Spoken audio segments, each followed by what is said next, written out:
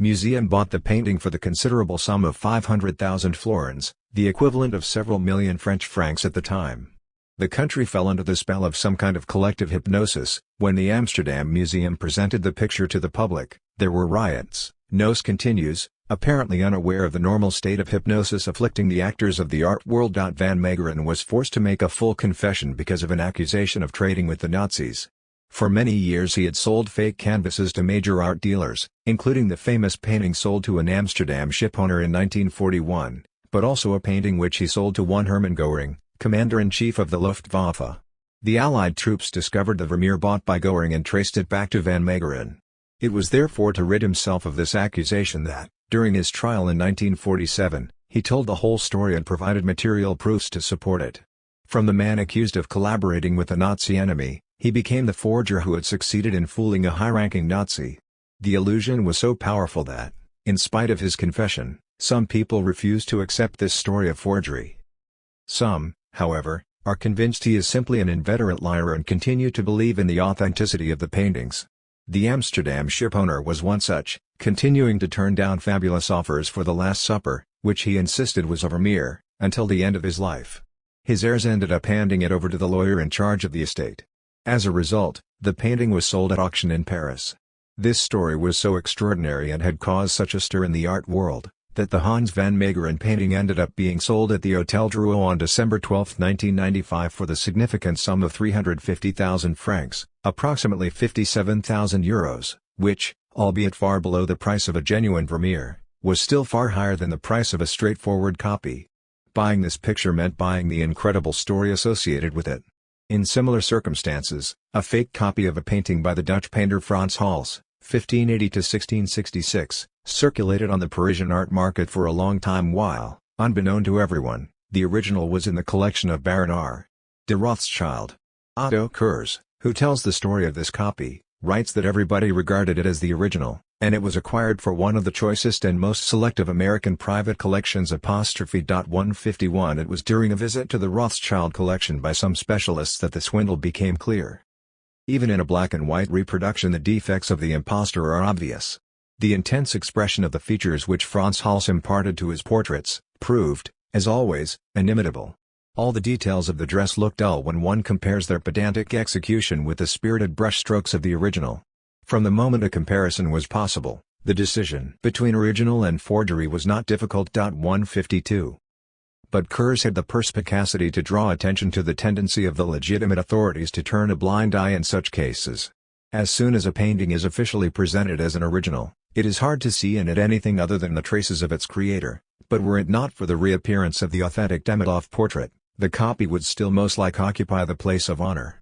Still another factor has contributed to its temporary success. In front of a work of art, which we believe to be a famous and well-established masterpiece, our critical faculties lie unusually dormant. 153.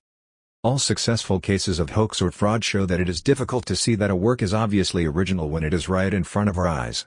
Those accounts which refer to the obviousness of the fraud, to the inexplicable collective hypnosis, to blindness, etc., prevent us from understanding the conditions behind the working of the social magic. 154 Certainly, there is a substantial difference between the social magic which is only associated with actions external to the object itself, the water or the bread which is blessed, the urinal industrially produced that is then placed in a museum, etc., and the social magic which is involved in the case of works which, like paintings and sculptures, are linked to the work of an artist.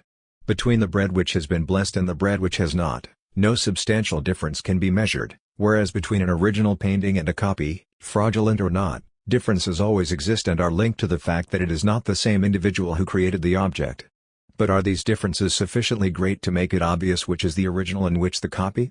That is the view of all those who believe that of its ultimate innermost qualities the original creation keeps its secret. 155 Nevertheless, if we can accept that thousands or even millions of non-specialized visitors can experience a whole range of emotions and admire paintings purporting to be originals but which subsequently prove to be fakes, how can we explain that top specialists, who have sometimes spent several decades studying a particular artist, can also be wrong and end up mistaking simple copies for masterpieces? 156. In order to salvage the spirit and the cult of the masterpiece whose intrinsic properties should shine forth naturally, certain art historians cite the advanced age of certain major experts, the poor conditions in which the canvas was seen, the personal interests which may have biased their judgments, etc. Yet all these explanations only serve essentially to conceal the social conditions most propitious for the social magic to operate. The obvious fact is that the person in question has no reason to doubt the originality of a work as long as the legitimate authorities guarantee its legitimacy. The very fact of seeing a painting in a prestigious room inside a great national museum instantly changes the conditions within which the picture is viewed. It is, indeed, precisely for that reason that those seeking to have their painting recognized as an original make every possible effort to associate it with conditions which would legitimize its exhibition or with legitimate commentators. The authority and the legitimacy of experts, the legitimate contexts and circumstances in which the picture can be displayed, the acquisition price, etc., all of this affects the way in which the painting is perceived. The visual experience of the painting largely depends on what we think we know about what the painting is. 157. A now famous experiment conducted by Stanley Fish probably best demonstrates essentially what is at play in the perception of works of art when they are framed and validated by the institutions which guarantee their originality. In 1971, Fish asked students studying 17th-century English religious poetry to interpret a text written up on the board. 158. Unlike those used in previous sessions, the text interpreted by the students and which was essentially made up of a list of names ending with a question mark was in fact simply a bibliography from a previous class which had not been wiped off the board. In spite of the bizarre appearance of the text in question, Fish observed that it gave rise to extremely serious commentaries by the students in the context of English religious poetry. If a legitimate professor at a legitimate institution asks for commentaries on a text where everything about the context guarantees the fact that this is an example of English religious poetry, who is going to raise doubts about the nature of the text? Copies and forgeries. The notion of the attribution of works to artists is synonymous with the separation of true and false, of the original, or the autograph work, and the copy. Yet these acts of separation are rooted in a particular conception of what is worthy of being admired, contemplated and bought for a high price, and what is not. A distinction is being made here between the sacred and the profane, between the extraordinary and the ordinary, between the work of art and the insignificant object. And for that to be the case, the object in question needs to be associated with a sacred source in the form of a known artist. Any object associated with a famous individual benefits from a legitimacy through direct, he is the author, the producer, or indirect association, he was the owner, the user. The copy or the forgery therefore disturb the mechanism of a social magic which works by harnessing beliefs.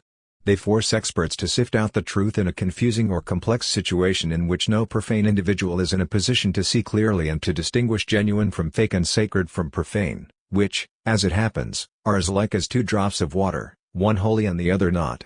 The interest for copyists or forgers, like that of impostors, is that they prove by their very action that it is possible to manipulate the signs of power and the collective beliefs which sustain them, and that their actions can even be an effective way of combating power. 159 Money gives access to purchasing power. Why not forge money, without the need to work for it, in order to access this power? People believe so profoundly in art and in the grandeur of a particular famous painter that they buy his work at exorbitant prices. Why not copy one of those canvases or produce a forgery which will be attributed to the artist? 160 Consumers are ready to pay a very high price for a Rolex watch or a Vuitton bag. Why not imitate Rolex watches and Vuitton bags in order to get rich without spending a fortune? People have complete faith in the educational system and in qualifications. Why not fake prestigious diplomas to get ahead and become a doctor, lawyer, expert, psychologist, etc., without having to pass all the exams required? 161. Forgers of all descriptions manipulate beliefs and harness social energy. But, in order to manipulate beliefs, they need to manipulate the symbols or signs of legitimacy, and this means they are working with signs. Since any power comes with its symbols of power, they use these symbols, take them over, copy them, imitate them and turn them to their own profit. Money, as a medium of exchange, usually depends, in the real economy, on work or an activity, but by producing fake money, we can profit from the monetary value without doing any work. Forgers take maximum advantage of the relative autonomy of signs in relation to their reference, of portrayals in relation to what they portray, as a means of increasing their power, their wealth or their status, etc., by manipulating the signs, imitating, miming, copying the signs of power. Since they do not have access to genuine positions which bring power legally, they take advantage of the belief in the signs of power to manipulate and profit from the manipulation of such signs. However, by carrying out their deception, forgers unknowingly expose the mechanisms behind what we could call legitimate and legal deception. 4. Legitimate or illegitimate, power is the prime manipulator of the sign. It plays with signs and harnesses the beliefs and desires which are associated with them. As the theologians of the Middle Ages had already observed, a simple scrap of metal which has been magically transformed into money relies on the belief in the strength of the state to guarantee the power associated with each coin. It is worth referring here to Louis Martin's magnificent analysis of the Tale of Puss in Boots written by Charles Perrault at a time when the monarchy was at the height of its power. For him, this is a story about power, and strength, and about the cunning shown by the weak who exploit the signs of power and the beliefs associated with them to their own advantage. What does Perrault's tale consist of? A poor miller's son is left nothing but a cat on his father's death. But the cat, in order to avoid being eaten by his master, regularly presents the king with rabbits, telling him that these are gifts from his master, the Marquis of Carabas. By giving a false title to his master, he accustoms the king to think that the fictitious Marquis is in fact real. And, since the king has the supreme power to name and to make things exist, making him believe in the existence of a Marquis of Carabas and causing him to name a humble miller the Marquis of Carabas, in the end makes him actually exist. He makes him exist in a social order, in a cultural classification '162 in the last analysis, it is the state, and even the highest level of the state, which decides the status of individuals. Manipulating this decision, Perrault seems to be saying, can be advantageous. Rather than opposing justice and strength, in Perrault's tale, the weak character has every interest in using cunning to get around strength by manipulating and distorting it. This does not involve challenging the nature of power strictly speaking. Instead, it involves a simple trick, purely internal to the system, which does not challenge anything but which profits by the judicious use of a lie. For a weak person there is no point in blaming or contradicting strength or in demanding that it submit to justice. He will get nowhere by preaching justice against strength, since strength will, in exerting itself anyway, say that right is wrong, and that it is strength that is in the right, and the justice of the just will therefore be powerless to prevail over the justice of the strong. This discourse of strength which has, once and for all, declared itself to be right, calls itself power. But it will always be possible for the weak to resort to trickery with the discourse of strength, with the justice of the strength, and to respond to its immutable discourse with cunning words. To turn power's own strength against itself, is to speak the language of cunning. Using the language of cunning, indeed means turning power against itself or subverting and distorting it by the use of speech. 163. Whatever form they take, fakes and copies are, in the same manner, ways of using the symbols or the signs of power for their own purposes. They are ways of harnessing the power of the powerful. 164 As soon as legitimacy exists, manipulation of this legitimacy is possible and, as a result, forgery is possible. Forgery of the product itself or of the certificates which purport to recognize it as a legitimate, authentic product. Unable to possess the legitimate object itself, it is copied or imitated, it is forged, or else the proofs of its legitimacy are forged. Who says fake says valuable object? If it is easy for us to imagine today that a market in fake Michelangelo statues might have existed, given what Michelangelo has come to mean to us, in the artist's era it was instead works of antiquity which were the major reference point. And, moreover, this is what would lead Michelangelo to pass off one of his statues, a sleeping Cupid, as a work of antiquity. 165. Only forgers who are totally bereft of any social sense would consider forging things with no value. What a forger or an imitator seeks to do is to harness the power that the group, whether large or small, attributes to an object or the value it recognizes in it. Money, works of art, official titles, identity papers, certificates, branded products, relics or historical objects can thus in different ways be turned to illicit purposes. The copy, at least at the time it is made and when clearly acknowledged as such, is obviously not produced with the same intentions or with the same effects as the forgery. History has, moreover, clearly shown the distinctive function of the copy which essentially circulated amongst Neapolitan nobles and middle classes during the 17th and 18th centuries. 166 A means of distinguishing oneself, of competing with other nobles, a demonstration of spiritual orientation in the case of copies of religious images. The copy even had a certain aura which rested on that of the legitimacy of the original version. But once the issue has been confused by the passage of time, once the creators and direct witnesses are no longer there to provide evidence of what is true and what is false, copies and original versions can no longer be easily distinguished, and the copy can, in the end, cause the same problems as the forgery as far as experts are concerned. See table on p. 210. The story of the Mire Madonna, told by Francis Haskell, throws light on many of these confusions. Two more or less identical paintings of the Virgin had long been considered to be by the hand of Holbein, one in Dresden and the other belonging to the Prince of Darmstadt. On the occasion of an exhibition in Dresden, from August 1871 onwards, the two paintings were both on view and the controversy was in full swing. Manifestos were signed by the defenders of both camps, but it was Darmstadt that finally succeeded in imposing its version as the original. What was there left to say therefore about the Dresden version which had been admired by so many visitors? It immediately lost its value in spite of its glorious past. Few if any serious claims were made after 1871 on behalf of what, not long before, had been one of the most celebrated pictures in Germany. 167 The enchantment had therefore worked through a simple copy. The commotion stirred up by such an affair resulted in many claims being made by owners claiming to own originals of works such as the Mona Lisa or the Sistine Madonna, copies of which had been admired in the Louvre and in Dresden. 168. On the border between legality and illegality, certain practices of pastiche, of genuine copies, within the art world expose the unease which can result from a manipulation of beliefs.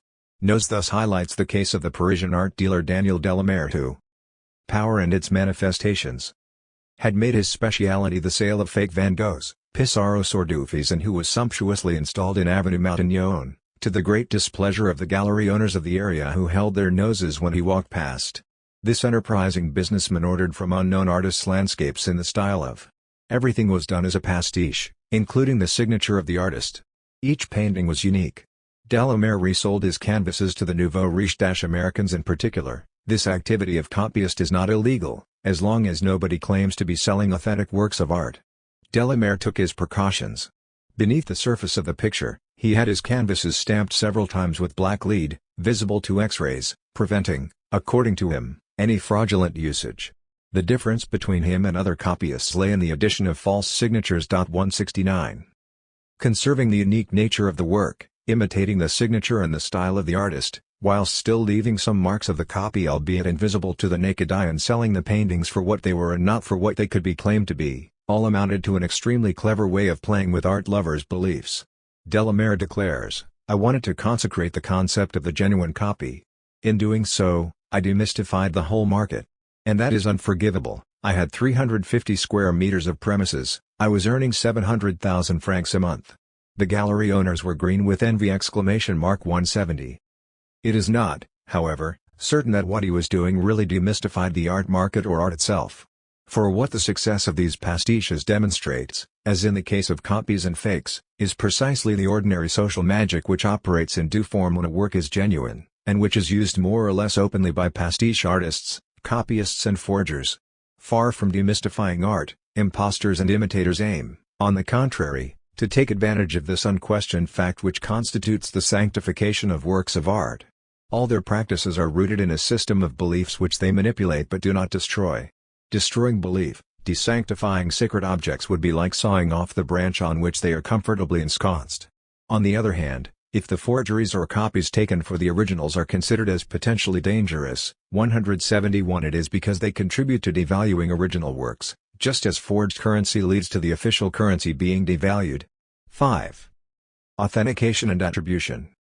While they were eating, Jesus took bread, and when he had given thanks, he broke it and gave it to his disciples, saying, "Take and eat, this is my body."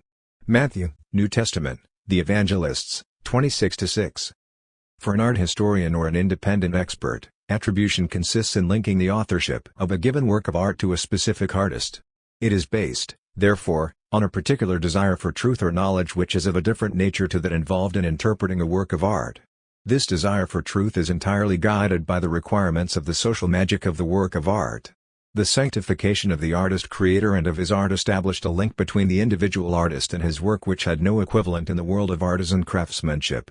This intimate relationship between the creator and his creation quickly expanded to take in, on the one hand, the particular logic of the art market, which, like any other market, is based on a confidence in the exact nature and value of the products circulating within it, and, on the other hand, the logic of the museum as a public institution exhibiting clearly authenticated works of art.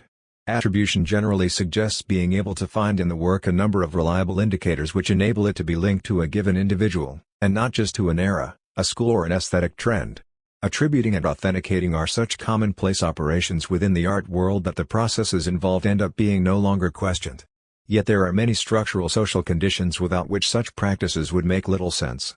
The preoccupation with authenticating works of art and attributing them to specified creators is fundamentally linked to the establishment of art as a category falling within the domain of highly illegitimate practices which are clearly distinct from practices associated with craftsmanship or industrial production.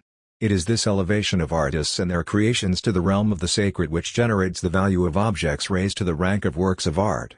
Paintings or sculptures are not just ordinary objects but objects worthy of attention or of interest. By the same token, as soon as an unknown object is presented as a work of art, the desire to find out the true nature of this object is automatically raised. This leads in particular to certain procedures designed to verify its nature and its status. As we have seen, a comparison between holy relics and the works of great masters strikes the researcher's mind almost naturally.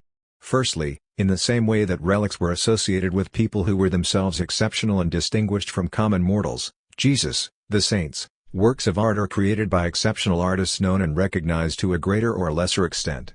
The magic of the relic, like that of the work of art, lies in this intimate link between someone judged to be exceptional, saint or artist, and certain specific objects. And it is precisely because, in the context of rivalry between churches one like that between art lovers or museums, there is a strong temptation to claim the authenticity of the objects in their possession, and the absence of authenticity in the case of those possessed by others, that the process of authentication is crucial in preventing polemics or controversies. Because of this emphasis on the work-person equation, entire scholarly disciplines devote themselves to establishing who actually painted which paintings and whether the paintings now exhibited under the name of X are actually X's work, whether the scores we hear played were written by the person alleged to have written them, whether the words in a novel were written by the person whose name is on the title page or were plagiarized from someone else who deserves the credit or blame. 2. If the methods used by art history were for a very long time, and in many ways still are, very much on an individual level, it is because this discipline has been responsible for rendering the practical service of legitimizing and authenticating works. By writing hagiographical biographies of artists regarded as important and by playing the game of attribution and disattribution of works by those same artists, a significant number of art historians have thus contributed more to creating artistic belief than they have to studying it. Next, all forms of attributionism, even the most elementary, are in some way linked to the existence of markets of varying degrees of legality, with the market for relics coming first, followed by the establishment of the art market. A reliable attribution is all the more necessary given that there is the possibility of taking advantage both symbolically, attracting believers, and economically, selling a holy relic, or a canvas by a master painter, which are by definition rare, at a very high price. Although both relics and works of art are bought and sold, the market for relics remained largely illegal, whereas the art market developed along legal lines, encouraging all the actors of the art world to link economic value and aesthetic value.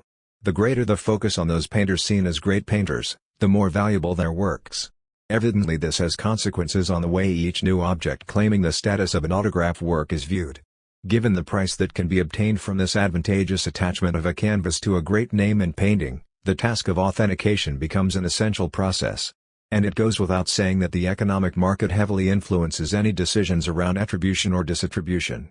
Finally, from relics to works of art, what also changed was the nature of the tests used to authenticate objects, to establish whether they are indeed from the era they purport to be from and to attribute them to saints or particular artists. The development of a scientific approach and the techniques associated with it, mean that the work of art has benefited from a much more informed, clearly documented and precise examination. With history of art becoming an academic discipline, and also with the advent of laboratories capable of scientifically analyzing works of art, revealing what was not visible to the naked eye, and penetrating the previously hidden secrets of the materials, canvas and pigments, the authentication of the work has gradually become a highly scientific matter. When an expert or an art historian attributes a work today, they do so against the background of a number of different histories of varying duration, including, notably, the history of the establishment of art as a separate and sacred domain, that of the creation of an art market and of the institution of the museum, and that of an attribution process becoming scientifically ever more sophisticated. By concentrating attention too closely on present practices, we can easily fail to see the full details of practices so commonplace they scarcely attract attention. We are no longer aware, for example, that the process of classifying and hierarchizing works of art, of rejecting them when they fail to meet the criteria for authentication, is a way of subjecting objects to processes which are fundamentally associated with people. Social, hierarchized, relationships associated with people are projected onto objects. Given that art is the product of a separation between the sacred and the profane and, by the same token, is inherently part of relations of domination. Any process which sanctifies works of art and imposes an internal hierarchy on the art world in fact echoes the classifications and hierarchies imposed on people. Not only does the separation of objects into sacred and profane categories draw its origins from the relationships established within society, dominators and dominated, but classifying, excluding and hierarchizing objects is an indirect way of classifying, excluding and hierarchizing people, those who are associated with these different categories of objects. To the category of objects must be added that of the dead. For the process of associating a painting with the name of a great master, like that of transforming a dead painter into a genius or a great master of painting, deflects judgments which usually apply to the living, towards objects or the dead.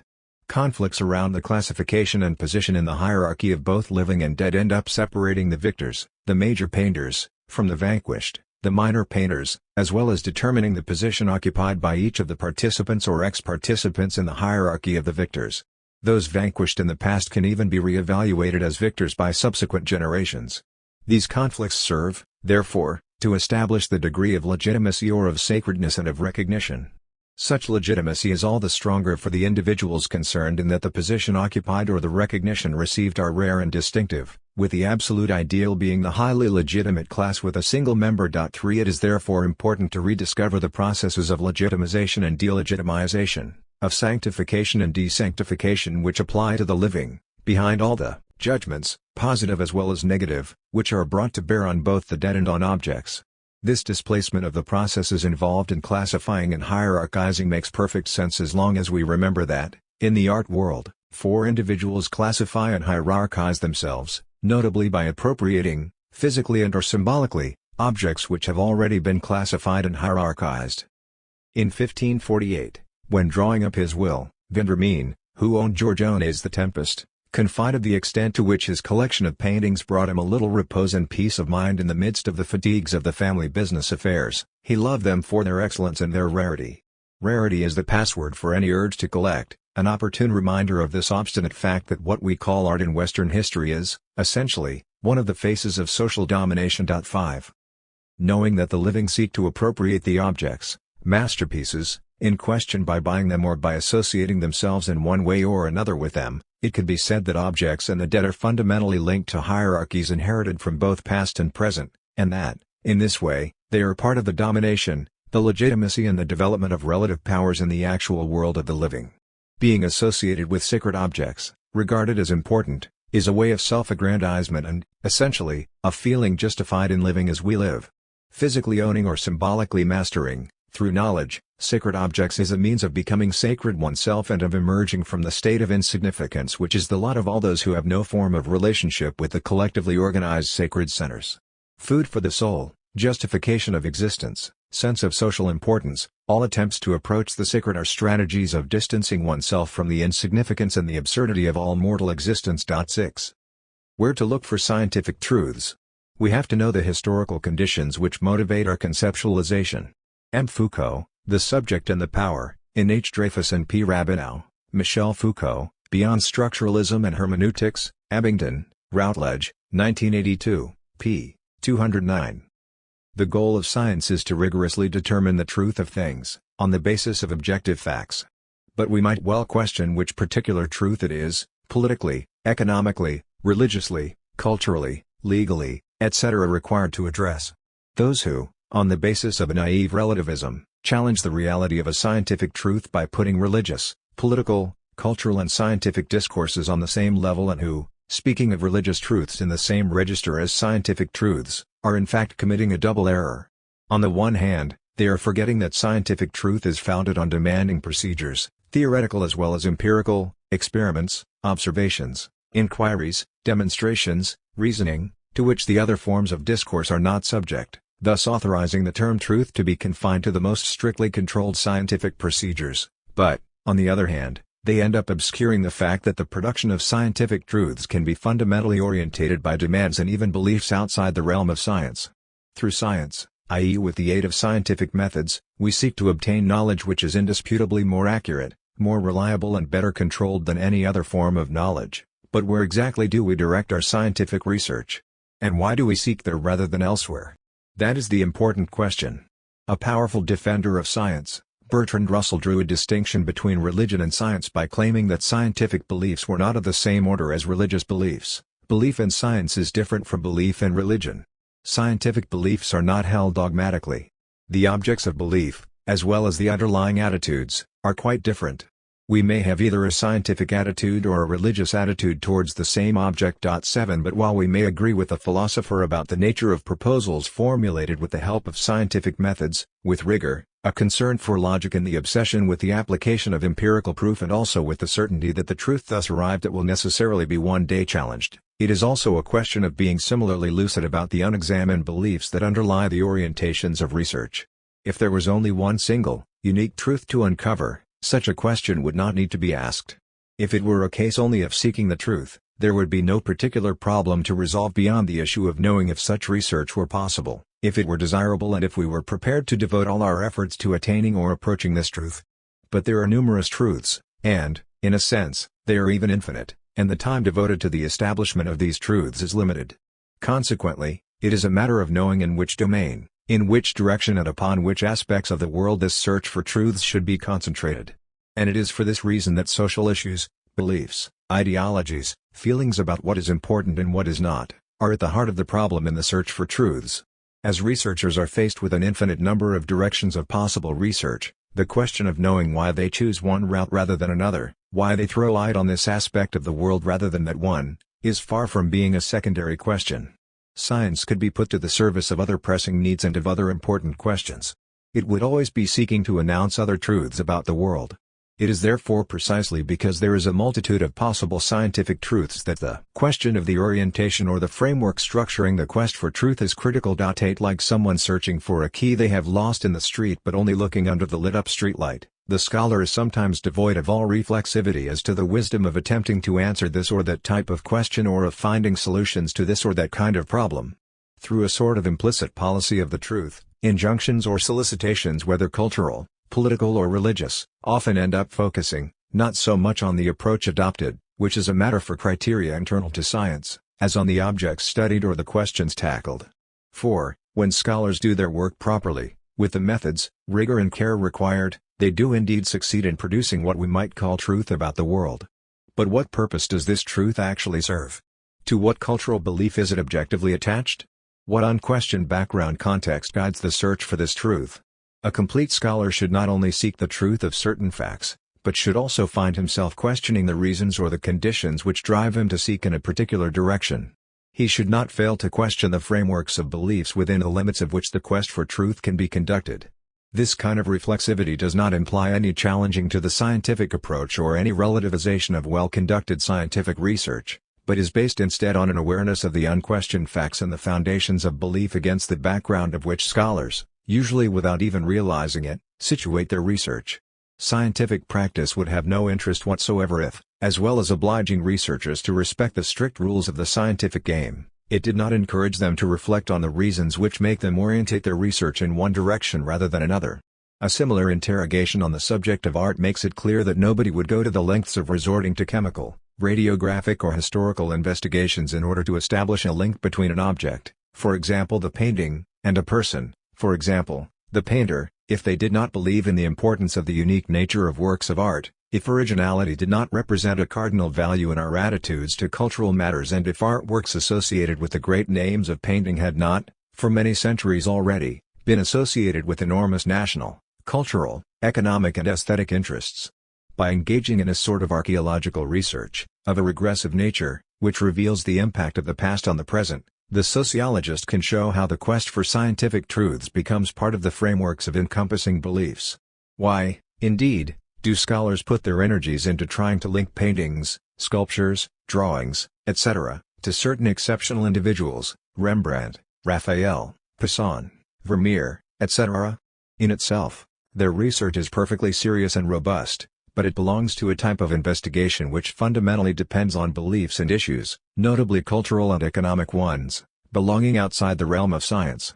If the method used to seek the truth is perfectly rational, the decision to apply it in this or that instance, in response to this or that question, to bring a solution to this or that problem, is not in itself either rational or truly scientific.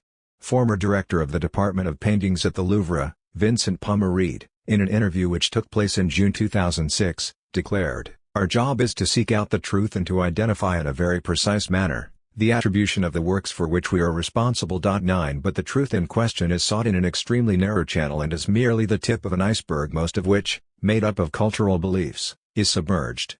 Beliefs and the quest for truth are not incompatible, but link together and influence each other. The energy and the resources of science are deployed to verify a factual point which only makes sense in relation to beliefs left unquestioned.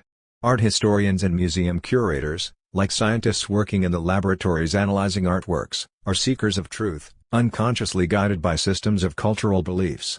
The use of science and technology in the process of attributing works of art or in verifying their authenticity seems, at first glance, to constitute a flagrant proof of the secularization of the world, of its rationalization and the growing role of science. Science would invade all the domains of knowledge and power and would make us abandon the terrain of a magic, or at least pre-rational, past. Could the same not be said when it comes to the authentication of miracles by the ecclesiastical institution? The Church relies on science to eliminate all but the inexplicable cases in order to qualify these as miracles. Science can no longer be ignored by anyone, and today even the Church is obliged to rely on it before making a decision on the matter. All of that seems perfectly clear. And yet, nothing is more deceptive than these self-evident facts which we cannot escape and which prevent us from seeing the magical foundations of the use of science, rendering us blind to and ignorant of the foundations of belief on which such measures are based.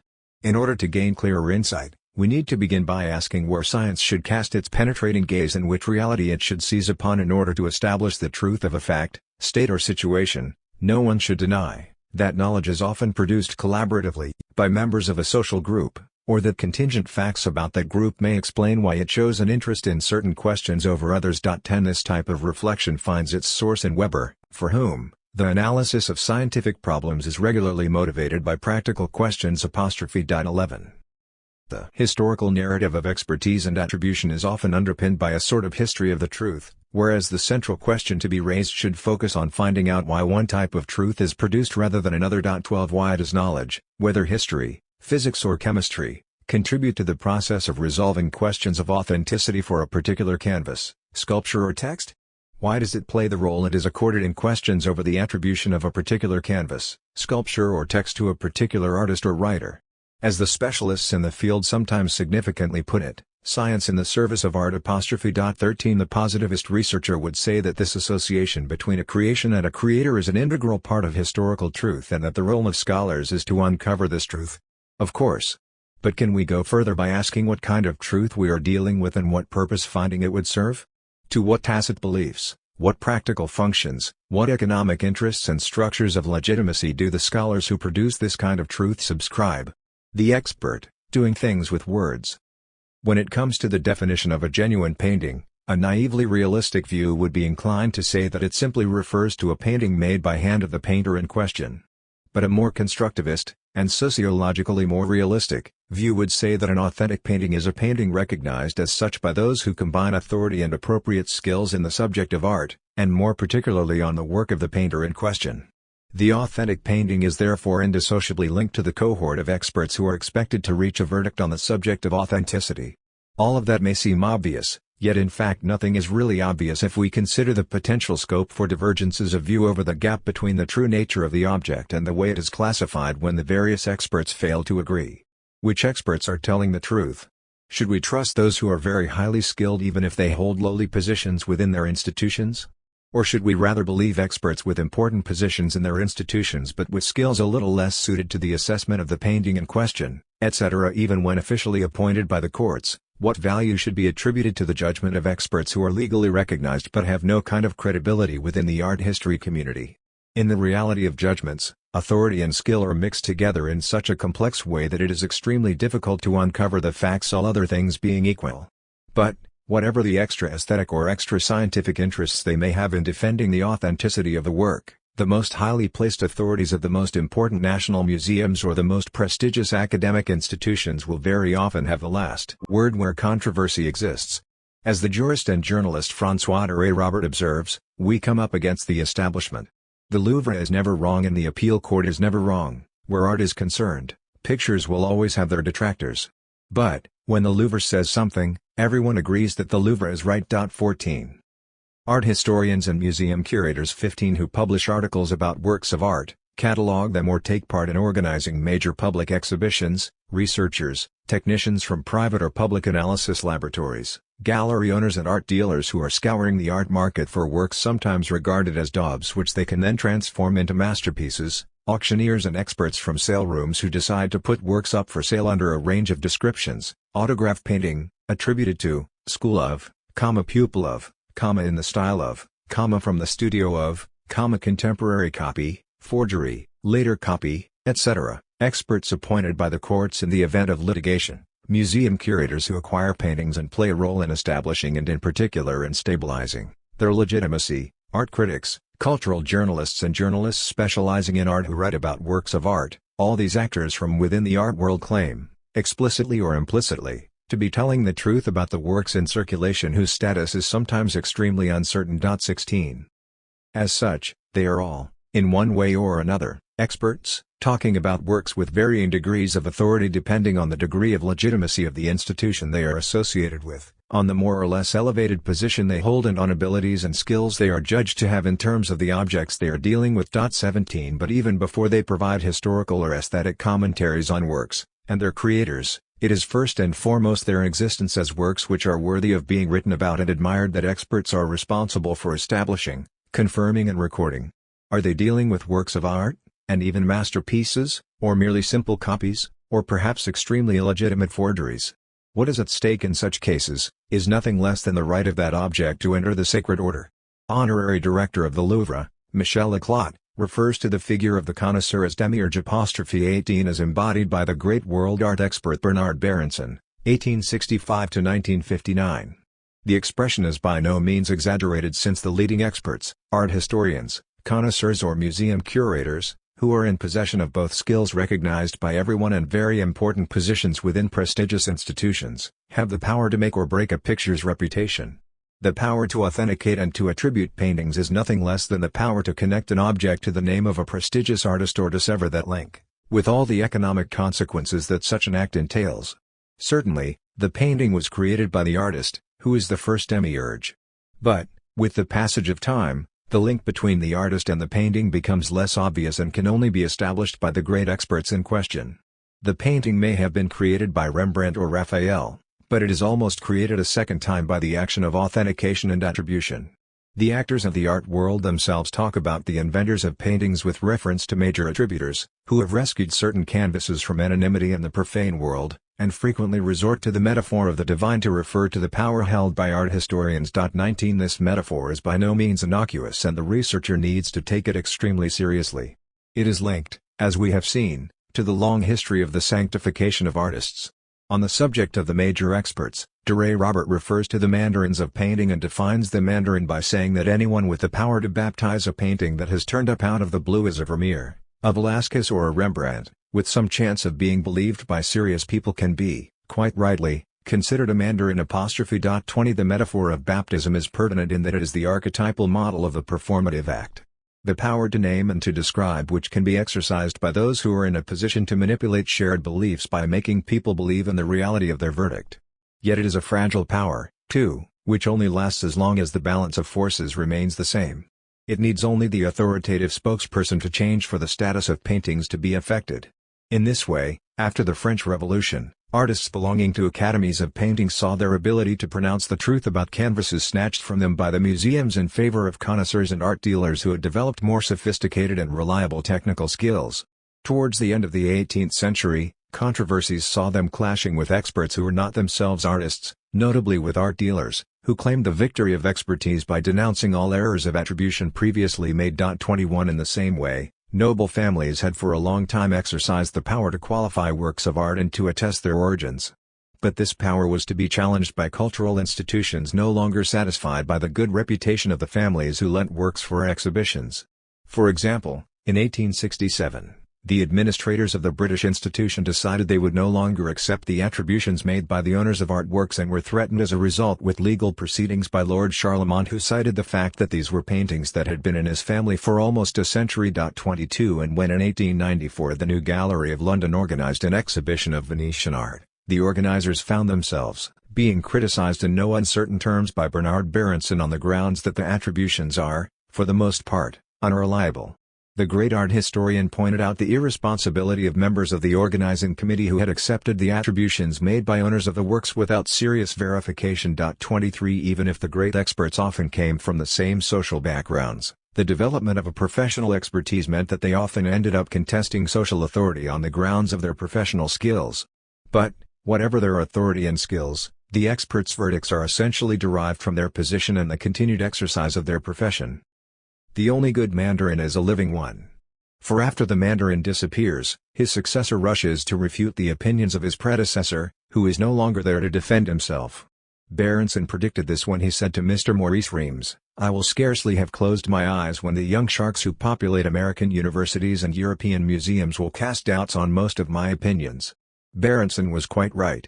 Since his death, many of his attributions have been challenged. 24.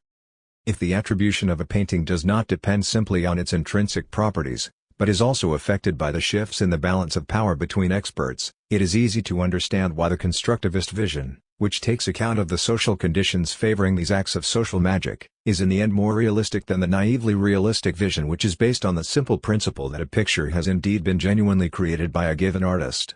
Each performative act by which an expert succeeds in moving an object from the realm of the profane to that of the sacred has, of course, consequences on the biography of this object and on the behavior of all those who end up interacting with it and who need to show all the respect, the care and attention owed to an important object. But it is first and foremost the indication of a dividing line between the sacred and the profane. This line separating what will never be sacred from what is invited to exist within the sacred order will be confirmed and reaffirmed with each new act of attribution or authentication. The magical transition from a simple picture, not yet authenticated, to a painting which is duly authenticated is often what strikes the observer. But we end up forgetting that the difference is most pronounced between the limited, total number of objects which are likely to be subjected to any such test of authenticity and the vast ocean made up of all those who are doomed to remain ordinary objects forever. The pictorial order therefore takes us from autograph paintings by masters which simultaneously accrue very high aesthetic and economic value, to potential replicas of the original painting painted by the artist himself, to autograph paintings by more minor painters of lesser aesthetic or economic value, to simple contemporary copies which have less aesthetic value but still retain a certain economic value as historical objects, to more recent copies and to forgeries which have scarcely any aesthetic value but can, when their history is known, have a certain historical value and a certain economic value, and, finally, to ordinary objects which are not allowed into the domain of art and which are sometimes reduced to their simple market value, indeed to their simple functional value. There are therefore two major lines of separation here: 1, the line separating the objects which are candidates and have succeeded in the authentication tests, autograph paintings, from those that have been put through the tests and have failed, minor paintings, copies, forgeries. 2, the line separating the objects which are potential candidates, works of art, from the objects which are not potential candidates, ordinary objects. Status of objects, the case of painting. Objects, candidates for the authentication tests. Autograph paintings by recognized masters. Autograph paintings by more minor painters. Contemporary copies, later copies. Fakes. Objects, not candidates for the authentication tests. All ordinary objects. When it comes to deciding in the matter of the attribution and authenticity of the work, the expert inevitably has a more realistic and prescriptive relationship with the object in question than do the scholars who are less dependent on the social demands made by the art markets and the museums. Whereas the scholar can criticize and doubt his own knowledge to an extreme degree, the expert is restricted by the practical limits imposed on him by the institutions. As a result, it is rare for any expert, even those art historians who are most detached from the art market, to radically question the very notion of authentication or attribution, even though such processes are very much linked to the necessity to generate social values, economic and museum-related, which could be considered to belong outside the realm of any rigorously independent scientific undertaking. Experts are therefore supposed to tell the truth about the status of works and their role as one of doing things with the words they use.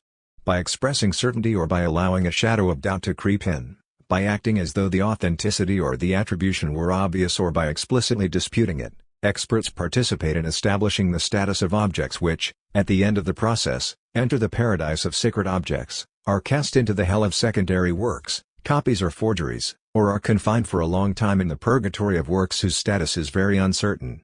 What complicates matters further still are the permanent conflicts over the definition of the verity of works of art. Within their own domain, experts' opinions frequently diverge. Each new pronouncement or each publication either reinforces a conviction or undoes it. And, when the best-known and most powerful experts clash, serious controversies can ensue with unpredictable outcomes. The objective of those seeking to have the status of the work recognized is of course to bring any controversy to an end, to close the file and ensure it is never reopened. Today, for example, no one would dispute the authenticity of the Mona Lisa and of the attribution of this canvas to Leonardo da Vinci. But not all paintings have achieved such universal recognition. Many of them have been, and are still, disputed. 25. Performative Act 1, the Catalogue raisonné. The Catalogue raisonné sets out to establish the exhaustive list of the works of a painter or sculptor by indicating, in each instance, where the works are, their owners, and any relevant historical information. In the grand tradition inaugurated by Vasari, each entry generally ends with a summary of what is known about the artist, his life and his work. But the Catalogue raisonné is also, and above all, the place where attribution or de-attribution is confirmed. In its pages, the author states whether a particular work is a copy or an autograph work, thereby taking sides in favor or against certain controversial attributions. Sometimes no mention at all is made of certain canvases which are, consequently, disqualified by their absence. And, given the symbolic and economic consequences of such attributions, it is not difficult to measure the significance of inclusions or omissions, and of inclusions under one or another heading. Performative acts par excellence, public occasions by means of which art historians bring their scientific credibility into play. 26 and through which they also associate their own names with the great names in art and put themselves forward as the central reference point for the actors of the art market. These catalogues reinforce or transform the reality of things by pronouncing judgments, usually in the form of constative utterances. Haskell cites an anonymous letter sent on January 1, 1795 to the Republican Society of Arts in which the author deplores the fact that the public is admiring ill-shaped, gilded vases on show in the museum instead of the pure forms of the antique. Don't remove them, he insists, keep anything that illustrates the history of art, however ridiculous, but at least publish a catalogue raisonné to tell people what to admire. In painting, rather than in the applied arts, a catalogue raisonné of what people should admire began to appear not very long afterwards. 27 The catalogue raisonné is therefore the official text which separates the wheat from the chaff and which tells the public what to admire. Admiring the wrong thing would be the ultimate error, it would be akin to admiring the wrong political authorities.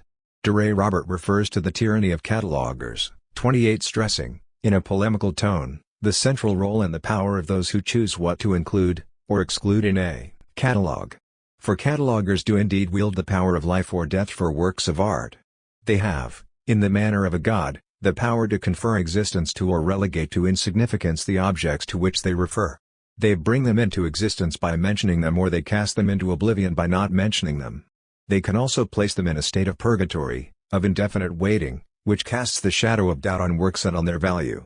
Auctioneers, experts, gallery owners continuously rely on these indications of legitimacy, illegitimacy or uncertainty in referring to the works that they value and sell. And it is to the authors of these catalogues raisons that they turn sometimes when new works appear on the market. Dealers, experts, auctioneers, will always submit newcomers to the authors concerned, in order to guarantee that they will figure in some future volume. They could specify, for example, according to the hallowed phrase, that the said paintings will be included in the supplement to the catalogue raisonné of the works painted by X, currently being prepared by Y. 29. But the power of making something exist is never perfect and the tyranny is always a collective one, since no author of a catalogue raisonné has ever had a monopoly in terms of attribution. Many different catalogues raisons can exist and contradict each other and it is the relative legitimacy of the various authors which can tip the balance in one direction or another. In all cases, as soon as there is competition and contradiction between catalogues, doubt can set in. However, in the case of artists elevated to the pinnacle of artistic glory, as in the case of Poussin, the number of art historians in a position to catalogue can sometimes be so limited and the definitive references so restricted, given the differences in legitimacy between the various authors that, in reality, the catalogue of certain experts may be, at least temporarily, in the position of a near monopoly. 30. Performative Act 2, the exhibition. The exhibition has become, at least since the 17th century in Rome, a ritual form of bringing together works of art in the public. 31 It was not until the beginning of the 19th century, however, that exhibitions in honor of old masters started to appear. 32 When a major Poussin exhibition was organized in the 1930s and then again in the 1990s, those organizing the exhibitions were, without necessarily realizing it, subscribing to a long history. The exhibition has often been an instrument of national or local politics. No doubt in the light of his personal mistrust of exhibitions and of the risks entailed in constantly moving paintings, Haskell emphasized all the extra-aesthetic reasons which lay behind the increase in exhibitions from the end of the 19th century onwards. Amongst these, he cites the nationalism of those whose intention is to propagate national glory and promote the French spirit, or, for that matter, the Italian or Dutch spirit, and the national politics of artistic prestige. The remarkable exhibitions that sprung up throughout Europe at the turn of the century tended to be dedicated to groups of artists, partly because such shows could be far more effective than ones devoted to a single old master at propagating those rival nationalisms that constituted the principal ideological battleground in the years preceding the First World War. 33 An exhibition attracts attention to a museum, a town and, beyond that, a country, and museum directors and municipal or national authorities work together, or in competition, to defend their symbolic interests. The exhibition brings together paintings coming sometimes from all over the world and which in normal circumstances can only be seen separately. As such, the exhibition was in the first place a source of knowledge for art historians who were thereby able to see under one roof paintings from different periods of the artist's life, to revise the chronology of a series of paintings and to challenge certain attributions which, in the light of an immediate visual comparison, could be subject to doubt. But, like all public undertakings, the exhibition has a legitimizing effect on the artists it features. In certain cases, where artists were on the way to being consecrated by history, it could increase both the value, both aesthetic and economic 34, and the interest generated by their work. In this sense, an exhibition is never just a simple showcase, an opportunity to make visible a legitimacy moreover already acquired. It is also a springboard, a performative act, which as such creates value. Haskell notes, for example, that the British Institute's Joshua Reynolds exhibition in 1813 attracted large crowds of people and resulted in a noticeable rise in prices for the artist's work. 35 In 1960, when the Louvre organized an exhibition entirely dedicated to Poussin, Germain Bazin, at the time director of the museum, was fully aware of the performative nature of the exhibition. The work of a master is magnified by having so many examples of his excellence under one roof. 36.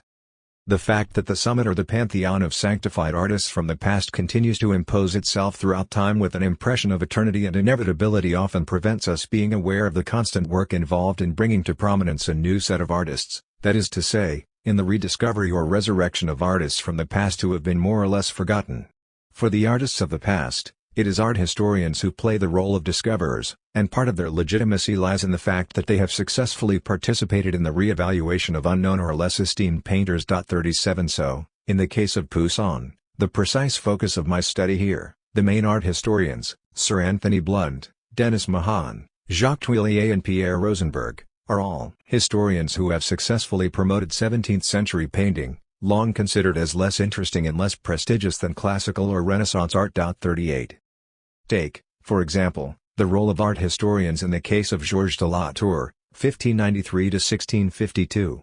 The exhibition on realist painters, organized by the Orangerie in Paris in 1934, thus largely contributed to the fame of this painter, until then known only by a handful of 7 or 8 specialists throughout the world. 39 Tuillier emphasizes the role of art historians in the resurgence of interest in Latour. Latour is the triumph of the history of art, and its justification. For Latour would not exist without the history of art. No sooner dead, the man considered a famous painter slipped into oblivion for almost 3 centuries. Only the painstaking work of art historians enabled this miracle to happen, to restore, from a mere name, one of the greatest painters of the 17th century. 40.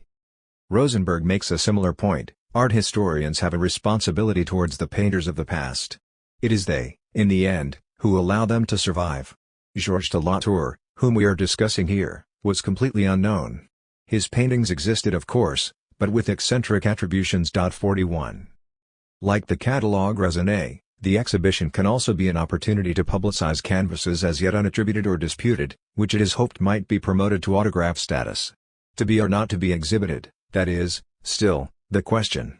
Exhibiting, or putting pressure with a view to exhibiting, a work of indeterminate status is a strategy of publicity and legitimization which tends to allow the work in question to pass over to the ranks of autograph works, some of which may be potential masterpieces. For example, after the Joshua Reynolds exhibition in 1813, the administrators of the British Institute decided to mount an exhibition bringing together various British artists, among them Hogarth, Gainsborough, Wilson, and Zeffani.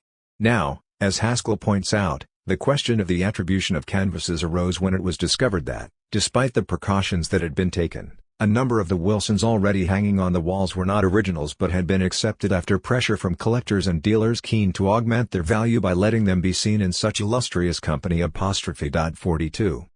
Attributions and disattributions, controversies and changes of opinion.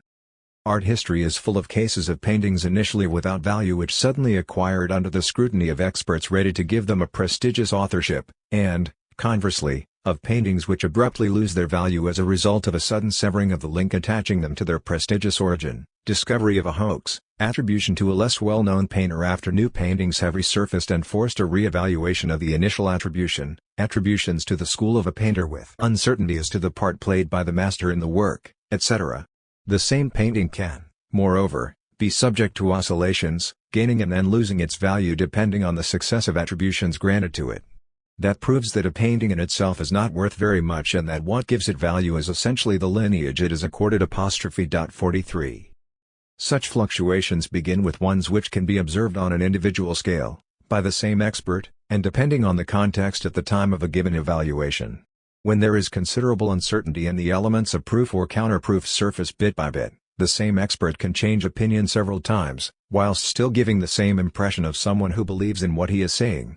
Thus, during a case between an art dealer, Bruno Meissner, and an auctioneer and art expert, Eric Turcan, at the beginning of this century, the art dealer's lawyer was quick to mock changes of opinion expressed by Eric Turcan, who had first declared the painting to be an honest copy and then a genuine work, before admitting that he was not so sure, and then finally declaring that it was an original, and that he had unshakable faith in it.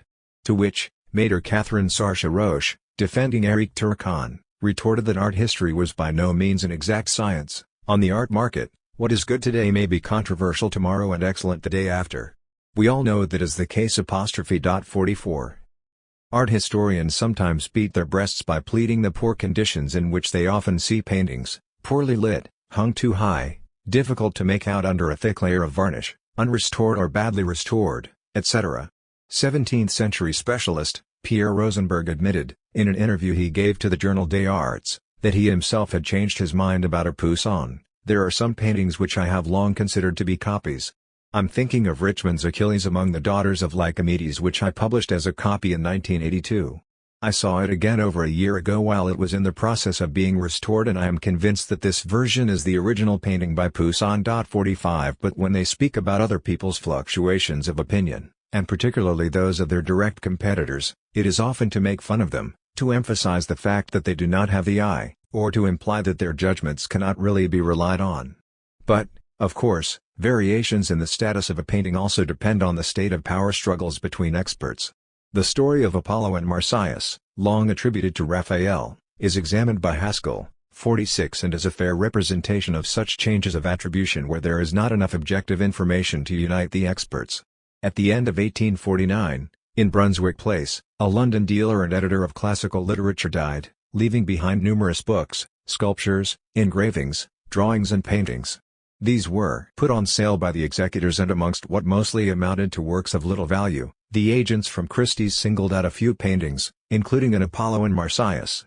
At the auction at Christie's, the painting was attributed to the artist Mantegna, but was manifestly not by the hand of Mantegna. It was acquired by a dealer on behalf of Morris Moore. The latter was to defend with great conviction the attribution of the painting to Raphael, though with varying degrees of success depending on the place and time. From that moment onwards it became the most controversial old master of the second half of the 19th century, arousing violent passions in London, Paris, Dresden, Vienna, Berlin, Milan, Venice, and Rome. Every connoisseur and expert became involved in the debate, every available method and technique was employed to determine its authorship. Names, from the greatest to the most insignificant, were suggested on all sides. The whole modern history of attributionism can be studied through a close analysis of the fortunes of this one picture, p. 155. Initially, Morris Moore was persuaded to exhibit the painting in the National Gallery. He had some supporters amongst the curators of the museum. But John David Passavant, a recognized authority on the paintings of Raphael, declared his unalterable opinion that the painting was by Francesco Francia, before then retracting that statement to say he had come to the conclusion it was the work of the painter Timoteo Viti. Passavant was a scholar who had introduced the idea of a published catalogue raisonné listing the paintings considered authentic and giving information on versions, copies, etc. The fact that he did not confirm the attribution of the painting to Raphael meant that the National Gallery no longer considered acquiring the work. The whole episode, Haskell tells us, marks the first triumph of the art historian over the policy of unprofessional museum trustees. The question of buying the picture for the National Gallery virtually ended at this stage, and it inaugurates repeated clashes between empirical English connoisseurship and German scholarship. p. 159.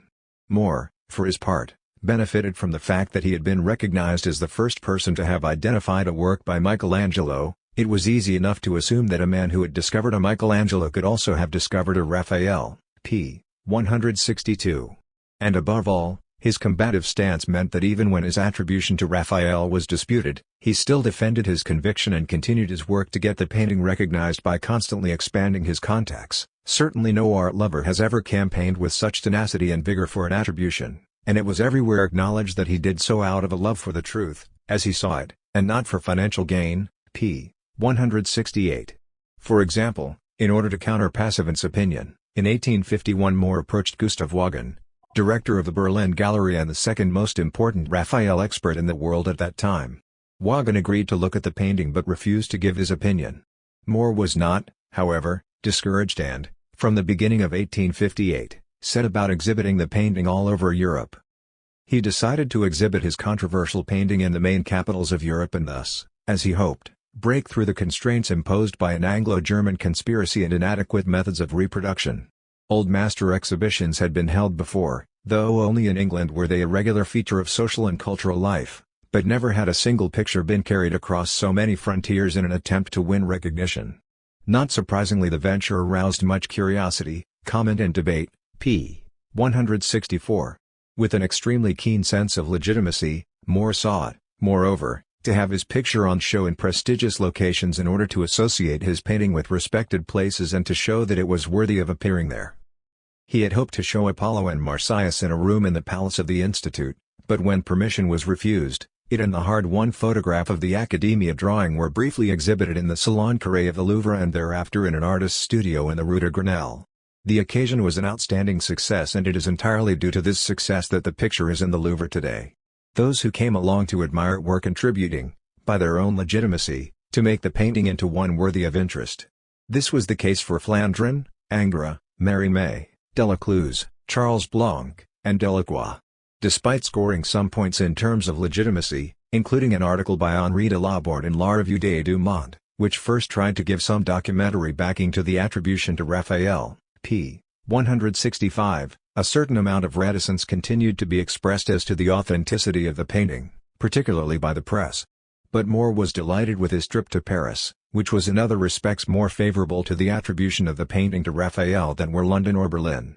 Haskell cites an article by a French art critic, Edmond About, mocking English nationalism and fighting the cause for Moore's picture. Amateurs and experts will allow their throats to be cut rather than naturalize a masterpiece they have not invented. The prejudice will be too great for their pride and certainly for their interest. After its time in Paris, the painting was then exhibited in Munich and afterwards in Dresden to widespread acclaim. p. 167.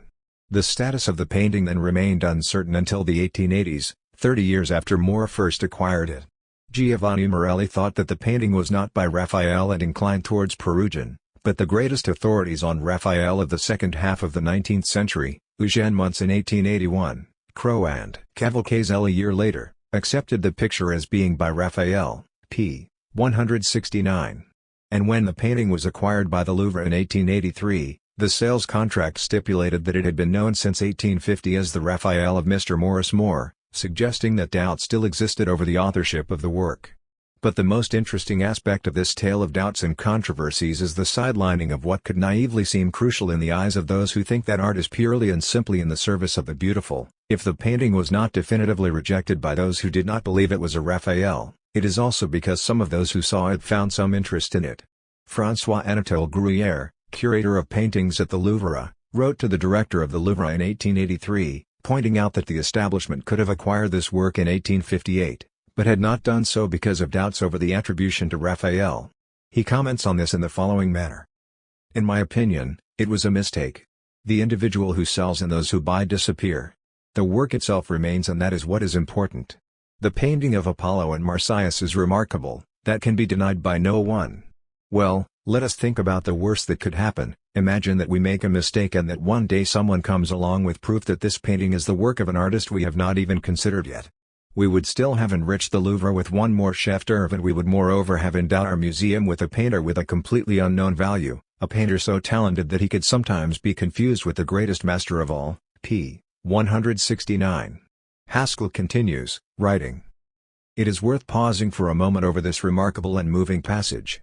There can be no doubt that by now Gruyère had serious doubts about the attribution to Raphael. The government would refuse to put up the funds to buy the picture, and Maurice More would refuse to sell it. He went into the transaction therefore prepared to suppress what he suspected would be the truth in order to obtain a beautiful painting. This is an important episode in the social history of attributionism, and it should be recorded. p. 170. Gruyère's comment is highly significant in that it touches on certain perverse effects of the most widely shared beliefs held by actors from the art world by pointing to the risk that the strict logic of attributionism, which favors known and recognized values, Raphael is therefore a great painter universally recognized, can distract attention from the real aesthetic value of the work independently from the reality of this attribution. The desire for authenticity at any price, the painting is or is not by Raphael, has come to be in contradiction with purely aesthetic values, the painting is or is not beautiful. 47 As Duray Robert writes. There was, it is said, a time when the amateur bought what he liked because he liked it, without the need for any other considerations. As a result, he was the only judge of the wisdom of his decision to acquire or to abstain. Did such a time genuinely exist? Things have certainly moved on. For if in our time, the amateur still buys what he likes, he only likes what is authentic. Even though generally speaking incapable of judging for himself the authenticity of what he likes. So there he is, obliged to call on the great oracle of the art market, the expert. Alas! The expert is merely mortal. And as such, subject to error. 48. From this long story of the controversies over Apollo and Marsyas, Haskell draws the conclusion that extra-artistic or extra-aesthetic considerations or qualities carry significant weight in the attribution process. Nationalism, personal feelings, unwillingness to acknowledge mistakes, financial considerations do play a part in the attribution of paintings, even when there is no question of conscious dishonesty. p. 174. In this domain, there is no such thing as a pure judgment in the sense of being purely guided only by the desire for truth. More often than not, these matters are marred by interests, desires, jealousies, and by the effects of many different rivalries. The history and logic of attributionism. Given that the work of art was now regarded as sacred, from the 16th to the 18th century, the great amateurs of art and the rich collectors, all of whom came from either the dominant classes, the aristocracy, or from sectors of the rising classes, the bourgeoisie, did their utmost to demonstrate their distance from the profane by learning to know about and recognize works of art, and also by learning to speak about them in a legitimate manner in order to demonstrate their abilities. Thus, the practices of the amateurs and collectors of the 16th and 17th centuries, particularly in Antwerp, were firstly practices of distinction, in the double sense that Pierre Bourdieu gives to the term. For these connoisseurs, the collection and the art of judging art appropriately are in fact both a way of showing off their erudition and their mastery of aesthetic discourse, that is to say their status as individuals of quality, and also a way of emphasizing the distance that separates them from the common man, from the people, from those who lack any understanding of such delicate and complicated matters. Being able to identify the authors of a painting, attribute an unsigned work, distinguish a copy from an original, detect a forgery, are all proof that only the connoisseur can triumph thanks to his particular skills. 49. It was in the 16th century, amongst Italian writers, that the first accounts of the substitution of an authentic work of art by an imitation intended to mislead *50 began to be seen. Nevertheless, the difference between original and copy was not particularly marked until the end of the 17th century. Patrick Lechanu cites, for example, a scene from the diary of Cavaliere Bernini's visit to France, 1665, by Paul Frart de Chanteloup, friend and patron of Poussin, where we see that no radical difference is drawn between a copy and an original. Such a scene would be almost unthinkable today. It relies on a belief that the essence of what makes up the very substance of a chef d'oeuvre is preserved in a copy painted by a talented artist. Hence the vogue of copies in the most prestigious collections and first and foremost in those of the king himself. 51. Even at the beginning of the 18th century, the perfectly legitimate practice of the copy which could circulate in a controlled manner in the most distinguished circles did not challenge belief in art. The dividing line between copies and originals was not a permanent obsession on the part of those exhibiting works. Moreover, full confidence was placed in the great families who lent their paintings, and these were therefore exhibited with the information supplied by the families themselves. Relatively few of the pictures exhibited can today be identified with total confidence, and even at the time many were almost certainly known to be copies, or at least studio versions, of celebrated masterpieces kept in churches or in outstanding but unavailable collections. It is thus not easy to determine how much reliance can be placed, or, indeed, was intended to be placed, in Gezzi's attributions, despite the fact that he enjoyed great fame as a connoisseur. It can in any case be assumed that, as was to be the case in virtually all subsequent exhibitions, it was the lender, and not the borrower, who determined under which name a picture should be shown. 52. That speaks volumes about the lack of importance accorded to experts at this time, and, with little risk of error, it may be assumed that a great many copies of original works were admired. At the end of the 18th century, connoisseurship 53 and collecting gained popularity amongst the elite in Europe, especially in France, Italy and England. 54. In order to be familiar with European art, it was necessary to travel throughout Europe and to occasionally buy works, both of which implied a significant economic capital. Through these repeated visits to museums, churches, cathedrals and private collections, a body of visual empirical knowledge was built up, a capacity to recognize works, link them to other works and sometimes to series of works, a knowledge or capacity sometimes summed up in the notion of possessing an eye.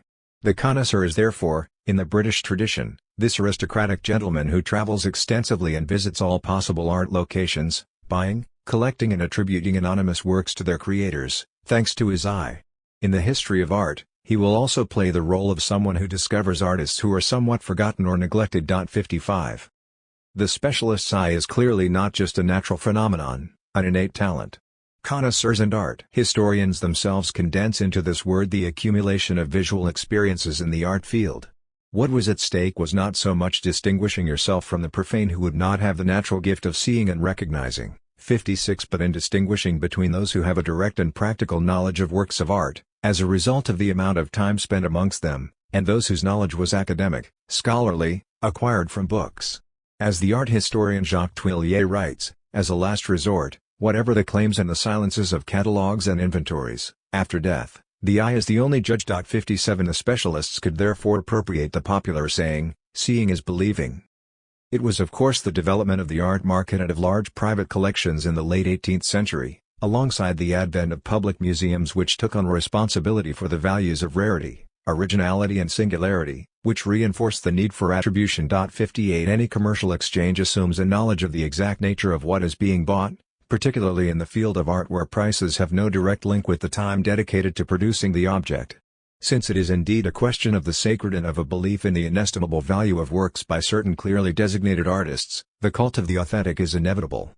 The work must have been integrally produced by the hand of the artist for the magic to work completely. And when experts are forced by the imperatives of institutions to seek tangible proofs of the presence of that exceptional individual, they commit themselves with passion to the study of the details. Thus, the brushstroke and the detail in painting became privileged sites where new ideas about the uniqueness of the creator were constructed. In 1762 an author wrote, "A brushstroke, the deft treatment on trees in a painting, reveals its author." 59. However rational, empirically based and well argued it might be, the knowledge developing here is deeply orientated by the framework of unquestioned beliefs. 60. It was not until the very beginning of the 19th century that the question of attribution was to become an urgent one. Haskell recalls that in London, in 1798, catalogues even disclaim responsibility for the originality of the works on view, although this is presumed. 61. This meant then that, even if the question of originality was now in everyone's mind, works of an extremely uncertain status were still being exhibited. Likewise, in Paris, at the end of the 18th century, it was only on very rare occasions that commentators raised specific issues of attribution or authenticity. On the other hand, from 1800 onwards, exhibitions were the occasion of vigorous controversy. 62. But it was not until the end of the 19th century that the practice of attribution became generalized, relying increasingly on scientific methods. Well-publicized major cases of forgeries or copies discovered by connoisseurs contributed to the rise of attributionism. Thus, for example, in 1871, Adolf Beiersdorfer proved that the famous Holbein Madonna des Bürgermeisters Meyer, Dresden, was in fact a copy of an original located in Darmstadt. In this second half of the 19th century, Giovanni Morelli, 1816–1891, was the art historian who embodied this shift towards scientific methods, even if his method had some precedence in the early 18th century. Morelli confronted his contemporary Giovanni Battista Cavalcaselle, 1819–1897, criticizing him for basing his judgments purely on his intuitions. He was followed by Bernard Berenson, a formidable North American art critic specializing in the Italian Renaissance. Morelli and Berenson put more emphasis on the detailed examination of works. For Morelli, it is in the insignificant details, those rarely imitated such as the ears, nose and fingernails, that the signature of the artist really lies. Brilliantly examined by E. Wind, this method clearly reflects current tendencies of the time. Its scientific character is undeniable but, on the other hand, it seems to follow a method similar to Sir Arthur Conan Doyle's detective investigations.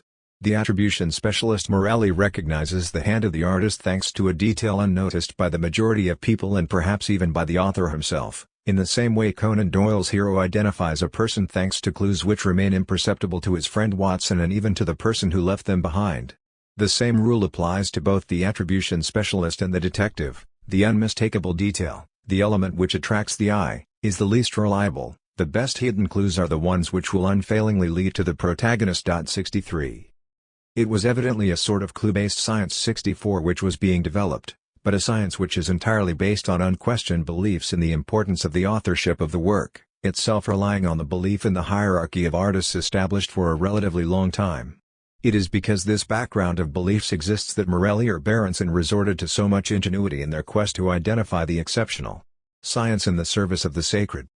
Who has the authority to tell the truth about works of art? Historically, the categories of people qualified to speak about art and to make decisions about authenticity and the attribution of works have varied. As we have seen, owners coming from the nobility or from the higher echelons of the bourgeoisie were for a long time scarcely challenged over the attributions they suggested in the case of works being sold or loaned to museums. After all, the market for works of art remained very restricted for a long time and only the great families could afford the luxury of such signs of cultural nobility within the interplay of rivalries at the heart of the elite. This well-publicized major cases of forgeries or copies discovered by connoisseurs contributed to the rise of attributionism. Thus, for example, in 1871, Adolf Beiersdorfer proved that the famous Holbein Madonna des Bürgermeisters Meyer, Dresden, was in fact a copy of an original located in Darmstadt. In this second half of the 19th century, Giovanni Morelli, 1816–1891, was the art historian who embodied this shift towards scientific methods, even if his method had some precedence in the early 18th century. Morelli confronted his contemporary Giovanni Battista Cavalcaselle, 1819–1897, criticizing him for basing his judgments purely on his intuitions. He was followed by Bernard Berenson, a formidable North American art critic specializing in the Italian Renaissance.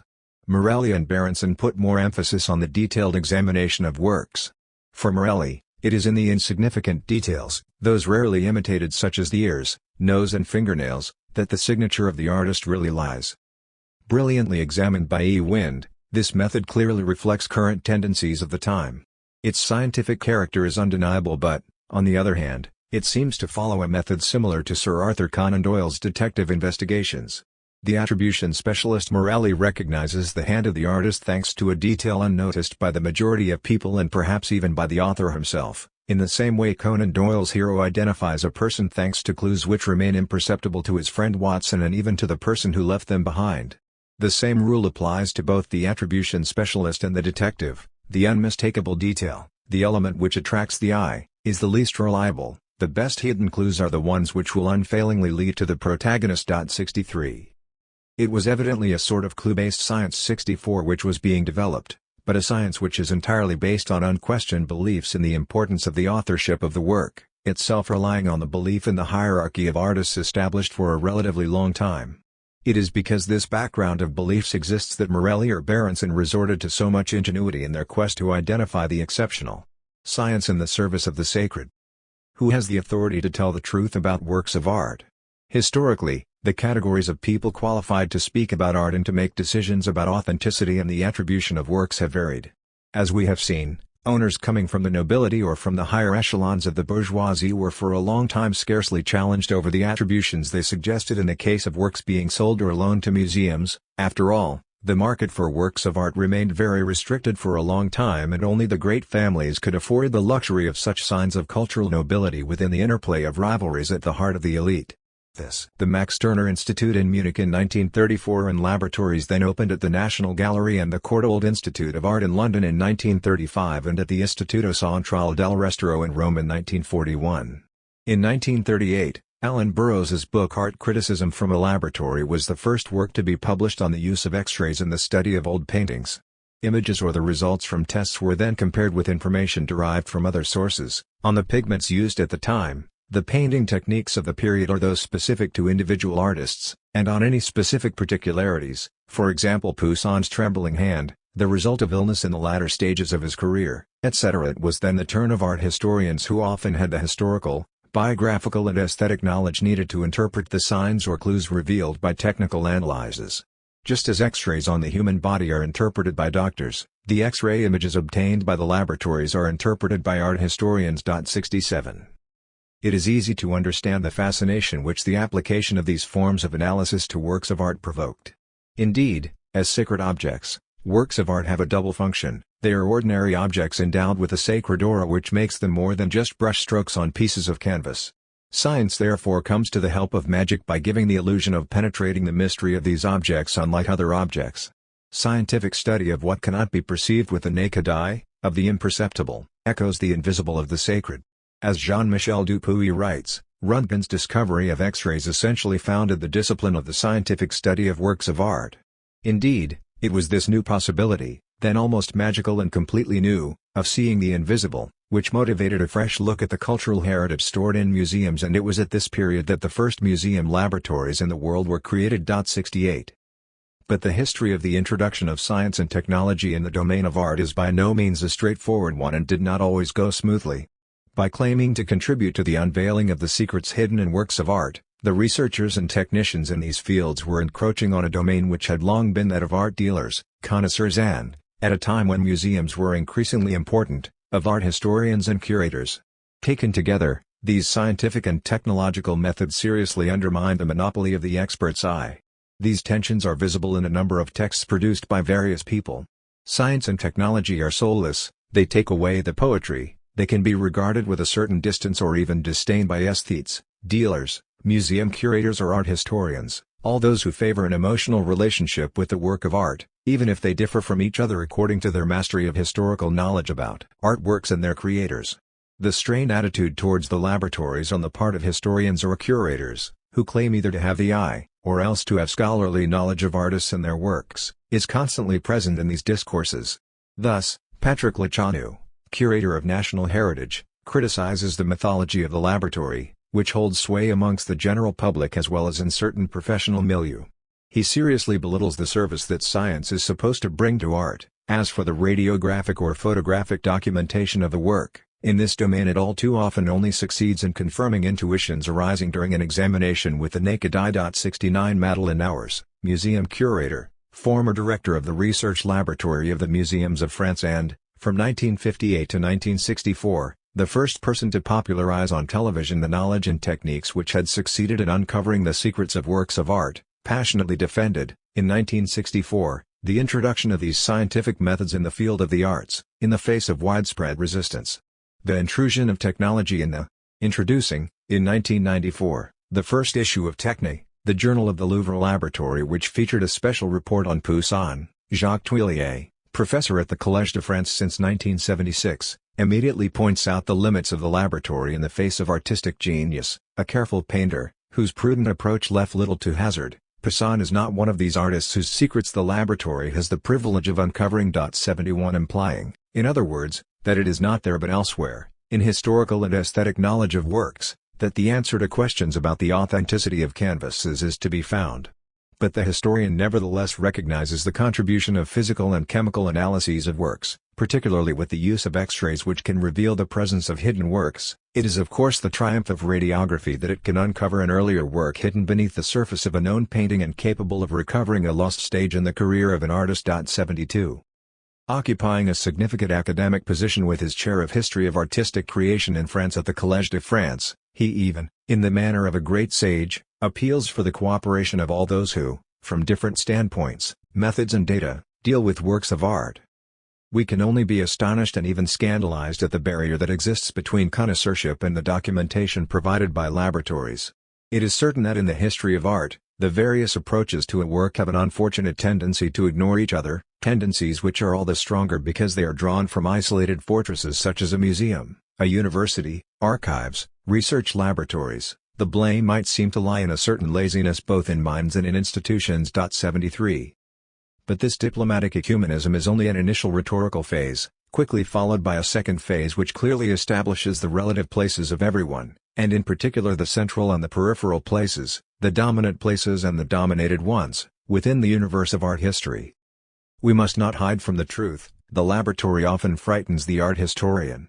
It frightens him because it extracts from the work of art, that object scarcely any less complex than the human being, a few elements of a mechanical nature on which it concentrates its interest. It draws conclusions from these which have the authority of the scientific method, whereas in fact they are often only simplistic interpretations, reached on the basis of too few samples and insufficient parameters. Dismissing these anxieties in a peremptory fashion in the name of the recognized privileges of the exact sciences will not help the laboratory to take its true place within the discipline. On the contrary, it is by clarifying them and by taking them into account that it could define a new method. 74. The fear emphasized by Tuillier therefore marks the tensions between the different fields of knowledge. By underlining the complexity and the singularity of art, the historian creates a hierarchy between the experts. Techniques associated with physics or chemistry cannot single-handedly say what works are. Scientific analysis must serve the art historian by bringing in proofs that he alone can interpret by placing them in a more complex network of knowledge concerning the artist, his works and the historical conditions in which they were created. For his part, on the occasion of a study day on Poussin at the Musée des Beaux-Arts de Lyon on May 13, 2008, Pierre Rosenberg, honorary director of the Louvre, amusingly let slip a cutting remark addressed to the research laboratories during a commentary on Poussin's self-portrait, Berlin Museum.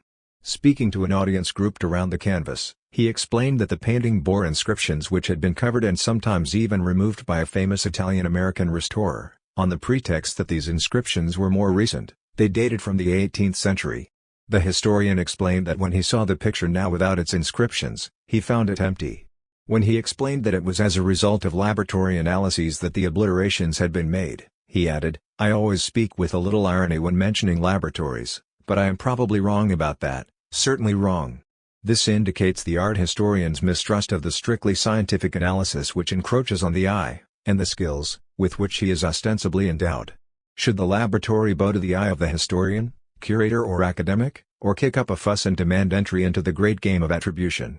The nature of the power struggle varies depending on whether the laboratory is public or private. When laboratories are attached to large museums, the Louvre or the National Gallery, for example, they clearly see their role as that of science supporting the history of art. But in the case of privately owned laboratories, these can oscillate between a flattering presentation of themselves and demonstrations of loyalty.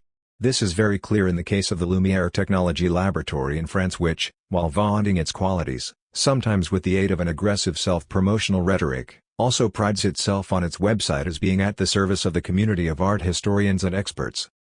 Thanks to its command of digital technology, recognized throughout the world, Lumière Technology enables museums, galleries and private collectors to present and study their masterpieces in unprecedented detail, allowing both the visible and the invisible to be seen as never before. You will see how Lumière Technology guarantees the colors of a painting, reproducing the original colors with color sensitivity of unrivaled precision, revealing at the same time and with equal expertise, infrared measurements, underlying drawings, restorations and a virtual picture of the painter's color palette, all without touching the picture itself. This innovation is a genuine revolution for the art world, providing experts with a unique tool for the study and restoration of works which have never before been viewed and assessed with such precision and with reference to comparably precise photographic and scientific data. Lumière Technology is now an indispensable actor in the expertise and study of art history. We are not experts or art historians.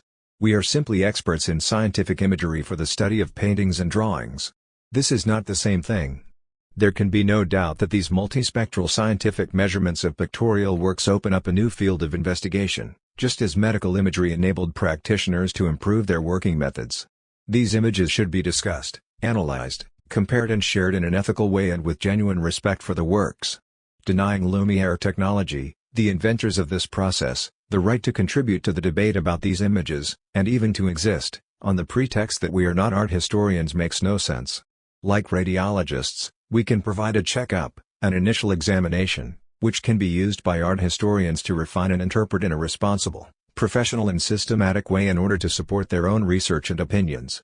A reluctance to accept this situation merely puts off a debate which must inevitably take place. The general climate of negativity can only have a detrimental effect on research. Those involved in appraisal and research have a duty to make use of the most effective methods in the search for the truth. Multispectral analysis as a scientific means of analyzing works of art is emerging as one of the most sophisticated methods of achieving this. It is never too late to recognize a new development and to make use of it. 75. And yet the condition sine qua non of the recognition of these laboratories must be that they place themselves in a position of servitude in relation to art historians and experts in order for any kind of cooperation to be possible. What is left unsaid in such relationships is obviously the fact that only major curators and leading experts are in a position to order the scientific analyses of works of art. But the scientists counterattack by defending the contribution of objective data which are therefore different to the art historian's feeling, his interpretive skills or his eye. The mixture of modesty and aggressive justification of their existence with which private laboratories typically present themselves, infinitely less deferential than the tone of public laboratories, clearly demonstrates the inevitable clash between the two sides, both claiming to be telling the truth in the matter of the authentication of works. 76. But notwithstanding competition between laboratories and experts, it is clear that scientific methods do not challenge the sacrosanct quest for the unique quality of the particular artist. At every stage of creation, even in the infinitely small ones, writes ours, we can find traces, not only of the craft, of the hand of the artist but of his deepest impulses, of his own individuality. p. 12. In the end, science can only bring to history of art supplementary methods to do what until then it had done with its own means.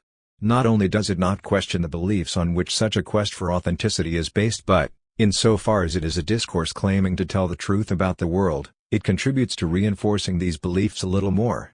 Taking the work itself, and only the work, as the object of study, the laboratory can even boast that it is reviving a fundamental principle of any aesthetic analysis, the focusing of the gaze on the work itself, without any external considerations. Ours is therefore delighted to be able to emphasize the fact that many historians end up by talking more about a given artist's conception of painting, of his or her beliefs and ideas, than about the work itself which the scientific tests are constantly referring back to. A great many studies of Poussin have been produced, but when one looks at the bibliography devoted to this French painter, one of the most important in the 17th century and whose fame has remained undiminished ever since, it is striking to see that almost all the works published have devoted themselves to a study of Poussin's psychology, his religion, the master's theories on the history of art, but very few have focused on the way he painted, pages 47-8. By allowing the brush strokes of the artist to be made visible, science thus delves deep into the intimacy of the work and of the painter's gestures. Moreover, by allowing the original sections of the painting to be distinguished from any areas repainted by restorers, the laboratory contributes a little more to the cult of the original artist by reassuring the spectator of the work that he or she is not being taken in, or, in other words, is not moved by aspects of the painting which are in fact just reworkings associated with successive restorations of the picture. Thanks to these techniques, it is possible to separate out the sections which have been redone from the original work, to only appreciate advisedly, gauging the extent of true and false and thus satisfying our deep-seated desire for the truth. p. 17. Science embraces the cultural beliefs which lead to a distinction being made between the original and the copy, the true and the false. As a result, the deep-seated desire for the truth can be understood as the deep-seated desire for the truths which will satisfy cultural beliefs. And the expression "to only appreciate advisedly" accurately sums up the power of experts who are in a position to authorize legitimate aesthetic emotion and, given that no legitimate aesthetic emotion exists other than that provoked by the original work, science is there to guarantee the original status of the work. At the same time, its role is to reassure the spectator that he or she is not the victim of a hoax, copy or fake, or of a partial deception, original work with some parts repainted.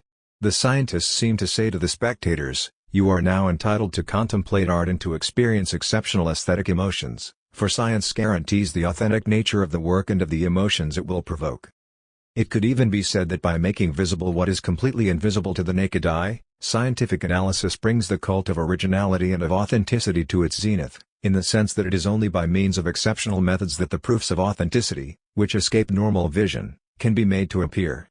This means some further distancing from the aesthetic experience which is entrusted to those who have the power to undertake these procedures. Ours speaks of enlarging our field of perception and in particular enhancing the power of our eyes, p. 127, with the task of announcing which is the masterpiece and which is the copy or the work from the studio of a painter. In the Louvre there are two pendant paintings called the Philosophers which became part of the royal collections at the beginning of the 18th century. They are so alike, both literally and figuratively, that it was difficult to envisage a different attribution. Radiography revealed some differences in structure that macrophotography then confirmed on the surface. But it was infrared rays which proved that the philosopher in meditation and the philosopher with an open book could not both be by the same hand. While it is indisputable that the former is indeed by the hand of Rembrandt himself, the second appears to have been painted by one of his pupils. The appearance, the aesthetic sentiment, are very similar, but under these rays it becomes apparent that the shadow surrounding the philosopher with an open book is empty, the steps of the staircase are only faintly drawn, the ceiling is grayish mass without any structure, whereas the painting which is its pendant allows the spirited drawing of the master to be sensed.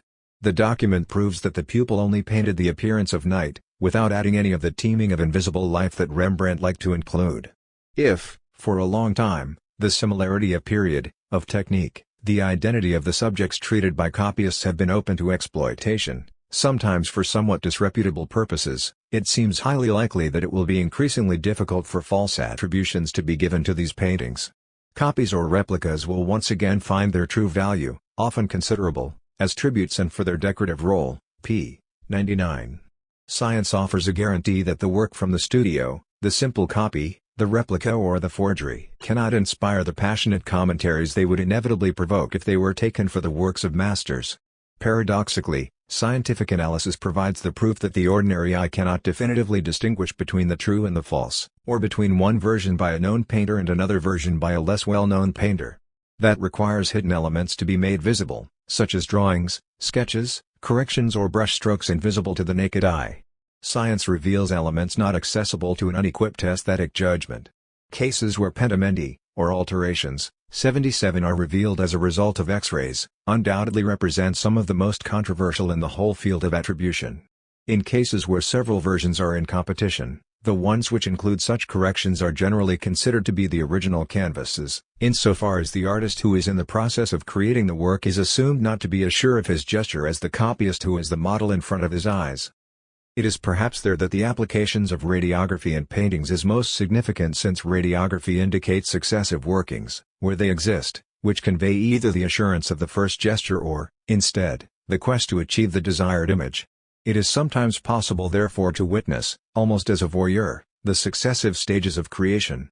Raphael's Holy Family, probably painted for Pope Julius II and housed in the Church of Santa Maria del Popolo in Rome under the name of the Madonna of Loreto, was supposed to have disappeared. It was said that only very old copies of the work existed, in the Louvre, the Getty Museum, the National Gallery and in the Condé Museum in Chantilly. In the 1970s, a British researcher, Cecil Gould, had an intuition, on the basis of a certain number of iconographical details, that the version of this picture in Chantilly might be the original version. X-ray screening revealed that behind St. Joseph there was a window with a landscape and that the head of St. Joseph had not originally existed but had been added at a certain point in the execution of the painting. Yet X-ray screening of the other paintings did not show any such hesitation but all included the face of Joseph from the very beginning. This argument strongly supported Gould's theory, which is today accepted by the experts. 78. A recent example of a painting which went from the status of a copy to that of an autograph painting reveals much about the role that science and the experts now play in relation to art. This is the case of Raphael's Madonna of the Pearl, which had gathered dust in the storerooms of a museum, having been removed from public view as a result of a mistaken attribution, only to find itself sanctified once again. For many decades, the Madonna of the Pearl lay undisturbed in the back of a cellar in a museum in Modena in Tuscany. Until then regarded as an unremarkable 19th-century copy of the work by Raphael, the canvas regained its true identity last Friday. Scientific analyses, carried out over a period of several months by the art test laboratories in Florence on the initiative of Mario Scalini, clearly attribute the authorship of the work to Raphael, one of the masters of the Italian Renaissance. The painting, a canvas of 30 x 35 cm dating from 1518 to 1520 and with an estimated value of €30 million, is in fact a fragment of the first draft of the painting Virgin with the Pearl, many versions of which exist, the most famous being in the Prado in Madrid. 79. An internet subscriber reacting to the article which appeared online on the website of a newspaper expresses his astonishment at the power of experts who can authorize or censure the admiration of the work. There is something extraordinary here. When this canvas was believed not to be by Raphael, there was nothing beautiful about it. Now we know it is indeed by Raphael, it's a masterpiece. Taking the obvious out of the authentic. The process of attribution seems so obvious that it excludes any possible alternatives.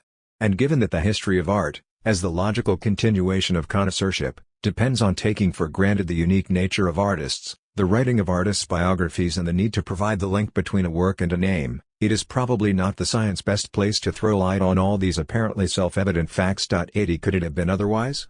Without the sanctification of artists or the growing pressure from an art market, there would probably not have been any absolute necessity for a need for authenticity and for the unique nature of works, and the very notion of a work of art would certainly not exist.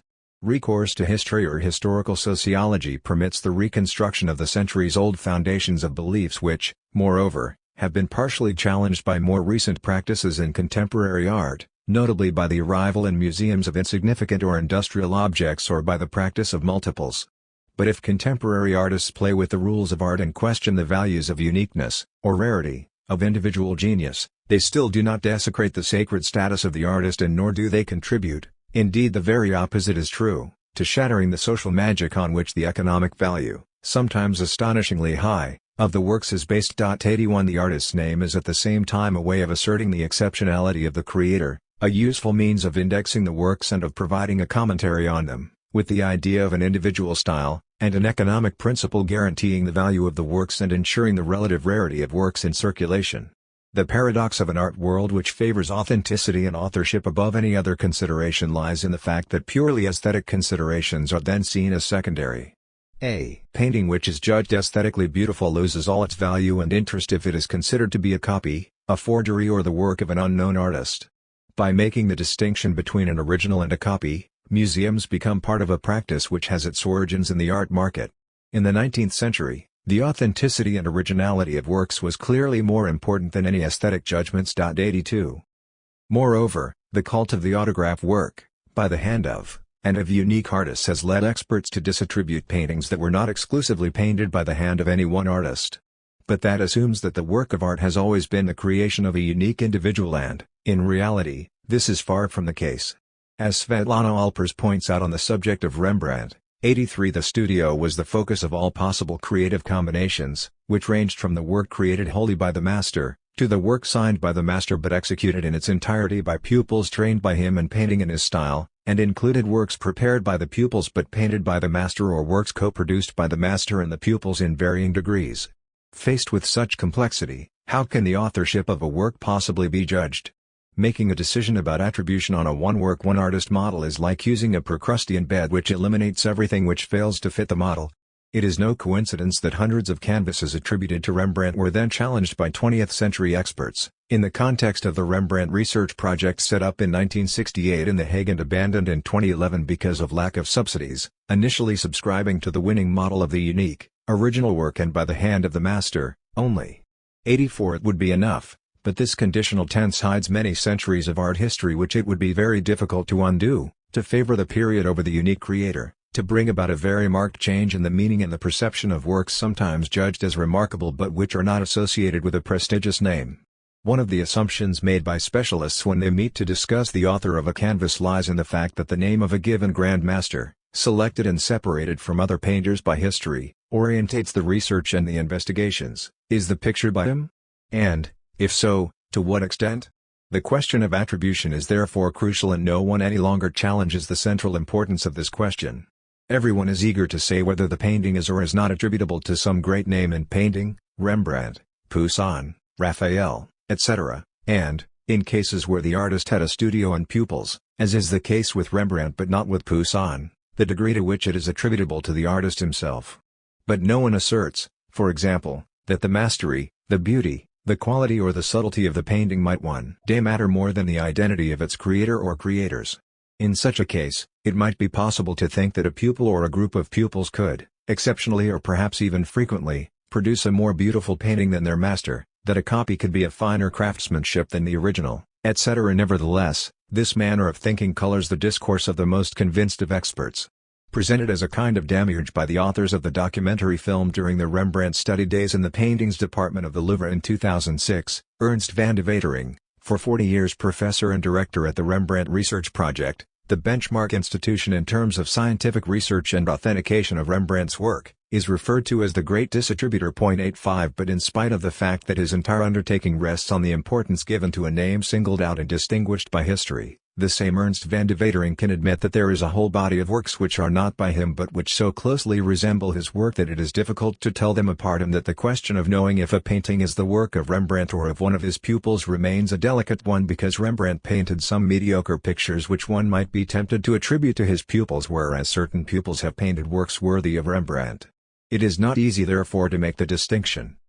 Finally, imaginary variations of what is possible might indeed suggest that the pedagogical or historical concern might have taken precedence in museums had these supported a policy of broader dissemination of culture based on the production of very good copies instead of becoming places associated with the cult of the unique and irreplaceable work par excellence.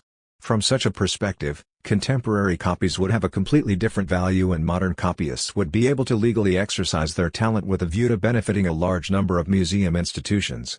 A more democratic policy, it would have avoided the effects of competition and strategies designed to secure works which favor the large capitals, places where capital is concentrated, to the detriment of a more egalitarian distribution across national territories.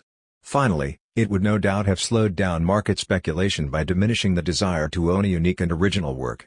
That was not in fact the course that real history ended up taking, but these reflections, which fall within the realm of social science fiction, are simply intended to make us aware of the profoundly arbitrary nature of the existing situation.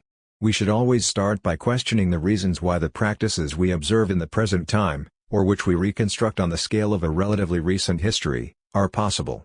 What are the social structures which drive the opposition between the sacred and the profane, place art on the side of the sacred, and, in doing so, render possible a whole series of moves and strategies within the sacred domain itself?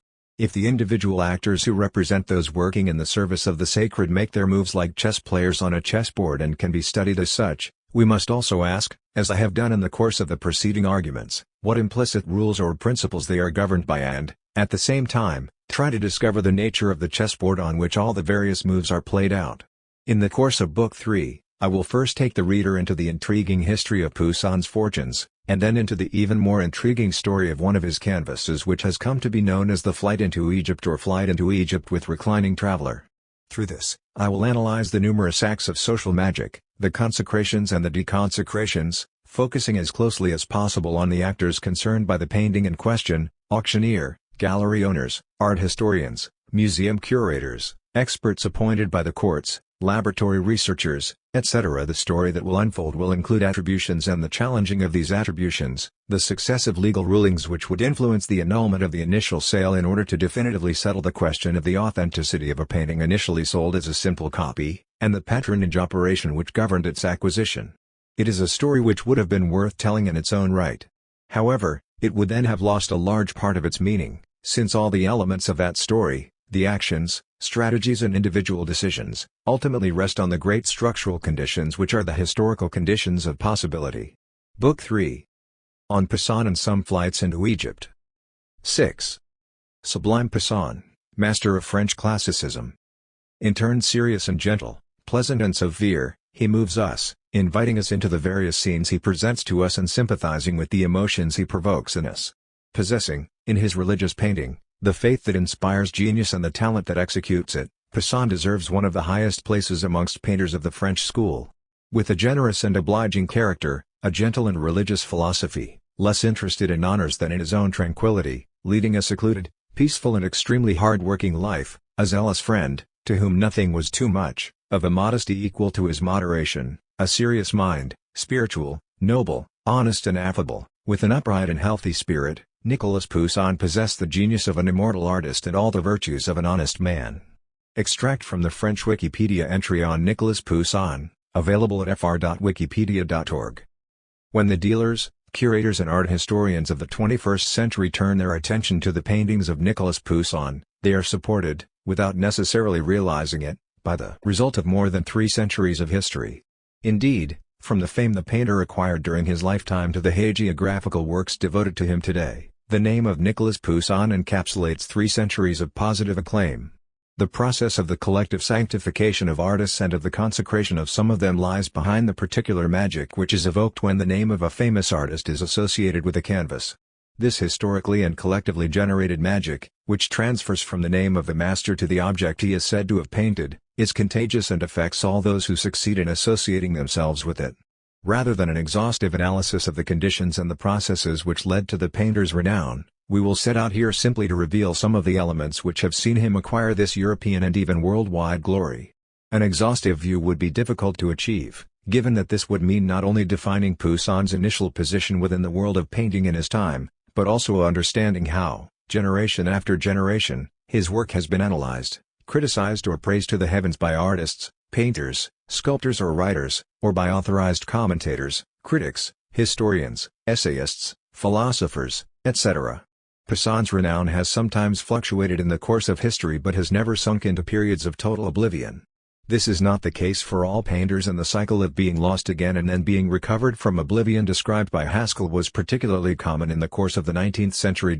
Some, like Vermeer or Piero della Francesca, were confined to purgatory for long periods before finding a fame which now seems incontestable and as though set in stone.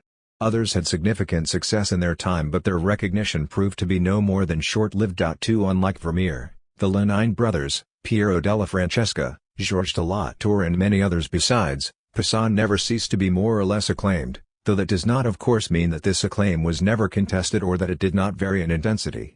How did Poussin become the master of French classicism?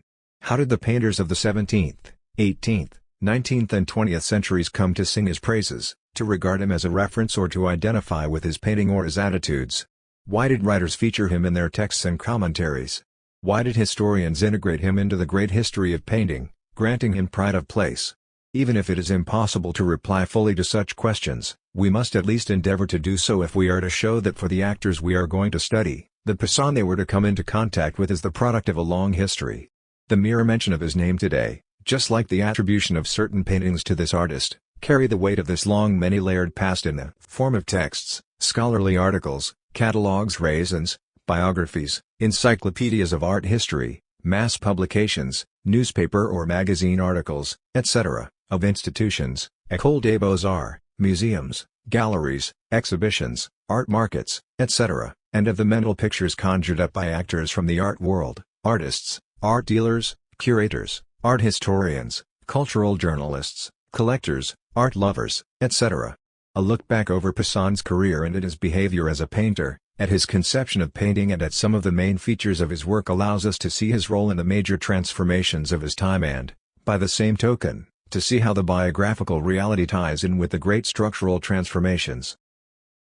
A painter, philosopher and scholar who thought about his painting before he painted and who thus contributed to making painting a liberal art rather than simply a matter of craftsmanship, a mechanical art. A painter often against time and tide, who demonstrated his independence at various key moments in his life and preferred the freedom to create and a modest life to the prestige and economic security of official painter, and whose freedom of expression was seriously restricted by his royal patron. He is the first incarnation of the figure of the modern creator, free, unfettered, etc. A body of work which, as a result of some of its intrinsic properties, can be reinterpreted from the point of view of successive pictorial perspectives by landscape artists, the neoclassicists, the romantics, the impressionists, the cubists, etc. Looking at the past is also an opportunity to discover some denigrators of his work as well as all of those who, far from considering him a major painter, were inclined to play down his importance.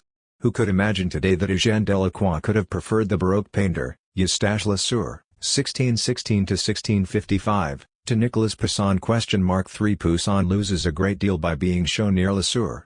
He has no feeling for the muse of grace, and harmony in line, color and effect is another quality, or rather a whole collection of most valuable qualities, in which he is entirely lacking. For the artist of genius, immortal, The painter's painter or the master of French classicism are the products of history which have imposed themselves over time. Taking up such expressions today without reinserting them into history, is to adopt, unknowingly, the vision of the victors, the one which appears in the textbooks and encyclopedias, smoothing out all the rough edges of a history where opposing judgments intersected. 5. Journey of an artist against time and tide, independence and creative freedom. Born in 1594 in Les Andelys, a small town in Normandy, Poussin's father came from a family of lawyers and had served in the army of Henry IV of France, and his mother was an alderman's daughter. He received an excellent education from the Jesuits and studied Latin. At a time when a career as an artist was generally not very prestigious and where painters were apprenticed from a very young age, Poussin or the Lenain family, who were borderline gentry or in royal employ, were the exception. 6 In 1612, he left the family home to take up a career as a painter and moved to Paris, where he already had some commissions. During the early years of his career, between 1612 and 1624, he traveled in France and Italy. In 1622, the Archbishop of Paris, Jean-François de Gondi, commissioned a Death of the Virgin for the Cathedral of Notre Dame.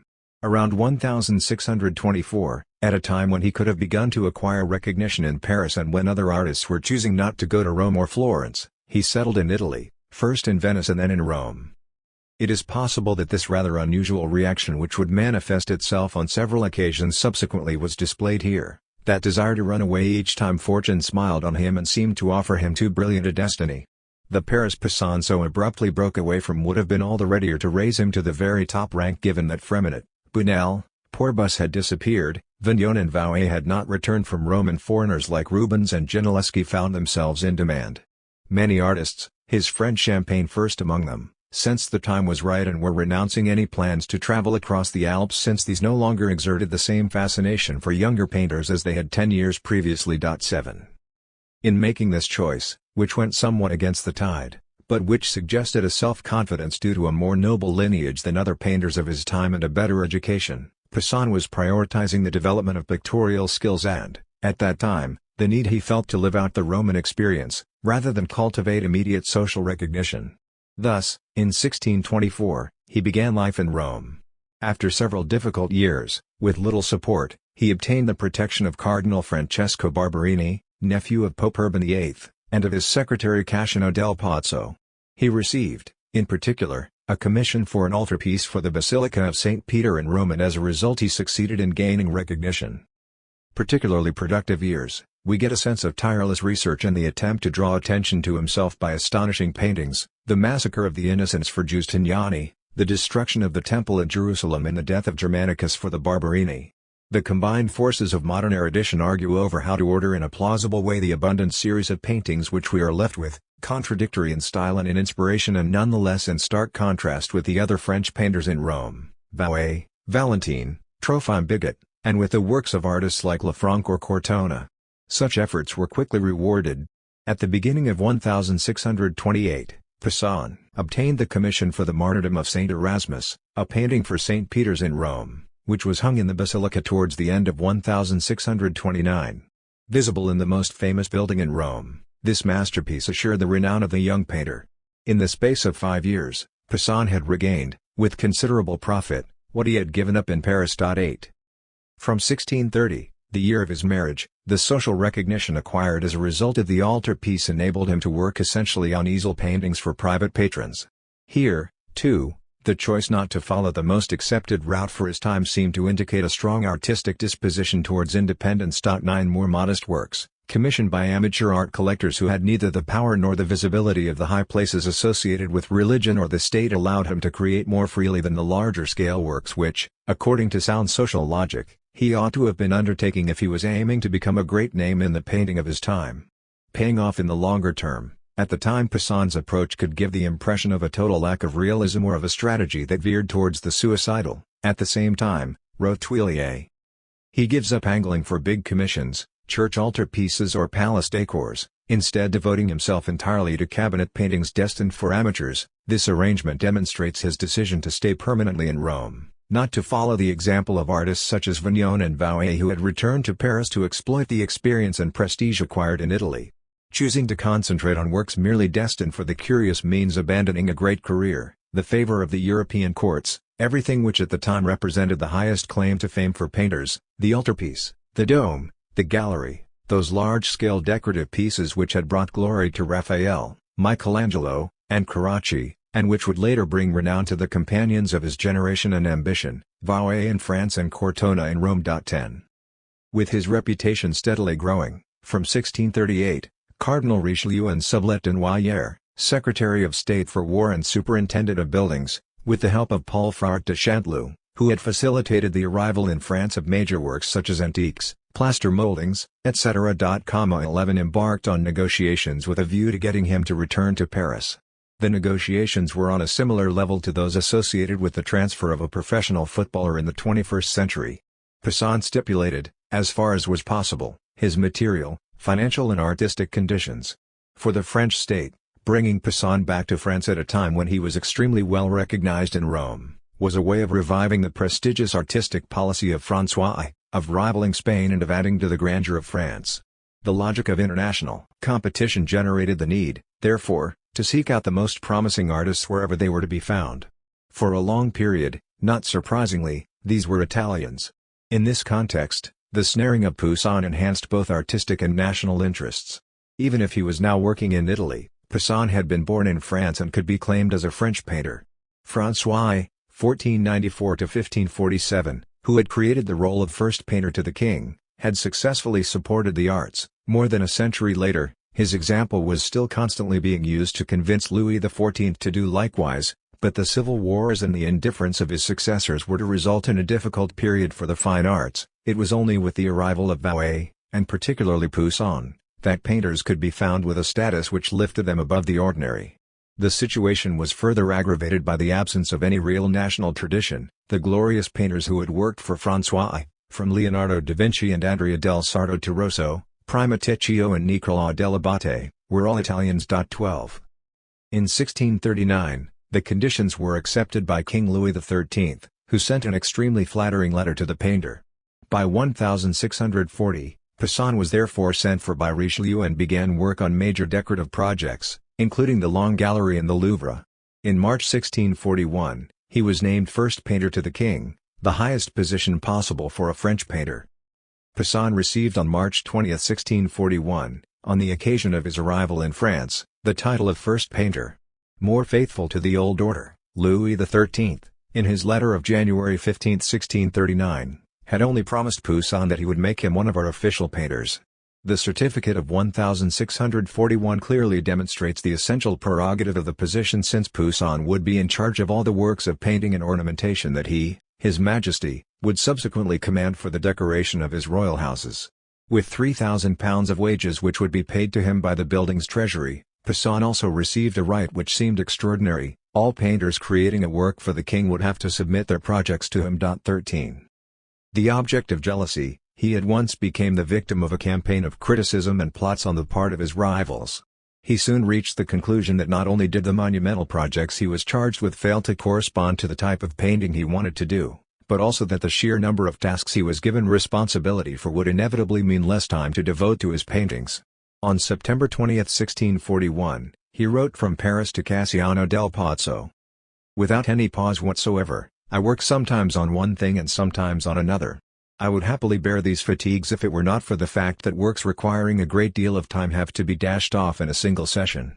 I swear to your lordship, that if I remained long in this country, I would become a bungler like all the others here. The study and close observation from antiquity or such like are completely unknown here, and anyone with an inclination to study or to do things well should certainly keep well away." 14. Becoming a bungler like all the others is exactly what Poussin sought to avoid. Once again, his artistic inclinations proved stronger than the desire for recognition or the thirst for power. Suddenly, there he is raised up to the position of first painter to the King of France. Vauet is relegated to the background, in principle at least. No French artist can any longer hope to compete with him, and even the greatest Italians could not look down on this painter who only yesterday had neither commissions nor honors. But Poussin finds himself face to face with new problems, or with problems he had set aside for many years. In spite of the commitments undertaken, he found himself required to produce not only paintings, but also ornate ceilings, designs for tapestries, the decor of the largest gallery in the world, architectural drawings, ideas for engravings, ornaments and even restorations. He was required to be, at the same time, a surveyor of the fine arts and the creator of a certain style, as well as to live the frenetic life of a courtier. He quickly realized that his painstaking and perfection-seeking genius was not suited to this role and that this brilliant existence, though flattering to his self-esteem, lacked what he most needed, the quiet contemplation necessary to his creation. 15. During this Parisian period, he became acquainted with most of his future patrons and friends, individuals who were all the more interested in him in that he was recognized by the king. These included Paul Frart de Chanteloup, an influential aristocrat, buyer of 10 or more paintings, Jean Pointel, a Parisian banker and silk manufacturer, more than 20 paintings, and Jacques Sarassier, a silk merchant originally from Lyon but then living in Paris, a dozen paintings, including a flight into Egypt in 1657 to 1658. As in Rome a few years earlier, the institutional legitimacy, that of an Italian cardinal and then of a French king, gave Poussin the opportunity to make contacts with sponsors in conditions that were very favorable to him. He was appreciated and recognized for his talent and nobody treated him like a simple craftsman from whom a canvas could be ordered. Poussin would therefore benefit from the effects of his royal prestige to build up a small network of faithful and admiring sponsors. 16 And, even if he kept to reasonable prices with his sponsors, Poussin would also benefit from the rise in his reputation following the stay in Paris, which would have led to large numbers of engravings of his works and the rapid increase in the price of his paintings. 17. By 1642, the break with Louis XIII was complete. Poussin threw in the sponge and returned to Rome, never to leave again. The painters and sculptors who founded the Royal Academy of Painting and Sculpture in 1648 did not even make contact with him, given his strained relationship with French power, his cavalier attitude towards the king and Richelieu on the occasion of his hasty return to Rome and his stubborn refusal to return to Paris somewhat compromised his patronage there. 18 The intrigues and criticisms of Simon Vouet, painter, and Jacques Lemercier, architect, and the nature of the work assigned to him had got the better of his patience. On April 4, 1642, in a letter to Cassiano del Pozzo, he complained of being continually hampered by trifles such as drawings for the frontispieces of books, or designs for the decor of cabinets, fireplaces, book covers and other such inanities. He said he bemoaned the tasks he was given which he felt were a waste of his time. 19 Leaving behind the oppressive royal environment and the prestigious but artistically counterproductive status as the king's painter, Poussin would go on to lead a life entirely devoted to the kind of painting he loved.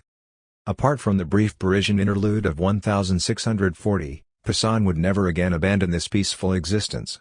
No more traveling, no large-scale ventures requiring his presence on sites or at court. No rivalries or intrigues. A carefully ordered timetable, regular work without any of the capriciousness of commissions.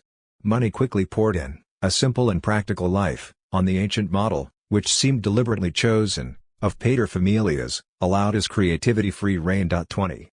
The painter would therefore all through his life, and particularly after 1630, rely on the development of the art of collecting, where nobles or bourgeois maintained relationships based more on friendship than on hierarchy or patronage with the painters they looked to in order to build up their collections. Two almost identical comments 6 years apart confirm Poussin's inclination to lead a quiet life. On December 21, 1643, Richelieu having died at the end of the previous year and Louis XIII on 14 May, Poussin wrote a letter from Rome to Chanteloup, but it is no small pleasure to occasionally emerge from the orchestra pit and, from some small, unseen corner, be able to watch the movements of the actors. And he reiterates virtually the same comment in a letter to the same Chanteloup on January 17, 1649, "It is however a great pleasure to live in a century where such great things are taking place, provided one can hide in some small corner in order to watch the drama in comfort. Being the person who looks on and who stands back from the theater of power, preferring the peace of creating in his studio to the prestige of the title first painter to the King of France, with its attendant reduction in creative opportunities and constant demands and a life made up of permanent rivalries and jealousies, this is what guides Poussin." In 1675, when he was elected as president of the Academy of St. Luke in Rome, the most important institution of that kind in Italy, he again turned his back on this honor. It is undoubtedly Poussin's early educational and social experience which gave him this strength to resist everything that the vast majority of painters of his time would have found attractive. An atypical painter because of his class, his family belonged to the petite noblesse de robe, his education, his refusal to submit to the routine of the large studios. 21 His approach to painting is unusually demanding, which is perhaps partly due to an intimately felt need to avoid being a painter like other painters. It was in 1657 that he started painting the flight into Egypt at the behest of Jacques Sérissier. The flight into Egypt is an episode in the life of Jesus recounted in the Gospel of St. Matthew, in which the angel of the Lord appeared to Joseph in a dream and told him to flee to Egypt with Mary and Jesus because King Herod, jealous of the birth of the newborn king, wanted to kill him. With his mastery of biblical, mythological or Roman scenes, Poussin was part of a long tradition going back to the 5th century. Lucette Valency notes, moreover, that these increased in number from the 10th century onwards, or a great number of them survived destruction and the wear and tear of time, and reached their highest degree of popularity between the 14th and the 17th centuries. The flight into Egypt would still inspire leading artists in the following century, Watteau, Tiepolo the father and son, Fragonard, but its influence inevitably ebbed. 22. Suffering since 1640 from a tremor in his hands, a distinctive element of his last period of painting, Poussin died in Rome on November 19, 1665. Chanteloup, whom he had named as his executor, would defend his memory as he would that of Bernini, Italian sculptor and painter, 1598–1680. Painter, philosopher and artist. Antoine Schnapper paints a detailed picture of the situation of painters in 17th-century France. French painting in the 17th century came from three distinct worlds. In larger villages, but also in many towns where no guilds existed, crowds of painters busied themselves, some of them highly skilled but most simply craftsmen who would never emerge from obscurity. The latter produced innumerable modest paintings which, in spite of the upheaval and the destruction of the Revolution, still fill our village churches today. A second world was made up of larger towns where the profession of painter or sculptor, like most others, had since the Middle Ages been granted the status of a professional organization which would later be called a corporation. The cartography of this world, which did not include most of the towns in the south of France, was not yet clear, but Paris was the principal element and the model. In these various types of guild or corporations, the only people who had the freedom to undertake and sell their production were the masters, admitted after a long period of apprenticeship and experience, and having produced a masterpiece often incurring quite substantial expenses in the process. Finally, at the highest level, the only one which was more or less widely recognized, was the Royal Academy of Painting and Sculpture, founded in 1648. This was created as an alternative to the system of the masters, accused of all the evils in the world and in particular of curbing the liberty of those who were not yet called artists, reducing them to a mercantile role. 23. In relation to this hierarchy of positions, Poussin occupied a place which was both very high and relatively marginal for his time. He stood apart from the world of craftsmen yet distanced himself from institutionally and socially more advantageous positions. On two separate occasions, in Rome and in Paris, he engaged in a period of prestigious institutional legitimacy immediately followed by a withdrawal and a retreat to his studio and the solid network of his sponsors. Poussin seemed 24 first to seek legitimacy wherever it was to be found, before then returning to freer but less prestigious and less clearly delineated zones, reflecting the fact that the art market was still not very clearly organized. He needed this legitimacy from institutions in order to increase his fame and attract the attention of potential backers. But, once he had succeeded in winning that legitimacy, he was always quick to return to creative work of a more personal kind. In Rome, once he had finished the altarpiece for the Basilica of St. Peter, he could have gone on to undertake other prestigious works, but instead chose to return to his easel paintings. In Paris, he could have extended his advantageous position of first painter to the king for as long a period as possible, but preferred instead to break away from this privilege, which he saw as a poisoned chalice from a strictly pictorial point of view. Finally, in Rome, he could have accepted the honor associated with being president of the Academy of St. Luke, but turned down this distinction, which would no doubt have taken him away from his studio. In summing up Poussin's position and his outlook, it could be said that his attitude foreshadows that of the independent modern artist who sells his or her work on the market. Artist he certainly is, in every aspect of his demeanor and approach. While other painters of the time were still battling to forcibly proclaim their association with the liberal arts and to distinguish themselves from the mechanical arts, Poussin, for his part, was someone who primarily painted noble subjects, mythological, biblical 25 and Roman scenes, which required a certain level of erudition. Knowledge and erudition clearly distinguished those who simply wanted to make something with their hands from artists who, for their part, put their knowledge into carefully thought out and executed acts of creation. But, Poussin above all paints in a particularly reflective way, setting himself even further apart from simple craftsmen. Indeed, Poussin is known for his habit of thinking about his pictures for a long time before actually painting them. His preparations often involved small wax figures which he arranged in a box in order to determine with great precision the poses, positions and the play of light and shadow which would be involved in the painting. Often referred to throughout history as the painter-philosopher, he is, however, less scholarly than reflective and meticulous in the way he prepares his compositions. Marin has also emphasized the importance Poussin placed on the conditions in which his paintings would be seen. In a letter to André Philibien, on February 26, 1648, he considers the frame of the painting as one of the conditions of possibility for contemplating this latter. The frame is a material, non-linguistic means of suggesting that something is being represented and that this needs to be looked at with attention. For Poussin, Marin explains, the frame is one of the operators of the constitution of the painting as a visible object whose entire purpose is to be seen. 26 The painter goes as far as to theorize about the difference between the aspect, which consists in simply seeing, and the prospect, which implies a careful consideration of things, the frame representing one of the ways of moving from the aspect to the prospect. It is, however, undoubtedly in his way of defining the quality of paintings by the manner of painting rather than by the choice of subjects painted that he proves to be closest to the modern conception of art. Flights into and rests on the way to Egypt are common enough in painting. Such themes, like others painted by Poussin, are even somewhat hackneyed. In his handwritten notes on painting, Poussin makes a distinction between himself and those who seek to renew painting simply by the choice of subject, original, surprising, strange. For him, any renewal must come first and foremost through the care and attention put into the work and the choice of the way it is painted. The new in painting certainly does not consist in a previously unseen subject, but in good and original composition/arrangement/layout and expression, and thus from commonplace and old, the subject becomes remarkable and new. 27 Or again, if the painter wants to awake a sense of wonder in the soul, even though the subject he has to hand is not of the sort to produce it, he does not need to introduce new and strange things without reason, but must force his mind to make his work marvelous by the excellence of its manner, of which it could be said, materiam superbat opus, the workmanship surpasses the subject. 28 Form and method above all, Poussin seems to be saying.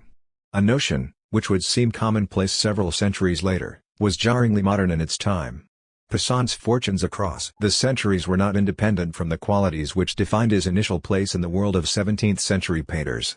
By accumulating signs both of institutional recognition and of his resistance to or distance from institutions and powers, 29 not only did he stand out from the other painters of his time, but he could not fail to provoke the admiration of those who, several centuries later, would see in him, whether because of his concern for form, his perfectionism and introspection, or because of his desire to distance himself from worldly recognition and from money, or for his desire to paint as he chose, rather than under pressure, a most honorable precursor of the modern, independent artist. In his essay on Poussin, 1853, Delacroix drew up the clear portrait of just such an artist. He emphasized naturally Poussin's historic range, his break with the false schools of mannerism, but what was most important to him was to present Poussin's life as that of a modern artist. He described a struggling painter in a narrow-minded country, and extolled him as one of the most daring artists who had pursued his goals unflinchingly in a relentless battle against the enemies of art, the incomprehension of his country and misfortune. In doing so, Delacroix avoided any mention of Poussin's later success with French and Italian collectors, in order to use him as the model for his own fight for recognition.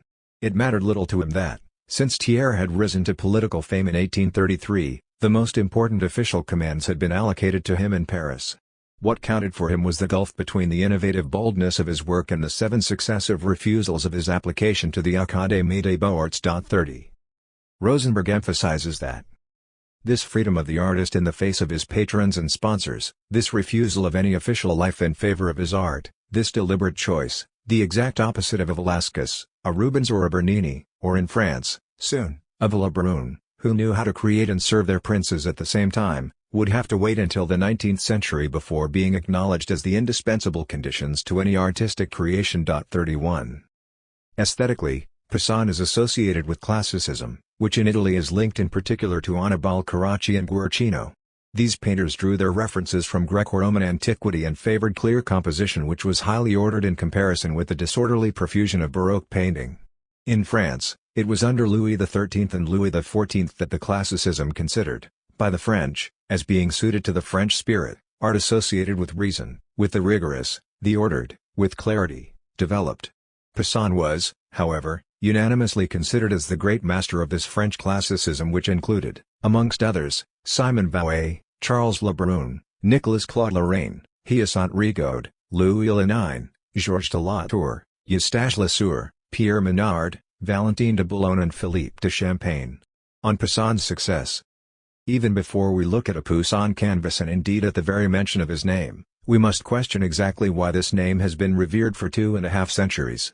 I see very few examples, amongst other painters, of a glory which has resisted changes in tastes in the same way.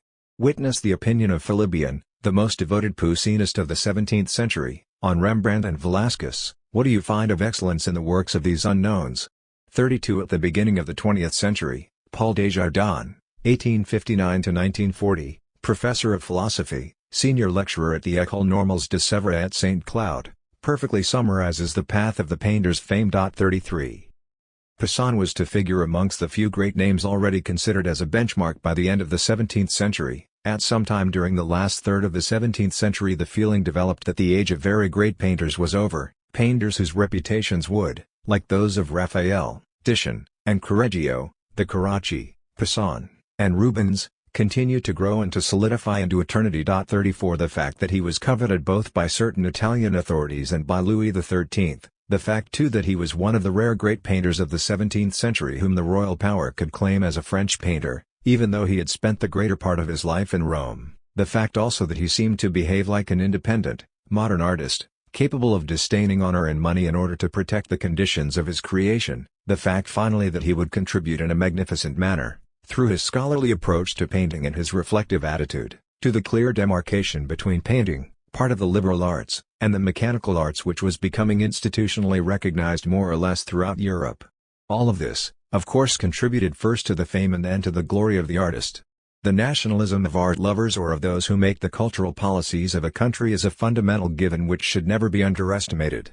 Haskell made it very clear, for example, how Watteau, at one time considered as a barely French painter, became the very embodiment of the French spirit. 35 As far as Poussin is concerned, Franz Drink has established that without this nationalistic dimension, his fame might perhaps not have survived the quarrel over colors and the changing tastes of the Academy from 1699.36. He was in spirit a pure Frenchman of France, comments Samuel Rocheblave in 1897.37, and Desjardins drives the nationalist point firmly home in 1903. Fully Italianized, in costume, language and spirit, he remains French in terms of predilection and choice. 38 But, at the end of the 20th century we find the same concern with nationality in an art historian as distinguished as Tuillier. If Poussin, a Roman by adoption, nevertheless fully belongs to French painting, it is because after his brief, barely 22 months, stay in Paris he still retained faithful friends, ardent admirers, enthusiastic lovers of his work in France.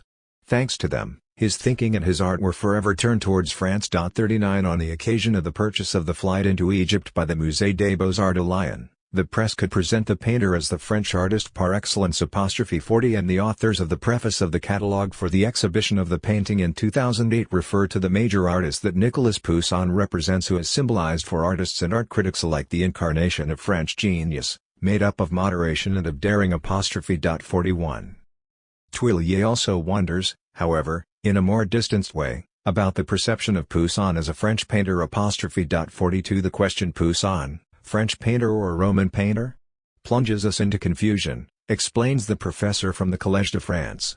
On the one hand there is the painter who spent the 40 most productive years of his life in Rome, on the other a painter in whom the Italians did not recognize themselves. The books on French art history place Poussin under French classicism, while their Italian equivalents fail to even mention him. Poussin is claimed as a French painter during his lifetime, but particularly so a few years after his death. Tuillier explains that in France in the 17th century there was the emergence of a genuine upsurge of nationalism, one of these deep-seated movements where the people joined forces with intellectual milieus in the same shared passionate complicity. In spite of everything, Italian pictorial art largely dominated at the time. In painting there was no escaping the preeminence of the land of Raphael and the Carracci. As a result, the fame Poussin had acquired in Italy came just at the right moment to persuade the French that a Frenchman could equal a Roman. Philibien, in his Entretien sur les vies et sur les ouvrages des plus excellents peintres, 1666–1688, wrote in his preface that Poussin has been the honor and the glory of our nation, and can be said to have taken all the science of painting as though from the arms of Greece and Italy to carry it back to France, where the fine arts seem to have found their home today. Poussin is to Falibian what Michelangelo was to Vasari, and the Poussin phenomenon is used here, and deliberately, against Rome. Poussin is therefore the painter needed by the French elite in search of a national artist hero. French nationalism, in a context of Franco-Italian rivalry, is favorable to Poussin, who fulfills a role which goes far beyond him. Even when art history tends to somewhat broadly denigrate French painters, Poussin escapes the common fate. This is what Haskell observes through the useful example of a work by the French painter and art critic Charles-Paul Landon. Between 1803 and 1817, the art critic Landon produced an extremely impressive series of volumes, the Vis et Œuvres des Peintres les plus célèbres, Recueil classique, which was designed to provide a fully illustrated corpus of history painting on a scale never before attempted. The overwhelming majority of painters represented were Italians of the 16th and 17th centuries. Of the French, only Poussin, Lesueur, Lebrun and Juvenet were to be included. But although Poussin and, to a somewhat lesser extent, Lesueur remained famous, French history painting as a whole lost its appeal. 43. Poussin represents one of the rare exceptions which confirm the rule of the very frequent neglect of 17th-century French painters until at least the first third of the 20th century. The history of 17th-century French painting has been held back for particular reasons, firstly because it only recently emerged after being almost completely forgotten. Apart from a handful of well-known and marginal figures such as the two Lorrains, Latour and Claude Gelée or Poussin, the last two moreover making their careers in Rome, it was not until 1934 that this painting gradually began to re-emerge with the Lenin exhibition and, even more importantly, the exhibition entitled Peintres de la réalité en France au XVIIe siècle, the Painters of Reality in France in the 17th century, organized by Charles Sterling. 44.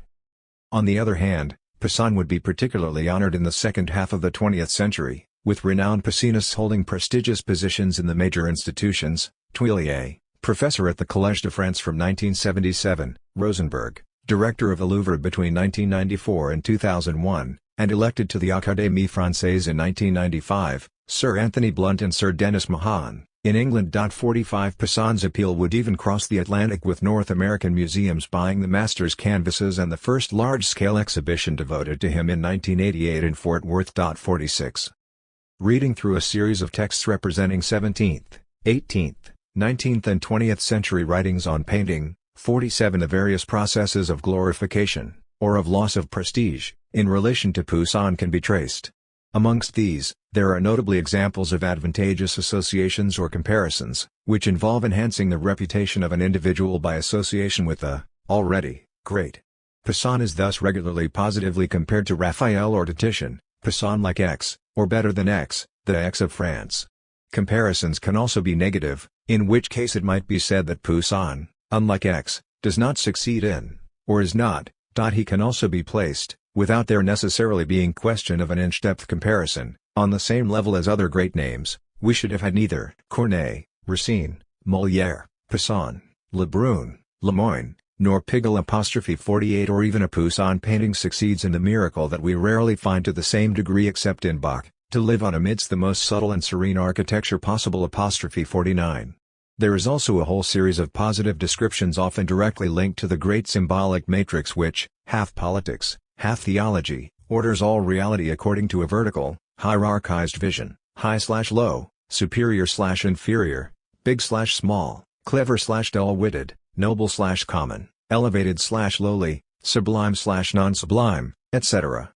With reference to him as a person, genius, great master, immortal artist, noble figure, sublime, great, excellent, incomparable, unique, rare, solitary spirit, model, the most skillful of his entire nation, the greatest painter France has ever produced, the prince of the French school, highest ranked amongst the painters of the French school, the most skillful painter of his century, the painter's painter, the thinking man's painter, one of the most learned painters, the most poetic of all painters, one of the great poets of painting, one of the greatest landscape painters and the most learned painter in terms of knowledge of antique costume, the steadfast union of talent and virtue, nobility of inspiration, this Olympian bearing, this lofty elevation of thought, original and independent mind, a proud, upright, independent and difficult man, this grandiose aspect, this nobility of approach and of thought, transcendent attitude. He fraternizes with the greatest minds of his time, last born of the geniuses of the Renaissance, one of the most daring innovators in the history of painting, or to his works, masterpiece, admirable, noble and simple style, strong, large-scale, heroic style, loftiness of style, he elevates us, natural aura of a superior merit, the sublime and the natural, uplifting and simple, nature in its highest degree of grandeur and nobility, nature visited by the Olympian gods, and seen by the painter through his poetic recollections, on the Deluge, one of the last canvases, finished in the year of Poussin's death. No painting has ever raised itself higher than in this sublime composition where everything strikes more than ever to the heart, where Poussin poured out his genius, his works so well thought out and so profound, Poussin's simple, meticulous, pure and correct approach, wise and magnificent balance of reason and emotion. There are also of course, though these are considerably less frequent, negative comments such as, weak colorist, stilted, austere, severe, laborious, cold, tedious, a soul worn down by age and adversity, little liking for sensual delight, more of an antiquarian than an artist. 50 The eye is not always satisfied by his paintings, his best works are extremely dry, etc. But the very fact that Poussin was evoked or cited, positively or, more rarely, negatively, by successive generations of writers, painters or scholars, Boileau, Fenelon, Voltaire, Diderot, Chateaubriand, Stendhal, Balzac, Gautier, Gide, Proust, Aragon, Char, Claude Simon, Yves Bonnefoy, Philippe Jacotet, David, Ingres, Delaroche, Delacroix, Millet, Armstead, Pissarro, Degas, Cézanne, Van Gogh, Seurat, Picasso, Lode, Panofsky, Blount, Lévi-Strauss, Mann, Tuillier, Rosenberg, etc., all of whom had themselves acquired legitimacy in their own sphere, contributes to keeping alive the memory of this painter and of his painting, even though the vast majority of others have fallen into oblivion and are practically unmentionable. Poussin's fame began to spread immediately after his death. His renown was particularly strong in France and in England but also in Germany, Holland, Italy, and Spain. Even before his death, he was considered by some as the French Raphael and the most accomplished and the most perfect of all the moderns, for Art de Chambray, 1662. Then Charles Le Brun, the first painter of Louis XIV, turned him into a pillar of the French classical tradition which developed within the Royal Academy of Painting and Sculpture between 1660 and 1670. The academicians exhaust their analytical faculties over these resistant works, like theologians on a sacred text. 51 wrote Desjardins. Moreover, as well as the large number of engravings which would make the painter known throughout Europe, biographies and commentaries on his painting would also contribute to his fame. 4 biographies were written in the years after his death. 52 To take just one example, Philibien speaks of Poussin as an extraordinary man who possesses genius, and a genius greater than that of other painters. 53 He is a painter who knew how to open the eyes of art lovers, bring even greater knowledge than Raphael or the Carixus, and produce extraordinary things, admirable art, in accordance with the spirit of the ancient poets, painters and sculptors. Employing the opposition between theory/practice, Philibien associates Poussin, of course, with theory. Turning to the metaphor of elevation, you may observe, I continue, that he says nothing of things regarding practice and that he is interested only in theory, or rather in that which depends on genius and the power of the mind, which we must particularly consider in the Poussin, who in that raised himself far above other painters. Philibien compares Poussin to Raphael and to Titian, painters he could imitate to perfection but had never slavishly copied, and to poets, a key reference where art was concerned. He stresses the fact that Poussin only became famous through his work and that it was useless to seek in his ancestors any reasons to praise him. What is more, Poussin is said to be indifferent to fashion and to money, thinking less about earning money than about perfecting his work. 54. During the 18th and 19th centuries, Poussin's glory grew, in spite of criticism and a relative disinterest in his work during the first part of the 18th century. The Quarrel of Colors, which arose in the Academy in 1671 on the occasion of a lecture by Philippe de Champagne on the art of color in Titian, was the first major attempt to play down Poussin's talent. 55 Champagne, a friend of Poussin, opposed those supporting the importance of color such as Gabriel Blanchard or Charles Le Brun. Certain writers argue that Titian, Giorgione, Van Dyck and especially Rubens were amongst the rare painters to have mastered the use of color. Poussin, particularly in his later paintings, was judged to be weaker in terms of this art of color. But the way in which his creative work was played down in no sense represented an overall questioning of his work. Poussin's aura was too great for anyone to dare to attempt such a thing. You are speaking there, Pamphile replied, of a man whose memory will always be revered by posterity. He mastered drawing so perfectly, he approached his subjects in such a learned manner, finally he knew so many other aspects of painting, that he can be forgiven if the efforts he took to seek perfection in colors did not succeed. 56 If the critics are measured, they nevertheless caused Richelieu to give up his Poussin collection and to put together a new collection of paintings by Rubens. Then, in the following years, between 1700 and 1715, the period of the Rococo style and criticism of academicism nudged Poussin a little out of the limelight, though without ever totally eclipsing him. 57 During this period, Poussin was seen by some as a dull painter. His imitation of antiquity and his attachment to the past were mocked, even if his supporters responded to these attempts at denigration by vaunting the appeal of landscapes and nature in much of the master's work.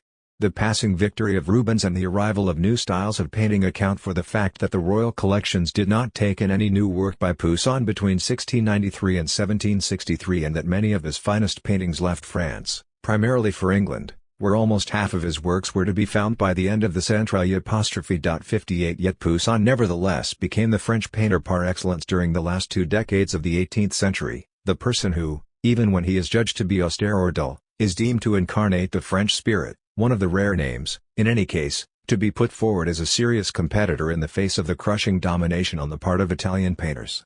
The painter features amongst the old masters studied, copied, admired and cited. Towards the middle of the 18th century, the revival of history painting in France restored Poussin to the center of attention. His erudition, and particularly his knowledge of antiquity, were cited as the example of how things should be done in a period of a resurgence of interest in antiquity.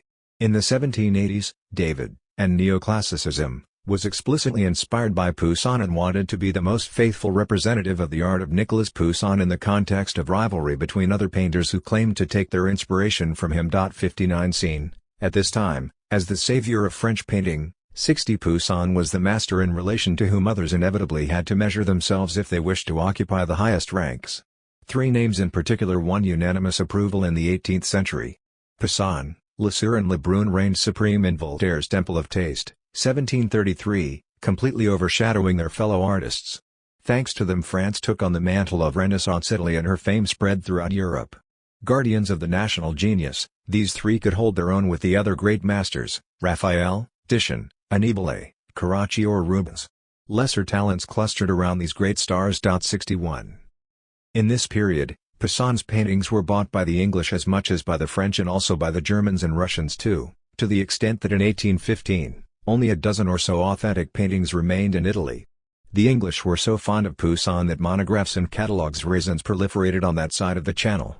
Poussin was also particularly cherished by the first French Republicans who, at the very beginning of the 19th century, wanted to ensure the painter's works were visible all over France. The young French Republic around 1800 had instituted a policy by which a Poussin work, representative of the French nation, was sent out to each of the major provincial museums. 62 At the Louvre Museum, an exhibition opening in August 1797 once again singled Poussin out from the population of 17th-century painters. Pride of place had been given to the great Italian masters of the 16th and 17th centuries, followed by the French, dominated by Poussin and Lebrun, and the Flemish, a denomination that included the German and the Dutch schools. 63 The Muséum de la Révolution et de l'Empire also reserved a place of honor for Poussin's paintings, and in 1796 a medal bearing his effigy was produced as the award for the first prizes for painting, and, in 1804, the first statue of the painter was created. The 19th century therefore kept Poussin's fame alive, notably by representing him as an independent artist dedicated to his work and to his work only. This reputation continued into the following century thanks to major exhibitions which paid tribute to this painter's painter, as Véronique Damien points out. The 19th century saw the birth of a veritable Poussin myth. His solitary character, his refusal of honors and his intensely personal style were all traits which seduced the era. For Balzac, he personified the complete artist; for Delacroix, he was one of the most daring innovators; and for Ingres and Cézanne, the obligatory reference. Gide and Malraux were fascinated by his ability to retranscribe words or bas-reliefs in painting. Adored by England and by its art historians, Anthony Blunt and Denis Mahon, in France, he owed his rediscovery to the major exhibition organized by the Louvre in 1960, to which André Chassel and Jacques Tuillier had made a significant contribution. 64. After Cézanne, it would be Cubism, notably with Picasso, that would attribute importance to Poussin, considered as the painter who cared about the artistic coherence of the painting. The interest which can be found either in Poussin's painting or in his personality clearly varies depending on the era and the characteristics of those who seek to appropriate this work. Whether it is a taste for antiquity, for religious scenes, for historical painting or for landscape painting, an interest in the almost geometrical rigor of the composition, an admiration for the desire for independence from any powers, for the disinterestedness or the perfectionism of this born artist, there are so many reasons to love Poussin. Desjardins highlights the diversity that exists within this almost universal ardor. What diversity, what contradictions in the motives for this universal admiration which Poussin never failed to attract. How each one praised him by seeing themselves reflected in him! 65 The author of a critical biography of the painter indicates, moreover, that a shift in focus from painting to the artist was one of the reasons for his success. We notice that if his prestige is permanent, it is because it has been renewed on 2 or 3 occasions. The people of the 17th century glorified his principles, the modern age appreciates his temperament. 66. The 20th century is therefore the century which saw a proliferation of studies, both scholarly and popularizing, and major exhibitions of Poussin's work. As early as 1914, 3 major publications were dedicated to him, one by Émile Magna, Nicolas Poussin, Premier Peintre du Roi, 1594–1665, one by Walter Friedländer, German art historian, and another by Otto Grothoff, another German art historian, accompanied by a catalogue of the artist which was, for half a century, a major reference source on Poussin. In 1934, the famous exhibition entitled The Painters of Reality in France in the 17th Century, organized in Paris at the Orangerie Museum by Paul Jameau and Charles Sterling, represented a realist and anti-surrealist counteroffensive. It was a critical moment in France in terms of the re-evaluation of the pictorial art of the 17th century. In A Scene In Search of Lost Time, Proust shows how the theme of an austere and tedious Poussin, first in evidence at the beginning of the 18th century, still persisted to some extent at the time of the Great Impressionist Revolution. Astute observer of the formation of taste, the writer thus reveals how Madame de Cambremer adjusts her opinion of Poussin according to her knowledge of the accepted tastes of the moment. But the name of Poussin, without altering the amenity of the society lady, aroused the protests of the connoisseur. On hearing that name she produced 6 times in almost continuous succession that little smack of the tongue against the lips which serves to convey to a child who is misbehaving at once a reproach for having begun and a warning not to continue. In heaven's name, after a painter like Monet, who is quite simply a genius, don't go and mention an old hack without a vestige of talent, like Poussin. I don't mind telling you frankly that I find him the deadliest bore. I mean to say, you can't really call that sort of thing painting. Monet, Degas, Manet, yes, there are painters if you like. It's a curious thing, she went on, fixing a searching and ecstatic gaze upon a vague point in space where she could see what was in her mind. It's a curious thing, I used at one time to prefer Manet. Nowadays I still admire Manet, of course, but I believe I like Monet even more. Ah, the cathedrals, but, I remarked to her, feeling that the only way to rehabilitate Poussin in her eyes was to inform her that he was once more in fashion. M. Degas affirms that he knows nothing more beautiful than the Poussin at Chantilly. Really? I don't know the ones at Chantilly, said Madame de Cambremer, who had no wish to differ from Degas, but I can speak about the ones in the Louvre, which are hideous. He admires them immensely too. I must look at them again. My memory of them is a bit hazy, she replied after a moment's silence, and as though the favorable opinion which she was certain to form of Poussin before very long would depend, not upon the information that I had just communicated to her, but upon the supplementary and this time definitive examination that she intended to make of the Poussin in the Louvre in order to be in a position to change her mind. Contenting myself with what was a first step towards retraction, since, if she did not yet admire the Poussin, she was adjourning the matter for further consideration. In order not to keep her on the rack any longer, I told her mother-in-law how much I had heard of the wonderful flowers at Fétern. 67. After the Second World War, interest in the artist did not diminish. In 1958, Chassel, the French art historian, assisted by the young Tuillier, organized a symposium on Poussin at the Institut d'Art d'Archéologie de Paris, the proceedings of which were published in 2 volumes, Poussin et la postériorité, just at the time when the first major exhibition on Poussin, organized by Charles Sterling and Anthony Blunt, 68, was opening at the Louvre.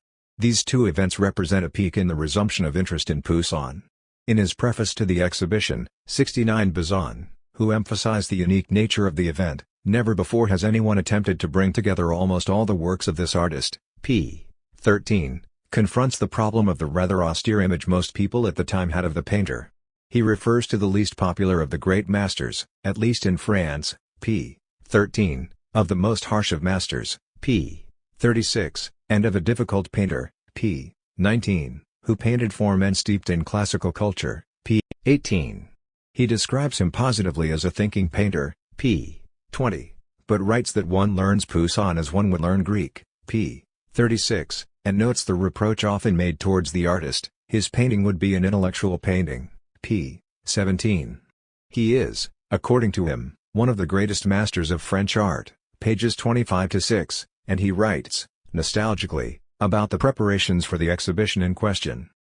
May I be allowed to recall the hours we spent, Sir Anthony Blunt, Charles Stirling and myself in the beautiful Adam building of the Courtauld Institute, constructing this monument to the glory of our God, carried along by those beautiful forms and those elevated thoughts, our minds were transported back to the great century, and, beyond that, to that antiquity which for the men of that time was not the past, but immortality. English domination was at the time quite distinct in terms of scholarly knowledge on Poussin. Blunt and Mahan were extremely active, and it was no coincidence that the Louvre should have entrusted part of the catalogue of the 1960 exhibition to the former. 70 It would indeed require a rather overwhelming level of dominance for a foreign art historian to find himself awarded a prime role in a Parisian exhibition on a French painter. In 1961, another exhibition was organized in Rouen by Pierre Rosenberg. 71 followed in 1962 by the exhibition L'Idio Classique del Seicento in Italia e la Pittura in Paesaggio, Palazzo dell'Archiginnasio, which saw 34 paintings and 21 drawings by the painter brought together in Bologna. It was the first time, for 2 centuries, that so many works by Poussin had been seen on Italian territory.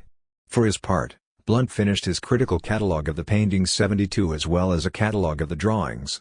Then, over a period of 20 years between 1969 and 1988, there followed a series of publications, Kurt Bott in Germany, 1969, Pierre Rosenberg and Nathalie Batour or Jacques Tuillier in France, 1974, Doris Wilde in Switzerland, 1980, Christopher Wright in England, 1985, and Konrad Oberhuber in Austria, 1988. A major exhibition was also organized in 1977-8 between Rome, Villa Medici, and Dusseldorf, Staatliche Kunsthalle, which time when the first major exhibition on Poussin, organized by Charles Stirling and Anthony Blunt, 68 was opening at the Louvre.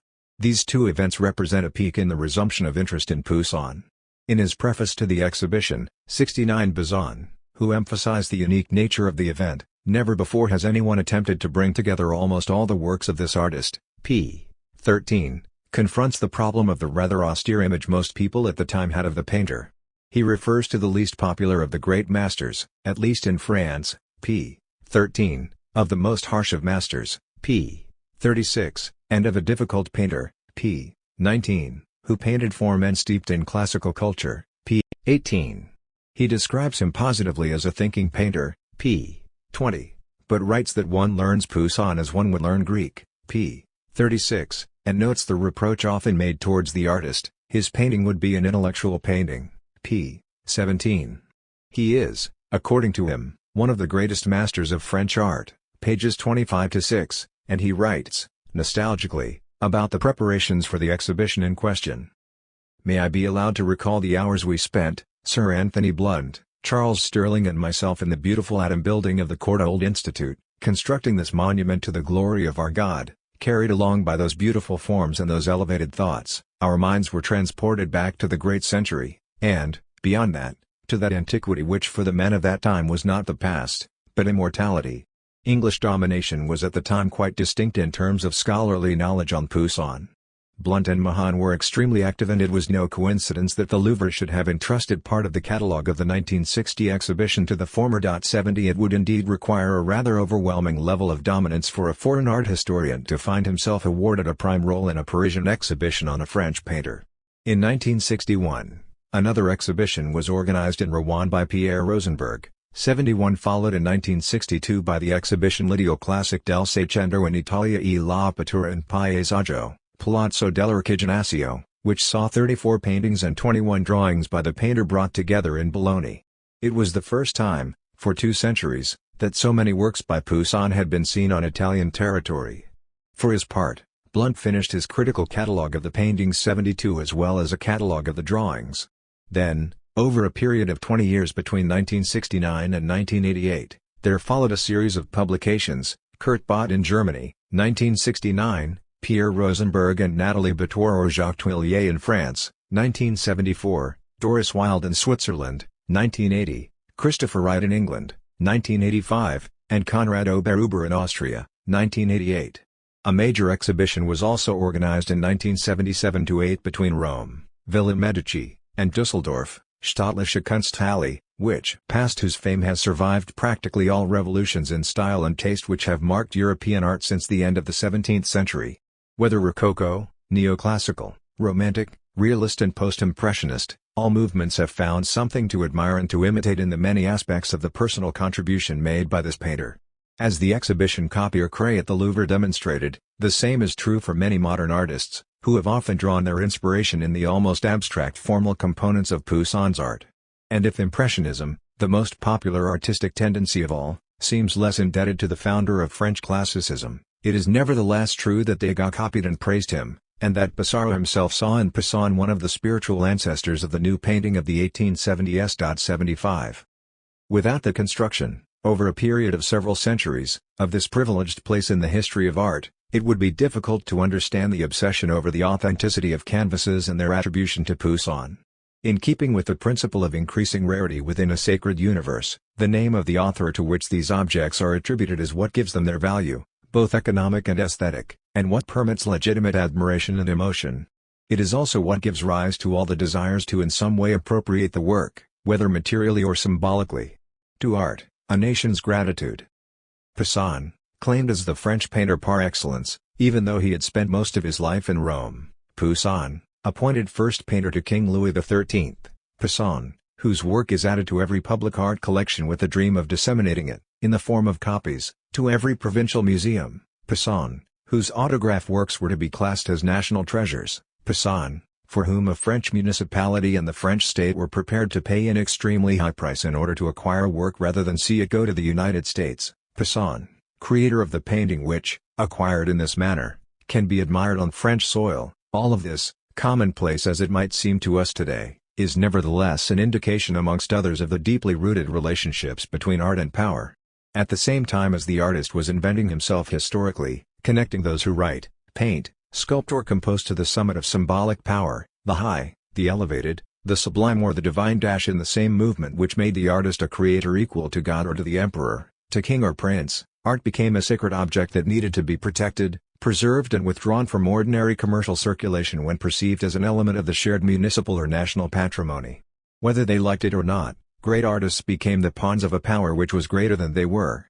Each level of power, familial, municipal, regional, national, would pride itself on the possession of their works or on their physical proximity during their lifetimes. Each level of power, and especially, in the final analysis, the nation, seeks to turn artists to their advantage by diverting their capacity for seduction and attraction to their own ends. Grand Master of Museum Collections, contributor to the Encyclopedia, botanist and agronomist, André Thuin, 1747-1824, in a letter, dated 6 Vendémiaire de l'an 6, September 27, 1797, and addressed to François de Neufchâteau, 1750-1828, writer, politician and agronomist, wrote, "All spectators must receive profound impressions which lead them to think, to put together different ideas and finally from their own reflections to draw great truths. By elevating their soul, they improve them and make them more firmly attached to their land, their laws, their government and their homeland." 76 Art is objectively put to the service of public power in order to increase the admiration of French citizens for their country, or to attract the attention of foreigners and to demonstrate, dictated by international rivalry. The art historian Edward Palmier pointed out that it was in Italy, in the second half of the 15th century, around 1470, that the first indications of a policy to protect the national heritage appeared. In his biography of Filippo Brunelleschi, Antonio di Tuccio Minetti already touches on the subject by referring to the status of good things which should not be permitted to leave the country. 78 The notion that some works of art cannot circulate freely and cannot be individually and privately owned, the idea that the public power, state, church or municipal authorities, may intervene to control, limit or prevent the movement of works of art, began to emerge at the end of the 15th century in Italy. Taking on the responsibility for the memory of Rome forced the Pope to devise the elements of a new policy designed to preserve the physical presence of antiquity. This initiative, the final link, in the Quattrocento, of a series of initiatives resulting from Boccaccio's discourses, is a decisive one, the significance of which would only gradually be revealed. The initiative first takes a coherent form with the bull from Pius II, Cum Alm Nostrum Urbum, on April 28, 1462. This comprehensive and decisive document established the principle that the buildings of the ancients, which are testimonies to their virtue, must be handed down to posterity, and that it is therefore forbidden to destroy them, except on authorization from the Pope, or to sell and export any work of art of antiquity.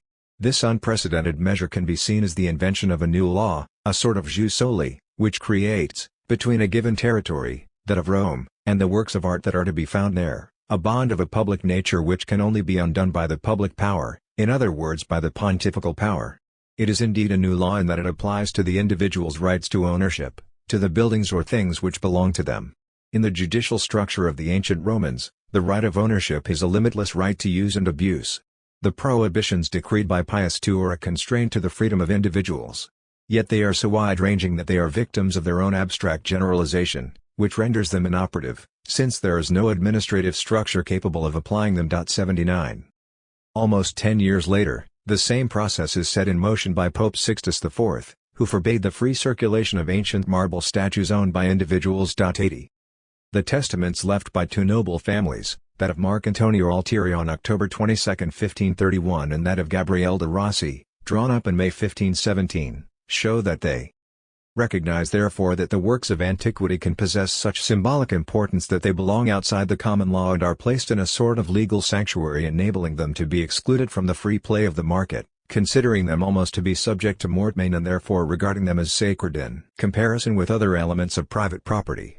With their antiques, the two families concerned exercise the same acknowledged and perpetual right as the Roman people, through the medium of their representative, the curators, with regard to the antiquities which had been restored to them by Sixtus IV. The de Rossi and the Altieri had certainly read and correctly interpreted the text of December 15, 1471. They had read it so well that a second consequence was to result from their wills. It was the recognition of a de facto right of protection, attributed to the curators, with their consent, or not, thanks to which they are invested, with regards to these antiquities, with a protecting role which obliges them, in accordance with a sort of right of preemption before that even existed, to collect and to exhibit in their palaces works which would be taken out of a collection against the will of its founder. 81. What we are witnessing here in this late 15th century period is not the invention of the museum but rather, as Palmier so rightly says, that of the first elements of what will later become the cultural heritage law, making certain material objects, the categories of which will be extended indefinitely, into elements which constitute a public and perpetual heritage. For the community which has responsibility for it and manages it, this heritage is imbued with a value that is at the same time symbolic and rooted in identity. 82. On November 28, 1534, in a logical follow-up to the text of Sixtus IV, dated December 15, 1471, Pope Alexander Farnese, known as Paul III, published a text of major significance. The brief of 1534 is of major symbolic importance. It effectively establishes a sovereign law which overrides common law, in accordance with which the political power can intervene in the free play of private negotiations regarding certain movable property, the good things referred to in Brunelleschi's biography, in the name of a sort of jus soli. This represents the beginnings of the history of legislation for matters of cultural heritage. The protection, begged for by Raphael, becomes an institution. 83. The story we are now going to take up, one which ends with the public acquisition of a canvas attributed to Nicolas Poussin but long believed to be just a simple copy, is part of this long history of the appropriation of art by public powers. 7. The fabulous destiny of paintings attributed to Nicolas Poussin. So far we have explored the links between the sacred and the profane and relations of domination within each main type of society. We have traced the evolution of the sanctification of art and artists, and the ensuing consequences in terms of the treatment of the works themselves, separation, conservation, authentication, and in terms of the relationship, distant and admiring, of the public to the works, and we have seen how the fame of Nicolas Poussin gradually took shape. Now we can at last move on to specifics, the specific actors, the specific paintings and the specific events. A structural knowledge of the classes of actor, of objects and of events is a necessary condition for a sound understanding of what is being played out in the here and now of events involving singular people, situations and objects. By diving deep into the multiplicity of interactions between objects and people, we step inside the everyday reality of the sacred, with its actors, auctioneers, gallery owners, collectors, experts, museum curators, art historians, art journalists, specialist lawyers, its sanctified places, sale rooms, galleries, museums, laboratories dedicated to the analysis and conservation of artworks, etc., its events, sales and acquisitions, discoveries, publication of scholarly articles and catalogs, raisins, exhibitions, trials, controversies, etc. And it becomes clear that the swarming mass of intentionalities, of strategies and tactics revealed by immersing ourselves in these events could, if we concentrated too much on them, easily end up making us lose sight of where we are and what we are talking about. The events that we are now going to consider with all the precision and attention they deserve are therefore like the visible tip of the iceberg, an integral part of the great structures explored in the preceding chapters. They never speak for themselves, and if they occasionally appear to do so, it is only that the researcher has been guided by a basic common-sense dash in what might perhaps have been perceived by the impatient reader as long theoretical and historical detours in fact provides the indispensable framework without which these events would be quite simply unimaginable.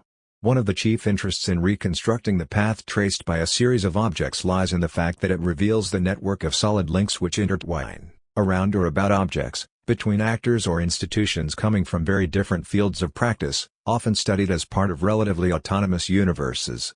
Sponsors, engravers, copyists, curators, art historians or experts from different countries, France, the United Kingdom, Italy, Switzerland, Germany, the United States, etc., with their publications and their catalogs, journalists specializing in the arts, lawyers, judges, legislators and laws, political actors, kings, ministers, regional presidents, mayors, etc., auctioneers and their experts, gallery owners, sale rooms of varying degrees of prestige, French or foreign collectors, museums, academic institutions and major firms of valuers from various countries, private or public laboratories specializing in the scientific analysis of works of art, in France and in England, organizations participating in the sponsorship operation, all of them relying on each other, their actions depending on what the others are doing in parallel or have previously done, and maintaining relations of cooperation, but also of competition, of subordination and of domination.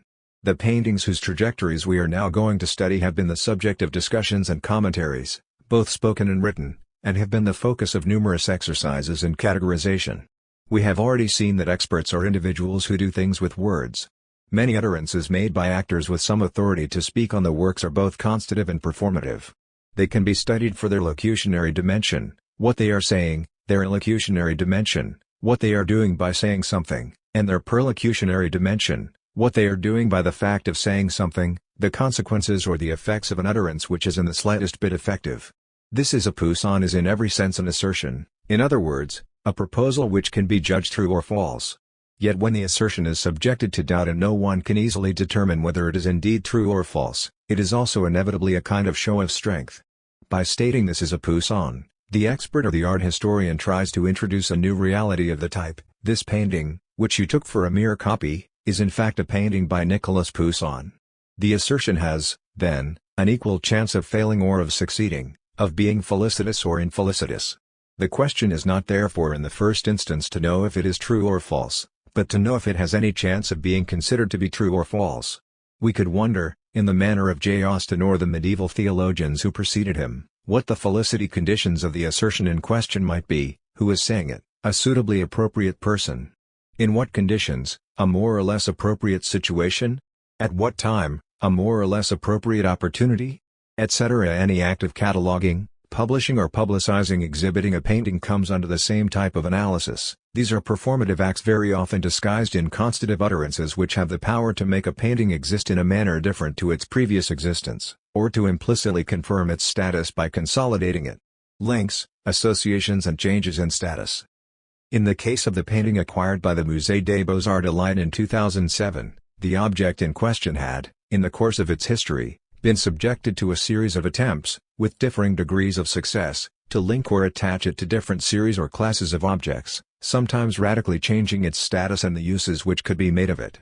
It was, for example, linked to artworks of the 17th century by the dating of the pigments or the canvas, a process which meant that the specialized laboratories involved in tests to date the picture needed to have access to a database enabling comparisons to be made and, in the end, allowing a link to be established between the object and a category of other objects, the paintings of the 17th century.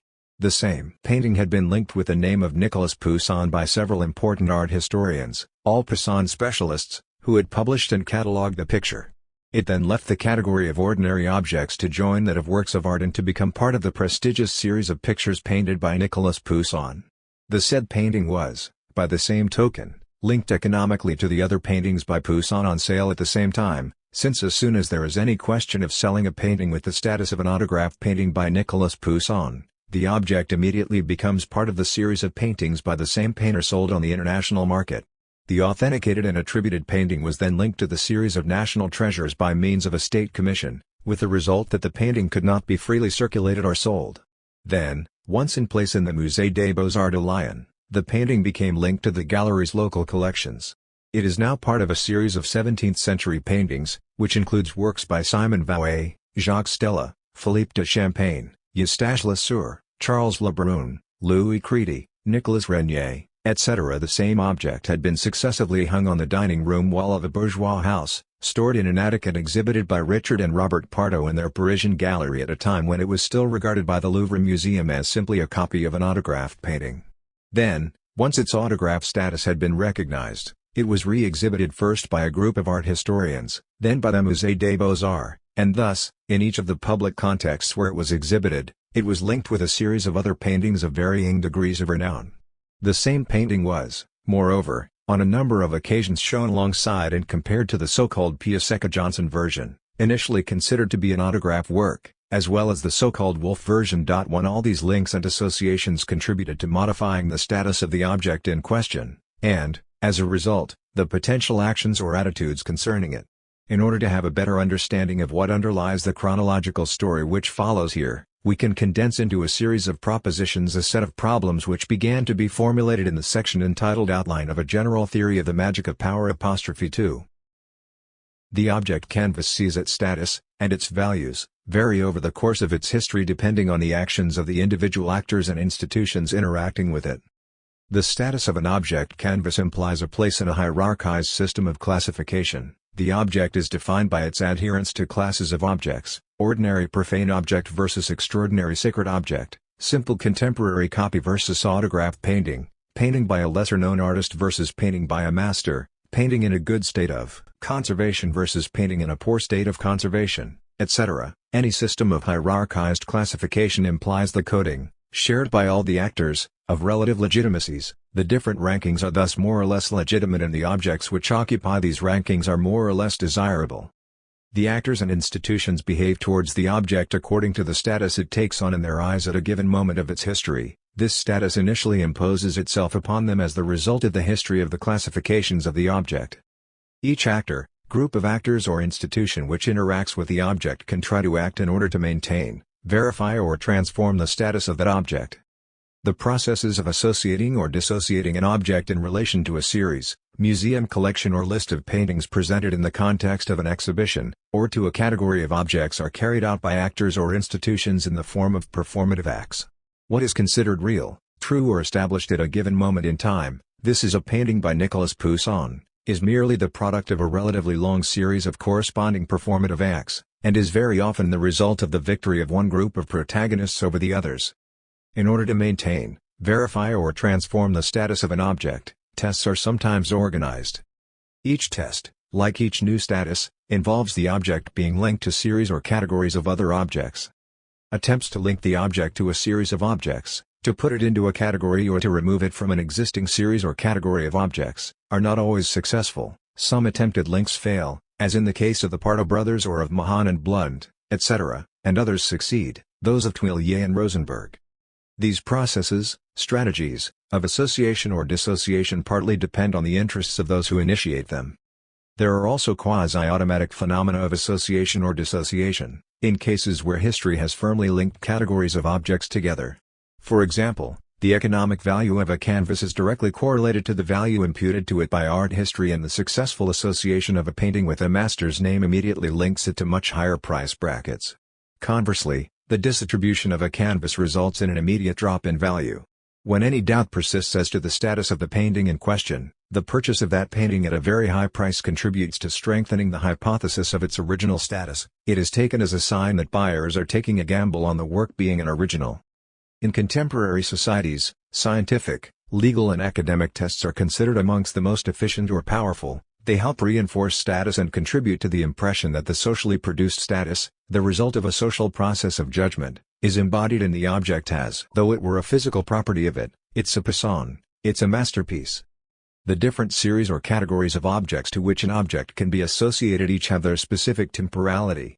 Some, such as the category of works of art, versus artisanal or industrial products, the category of works worthy of appearing in a museum, the category of so-called autograph works, or the category of chef's d'oeuvres by old masters, are many centuries old. Others, such as the series made up of paintings in a temporary exhibition, are more fleeting, even if the exhibition format itself goes back a long way. As soon as the object is linked to a series or category of legitimate objects, actors start to deploy strategies of association towards the object with a view to harnessing its legitimacy. Symbolic or material appropriations on the part of buyers, sponsors, museums, municipalities, art historians and experts, journalists and art critics, etc. Histories of paintings. Introducing a chronological narrative of the main elements in the history of a painting, or rather of the different rival versions of a painting, is no positivist abdication to a linear form of the history of events where the only links between events are sequential in nature. It is simply a means of dealing with the need to show the different states the paintings in question have gone through, the elements from the recent or more distant past which determine the attitudes or the decisions of the different actors, and the multiple links forged between the paintings at different moments in their journey with people, institutions and objects, the scientific and technological measures taken by laboratories to analyze competing or equivalent paintings. Like all sociologically based biographies, the biography of objects is not a means of isolating these or of allowing them to close in on themselves, but, very much on the contrary, a way of linking them to structures, situations and events, both past and present. The simple chronological device of linking together a selective, constructed, series of events of very different kinds, biographical or institutional, scientific or judicial, etc., in fact enables us to see the links between relatively independent causal series. It shows us the possibilities that a given legal measure or judicial decision, a publication or an exhibition, a change in direction in the trajectory of one actor or a decision made by another, etc., throws open to other actors who then use them to their own ends according to their own specific interests. Moreover, it should be noted that by going back over the various stages which have led to the conclusion, at least provisionally, that the painting is indeed an autograph work, by retracing the journeys of rival paintings, by showing the strenuous efforts of those who have gone to every possible length to close the box of uncertainties, by recalling the contradictory arguments and the unresolved controversial points, the task of the sociologist, whether he likes it or not, tends to play into the hands of those whose interests would lie in the reopening of the case. When a case has been recently closed, any reopening of it, even in a purely scholarly context which is completely detached from economic or museum-based considerations, is a moment which could be seen as potentially dangerous or critical by all those who have an objective interest in the case remaining definitively closed. The opportune moment has therefore come to reassert that this book has no intention of settling a question which art historians, experts, scientists from analysis laboratories and even lawyers and judges have, historically, been allocated the role of deciding. Instead, by going right to the roots of the matter, it sets out to explore, in a much more radical way, this imperative need to decide, to judge authenticity, to attribute, to admire and, essentially, to sanctify certain objects. And, in order to objectivize the position of the researcher as much as possible, it should be added that, in the minds of the management team of the Musée des Beaux-Arts de Lyon, the initial project proposed to a sociologist was clearly part of a public relations strategy in connection with the painting. I was not therefore much surprised to discover, in the archives opened by the museum, a draft document dated October 17, 2007 and entitled Public Relations Strategy which mentioned, in a handwritten note, my name and status followed by the comment responses to a chef d'oeuvre. This appeared in the section which listed the objectives fixed by and around the exhibition in spring 2008 at the Musée des Beaux-Arts de Lyon. The researcher's independent stance manifests itself not only in disappointing the first expectations of his would-be sponsors, who in this case were not the ones financing the research, but also in his capacity to undermine all the expectations of those who, involved to some degree or other, institutional, political, academic, economic, judicial, aesthetic, etc., in a practical relationship with the work, fail to see the ground beneath their feet. It is this ground that I have first of all patiently endeavored to reconstitute in the course of a long regressive journey focusing on domination, magic, the sacred and art.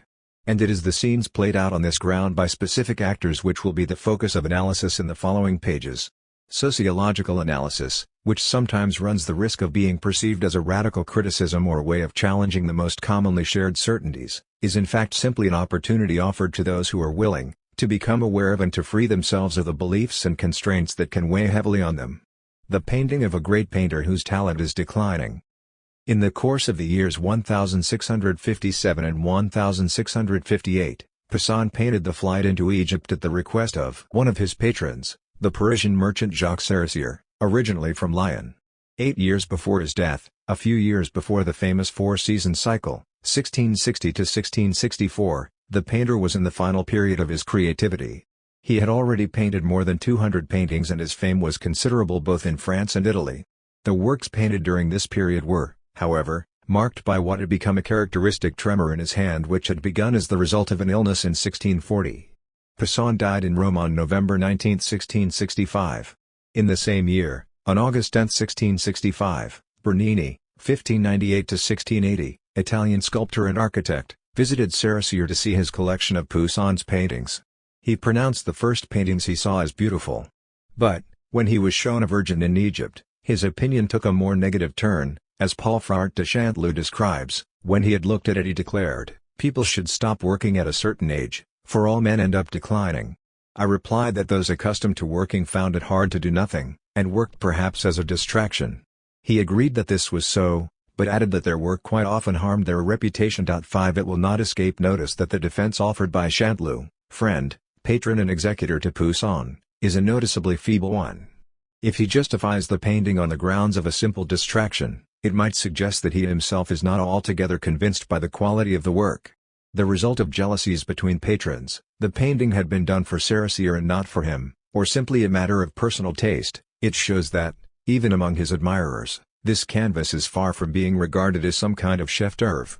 A few months later, on 10th of October, Bernini once again mentions his visit to Cerisier in a conversation with Abbot Bodhi and reiterates his extremely negative judgment. After describing all his admiration for the sacraments, which I could gaze at for 6 months without tiring, he asserted, in truth, since then he has done things which are no longer like that, the painting of the woman taken in adultery, this Virgin on the way to Egypt which I saw at this dealer, and your Samaritan woman, turning to me, Chanteloup, no longer have the same power. A man should know how to stop beyond a certain age. 6. The history of the painting will eclipse Bernini's negative judgment, which will serve only to confirm its existence in Cerisier's collection. For Bernini, Poussin is, certainly, a very good painter who had first of all imitated Titian, then painted in the style of Raphael, but who did not yet have the aura that would be bestowed on him by ensuing generations. Unanimously recognized as a master of French classicism, nothing would ever again taint the positive view of the whole of his work, including the flight into Egypt. The presence of the painting in Cerisier's Parisian collection is again confirmed on June 4, 1668 by Lorenzo Magalotti, 1637–1712, Italian diplomat, writer and man of science, during a visit to Cerisier's collection. Poussin's flight into Egypt was certainly there because, like Chanteloup 3 years earlier, he listed 10 paintings by the master. Then, in 1685, Philibien, French architect and historian and Poussin's biographer, mentioned in his writings 3 paintings done by the painter for Cerisier, including the flight into Egypt. He writes on this subject that in 1657 Poussin made for the sire of Cerisier a Virgin fleeing into Egypt. 7. 3 years later, in 1688, Jacques Cerisier died. His collection of paintings was dispersed, but the painting was mysteriously not mentioned in the inventory after his death. All trace of it was then lost for almost 3 centuries.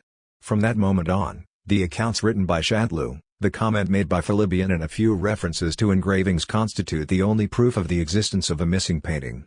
On the trail of an admirable painting. Thus, in 1699, the French writer and engraver Florent Lacombe, 1655–1712, cites the existence of a flight into Egypt in a catalogue featuring Poussin's engravings. He refers to an engraving attributed to Pietro del Po, 1610–1692, an Italian painter, but better known as an engraver rather than as a painter, which, when compared with paintings that would in future compete for the status of an autograph work, gave Joseph Stanchi a tether and forgot the handles of a vase. But at this time, in the absence of the painting itself, no one was in a position to notice such discrepancies between the engraving and the original work. Pietro del Po's engraving is undoubtedly the first engraving to be undertaken and the one from which the other engravings, 8 in total, were made, since the latter usually, except in one case where the handles reappear, feature the same discrepancies from the original painting as that of Pietro del Po. These variations remain difficult to explain in the sense that an engraver is normally expected to respect the original composition. If the absence of handles could be a matter of neglect, the addition of a tether is, on the other hand, an entirely voluntary decision, perhaps an indication that the engraver felt that the painter had simply forgotten this detail. But the existence of an engraving with both handles and a tether complicates matters still further. A partial solution to this complicated situation might be to consider that the original painting by Poussin did indeed include a tether and vases without handles, which Pietro del Po and most of the subsequent engravers correctly reproduced. But that would imply that this original painting has never resurfaced since and that the three paintings to emerge in the 1980s are merely erroneous copies. Yet not one of the art historians has ever, even momentarily, put forward such a hypothesis. In 1713, in a passage from a late edition of the Description de la Ville de Paris by Germain Bryce, concerning the collection owned by Raoul Pierre de la Porte, master of the King's Buildings, a painting is mentioned which could, without any certainty whatsoever, be this Virgin fleeing into Egypt by Poussin. But it would be necessary to wait almost a century before there was any further mention of a painting which could possibly be Sarasier's, or one of the copies, on the occasion of a public sale called Vente Salarian which took place on 11 March 13, 1812. This composition, simple yet at the same time full of dignity, is a new proof of the profound knowledge of this sublime artist. In it, not only do we admire the beautiful arrangement of the scene, the accuracy of the drawing, the grandeur of the figures and the exactitude of the costumes, but even more the artistry with which he has succeeded in showing in the face of the Virgin the anxiety she is feeling. Just looking at this painting can give an idea of its perfection, and convince us of this truth, that the more we look with attention at the works of Poussin, the more we pay them this tribute of admiration that is owed to the greatest painter of the French school. 9. The extremely laudatory tone of this excerpt is typical of the style of sales catalogues at that time. But it also reveals the unquestionable renown by that stage acquired by the sublime and admirable Poussin. A similar painting, was this the same one or a copy? Appeared also on May 8, 1813 at Christie's in London, in the La Fontaine sale. The sale catalogue states, "This beautiful picture has been ever greatly admired for the elegance of the design, and the intelligence and feeling displayed in it." No doubt unsold at the 1813 sale. The same painting turned up in Paris in a La Fontaine sale at the Hôtel de Bouillon on 10–11 December. The figures, which are the principal interest, are at the same time well drawn, well arranged and very expressive. The tender concern of Mary is portrayed in her face, that of Joseph is tinged with confidence and kindness. A painting of this quality and this rarity cannot be brought too highly to the attention of art lovers. And here too, Poussin's painting, or one of its copies, is seen on both sides of the channel as a moving and rare work. 7 years later, on 24 and March 25, 1829, an anonymous sale in the Salle au Brun, Paris included a flight into Egypt attributed to Nicolas Poussin, though without any possibility of knowing whether or not it was the same work that had successively featured in the Salarian and La Fontaine sales. Poussin, Nicolas. 64. A Flight into Egypt. This subject, taken from religious history, has been covered by a great many artists, but none have rendered it with this noble simplicity and this grandeur that we observe in this painting by Poussin, the prince of the French school, and one of the greatest poets of painting. This painting is known through Audran's engraving. This famous engraver from the century of Louis XIV only used his Burin to translate the most beautiful things of his time. We dare to hope that this fine monument of painting will not be lost to France. We recommend it to generous art lovers, accustomed to making noble sacrifices for the prosperity of the arts and the glory of their country. 11. For the first time here we see a nationalist argument emerging in relation to this canvas. The catalogue appeals to the national sentiment of buyers, urging them not to allow this canvas to leave French soil by being acquired by foreign collectors, at this period quite often English. The same year, on November 24, 1829, A painting by Poussin representing a flight into Egypt appeared in a Lahire'12 sale, but, once again, nothing proves that it was indeed the same painting. All trace of the painting is lost after that, and it was not until 1981 that a first version of the painting made its appearance. In the meantime, works by art historians continued to mention the painting or its engravings. In 1914, Otto Grothoff, 1876–1937, German art historian and Poussin specialist, in his book Nicholas Poussin published in Munich, notes the existence of engravings concerning the flight into Egypt, the best known being attributed to Pietro del Po. In 1966, Anthony Blunt, 1907–1983, English art historian, curator of the Royal Collection and Poussin specialist, catalogued the painting without ever having seen a painted version. He reports it to be lost and relies on the engraving by Pietro del Po as proof of its existence. Then, in 1974, Jacques Tuillier, 1928–2011, at that time professor of modern and contemporary art at Paris Sorbonne University, in his turn was to catalogue the painting, which he considered as a lost work. 3 canvases resurface. It was in the 20th century, in the 1980s, that 3 canvases would resurface, all of them candidates for the status of autograph work. Written history had noted the existence of a painting by Nicholas Poussin on the subject of a virgin fleeing into Egypt, and there was therefore a vacancy to fill. A vacancy, which at that time, as the whole art world knew very well, was particularly prestigious given the painter's status. In 1981, the Belgium gallery owner André Stossart acquired a flight into Egypt, 73.5 times 97 centimeters, which would subsequently, from 1989 onwards, belong to an American art collector by the name of Barbara Piasecka Johnson, widow of the millionaire John Seward Johnson.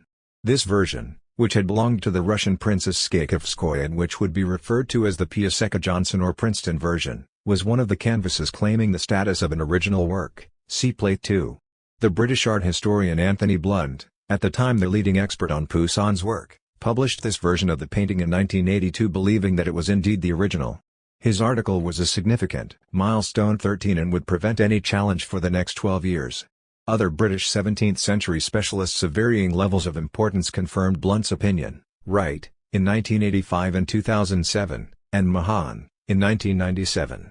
However, the historian died on March 26, 1983, a year after publishing the painting. With the disappearance of the first major Poussin expert to defend the Piasecka Johnson version as the original painting, the social force of his judgment would gradually begin to lose its strength. 3 years after Blunt's publication, on March 2, 1986, a French owner put another version of the painting, 97 times 133 centimeters, on sale in Versailles. In an interview recorded on March 16, 2011, the owner's son 14 recounts that the painting had hung on the dining room wall of his grandmother's home since at least 1935, see Plate 3. The family were not really art collectors and neither did they have any contacts with the art world. On the grandmother's death, her daughter inherited the painting and decided to sell it without suspecting for a single moment its potential value. The painting had been in the same place, in my grandmother's house. My grandparents moved in 1935. My grandmother hung it in the dining room. And it didn't shift from there until my grandmother's death in 1985. It was in the dining room. So, where was the painting before that? There's the question. The only thing which is certain, is that it couldn't have been my grandparents who bought it because they didn't know anything about those sort of things. They had inherited it. Everybody saw it. Every time we had lunch, there it was. When my mother put it up for sale, nobody recognized it. So, there you are, you see, that was my family, people who had nothing to do with the art world, and when they saw it hung on the wall, they didn't pay any attention to it at all. I remember my father telling me, the day my parents inherited it, it's a religious scene. Religious scenes aren't worth anything. My father knew nothing about all that either. Absolutely nothing at all. If you have something you think has no particular value, you're not going to get it valued. My parents lived on a farm in Normandy, and when my grandmother died, there was the furniture, all that kind of thing. My father took a car, he loaded everything in the car and put it all in one of the farm buildings. The painting stayed in the farm building for a few months. It was a farm building which wasn't in use, one of the buildings with no heating. I'm not even sure if there were windows. I can't remember. It was there for a few months. I don't know how many, whether it was 2 months, 3 months, 4 months, 6 months, I really can't remember. Anyway, it was in this farm building at my parents' place. Why? Because my parents simply didn't have the space to hang it on their walls. And anyway, they weren't really interested. They had just put it there, that's all. Like you put things in an attic. For us, it was unthinkable that there was an original Poussin in our family. There was nothing to make us think that we had an old master. We had absolutely no reason to keep it. My mother wanted nothing to do with it. She didn't even have the space to hang it in her house. So if you've got something in your house that you don't know what to do with, either you put it on eBay, or you put it up for auction. Without this inheritance and the family's wish to get rid of a painting too big to be kept, it was too big. That was why. If it had been small, they would never have sold it. They wouldn't even have considered it, no sale would have taken place and the painting would have remained in the family for a while, hidden away from any expert eyes. You inherit a bit of stone, a rock. You find it in your grandmother's attic. You take a look at the stone, there's a good chance that you'll get rid of it. You say to yourself, it's ended up there, in the attic, by chance, it's a stone. But if the stone is a rare meteorite, it could be worth a lot of money. And when a normal individual finds something in his attic, he gets rid of it. A normal individual isn't capable of spotting the difference between a rare meteorite and a stone. You see, it's the same thing. The auction took place in Versailles, not a particularly prestigious location within the art world, and Maître Oliver Perrin, a new auctioneer, was put in charge of the sale. He put the painting on sale as a work from the studio of Poussin.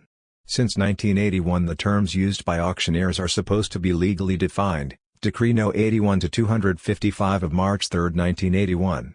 Article 5 states notably that the use of the term studio of followed by an artist's name is a guarantee that the work was carried out in the studio of the named master or under their direction. But Poussin never really had a studio, and the expression indicates above all proximity, while leaving in no doubt the fact that Poussin was not its creator. 15. The valuer for the sale, Jacques Canner, considered therefore that the canvas could not be by Poussin. 16. He based his opinion, quite logically, on the fact that Anthony Blunt, the greatest world expert in the area, considered the Princeton version as the only authentic one. Nevertheless, he did write to Jacques Tuillier, professor at the Collège de France since 1977, asking for his opinion, but since he received no reply, the valuer took that to be an indication of lack of interest in the painting which, as a result, confirmed the generally shared conviction that it was merely a copy. Tuillier's silence, which would be mentioned on numerous occasions during the proceedings instituted several years later by the family who initially owned the painting, consequently takes on the force of a speech act. It is interpreted as the proof that nothing here is important. Saying nothing implies that there is nothing to say, and there is nothing to say because there is nothing important or remarkable about which there would be something to say.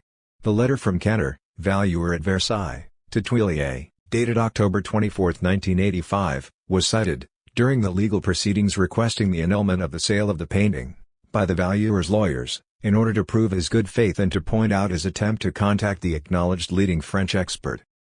Please find attached the photo of the painting, oil on canvas, of the flight into Egypt, which I phoned you about when you were away on business. The painting is of such high quality that I thought for a moment that it was the original painting number 207 of your catalogue raisonné. In the meanwhile, I have seen Mr. Blunt's article in the Burlington of April 1982. I would like to show you this picture. But, apropos of Tuillier's non-response, Pierre Rosenberg, former director of the Louvre, had this to say. Tuillier never replies to letters from dealers or valuers. So, in a sense, the argument may have been used quite fairly. But it was easy to retort that Tuillier never replies. The argument, taking the fact that the professor of the Collège de France had not replied to the letter that was sent to him, to support the claim that the painting was therefore only a copy, was therefore easy to contradict. 17. Pierre Rosenberg, 1936, at that time curator at the Louvre and leading connoisseur of the 17th century in general and of Poussin in particular, went to Versailles to look at the painting and did not seem particularly impressed by the canvas. As a result, Les Musées de France did not exercise the right of preemption. 11 years later, a journalist on the Figaro described this encounter between the curator and the painting. A few meters from them, the Pardo brothers, leaning over a large canvas yellowed by layers of varnish, a man with a long red scarf examines it attentively. Behind him, the valuer for the sale, J. Canner. Suddenly, the man with the scarf stands up and, amid a deadly silence, announces, "As far as I'm concerned, this is not a Poussin." The curator of the paintings department of the Louvre, Pierre Rosenberg, had just given his verdict. 19. Rosenberg describes the moment retrospectively, in 1995, at a time when the painting had changed status and some of the experts had begun to consider it as the original version. It was hung very high, it was dirty. I couldn't be sure. 20 He also mentions another case concerning a Poussin painting over which the Louvre was currently in litigation. It must be said that the case of Olympus and Marsyas was not very encouraging. This was a painting preempted at a low price by the Louvre during an auction and shortly afterwards attributed to Poussin. When the Versailles auction took place in 1986, the case of the Olympus and Marsyas painting, called the Saint-Germain case, from the name of the owners of the picture, had already been going on for 14 years and was to end a year later in favor of the initial owners on the grounds of error sur la substance. 21 This legal case would be a decisive precedent in understanding the history of the second version of the flight into Egypt, a precedent concerning a Poussin painting, and a precedent involving some of the same actors, Rosenberg in particular, but also the lawyer for Madame Saint-Germain, and later to be the lawyer for the Pardo brothers who acquired the second version of the flight into Egypt in 1986. The story of the Versailles sale is told by a journalist from Libération. When the painting was shown before the auction, Pierre Rosenberg, red scarf billowing in the wind as usual, had turned up. But, bending over the canvas, he exclaimed, "I don't think so. The painting was really very dirty," recalls the man who has in the meantime presided over the whole project of Le Grand Louvre. "Seeing it like that, I wasn't really sure." In any case, Pierre Rosenberg had very little choice. He is the first to acknowledge that he felt constrained to behave with the utmost prudence after the precedent set by a previous case involving the discovery of a Poussin painting, for which he was taken to court. What would people have said if he had been behind a new discovery, immediately following one which had caused such a scandal? 23. On October 21, 2010, Rosenberg again described his first encounter with the picture, insisting once more on the poor conditions in which he had seen the painting and on a judicial context unfavorable to any desire on the part of the Louvre to seek preemption. "I went to see the picture at the sale and I was very impressed by it at the time. The idea of doing anything was difficult given that it was poorly displayed but also that it was at a time when a previous Poussin bought and preempted by the Louvre had been taken away from us, if I dare say so, since the law esteemed that the Louvre did not have the right to preempt paintings, or at least, that it had to say, at the time of the sale, if it thought a picture was wrongly attributed. The fact that we had had to give back the Olympus and Marsyas that the Louvre had previously bought meant that we weren't especially interested in this picture which, however, had fetched quite a high price at the sale. There was a lot of very yellow varnish. A yellow varnish, which, in my opinion, meant that the gamble of an acquisition was a considerable one." And, referring to the Pardo brothers, he exclaimed, "Yes. They saw it and took a brave gamble!" 24. Tipped off by a dealer, brothers Robert and Richard Pardo, gallery owners in Paris, put in a bid for the painting, Lot 61, at the auction in Versailles. With a reserve of 80,000 francs, estimated to fetch between 150,000 and 200,000 francs, it nevertheless ended up being bought for the sum of 1,600,000 francs, approximately €240,000. The very fact that it was sold for such a high price indicates the particular interest potential buyers had in the picture, amongst them probably American art dealers. 25 Such a sum, which is too low to correspond to an original painting by Poussin, is also much too high for a mere copy, even a contemporary one. It was therefore a classic case of what those familiar with sale rooms call a false price, which indicates the purchaser's hopes of being able to get the painting recognized as an original. Without needing to say so explicitly, anyone putting so much money into buying a painting sold as a mere copy is indicating by so doing that they are gambling on the possibility of a discovery. Professor of History of Art at Harvard, Henri Zerner, 1939, was present at the Versailles sale in 1986, at the request of a friend, so as to attend the auction where the painting was to make its appearance. He was not, as he admitted himself, an expert on Poussin, even if he had begun his career by publishing an article in the Burlington magazine about a portrait falsely attributed to Poussin. He is primarily a specialist on 16th-century art, with some expertise in the 19th century, and did not get involved in any of the controversies linked to the painting, even though he personally is of the opinion that the version in the Musée des Beaux-Arts de Lyon is indeed the original. The fact that he is of French birth, that during the 1960s and 1970s he had spent a lot of time with Tuillier and Rosenberg, and that he was a friend of the director of the Musée des Beaux-Arts de Lyon, greatly predisposed him to be on the French side of the controversy which would arise a few years later, even if he did not exactly know all the ins and outs of the situation. When he saw the painting in Versailles, it was very dirty and heavily varnished, and he recalled that he had had to spit on it because if the varnish has become dull, it helps you see a bit better, it improves the transparency of the varnish. He and his friend thought at the time that there was a good chance that it was the original. He also remembers the false price that it was bought for. It was sold as a copy, but it fetched a sum which was not strictly speaking the price of a copy, because it was more an intermediate price. There were clearly quite a few people who had decided there was a good chance of it being the original without being completely certain, and who were prepared to take a gamble on this picture. 26. Finally, all good things come in threes. In the same year, a third canvas representing the same scene of the flight into Egypt, with the same overall elements of composition, reappeared. In a letter dated June 3, 1986, the British art historian Christopher Wright 27 thanked the collector, Emil E. Wolff, 1899–1996, for allowing him to examine his painting. He told him that he was convinced that this third version, the Wolff version, of the Flight into Egypt, 99.1 x 132.1 centimeters, was the original. On the basis of his knowledge of Poussin's work, he seemed to recognize his hand. He claimed never to have subscribed to the notion put forward by Blunt according to which Poussin only ever painted a single version of each composition and that the other version published by Blunt could still be by Poussin without the challenging the authenticity of this one. So as not to directly challenge Blunt's judgment, Wright simply suggested that Poussin could have painted the same picture twice.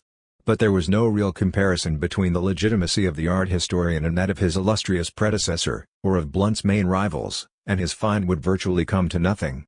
The Wolff version would be unanimously considered, notably by Mahan, Tuillier and Rosenberg, as an obvious copy. A growing controversy.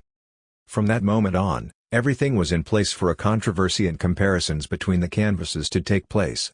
For the owners of the two versions, it was clearly in their interests to claim their acquisition was an autograph painting, and the art historians, for their part, had a reputation to protect when it came to the attribution of works by Poussin. On March 27, 1987, Sir Denis Mahan, the great 17th-century specialist, wrote a letter to André Stossart, resident of Liège in Belgium, in support of the first version of the painting, published by Blunt, the future Piasecka Johnson or Princeton version. In the letter he confirmed what he had said verbally to Neil MacGregor, art historian and museum director, 28, to the effect that his version of the Flight into Egypt was the original by Poussin. The great British connoisseur thereby indicated that, in spite of the many disagreements between the two major British experts, he supported the judgment Blunt had expressed in 1982. But this judgment remained, for the time being, a private matter and would not be made public for another 10 years. In the same year, on July 2, 1987, an expert's report, compiled by Karen Groen, was produced by the Hamilton Kerr Institute at Cambridge University on this same version published by Blunt. The painting was at that time owned by an Italian art dealer, Mario Tizzoli. The report concluded by saying that there was no evidence to suggest the painting was not from the 17th century. Blunt's initial attribution of the painting to Poussin was therefore consolidated by Mahan's interest, expressed in private, and by the laboratory tests. But the rival faction had not been idle. In March 1988, Tuillier visited the Galerie Pardo, on the invitation of the owners. At the end of his visit he asked the Pardo brothers if, in the next edition of his catalogue raisonné of Poussin's works, he could replace the phrase "lost painting," with the accompanying photograph of the engraving, by a photograph of their canvas. For the gallery owners who had for the last 2 years been trying to attract the attention of French art historians to their version, this was the first sign that their painting could be recognized by one of the great world experts on the painter as the autograph work. Tuillier's judgment was, however, only a private one without immediate consequence on the existing works, and his catalogue would not be published until 6 years later. Wright, for his part, wrote a letter to Emil Wolff on April 1, 1988, requesting him to send him the slides of his recently cleaned canvas for the German version of his book on Poussin. His intention was to gain support for the idea that this painting was, according to him, the original Poussin rather than the version published by Blunt. 3 canvases therefore seemed poised to be defended by different experts. 2 years later, and after very little discussion, the elimination of the Wolff version by Mahan and then by Tuillier and Rosenberg would, however, reveal pronounced differences in terms of the degree of legitimacy of the experts concerned. The following year, the Pardo brothers continued their efforts to draw attention to their canvas by organizing an exhibition in their gallery from 16 May to June 30, 1989 entitled Themes from the Classical Age. Having had the canvas clean, the gallery owners made a public attempt to get their version recognized as an autograph work, thereby relegating the version authenticated by Blunt to the status of a simple copy. Their painting was published in the exhibition Catalogue 29 and was described as the original, right from the introduction, by Franco Moro, Italian art historian and expert in Old Masters. In the commentary on the exhibited work, Moreau makes a passing reference to a rival canvas which is immediately rejected. An identical composition with a small format, belatedly published by A. Blunt, has not succeeded in establishing itself and is clearly an old copy of which moreover a mention exists dating from the 18th century. The reappearance of this significant painting is in itself an event with respect to the personality of Poussin, whose role and influence continue to gain in importance for the culture of our time. 30. This amounted to a true symbolic show of strength, but mounted by a historian who was not a Poussin specialist and whose status was fairly insignificant in comparison with that of Blunt, whose judgment was being refuted without any argument. The show of strength turned out, in the end, to be little more than a bluff. The performative act consisting in declaring this version of the Flight into Egypt as an autograph work only functions if those who perform it are in an appropriate position to do so. This is clearly not the case for the owners of a canvas, who are in an ineffective position of self-legitimization, nor for a minor art historian. No matter how great the pertinence of their intuition and the quality of their arguments, non-existent in this case, they do not have the specific authority required to pronounce on the nature of the painting. 31 It was therefore entirely, socially, logical that the exhibition at the Gallery of the Pardo brothers had no impact on the status of the picture. At the same time, on May 25, 1989, another American art historian stepped into the ring, and took up the role of advisor to Barbara Piasecka Johnson. The historian in question was Timothy Standring, at the time visiting professor at the Center for the Advanced Study in the Visual Arts at the National Gallery of Art in Washington. He sent a letter to Mario Tizzoli, London, owner of the so-called Piasecka Johnson painting, letting him know that he was sending a copy of a lecture given in February at the College Art Association in San Francisco. He explained to the art dealer that he had initially thought of including his picture as a variation of another autograph version, but that he had finally abandoned the idea, convinced that the other two known versions, Wolf and Pardo, were not by Poussin's hand. At the very beginning of the 1990s, the situation was therefore far from clear. It was beginning to be known in the milieu of historians and art dealers that the Pardo brothers' picture had attracted the interest of some distinguished French figures, but it was also known that the two giants of British art history had fixed their sights on another canvas. A monograph on Poussin cautiously referred to a lost work and simply mentioned the fact that two versions which had recently come to light were claiming original status and that neither had met with a unanimous verdict from critics. 32. The comparison test. One way of settling the matter once and for all was to organize a comparison between the rival paintings. And it was on the initiative of the defenders of the Piasecka Johnson version that the first comparison was set up at the beginning of 1990.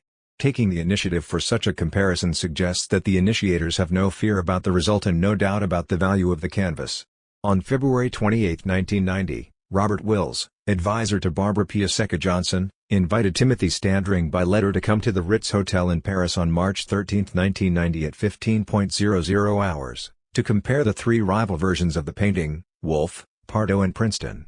The invitation specified that the participants invited to this confrontation by Barbara Piasecka Johnson would be Professors Wolfgang Prohaska, Giuliano Briganti, Konrad Oberhuber, Dr. Josef Grabski and Sir Dennis Mahon. He added that transport costs and accommodation would be covered by Barbara Piasecka Johnson, but that those taking part would not be paid. This detail was important in order not to give the impression that the advice of these experts could in any way have been bought. Widow of a major American industrialist and, from 1989, the new owner of the version of the Flight into Egypt which bore her name or that of her North American art collection, Princeton, Barbara Piasecka Johnson, 1937 to 2013, had lived a rather exceptional life. Polish and with a master's in art history, she left Poland in 1967 for New York. Working first as a chambermaid for John Seward Johnson, heir to the pharmaceutical giant Johnson & Johnson, she was then promoted to be in charge of his art collection and married him in 1971. The works in their collection, which include paintings by Raphael, Rubens, Rembrandt, Monet, and Picasso, are held in a mansion in Princeton. Widowed in 1983, she was still classed as the 17th richest American woman by Forbes magazine in 2012, with an estimated fortune of €2.5 billion. She spent the rest of her life in Monaco, managing her art collection and contributing to charitable work in Poland. She is known for having financed the Solidarity Union in Poland and for donating $100 million to save the shipyards of Gdansk. On March 13, 1990, the comparison between the three paintings duly took place in the Ritz Hotel in Paris. A group of people, including Mahon and Tuillier, examined the three canvases first of all. Then, following this, Rosenberg examined them on his own. Each of them left, however, with their original convictions intact. The only common point between the two sides was the unanimous rejection of the Wolf version, which Wright had, moreover, believed to be genuine only 2 years earlier. The combined weight of the legitimacy of the leading world experts effectively wiped out the third competitor, which had only been defended by an expert of lesser renown, not present on the day of the confrontation. Speaking about this event 20 years later, Rosenberg explained that he was firmly convinced at that moment that the Pardo version was indeed the original. From that moment on, I have never doubted the attribution. I made my own mind up and avoided being present at the same time as Mahan, Tuillier, cousin 33, because I wanted to keep my distance, not to be with them. I wanted to be able to come to my own conclusions. He remembers Tuillier's clear-cut position. Tuillier made his mind up about the picture quite definitely, very quickly, which isn't really something he normally would do for a painting that isn't even in public view. He's not someone who gets involved with dealers. But he was convinced about it and he wrote the article, in the Revue de l'Art. This was an article published 4 years later by Tuillier in which he supported the autographed nature of the Pardo version. 34. The following day, March 14, 1990, another comparison, between the two main competing canvases, was improvised at the Galerie Pardo by the gallery owners. Barbara Piasecka Johnson's agent had asked the Pardo brothers, for reasons of security, if the canvas could be stored in their gallery. Jean-Pierre Cousin, curator of the Department of Paintings at the Louvre since 1973, was invited by the gallery owners to view the paintings. He immediately felt that the Pardo brothers' version was clearly the right one. The comparisons of 13 and 14 of March did not, however, resolve the situation. They merely reinforced the position of the two main camps with the British and Americans on one side and the French on the other. However, in spite of this controversial situation, the Barbara Piasecka Johnson version remained the most legitimate, in the sense that this was the only one to have been the subject of an official publication, and a major one at that, coming from Anthony Blunt. The other opinions in favor of the Pardo version, and notably those of Tuillier, Rosenberg, and Cousin, remained private and had no effect whatsoever on the status of the object concerned. On March 21, 1990, in a letter addressed to Robert Wills, advisor to Barbara Piasecka Johnson, the American art historian Timothy Standring sums up his thoughts on the version of the painting belonging to the rich heiress following the comparison organized at the Ritz Hotel on March 13, 1990. He sets out to be reassuring with regard to the status of the painting acquired by the collector. The Wolf and Pardo versions of the Flight into Egypt are definitively not by Poussin. While Wolf's painting is obviously a pale copy, the Pardo picture is, as we discovered, more difficult to characterize. He describes the Pardo version as a pastiche of the original version and concludes, of these three versions, the one owned by Mrs. Johnson is closest to Poussin's hand. 35. The letter is followed by a written report on the symposium around the three versions, a report dated July 19, 1990. Timothy Standring indicates that the principal participants were Sir Denis Mahan, Conrad Oberhuber 36 and himself. The other people present, including Dr. Grabski, Mrs. Johnson, Robert Wills, Robert Pardo and Mrs. Johnson's bodyguard, remained more in the background. Tuillier joined the group on his way back from a meeting at the Louvre. Timothy Standring points out that after looking at the three canvases, Sir Denis Mahan, Conrad Oberhuber, Dr. Grabski, Mrs. Johnson, Robert Wills and he went to see the Poussin paintings in the Louvre where they were welcomed by Rosenberg who exchanged greetings with them but did not participate in any discussions. The group then returned to the Ritz Hotel. The discussions largely focused on the authenticity of the three canvases. From the beginning, everyone agreed that the Wolf version was an obvious copy. Mahan expressed his unhesitating approval of the Piasecka Johnson version. He rejected the Pardo version on the other hand as a pastiche. As for Conrad Oberhuber, he rejected the Piasecka Johnson version, whilst also remaining hesitant about the Pardo version, especially after the visit to the Louvre. For his part, Timothy Standring expressed reservations about all three canvases, but felt that, out of the three, the Piasecka Johnson version was the one which had the greatest potential to be an authentic Poussin. In his letter he apologized for his doubts but points out that connoisseurship is not really an exact science. 37. The behind-the-scenes activity of the gallery owners. After the comparisons, the Pardo brothers sensed that support for their painting was growing but that there was still a long way to go before reaching full recognition. Having gambled on the future of the painting by acquiring it for a very handsome sum, the gallery owners then made a second gamble by deciding to close their gallery and to stake their future on the probable recognition of their picture. On October 30, 1990, the gallery was therefore closed down and the painting was one of the canvases kept by the dealers, who put it in the safe deposit box of a big Parisian bank. 38. From that point on, the Pardo brothers kept up a constant pressure on the curators of the Louvre to get them to recognize officially, and publicly, the authenticity of their painting and to acquire it. A series of letters is evidence of these negotiations initiated by the gallery owners. In a letter of April 15, 1991 addressed to Cousin and Rosenberg, Richard and Robert Pardo suggest an agreement be reached to consider the purchase of their version by the Louvre at the price level of a Poussin recently sold in England. We think reference can be made to a precedent of the same type since another Poussin has recently been acquired by English museums. The price was approximately 50 million francs, or about 7.6 million euros. In a letter dated April 19, 1991 and addressed to Richard and Robert Pardo, Rosenberg replies that he is prepared to consider any concrete proposal you may put to the Department of Paintings. At the same time, in a letter written on the April 22, 1991, he informs Pierre and Creve, then special advisor to the Prime Minister, of the proposal made by the Pardo brothers and of the price they refer to in their communication. The painting in question was bought for £7,287,500 in 1988 or 1989. In a letter dated April 25, 1991, Cousin then writes to Richard and Robert Pardo to let them know that the Louvre is very interested in the painting they own. Such reactions are evidence that the curators of the Louvre were convinced about the authenticity of the painting in question and allowed the bold gallery owners to hope for a happy outcome. But, from a public point of view, nothing had changed since 1986 and not a single article, exhibition or catalogue had confirmed their claim to own the original. Moreover, the opposing side were trying to strengthen their position. In a letter dated July 19, 1991, Robert Wills wrote to Mahan to congratulate him on the conclusion of the matter. He was undoubtedly referring to the comparison in Paris, and reminding him that he had mentioned writing an article about the painting. He told him he could help him with this by providing him with all the necessary information and the means to do it.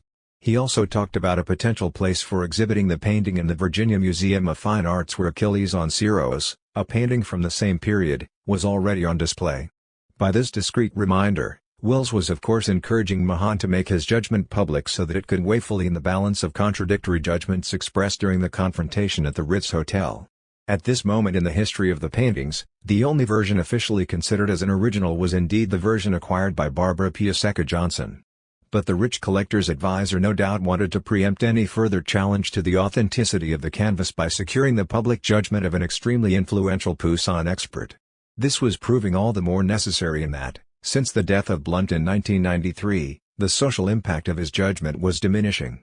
On June 4, 1992, a letter from Beata Piasecka Balaj, curator of the Barbara Piasecka Johnson collection, made it clear that Mahan had gone to the Virginia Museum of Fine Arts on March 13, 1992 to look at the painting again and to begin preparing the text arguing in favor of the Piasecka Johnson version. The first public recognition of the Pardo version. It was only in 1994 that the controversy began to balance out and took on a more public turn.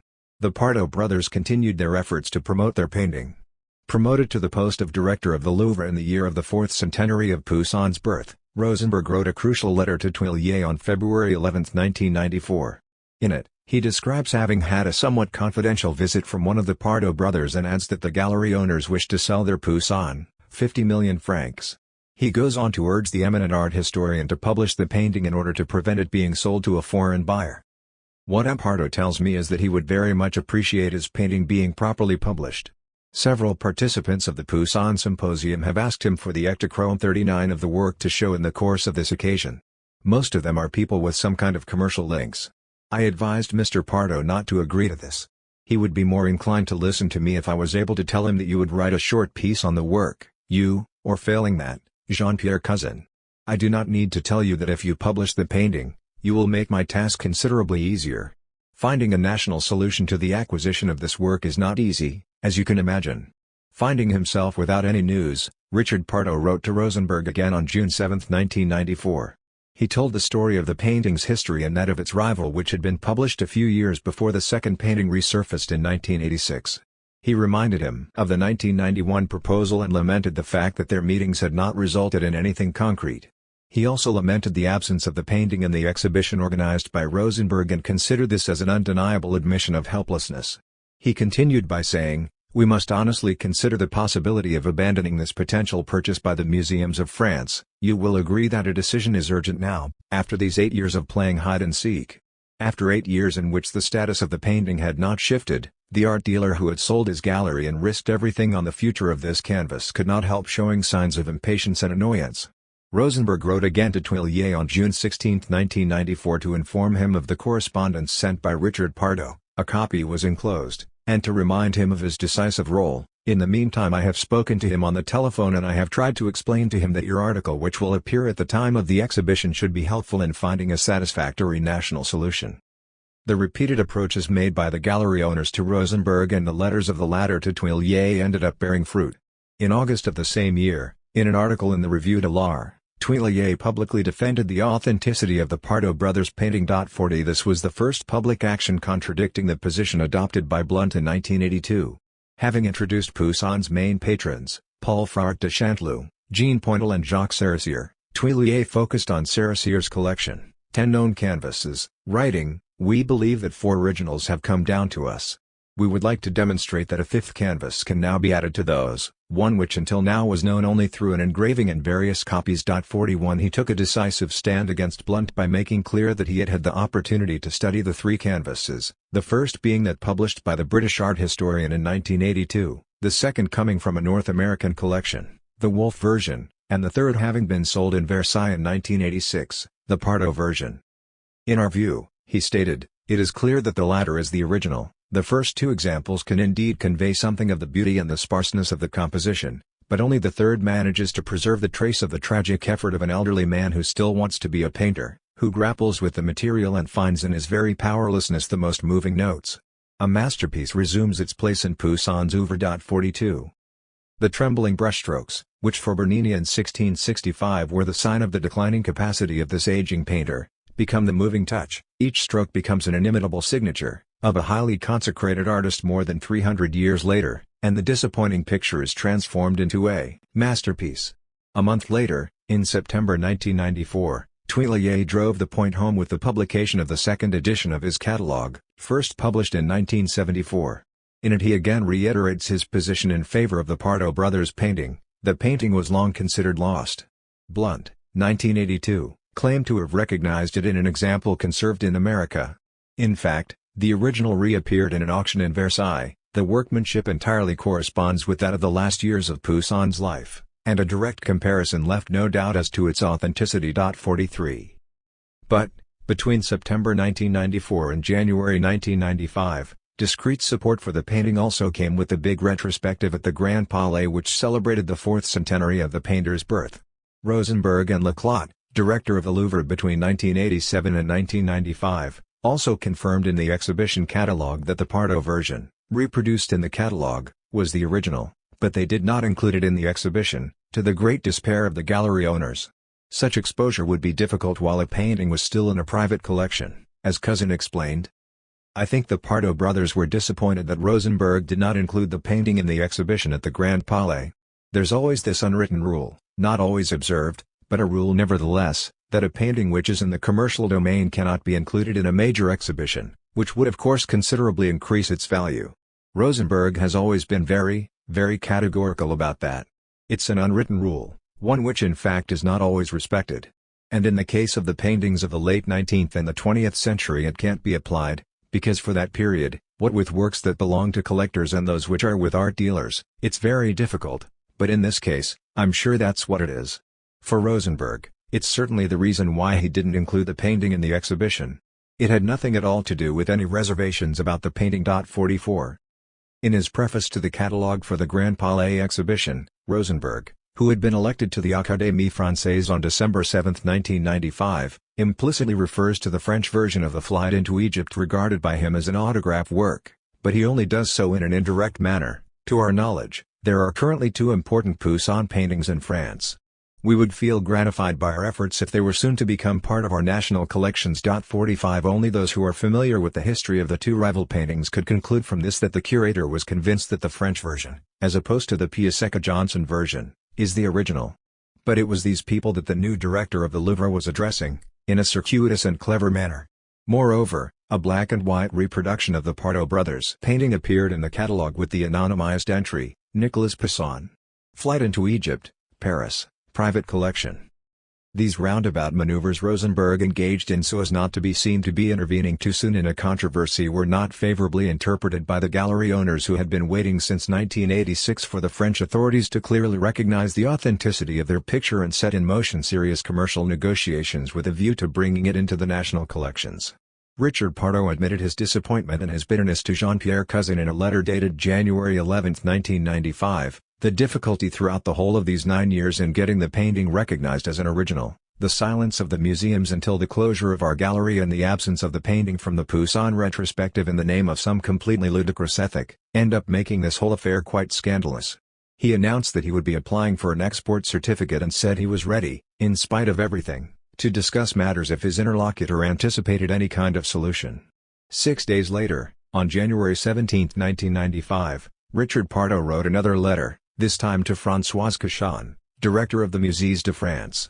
He informed her of his intention to seek an export certificate for the painting, given that Cousin had made it clear that the Poussin was not a priority because of the large number of works by this master already in the Louvre and the current budget difficulties. He pointed out that the Louvre had not esteemed it useful to buy the painting in 1986, nor had it sought to buy it subsequently, and that, in spite of all that, it was banned from export. On January 19, 1995, the Pardo brothers lodged a request for an export certificate with the Minister for Culture so as to be able to sell the painting abroad, then withdrew it at the request of the Musées de France. At the same time, a second major Poussin exhibition was held at the Royal Academy in London, from 19 January to April 9, 1995.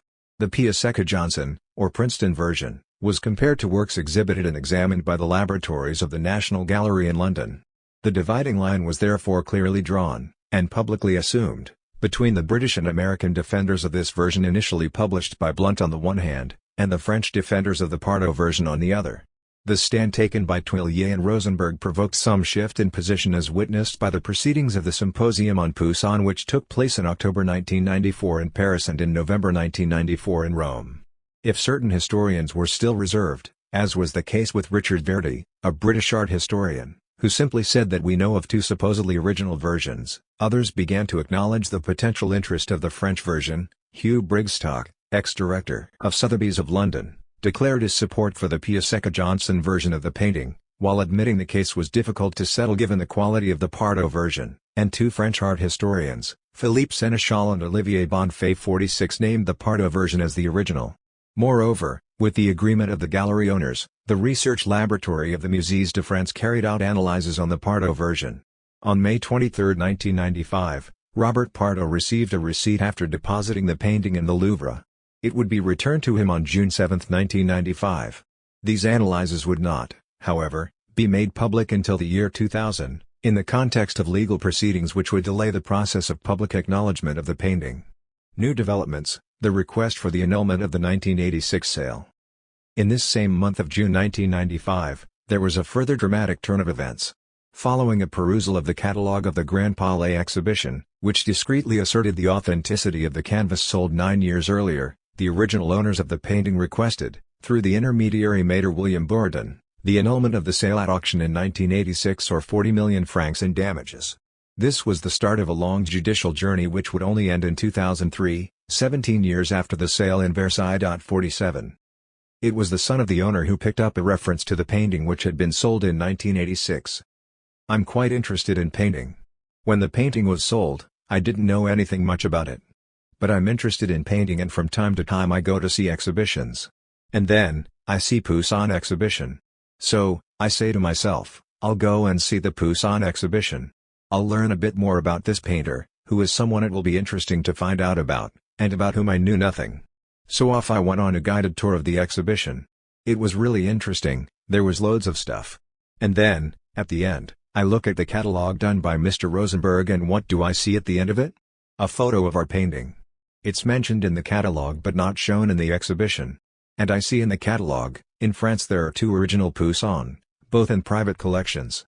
We would like to see them one day become part of the collections of the national museums. Right next to a photo of ours. My heart missed a beat. Honestly. My heart missed a beat. I said to myself, is this picture the one belonging to Madame Johnson, which we were told was the original, or is it the one we sold? And then, really quickly, I don't really know how, because there are some differences, but I immediately saw it was ours. I said to myself, but that's funny though. That's weird. What on earth happened? And in less than 24 hours I started looking for a lawyer! 48. The national press soon picked up on this new turn of events. The case law is clearly established, stated Mater W. Borden. The error on the substantial qualities of the painting must result in the invalidity of the sale and the restitution of the painting. I carried out my duties as an auctioneer by calling on an expert, retorted Mater Olivier Perrin. And Cantor, the valuer, pointed out for his part that you have to rely on what is known at the time of the sale. The original had been published by Blunt. The trial was scheduled to begin the following year. 49. The logic of the trial changes the deal for the gallery owners quite radically. Although they had always proclaimed the obvious authenticity of their painting in their bid to convince their interlocutors of the importance of the work, the Pardo brothers now changed tack by asking Cousin, one of their interlocutors at the Louvre, to confirm that the authenticity was far from being confirmed. Their objective was, of course, to make it look as though they had bought the painting in good faith and with no certainty they were buying an original painting. Richard Pardo therefore asked the director of the Louvre, in a communication dated July 30, 1996, if he would be kind enough to write a confirming letter to explain how the process of getting our painting recognized has been a long and difficult one. He explained, "Today our lawyers are telling us this testimony could help our case." The strategy seemed to pay off since, in October 1996, the family who had initially owned the painting saw their case dismissed by the Parisian court. Nevertheless, they decided to take their case to appeal. With the process of public recognition brought to a standstill by the legal proceedings which anyway prohibited any sale until a final verdict was reached, the Pardo version also had to contend with a counterattack from the opposing side. This came from Mahan who, as we may recall, as early as 1991, had been urged to prepare a well-argued publication. In March 1997, an exhibition was organized in Monaco, Museum of the Chapel of the Visitation. 25 works of religious art taken from the collection of Barbara Piasecka Johnson were displayed, including her version of The Flight into Egypt, publicly authenticated by Mahan who had prepared a very tight argument for the occasion, equivalent to that produced by Tuillier in 1994, but which contradicted it point by point. For him, the Pardo version can be explained by the desire of the art lovers of the time to have a work closer to conventional tastes, notably by rectifying the coloring of the Virgin's face, deemed too dark. He supported his argument, moreover, with reference to the scientific analyses carried out 2 years earlier by the National Gallery in London on the Piasecka Johnson version. These indicated the presence of 2 undercoats in brown and grey tones similar to those of an Annunciation painted by Poussin in the same period, 1657. They also reveal a pentamendi around Joseph's head which would be incomprehensible as the work of a copyist who would have been looking at the ruin which forms the background of the original. Mahan, accompanied by Humphrey Wine, curator at the National Gallery, who brought his silent approval to this demonstration of proof, according to the judicious expression used by Nose, journalist from Libération, was thus lining himself with Blunt, the British high priest of the Poussinists and universally respected. 50. The French national press covered this development, gripped by the controversy which was starting to look like a Franco-British war. In Monaco, Sir Denis Mahan, another great Poussin specialist, showed himself the ardent champion of the work belonging to Mrs. Johnson in a closely argued commentary. For him, the work recognized by his French counterparts was no more than a copy of fairly mediocre craftsmanship. The 2 paintings, Mrs. Johnson's and the one belonging to the Pardo brothers, are almost identical. Sir Denis however emphasized the subtle differences in the play of light on the draperies, or on the tip of St. Joseph's spear. Examples such as these seen in the Pardo's painting were used by him as evidence that the copyist was ignorant of the symbolic references which had guided Poussin. The peripheral areas of the painting also seem to him to have been executed with much less care. The debate is further complicated in that, towards the end of his life, Poussin's skills were somewhat diminished. The Pardo brothers use this to support their cause, pointing out signs of the painter's trembling hand in the execution of the foliage in their version. For Mahan, on the contrary, their painting seems more accessible, because it is the work of a copyist who wanted to please. So, in their painting, the Virgin's face is pale. In Mrs. Johnson's picture, the face is dark, Moorish, evidence for him of the liberty of the artist, who had perhaps wanted to emphasize that the scene took place in the Orient. The dimensions of the painting seem to favor the Pardo version since the Monégasque painting is smaller and there are practically no examples of copies which are larger than the original. But Sir Denis overturned this argument, seeing in it once again the work of a copyist seeking to please his patron by producing a work which was more explicitly dramatic, a far cry from the mystery which suffuses Poussin's later works, and which, even in his own time, was scarcely understood. 51. The journalist concludes by pointing out that only a genuine comparison in front of an indisputably learned panel, supported by scientific analyses of similar status, could resolve this controversy. But such analyses had been carried out on both sides of the channel and the comparison had taken place, 7 years earlier, without any reconciliation of the opposing sides. Other, more intrepid journalists, took sides.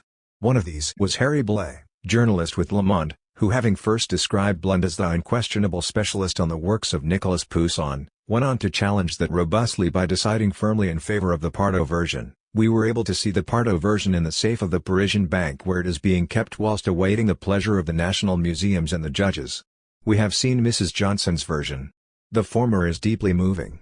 The other one is just a painting. 52 Proof on emotional grounds may not hold much scientific legitimacy but can still be a factor in supporting the case. During the whole of this period of controversy 53 and the attendant legal proceedings, Poussin's reputation continued to grow. Barely more than a few years after the major exhibitions devoted to the painter, the price of his works had risen significantly. In the 1990s, The Conquest of Jerusalem was bought for 40 million francs, The Rest on the Flight to Egypt with an Elephant around 50 million francs, and The Plague 45 million francs. 54 Whichever painting was to emerge victorious from the controversy, its value would inevitably have increased. Paradoxically, while the French trial associated with the Pardo version centered on the legitimacy of a request for the annulment of the 1986 sale, in order to resolve that, it also had to reach a verdict on the attribution of the painting to Poussin and establish on what grounds buyers and sellers had entered into the contract at the time of the auction. If it were to be proved that the painting had gone from its established status of a simple copy to the equally certain one of an autograph work by a great master, then the owner could legitimately recover his property.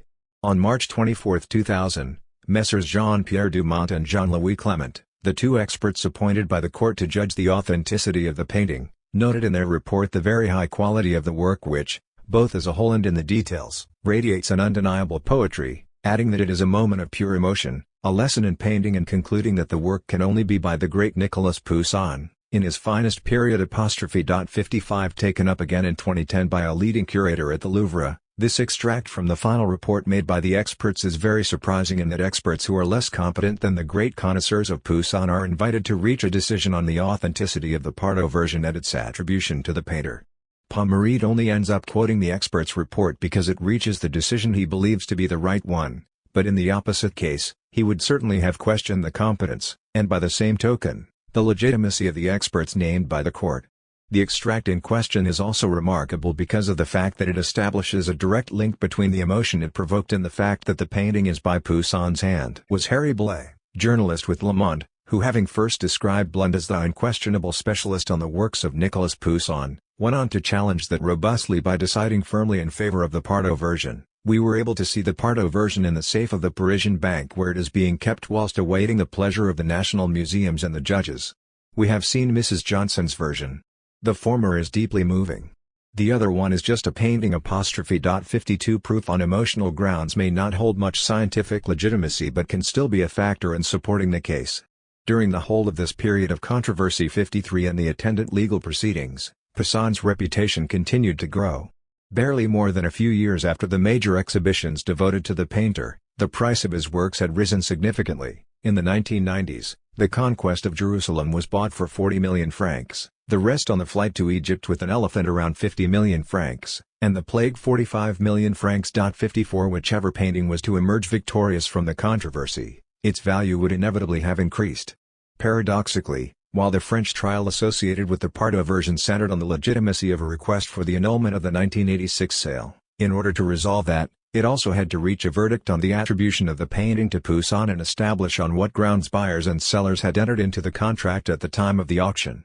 If it were to be proved that the painting had gone from its established status of a simple copy to the equally certain one of an autograph work by a great master, then the owner could legitimately recover his property. On March 24, 2000, Messrs. Jean-Pierre Dumont and Jean-Louis Clement, the two experts appointed by the court to judge the authenticity of the painting, noted in their report the very high quality of the work which, both as a whole and in the details, radiates an undeniable poetry, adding that it is a moment of pure emotion, a lesson in painting, and concluding that the work can only be by the great Nicolas Poussin, in his finest period. 55 taken up again in 2010 by a leading curator at the Louvre. This extract from the final report made by the experts is very surprising in that experts who are less competent than the great connoisseurs of Poussin are invited to reach a decision on the authenticity of the Pardo version and its attribution to the painter. Pommereid only ends up quoting the experts' report because it reaches the decision he believes to be the right one, but in the opposite case, he would certainly have questioned the competence, and by the same token, the legitimacy of the experts named by the court. The extract in question is also remarkable because of the fact that it establishes a direct link between the emotion it provoked and the fact that the painting is by Poussin's hand. Compiled in the meantime. But on August 23, 2000, the commission decided to defer judgment since it could not give any ruling on the flight into Egypt while the painting was at the center of legal proceedings between the gallery owners and the original owner of the painting.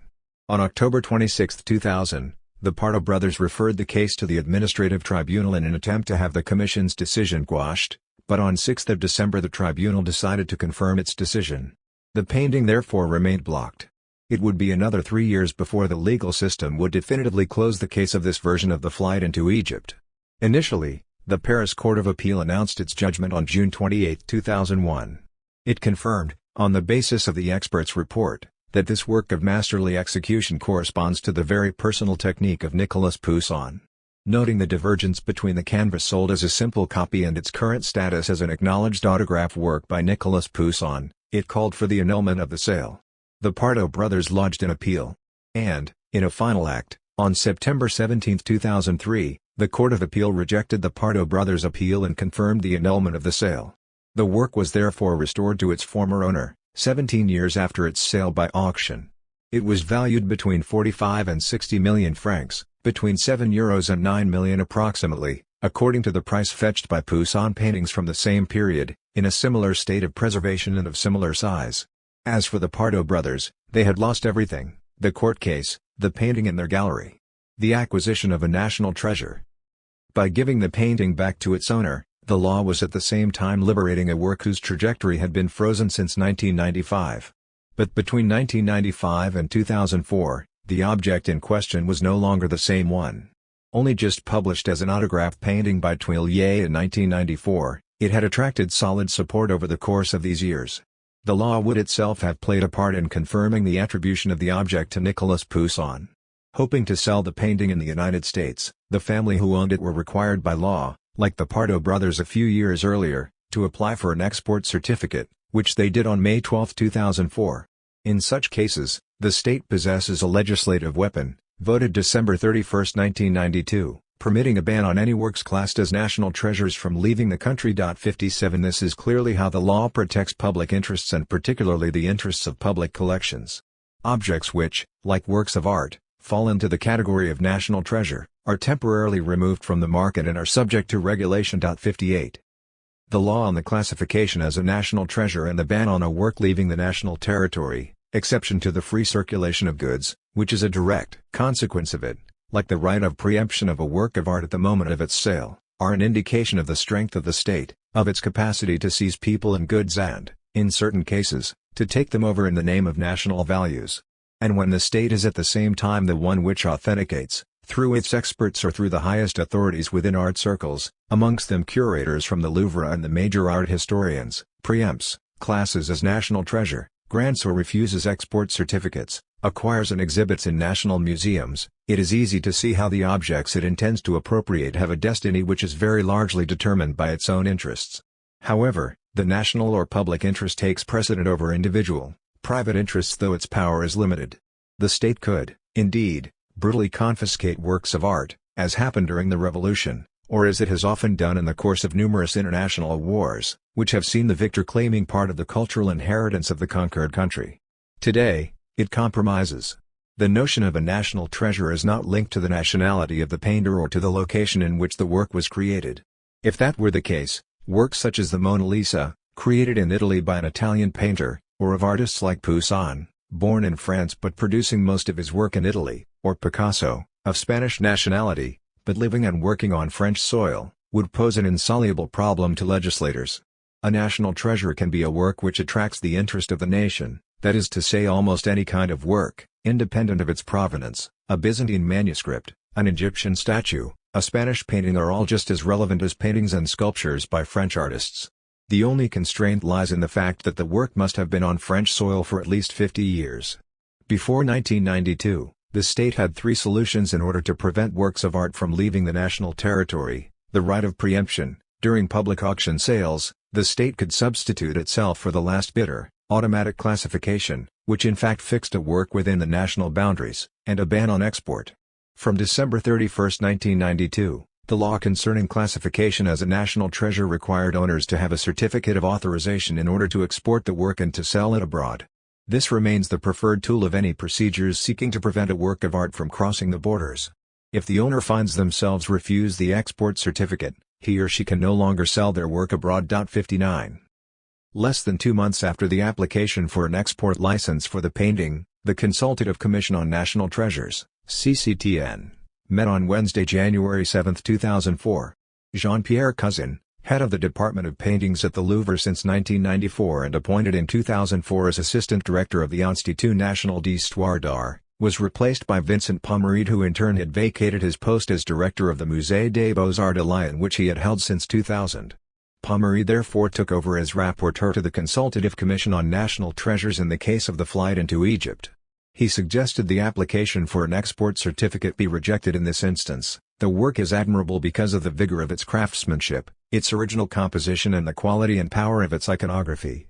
Painted during the last years of the painter's life, at the height of his career, it is one of Nicolas Poussin's most moving compositions, one of the last still remaining in private hands. This painting indisputably deserves therefore to remain part of the national heritage. 60 Convinced from that point onwards that this was indeed an original painting by Poussin and wanting to classify it as a national treasure in order to give the French museums the chance to acquire it, the curator's phrasing is eulogistic. Again, we see the long route traveled from the somewhat harsh perspective of Bernini, 1665, who saw in the trembling of the paintbrush the signs of a decline in the painter's creative capacity, and this description of one of the most moving paintings from Poussin's mature years. Moreover, referring back to the point made by Cousin in 2000 within the context of the same commission, which brought up the subject of Poussin's absence from the most important museums in France, such as Lille or Lyon, Pommerid suggested that this painting should be integrated into the Louvre collections or into those of a major regional museum, the two museums which could be envisaged being Lyon and Lille. The fact that Pommerid had been director of the Musée des Beaux-Arts de Lyon was, of course, not without bearing on the lead curator's insistence on the possible future venues for the painting. Following Cousin's departure for the Louvre, Sylvie Ramond, former director of the Unterlinden Museum in Colmar, had been appointed director of the Musée des Beaux-Arts de Lyon in February 2004. 615 days after the Consultative Commission on National Treasures had met, on July 12, 2003, she wrote a letter to the director of the Musées de France in which she announced that the Musée des Beaux-Arts de Lyon wished to acquire the painting. She requested a meeting to discuss the financial arrangements. On July 17, 2004, the Ministry of Culture officially classified the painting as a national treasure in order to prevent it leaving the country. The ban on leaving the country was valid until its end date of February 11, 2007. The state therefore had 30 months, according to the French laws on cultural heritage, to make an offer at the international market price. The Musée des Beaux-Arts de Lyon officially declared its interest in acquiring the painting and initially found a single sponsor, Biomerex, who eventually withdrew for financial reasons. To successfully achieve such an important acquisition, and such a costly one, estimates were in the region of around €10 million. The museum finally ended up setting up a group of sponsors under the law of January 4, 2002 and the decree of May 2, 2002. This law, numbered 2002-5, the so-called Iagon Law, after the name of the then Culture Minister, modified the General Tax Code. Following acquisition of a national treasure, companies participating as sponsors benefit from a tax deduction of 90% of the amount of the gift, limited to 50% of the corporate tax they pay. Moreover, a company purchasing on its own account receives a tax deduction of 40%. Finally, the company had the right to 5% of the total sum spent in the form of benefits in kind from the museum, passes for their employees, the right to organize visits and public events, private visits, use of the museum's reception space, etc. This law, which links to the law on national treasures, would turn out to be determinant in the purchase of the painting by the Musée des Beaux-Arts de Lyon. The trajectory of the painting, now safely settled in France, therefore depended in a very real sense on the legislative measures in question and on the capacity of the museum's curators to mobilize those companies likely to participate in the operation. It is, however, difficult to refer to a sponsorship operation when companies only contributed in reality a total of just 5% of the overall figure committed, 90% corresponding to tax deductions and 5% to benefits in kind. It would be better, as Sabine Rosier observes, to refer to private contribution to a public expenditure. 62 The law is, in the end, a sort of homage paid to the idea of the major role companies play in the cultural policy of the country, even though the government ends up financing 90% of the costs of acquisition. In spite of the fact that companies do not in the end make a major financial contribution, it is nevertheless them, and not the state, and the citizens, who are honored and thanked for their civic duty by the Ministry of Culture and the museum directors. That gives the impression that in future no policy of acquisition that was in any way ambitious would be possible without the participation of private enterprise. 63. In search of sponsors. The Musée des Beaux-Arts de Lyon set up a steering committee centered on the Foundation Léon Napoleon Baloukian, dedicated to art, science and Armenia, chaired by Jean-Pierre Claveran. A first meeting took place in February 2006. Fundraising operations began in September of the same year, and on 8 December, coinciding with the Festival of Light, the museum and the foundation organized a grand dinner at the town hall in Lyon in the presence of Gérard Collomb, mayor of Lyon, Pierre Rosenberg, ex-director of the Louvre, Jacques Rigaud, president of the Association for the Development of Industrial and Commercial Sponsorship, ADMICAL, together with assembled business leaders. A guided visit of an exhibition dedicated to Jacques Stella, a contemporary and friend of Nicolas Poussin, was followed by a presentation of the painting The Flight into Egypt given by Pierre Rosenberg in front of an audience of the 30 or so local business leaders invited for the occasion. In their speeches, the president of the Baloukian Foundation as well as the mayor of Lyon and the director of the Musée des Beaux-Arts emphasized the positive impact that the presence of a masterpiece by Poussin in Lyon would represent. In doing so, they tried to convince regional companies to get involved in a sponsorship operation which would help to expand the cultural renown of the city of Lyon, with all the economic benefits that would bring. References were made to competition between cities within Europe, I believe, declared Jean-Pierre Claveran, that even beyond Poussin, this project we are involved in is a challenge for Lyon, just as it is a challenge for all major international cities today. The question that could be asked is, should we always go to Paris, to Barcelona, to Bilbao, or could Lyon, the second largest city in France in economic terms, also be the second city in terms of arts sponsorship? After announcing that the municipality would be contributing €1 million and that companies becoming sponsors could benefit from a tax exemption equal to 90% of their donation, the mayor of Lyon spoke in turn about the importance of Lyon's image in making the city economically attractive within Europe. In order for a city to stand out, it needs to be able to do so on every level. It is not enough, therefore, for it to be economically successful. It has to be successful in every domain. To take an example which has nothing to do with culture, the fact for example, that the Olympique Lyonnais is a great football team does a lot for the image of Lyon. And therefore brings an extraordinary boost to every company in Lyon. And I think that, of course, in the cultural domain the same is true. Today we don't have isolated sectors. We have an overarching image of a city. And so we either have an image of a city which stands out, which is forging ahead in all sectors, or, on the other hand, we have one of a city which is stagnating, a city turning in on itself. So there it is. I think that all of us are faced with a challenge. The purchase of this Poussin is not just a matter for Sylvie Ramond, nor for the Musée des Beaux-Arts, it's a matter for the city of Lyon and for our region. Either we want to forge ahead, to keep up the momentum which has been driving us ahead for the last few years, but that effectively means each of us needs to be part of it, or, on the other hand, it's every man for himself. But if it is every man for himself, I'm concerned that we'd be going against the common interest, but at the same time against ourselves, because you never win on your own. You win collectively. I've just been elected president of Eurocities, and so, in this rather strategic role, I am able to see the efforts the major European cities are making. I can see the dynamic which drives them. So, either we are capable of generating the same sort of dynamic in the greater Lyon area, in our region, in a broader sense, or we can go backwards. And let me go back to what Jacques Rigaud was saying. When foreign investors want to come and set up, first of all, in Europe, they always have 3 or 4 choices.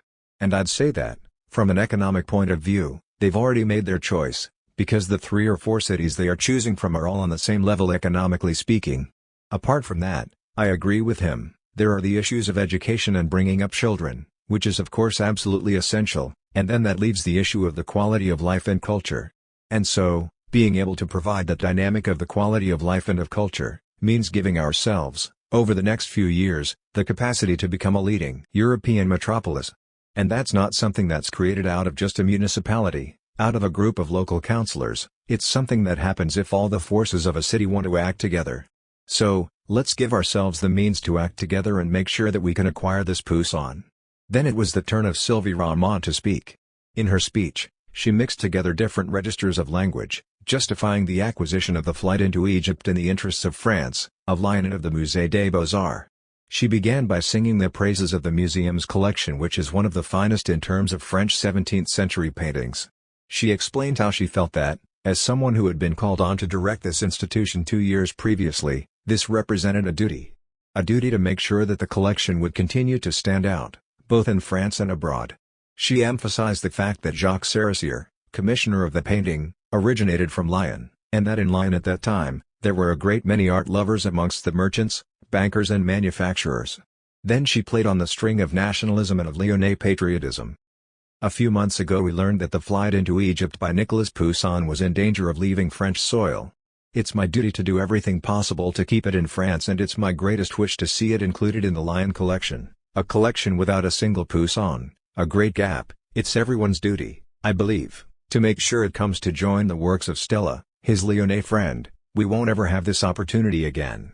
We must do everything we can to keep this seminal work by Poussin for France's cultural heritage, and what better place for it than Lyon, the birthplace of the Sarrassier family.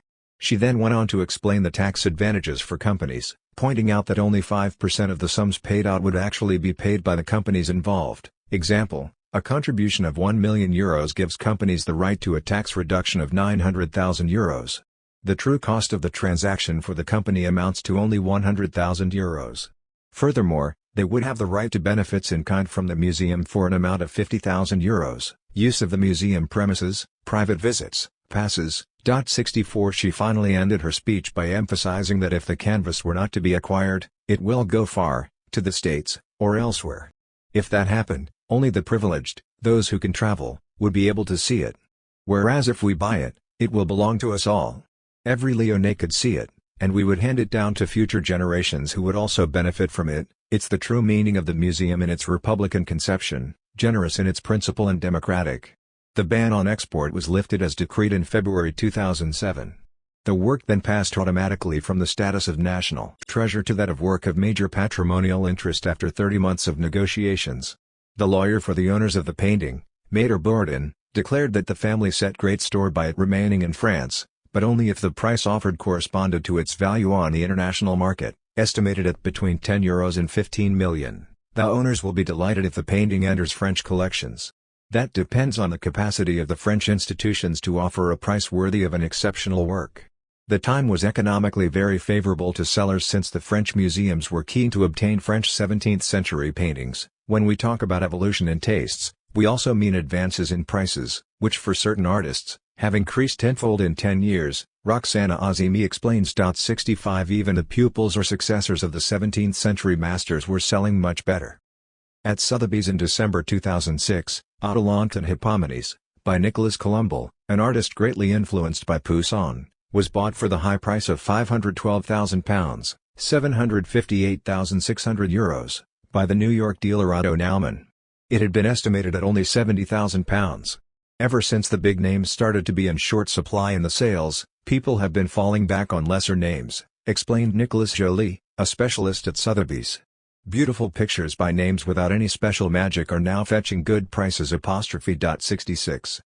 The collective magic still works, therefore, even when the degree of sanctity acquired by certain painters is weaker than that of the great names. An extra 4 months were granted by the family to the Musée des Beaux-Arts de Lyon before the release of the export license. This mobilized the interested parties in the form of the city of Lyon, and notably Patrice Bigan, deputy mayor responsible for culture, the Rhône-Alpes region, the Louvre, in particular Sophie Pidoux, responsible for developing sponsorship, and Victor Palmer-Reed, head of the Department of Paintings, the Ministry of Culture and the Management of the Musées de France, notably Anne Distel, head of collections at the DMF, the French Museum Service, and Jacques Rigaud, president of the Admical. 67. On February 6, 2007, 5 days before the end of the time limit, Patrice Began, deputy mayor, responsible for culture and patrimony, sent a letter to the director of the Musées de France to give an update on the sponsors involved in the acquisition of the painting. To date we have a firm commitment of €3 million from companies in the region. Ongoing contacts allow us to hope for a further €1 million. In total, in the most optimistic short-term hypothesis, we could count on an investment of €4 million. He also confirmed that the city of Lyon would contribute €1 million and was awaiting a response from the president of the regional council. He indicated that, during a recent visit, the director of the Louvre, Henri Loiret, had offered to match the search for sponsorship with a sum of up to €2 million.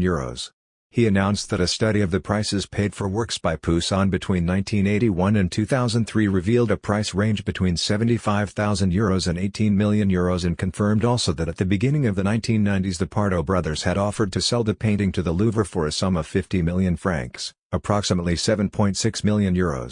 During the time in which the sponsorship operation was being set up, the city's reputation, both economic and cultural, as well as national pride, were the subject of many articles in the local and regional press by the principal actors involved. Rallying cries of encouragement, of mobilization, of justification and appeals to civic duty, they stress the public-spirited and economic role of Art. 68. In June 2007, the owners of the painting loaned it first to the Louvre and then to the Musée des Beaux-Arts de Lyon, in order to thank those sponsors already involved and to encourage those still undecided. And in July 2007, the painting was acquired for the Musée des Beaux-Arts de Lyon for the sum of €17 million. The painting, which legally had been bought by the state and registered for legislative purposes to the Louvre, was placed with the Musée des Beaux-Arts de Lyon, and the transfer of ownership would only become definitive after a period of 3 years from April 9, 2009. The object was therefore initially associated with the Louvre before switching association at a later stage. This action, which deferred ownership, and also the exhibition of the painting in Paris which would precede its showing in Lyon by several months, expresses the relations of domination between the two cities and the relative legitimacy of two major museum institutions. From the outset, the acquisition process was described in the national press as the biggest sponsorship operation ever launched in France. 69 The sponsors finally involved were, on the public side, the City of Lyon, €1 million, the Louvre, €630,000, the Heritage Fund, €300,000, and the Rhône-Alpes region, €250,000, and, on the private side, La Fondation d'Entreprise Gaz de France, €3 million, AXA, €2 million, Total, €2 million, Webhelp, €1 million, La Caisse d'Épargne Rhône-Alpes, €1 million, Crédit Agricole Centre-Est, €1 million, an anonymous company, €1 million, Groupe Mazars, €500,000, SEB, €500,000, the Biomeru Laboratory, €500,000, Tupergel, €500,000, the CIC Lyonnaise de Banque, €500,000, GL Events, €500,000, GFC Construction, €250,000, Separex Associé, €200,000, JC Deco, €150,000, the accountancy firm Bonnet, €70,000, and a private owner, €150,000. With the success of the sponsorship operation, Ramont has demonstrated that the 2002 legislation represented a potential solution for museums.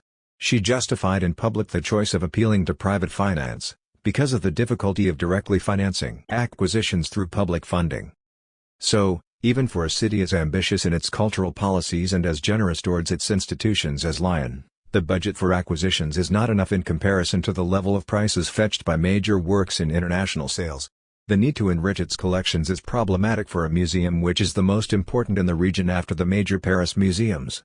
In order to have an international policy, devise an ambitious program of exhibitions, consider outstanding acquisitions, we have to turn towards private sources of finance and appeal to the public spirit of companies.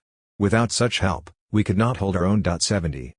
A few months later, she reaffirmed the need to appeal to businesses. In the future, we will not be able to manage without the support of the economic world if we want to acquire works of quality. 71 Her views were supported in the local press by journalists who supported sponsors and criticized the purists of the cause who were complaining about the introduction of private money in the purchase of works of art. One journalist raised the question: how is this worse than the arbitrary choice of some counselor from the DRAC or from some highbrow administration who will suddenly decide, according to who knows what criteria, if such and such a work deserves such and such a place in a museum. Of course, companies will keep reminding us about their great contribution. They'll benefit from ghastly passes to go and run motivational seminars in the museum rooms, in front of the works their contribution has helped keep in France. So what? To these moaners who are objecting, let's just say that if the said companies hadn't put their hands into their pockets, the said painting would currently be snugly in an American museum entertaining charming Americans. The same motivational seminars would be organized in front of the flight into Egypt. But they'd be dining on chips and ketchup instead of on andouillette sausages. 72. The stakes involved in the acquisition of a Poussin by the Musée des Beaux-Arts de Lyon is linked to the fact that it represents what is seen as an exemplary case for anyone advocating the introduction of private funding of public museums and the entrepreneurial spirit. This is made clear in an editorial by Bruno Jacot, in the weekly publication Le Figaro Guide of November 7, 2007. He refers to 20 or so generous sponsors and writes, "The state is encouraging its cultural institutions to look for money outside of its own coffers. By way of compensation, over the last 15 years or so it has introduced various incentives in favor of sponsorship. Here too, the Poussin affair is a good example of this development." He goes on to talk about the entrepreneurial spirit of the museum team. What is also striking, in the Poussin adventure, is the entrepreneurial side of things. When public subsidies turned out not to be enough, the people from the Beaux-Arts de Lyon and the Louvre, probably without even realizing they were doing it, stepped into the shoes of a company director in quest of capital to finance his business. It's not surprising that such a step should have met with a favorable response on behalf of businesses, without them necessarily being aware of the connection. On Friday, September 14, 2007, Christine Albanel, Minister of Culture and Communication, mentioned and thanked the major donors during a reception for sponsors and for the institutional partners of the European Heritage Days. And finally, I'm not forgetting the role recently played by the Crédit Agricole Centre-Est in the acquisition of the magnificent painting by Nicolas Poussin, The Flight into Egypt, now in the Musée des Beaux-Arts de Lyon. The Ministry of Culture and Communication is extremely lucky to have you at its side. In the flurry of thanks to the companies involved which rained down on all sides, protesting voices were rare. One such was, however, raised by an elected representative of the Ecology Party, quoted in the local press, "It's not the sponsoring companies we should be thanking for the purchase of a painting by Poussin by the Musée des Beaux-Arts de Lyon, but the taxpayers." Such is the view of the Ecology Party representative Etienne Tate, who points out that 85% of the €17 million was paid by the state and that, if major companies such as Total, did indeed have their role, it should not be forgotten that 90% of their investment is tax deductible. In the end, it will only have cost them 10% of their contribution! 73. The business leaders, moreover, made no attempt to hide their interest in benefiting in terms of public image for sums which in the end turned out to be quite modest in the context of their publicity budgets. Thus, on the question of how a company can benefit by participating in the acquisition of a work classed as a national treasure, Olivier Klein, chairman of the board of directors at La Caisse d'Épargne Rhône-Alpes, had this to say: "Benefits in terms of image, showing that the new Caisse d'Épargne Rhône-Alpes, which is the result of the merger of Lyon and the Alpes, is involved in the life of its region." 74. Similarly, Bonnet, a local accounting firm, the only SME amongst the 16 private sponsors, makes no secret of the good deal it represented for them. "We donated €70,000 and, once the tax deduction is applied, that amounts to an excellent public relations operation for only €7,000.75. On February 4, 2008, a ceremony of thanks for the sponsors of the Poussin was organized at the Ministry of Culture, Rue de Valois. The program included a personal thank you to each sponsor by the minister, Christine Albanel. This meant the state was publicly legitimizing the sponsors and reaffirming the need for the existing legislation on sponsorship. A few days later, on February 11, 2008, during a meeting of the Municipal Council of Lyon, which was to vote the approval of the agreements between each of the sponsor companies contributing to the purchase of the painting, the Louvre and the City of Lyon, Patrice Began, deputy mayor responsible for culture and patrimony, announced, "You have all, I think, my dear colleagues, been able to see with your own eyes this painting now hanging on the walls of our museum, or if you haven't, may I invite you to do so? You will also have observed, as the mayor himself did on the opening day of the accompanying exhibition, the crowds of visitors flocking to see it, and you will also have witnessed the extent of the interest that this operation has brought for the City of Lyon in the national and international press." 76. The opposition leader, other right-wing parties, Amaury Nardon, also praises the successful operation. "It was indeed a genuine operation of cultural decentralization. Everyone knows that the Paris region literally engulfs the Ministry of Culture's budget. But the tax credit attached to donations from sponsor companies is really an excellent way of channeling some of the national taxes to the benefit of regional culture. In September 2008, Lyon was one of the candidates for the European Capital of Culture in the year 2013.77. The Lyon Cultural Committee met with the jury and, amongst the various visits planned, took them to the Musée des Beaux-Arts de Lyon, in connection with the recent purchase of the Poussin painting. The painting was a significant element in their case, clearly indicating the municipality's support for cultural attractions. Such a prestigious painting therefore also acts as an instrument of cultural politics in the rivalry between major cities to attract attention and tourists. The magic of a masterpiece. From the beginning of the fundraising operation, the French press were no longer concerned about whether this was indeed an autograph work or not. Whether favoring the decisions of the law or the opinions of art historians and French museum curators, the case seemed definitively closed. And the purchase for a record-breaking sum of €17 million, many press articles focus almost exclusively on this evidently fascinating fact, would be a contributory factor in the closure of the case. Who indeed would dare cast doubt on the authenticity of a canvas bought at such a high price? It is acknowledged today that this version, also known as With Reclining Traveler, is the original. 78.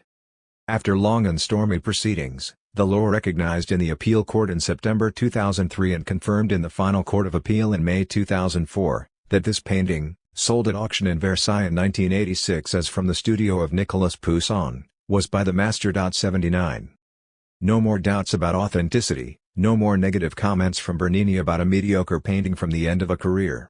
Instead, the press were proclaiming that the picture is considered exceptional and that it demonstrates the maturity of a painter at the height of his art. 80. Once the acquisition had happened, Christine Albanel's words on July 17, 2007 were widely quoted, with references to her pride and her powerful emotion at seeing, secured within the national territory, this showcase work, this major piece of our heritage, this masterpiece of national artistic heritage painted by an eminent artist at the height of his talent, and now part of the French national collection.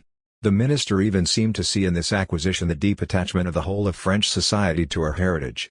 The flight into Egypt will indeed remain in France. 81 proclaimed a monthly art magazine. The French acquisition of this version thrust the painting owned by Barbara Piasecka-Johnson into a difficult position on the international market. As Isabelle Dubois-Brinkman explains, now, insofar as the art market is international, I think that she, Barbara Piasecka-Johnson, is stuck. That is to say, she can no longer sell it. Because if she sells it as a Poussin, even the sale room won't agree to sell it as a Poussin. And if she sells it as from the studio of, she's going back on her word, so she's really stuck. 82 Nevertheless, in spite of everything, the defenders of the other version had not changed their minds. So, in 2007, in his catalogue Raisonné en Poussin, 83 Christopher Wright, a British art historian, indicated that the flight into Egypt, once considered to be lost, now belonged in the private collection of Barbara Piasecka-Johnson and was generally considered to be the original. The man who for a time had defended the idea that the Wolf version could be an autograph work had therefore rallied to the dominant British camp. The Wolf version had even been sold on June 28, 2001 at Sotheby's in New York, as a copy. Moreover, he attributed the Pardo version, at the time in the process of being acquired by the Musée des Beaux-Arts de Lyon, to Jacques Stella, 1596–1657, painter and friend of Poussin. The French version of the flight into Egypt was nevertheless exhibited in the Louvre along with other paintings by Poussin, in the Poussin Room, from December 20, 2007 to February 4, 2008, more than 20 years after being sold at auction as a simple copy. Following this exhibition, the work would become part of the collections of the Musée des Beaux-Arts de Lyon. In a document from the Department of Paintings of the Louvre entitled Picture of the Month and published in January 2008, Sylvain Lavaisier forcefully reaffirmed the autograph status of the painting, now classified as a masterpiece. The quality of the work, in a perfect state of conservation and carefully cleaned, is obvious, and its status as an original work is confirmed by the many pentimenti revealed by laboratory analyses. So, for example, the entablature of the portico has been modified on the left, the most distant vase is painted on the sky, whereas the nearest one is done so in reserve. The rock on the right-hand side was also made bigger once the sky had been painted. The garments of the reclining traveler, first uniformly blue-green, were then altered later. The pentimenti observed in the rival copy did not get a mention since this would weaken the arguments being advanced. The growing competition had, moreover, forced the two sides to seek to prove at any price the presence of such pentamendi in their version, with the unquestioned notion that pentamendi are a sure indication that the work could not possibly be that of a copyist. 84 This classic argument often used in authentication is based on the model of a perfect copyist, who never makes a mistake. But, above all, the two opposing sides seem to have forgotten what the X-ray analyses of Poussin's work reveal more generally, notably that, always extremely attentive to the preparation of his composition, he made very few changes to his work. In order to complete their scientific file and prepare the catalogue for the exhibition centered on the flight into Egypt, the Musée des Beaux-Arts de Lyon called on the services of the private company Lumière Technology. On February 6, 2008, the version now called MBA de Lyon and the Piasecka-Johnson version were therefore photographed with the multispectral camera owned by the private laboratory. The data relating to the Piasecka-Johnson version could not, however, be included in the catalogue for the exhibition, at the express demand of Barbara Piasecka-Johnson's lawyers. In an email dated August 18, 2009, addressed to the president of the Lumière Technology Company, Lena Wiederkehr, responsible for publications at the Musée des Beaux-Arts de Lyon and the person behind the catalogue of the Lyon exhibition, wrote that, following the threat of legal proceedings issuing from Mrs. Johnson's lawyers in case of publication of her painting and of prejudicial evidence to the authenticity of the latter, the museum finds itself obliged to withdraw any comparative evidence with Mrs. Johnson's painting. By stopping the publication of a disadvantageous comparison, the American owner was protecting her painting and refusing to accept that the file was now definitively closed. On February 11, 2008, the official arrival of the painting in Lyon represented a key moment of social magic. The video of the installation of the painting in the Musée des Beaux-Arts de Lyon 85 shows a group of people, including the director of the museum and Patrice Began, gathered around the painting, which is carefully protected in a wooden frame and in the process of being unwrapped by specialized packers using electric screwdrivers and wearing white gloves in order to handle the canvas with maximum care. One of them explains to the camera that the painting, the same one which, during the 1980s, had been stored for several months without any particular precautions in an unheated farm building, was only unpacked 48 hours after its arrival to give it chance to acclimatize to its new environment. The flickering of photographers' flash bulbs, cameras, 3, in addition to the one filming the scene, microphone booms, everything is done to capture the scene and to turn it into a special event. With a round of applause at the moment when the painting, freed from its protective frame, is turned towards the gathered spectators, a second round of applause when the picture is hung on the wall, the delight of the deputy mayor as he embraces the museum's director several times. The scene is essentially just as mysterious as the ritualistic ceremonies of societies completely alien to us. A journalist described the hanging session in these words: a ceremonial unwrapping last night at the Musée des Beaux-Arts de Lyon, where the flight into Egypt was gently lifted out of its crate, and hung to the accompaniment of bursts of applause. 86 It is easy to imagine what anthropologists from another civilization might write on the magic and beliefs of these individuals handling with such care an object that they welcome like a god and publicly demonstrating their collective joy. The attentiveness, the safety measures, the precautions, the jubilation, the applause, all provoked simply by the arrival of an object. It requires powerful collective beliefs in the sanctified objet d'art to trigger such a reaction and such an outpouring of emotion. 87 Sylvie Ramond adopts a similar tone: at last, it's ours. We're going to be able to show it. We're going to be able to show it the people of Lyon. It really does belong to each of us. It's certainly been a long story and an emotional journey. We can also see Isabelle Dubois-Brinkman, curator of the MBA de Lyon and organizer of the exhibition, examining the painting with another person, wearing magnifying glasses, comparing a photograph of the work with the original work, and then the same Isabelle Dubois-Brinkman speaking about an exceptional event. This is a major work in a number of ways, because it's one of the rare examples of Poussin's late works in any French collections, and also because it's a work which is significant and moving because of its strict sobriety, because of the enormous emotion that emanates from it, but all achieved by very simple means. Just 4 people on a path, running away. The end of a controversy. From February 15, 2008 to May 19, 2008, a Poussin exhibition was consequently held at the Musée des Beaux-Arts de Lyon. The exhibition was organized around the flight into Egypt, with 10 paintings by the artist from the largest European museums and various paintings by artists from Paris or Lyon from the reigns of Louis XIII and Louis XIV, Vauet, Stella, Renier, Champagne, Blanchard, Bourdon, Lesueur, Lebrun, etc. The painting is therefore linked to other pictures by the same painter, of the same period or on a similar subject, but also to other, more minor painters who had covered the same subject of the flight or the rest on the flight to Egypt. But the biggest event organized by the Musée des Beaux-Arts de Lyon took place on May 13, 2008. This was a study day dedicated to the flight into Egypt and bringing together major French and foreign experts. The recently acquired work was placed alongside its principal rival, the Piasecka-Johnson version. But, after Blount's death, 1983, and in the absence of Mahan, then aged 98, the major opponents were now inactive, and anyone who might have been in a position to question the authenticity of the work did not have the legitimacy of Rosenberg. In the absence of Tuillier, already very frail and who would die in 2011, it was Rosenberg who very much dominated on this occasion. The art historian Olivier Bonfay describes the day. "We would like to commend Isabelle Dubois, curator for the exhibition in Lyon and the person behind this study day, along with Sylvain Lavaisier, as well as the generosity of the establishments participating here.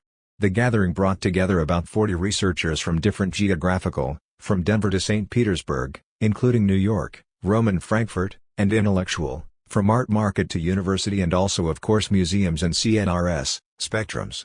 Given the interesting variety of themes suggested by the exhibition, the cycle of Christ the Child related to the flight into Egypt, the Sarasier collection, Nicolas Poussin in the years between 1655 and 1657, the iconographic sources for the work, the organizers of this study day had chosen to have discussions in front of the works and then read the papers in the auditorium. 88. The various different works by the master which had come from all around the world were taken out of their frames and placed onto easels so that curators, art historians, scientists from analytical laboratories and restorers could examine them in detail and compare the different works directly. But the very fact of being able to bring together a large number of American, British, Irish, Italian, German, Russian and French specialists around the recently acquired painting had a performative effect which escaped everyone's attention. The meeting of this August assembly was in itself a way of legitimizing the painting. Each specialist, the bearer of a share of the legitimacy of their institution, and, in certain cases, of all the institutions they had been associated with, vouching, simply by their presence, for the importance of the canvas in question. 89.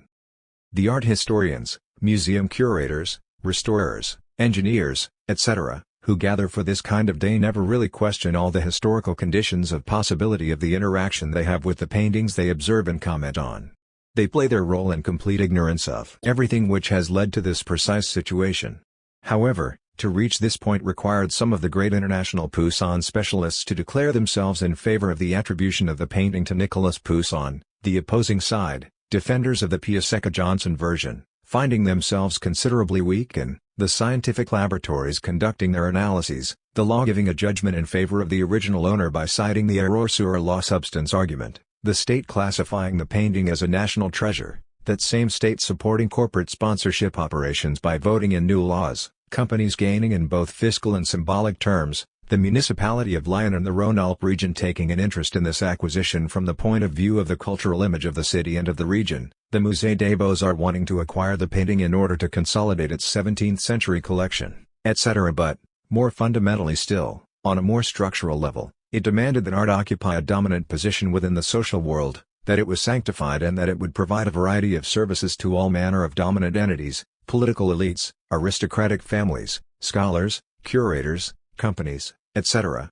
As a result of the division of work and the differentiation between the various roles, each individual could thus play out their role without needing to be in any way aware of everything that had made that role possible, or in other words, without needing to be involved with, or take responsibility for, the multitude of actions which have nevertheless made all this possible.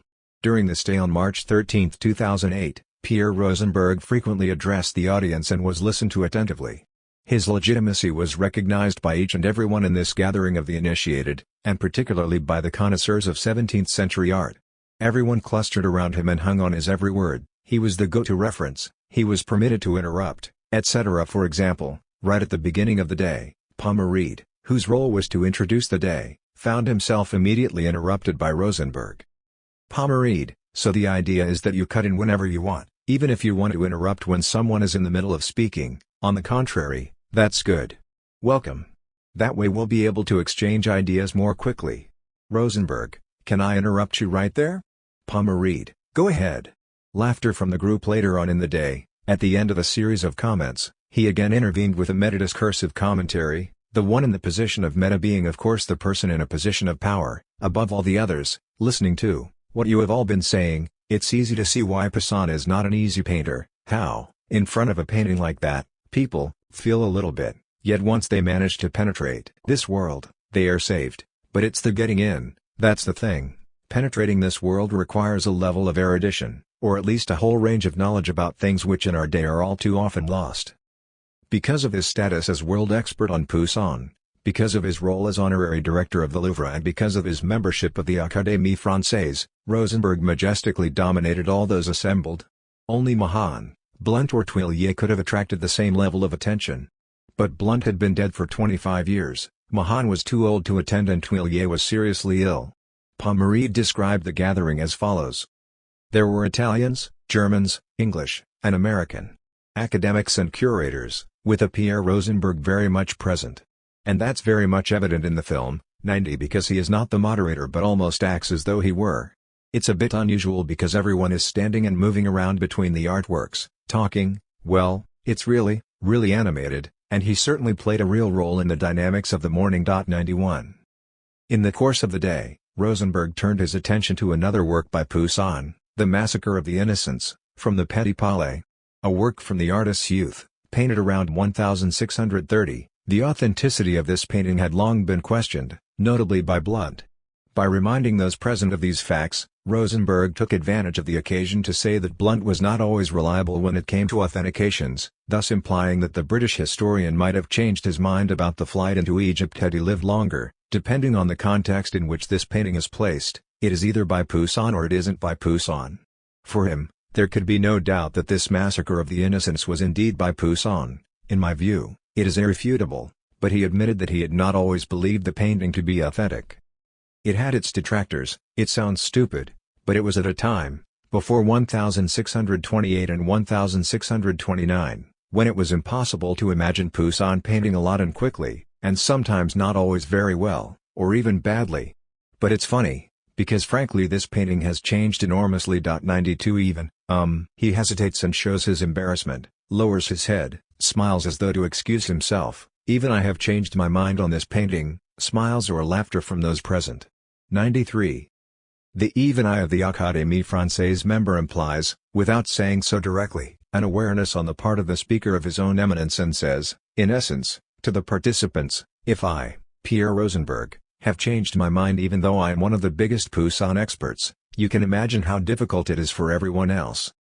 22 years after his visit to the sales room in Versailles, Rosenberg rewrites history a little by explaining that his intuition was largely positive, but that everybody had been a little negligent in terms of the care given to how the work was shown and to the valuation of the painting.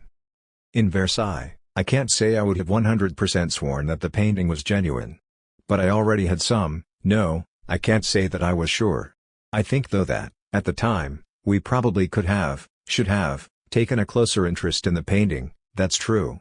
That said, the painting was in a sales room. There were lots of paintings in that room. In a sense, for a painting like that, what might have happened if things had been a bit more normal?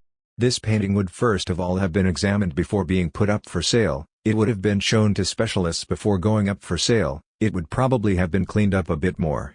A whole lot of things could have happened prior to the sale which should have been done and which were not done, that's clear. 94. Rosenberg has what is commonly referred to as natural authority. All the things he gives himself the right to do, the right to interrupt the day's main presenter, the right to subsume his colleagues' ideas and to dress them up in metadiscursive commentaries, the right to politely denigrate laboratory analyses in front of a representative from the research laboratory of the Réunion des Musées Nationaux, the right to admit he made a mistake and spark off knowing laughter by doing so, the right to attack one of his major direct rivals, Anthony Blount, for changing his opinion according to different contexts, etc., were only possible because everyone, within the context of this gathering, accepted his superiority. In the rushes from the filming of the Poussin Day, 95 Sylvain Lavaisier, head curator of the Department of Paintings at the Louvre, in his introduction to the flight into Egypt, declares with much conviction, there is no issue about the originality of the painting for reasons of, even if the informed gaze of someone who has seen a great many Poussin in his life, or anyway has at least seen the ones from this exhibition, were not enough, there are what we call repenters, pentimenti. 2 years later, recalling this day of May 13, 2008, Isabelle Dubois-Brinkmann, curator of ancient paintings and sculptures at the Musée des Beaux-Arts de Lyon, is also struck by how strikingly obvious the authenticity of the version now belonging to Lyon seems. Another comparison took place in the month of May 2008. It was completely obvious, and every single one of the specialists who were there said they didn't understand why anyone was even asking the question, because it just jumped right out at you. When you see the paintings side by side, it makes you wonder why there was ever any doubt. A comparison was made with one of the versions, the Johnson version from the United States. It was extraordinary, and you wonder how even at the time anyone could have had any doubts about the attribution. I think there are photos of it. It's really incredible. Suddenly, it's so obvious, it just seems so obvious. Well, there you are. You wonder how anyone could even have hesitated. There is simply no way anyone could claim that the painting from the Johnson collection is an autograph work. The comparison in 2008 had everyone in agreement. 96. But in saying that, in rewriting history, the two curators seem to have forgotten that both Blunt and Mahan, two of the great world experts on Poussin, had defended another painting, and that the latter did so even after seeing the two pictures in question on several occasions. The comparison therefore only succeeded in securing the agreement of those who either agreed already, or had not clearly chosen to join the British camp. How could it be that what was not obvious to the two great British experts, would be to each and every other person? How, if not because everything had been collectively done in order to produce this sense of the obvious, even if the part played by the voluntary manipulation of beliefs was essentially very small? It is the accumulation of facts and the effects associated with the sense of legitimacy which brings about the sense of what is obvious, something not necessarily felt by those who have not lived through the same events. The photograph, see Plate 4, of the comparison between the Piasecka Johnson and the MBA Lyon versions, published in the context of an article by Bonfay on May 18, 2008, 97, was accompanied with the following explanatory text: on the right, the flight into Egypt from the Musée des Beaux-Arts de Lyon; on the left, the so-called Piasecka Johnson version. The confrontation took place in Lyon, May 13, 2008. Photo, D. Rickner. Such a photo says silently that an original painting is on the right and a copy of it on the left. How does it say this? On one side, a framed painting, on the other a painting without a frame; on one side, a painting which is hung on the wall and placed high up; on the other, a painting placed on an easel and lower down, in front of the picture on the right. Everything is done here to dramatize the original painting, framed and hung, and its copy, unframed and on an easel, as though the painter had just finished the copy of the original. The original and the copy, the sacred and the profane, the high and the low, the framed and the unframed, the hung and the not hung. In the catalogue of the Lyon exhibition of 2008, which was published in 2010 and describes itself as the account of the exceptional acquisition in France of a national treasure for a regional museum, 98, it is clear once again how the history of the painting has been rewritten from the standpoint of someone for whom the autograph status of the painting is obvious. If St. Francis, announcing the end of the plague in Rome, the last painting to be rediscovered, was able to enter the Louvre collection very quickly and was immediately accepted as being the original, it should be pointed out that no copy had ever been registered. The flight into Egypt, just as obviously an autograph work, and published as such in 1994 by Jacques Tuillier, was ignored by a certain number of specialists in favor of a smaller canvas previously published by Anthony Blunt in 1982.99. On Sunday, January 9, 2011, in an article by Didier Rickner published in La Tribune de l'Art and devoted to the catalogue published under the direction of Isabelle Dubois-Brinkmann and Sylvain Lavaisier, we can read the classic amazement of the person who, arriving in the wake of the battle which seems to him to have been won, cannot understand that anyone could have considered the first version of the rediscovered painting as the original. It is hard to understand how example A, the one belonging to the Piasecka Johnson collection, could for a split second have appeared to be an authentic Poussin. Put side by side, the evidence stuck out a mile. Apart from its mediocre quality, its much smaller size, an unlikely choice on Poussin's part for a composition on this scale, makes it look completely cramped. Yet, a great connoisseur like Mahan still believed in its authenticity, in 1997, even though he had seen both paintings together in 1990. 100. An article like this first of all demonstrates the fact that people are more easily convinced that a painting is genuine if the balance of power between competent authorities, recognized as such, tips in favor of one particular side. The author does not question the reasons which could explain that what appears to him so obvious, in other words that the Piasecka Johnson version could not be painted by Poussin, was not at all so for two of the greatest Poussin experts in the world, Blunt and Mahan, and that not only was it not obvious to them, but that one of them, who had been able to carry out a direct comparison, Blunt, died in 1983, before the second version surfaced in 1986, namely Mahan, confirmed his initial judgment after the comparison. 101. Discussing the situation of the two rival paintings in an interview, Dre Robert explained that the acquisition by a major museum tends to put an end to any debate. So, now, we have two paintings. There's one which is very beautiful, the one belonging to the Pardo brothers. It looks like a Poussin from his finest period. And then there's the second one, the one that belonged to Madame Johnson and which was defended by Sir Denis Mahan, who is a very good historian, with a very good eye. He's much better than Tuillier. Tuillier doesn't have a good eye. He's a good art historian, but he's dead, so I can say it now. But he was very much respected, as a professor at the Collège de France. In the case of Denis Mahan, I don't see what's changed since, except that the painting is in the Louvre, and when a painting is in the Louvre, nobody dares to say it's no good. 102. The closure of the controversy was helped by the disappearance of the main defenders of the Piasecka-Johnson version. After Blunt's death in 1983, that of Mahan, on April 29, 2011, further weakened the position of those who had insisted that the Piasecka-Johnson version was the original version of the Flight into Egypt. With his death, the art historian left a vacant place and the last word to those who had taken up the cause of the other canvas. And to crown it all, on April 1, 2013, Barbara Piasecka-Johnson, born in 1937, also died, making it even more unlikely that any further attempt would be made in the near future to reopen the file on the Flight into Egypt. The conditions of enchantment and disenchantment. After the event of May 13, 2008, Isabelle Dubois, organizer of the exhibition, contacted those who had attended to ask for written commentary about the lion painting for possible publication. We would be very grateful, should you be interested in doing so, if you could provide us with a brief text which would enable us to compile a selection of comments from during and after the symposium. These could include comments on the Flight into Egypt and on the other Poussin pictures in the exhibition which formed the basis of the discussions, or even on any general subject relating to the artist. These contributions will be published in the form of quotations and will appear under your name. 103.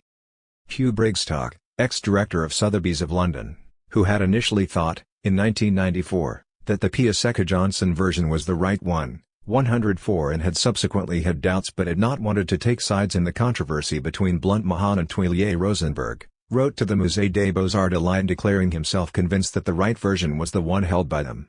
He explained that he had not seen the canvas formerly owned by the Pardo brothers since 1989, during the exhibition Thème de l'Âge Classique, but that it was obvious that the painting bought and exhibited at the Musée des Beaux-Arts de Lyon was an autograph painting by Poussin.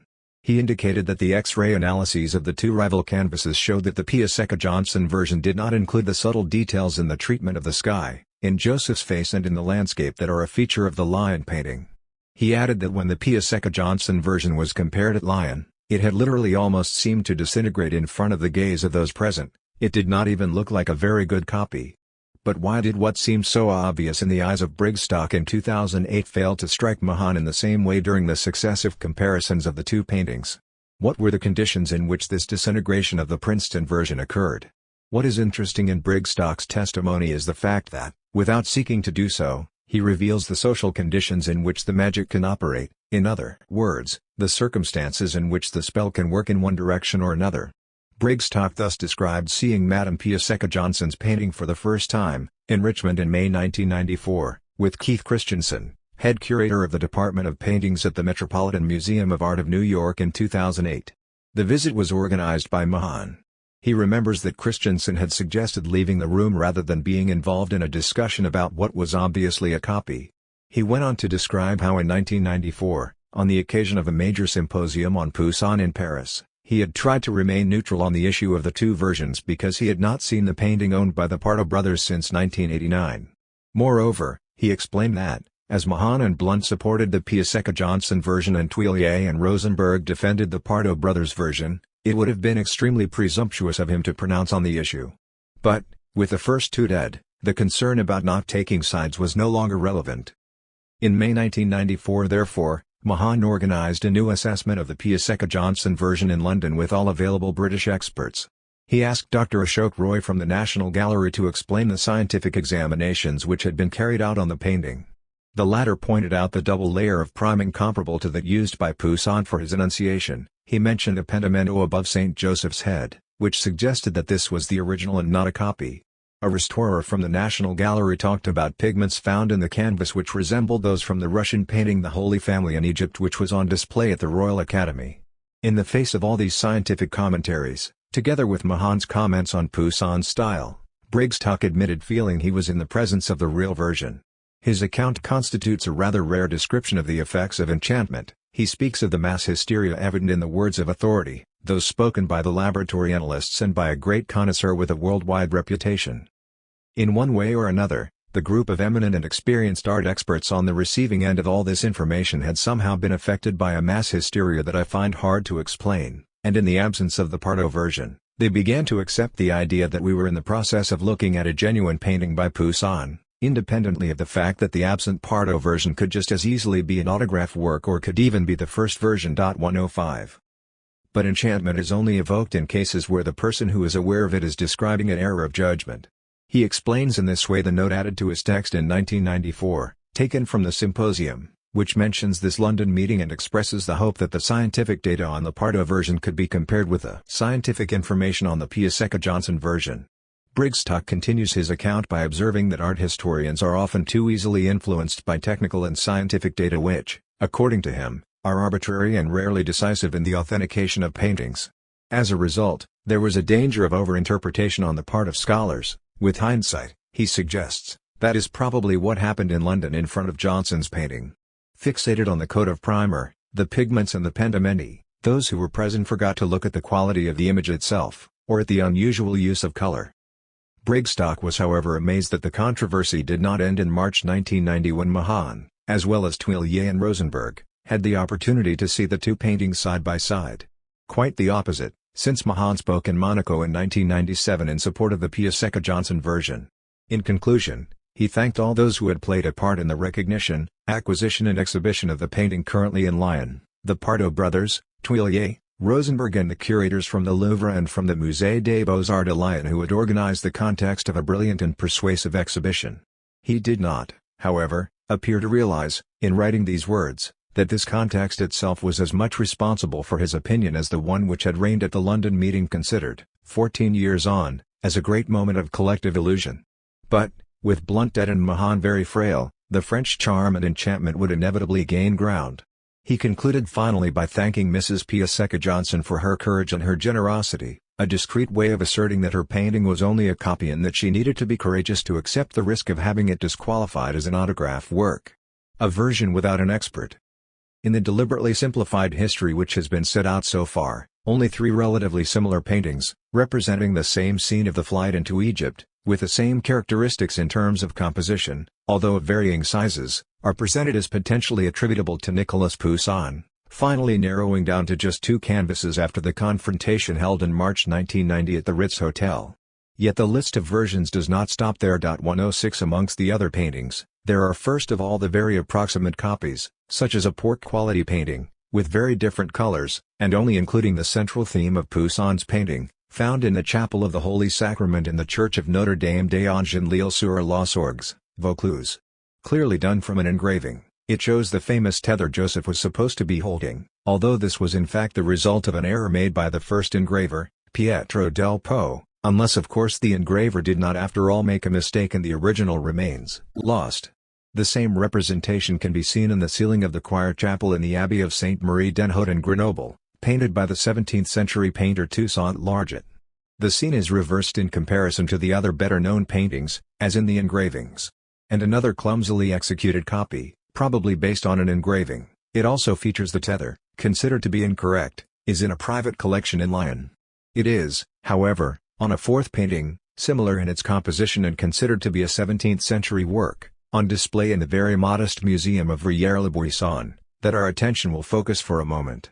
The painting in question respects the composition, the colors, the dimensions, within a few centimeters, of the MBA de Lyon version of the painting. It is mentioned by Yves de Domenico in the catalogue of the exhibition based around the flight into Egypt published in 2010. The painting in the Museum of Villiers-le-Buisson, in the southern suburbs of Paris, deserves special mention, since it is clearly executed either from the original or from a faithful copy and not from an engraving. This version, skillfully executed, is extremely faithful to the original painting. We even believe it could have been created within Poussin's Circle. 107 In the paper he devotes to this work, Rickner writes, the existence of a previously unknown version, Il.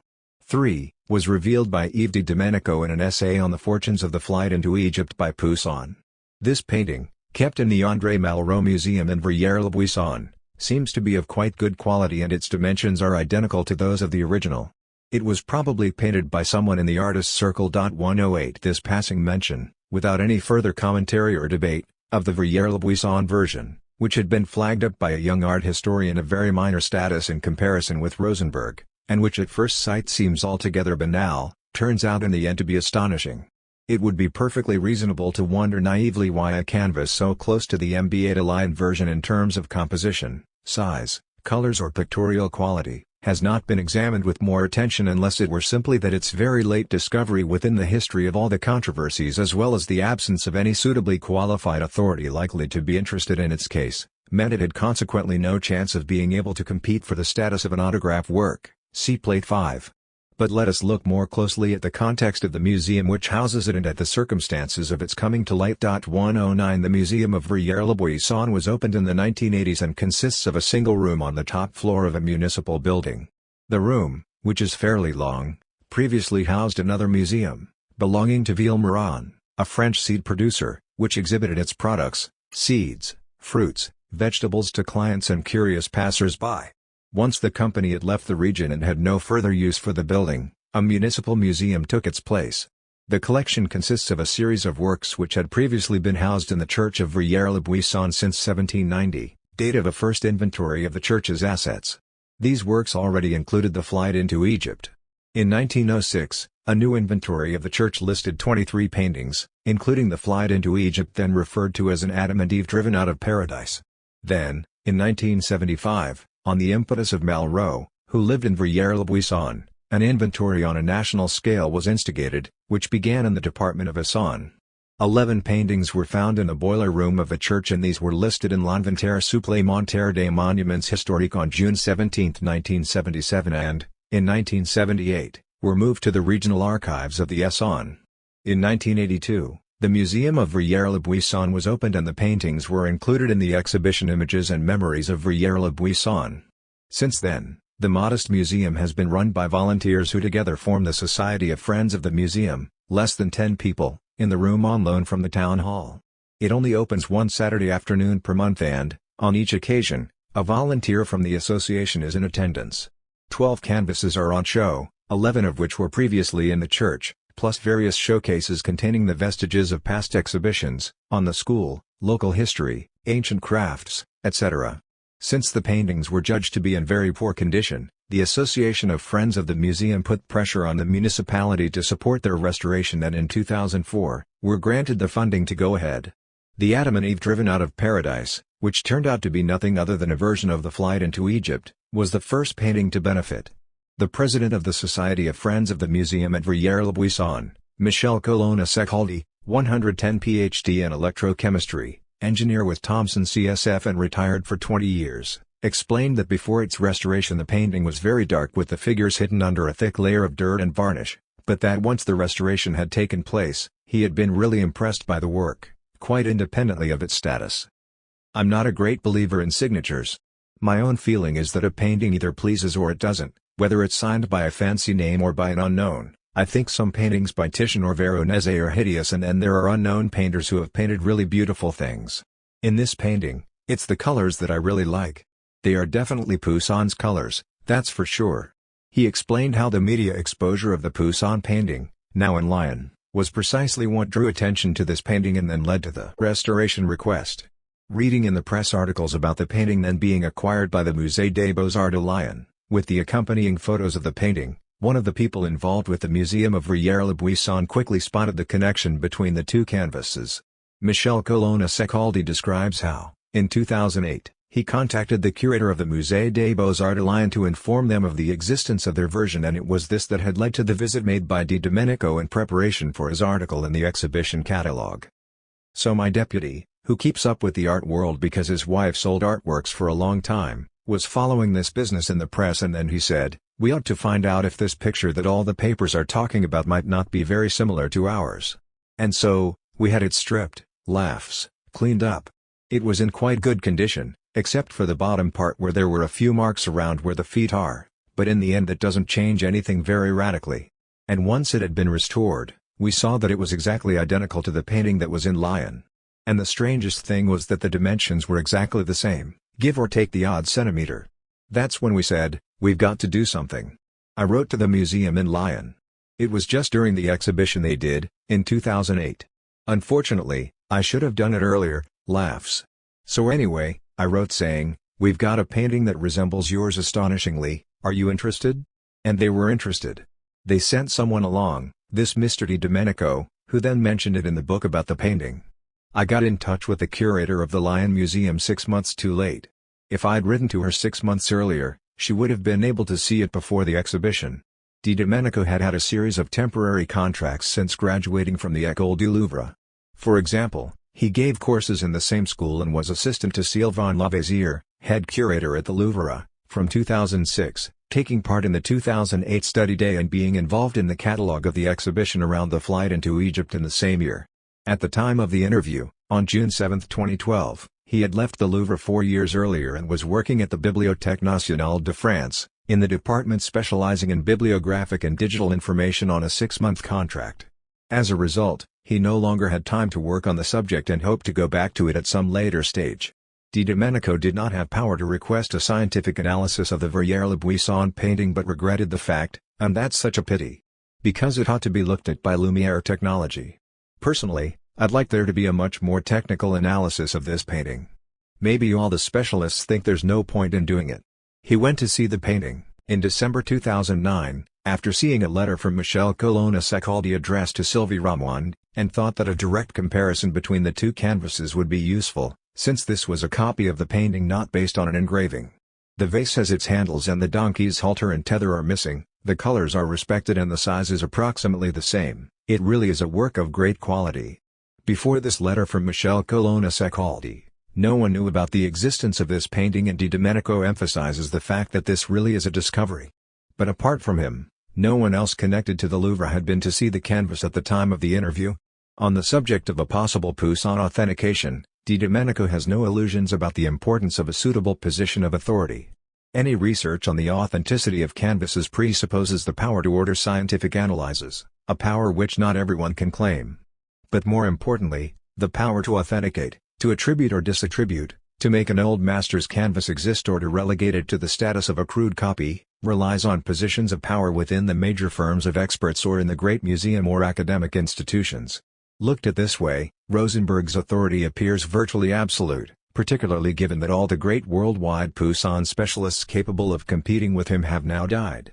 It is enough for those individuals who have the authority to say what paintings really are, to fail to take an interest in them, for all sorts of reasons, heavy workload, conviction that the genuine canvas has been definitively recognized and that there is no point in further research, etc., for paintings to remain in obscurity. You know, attributing a canvas to Poussin is a complicated business. You can't do it just like that. If Pierre Rosenberg says no, it's no, huh? We're talking about Poussin, so it's not that simple. With this painting, I don't know what will be discovered if it continues to be worked on, but with Isabelle Dubois Brinkman, we'd really planned to keep going with it. And then I think it's all very much linked to the fact that the various people involved all went off in different directions. Everyone got caught up in other things. When you're a curator like S. Lavaisier, he's tied up with other projects, same with Isabelle Dubois too, Sylvie Ramond, well you know, all that stuff. They don't need to look any further. Poussin, that's Pierre Rosenberg's subject. I personally wouldn't say anything. For the time being. I think it's a painting with a certain interest but, beyond that, no. I can't say today that it's a work by Poussin, that would be completely crazy, no. Number 111. This painting, which is closer to the MBA de Lyon canvas than to the Piasecka Johnson version, represents an interesting case of a fine example which has not yet found its legitimate defenders.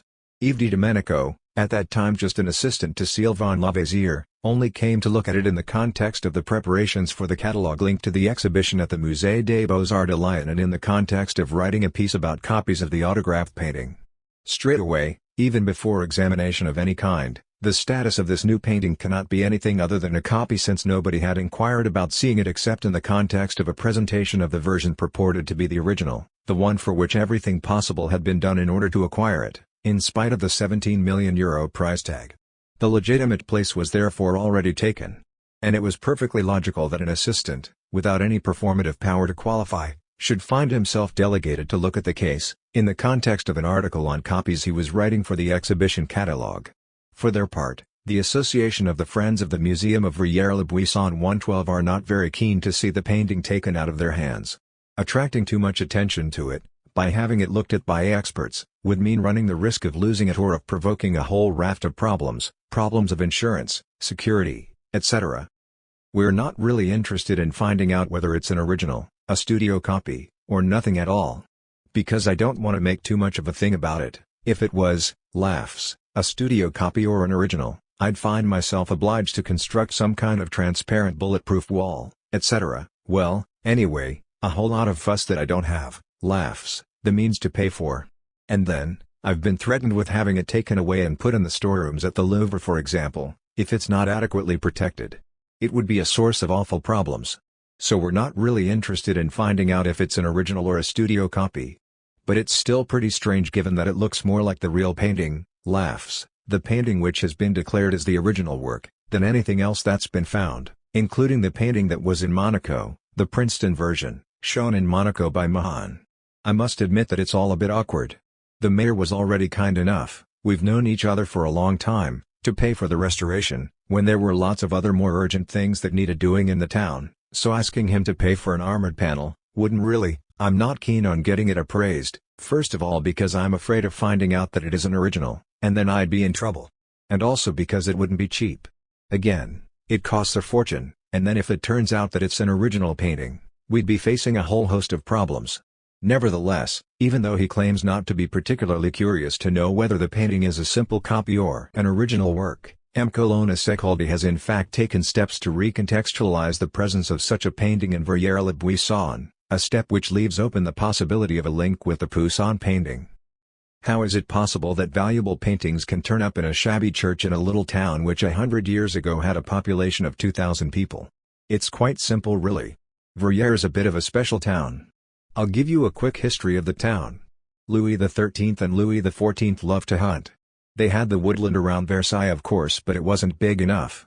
So they seized all the woodland which belonged to the church across the whole area. This included the forest of Verrières, which was called Buisson-les-Verrières, and which was very attractive to them, because it was a little bit more remote. So the kings hunted there a lot up until the Revolution, and even afterwards too. The result was that practically at the beginning of the 17th century, there were 7 or 8 great estates here, which belonged to people who were going to seek favors from the king. These estates were not as expensive as the ones around Versailles of course. So the area became a sort of second home for certain noblemen. And so, until recently, the town had a rather bizarre shape to it. In the center, there were the Verrières, who lived around the church, and who were for the most part, well 95% of them, peasants, and further out, there were these 7 or 8 huge properties which completely blocked their view, and so, you need to understand that, in Verrières, there were the peasants, but there were also 7 or 8 noble families who could very well have donated paintings to the church, a Poussin, at the time when it was painted. We know the names of the owners of these chateaux. Some of them were quite well known. For example, the chateau which is now called Le Château Étienne d'Orves, or the Château de Péronne, was owned by someone quite well known, a certain Benoit. Benoit was sculptor appointed to Louis XIV. And he made a certain number of well-known busts. And he also created, a bit like the Musée Grévin of the time, wax models of people, etc. It was the fashion at the time, when someone was buried, around 1700, to have lifelike figures of people in wax, etc. So this famous sculptor lived here. And he must have been pretty well off, since he was Louis XIV's favorite sculptor, so why couldn't he have bought a Poussin? Be all that as it may, although their intrinsic properties are very similar, the paintings of Line and of Verrières-le-Buisson exist in radically different contexts and are treated in very different ways. One of them is permanently exhibited in one of the great regional museums in France. The other is visible only one afternoon per month in a little museum in the suburbs outside Paris. Only the most daring young art historians, looking to defy the judgments made by existing or departed art historians, could possibly show any interest in this version and seek to change its status and its value and what happens to it. 8. Poussin, Science, Law and the Art Market. In the history summarized above, we have seen that paintings are hemmed in by scientific, legal and economic measures and practices. It could be said that science, the law and the market all contribute, in their own way, to defining the nature of any specific painting. Science contributes by authenticating works, the law by stating the substance of the object in question in the context of commercial exchanges, and which owner they belong to, and the market by indirectly fixing the status of works because of the very strong link between the hierarchy of prices and the hierarchy of pictorial values. Science, the law and the market establish the status of an object or, in cases where this has already been established, help to reinforce it. This is achieved by resorting to objective methods used to produce a truth about the world. Science, by making official and reinforcing decisions or verdicts guaranteed by the state. Law, by the fascination exerted by the market in attributing very high economic values to objects which may have been ignored, neglected or badly treated over a long period of time and which are sometimes still controversial. The market, the power to define the world, to state the place and the relative value, within hierarchized structures, of people, of things and of situations, is the power to say what kind of treatment these people, things or situations deserve, or what attitudes should be held towards them. It is the role of academic, scientific, legal or economic institutions just to state or to pronounce verdicts, to establish facts or to categorize, exclude or include, to the delight of some, well classified, well perceived, respected, and to the despair of others, poorly classified, poorly perceived, denigrated. By requiring science to vouch for the signs of its authenticity, by making legally designated experts say that it is an autograph work, or a work by an old master, and then by buying the painting at an impressive price, we are helping to transform an insignificant or secondary object into an artistic masterpiece worthy of being hailed with all due honors, of being conserved, protected, discussed, envied and admired. But in the context of a place for everything and everything in its place, the qualification of some automatically means the downgrading or the disqualification of all other rival objects which were candidates for the same place. Poussin in the laboratory. The two principal canvases competing for the status of autograph work, the Piasecka-Johnson version and the Pardo-Mbatalayan version, were each subjected to various tests in major analysis laboratories on both sides of the English Channel. From each side, arguments abounded in favor of each of the two versions. In both cases, the study of pigments and of the canvas confirmed the fact that the paintings were not painted later than the 17th century, revealed the presence of pentimenti, which supports the hypothesis of an original work. As the copyist was looking at a finished painting, he would have been in no doubt about the picture he was to produce, unlike the person creating it in the first place who could add or remove various elements, and, in both cases, the laboratories concluded that there was nothing to stand in the way of the hypothesis to the effect that the painting could be an autograph work.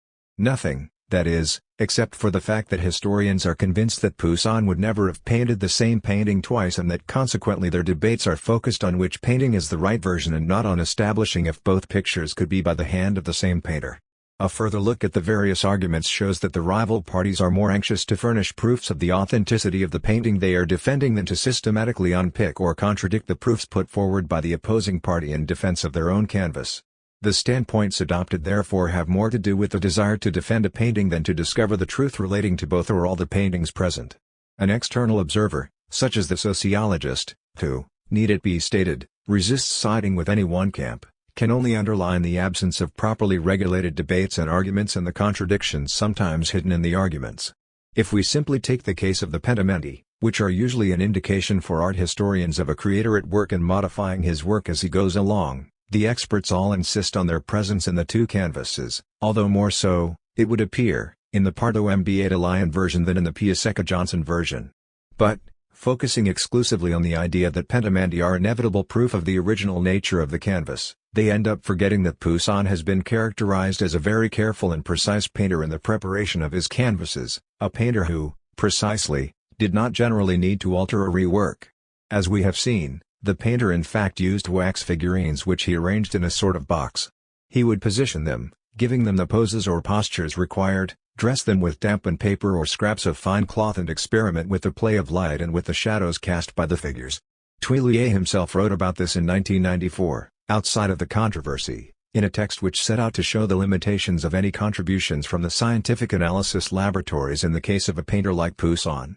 He wrote about the painter in these terms: "He thought for a long time about the arrangement of the painting and the positioning of the figures. For him this was the essential phase. Any reworkings are relatively rare. This creative method leaves little scope for X-ray investigations." 1 In Poussin's case, laboratory examination reveal only the most minimal pentamendi of ambiguous significance. 2 Tuillier even specifies that this technique of extremely carefully thought out work, this very precise preparation for the composition of the painting, is that of his maturity, exactly the period during which the flight into Egypt is supposed to have been painted. The rarity of pentamendi in Poussin's work is emphasized by Madeleine Auers. In 1960, in the catalogue of the exhibition of Poussin paintings, the head of the Louvre's laboratory confirmed the careful preparatory work indicated by historians. The work put into preparing the compositions is also confirmed by the fact that the majority of X-ray films only very rarely show up a pentimento, and few alterations.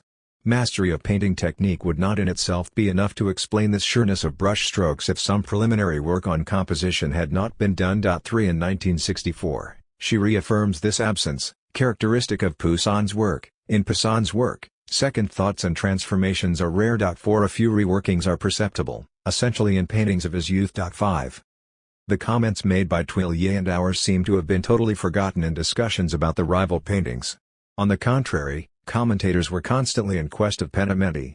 In 2007, the Centre de Recherche et de Restauration des Musées de France, C2RMF, pointed out the presence of a further 2 pentamendi in the MBA de Lyon version. The discovery of a pentimento with respect to color in the ochre garment of the figure of the reclining youth, and probably also in the green cloth draped over the donkey painted over an ochre undercoat, will reinforce the case for the original status of this painting in comparison with that of the painting from the Johnson collection by verifying that these 2 modifications are absent in the latter case.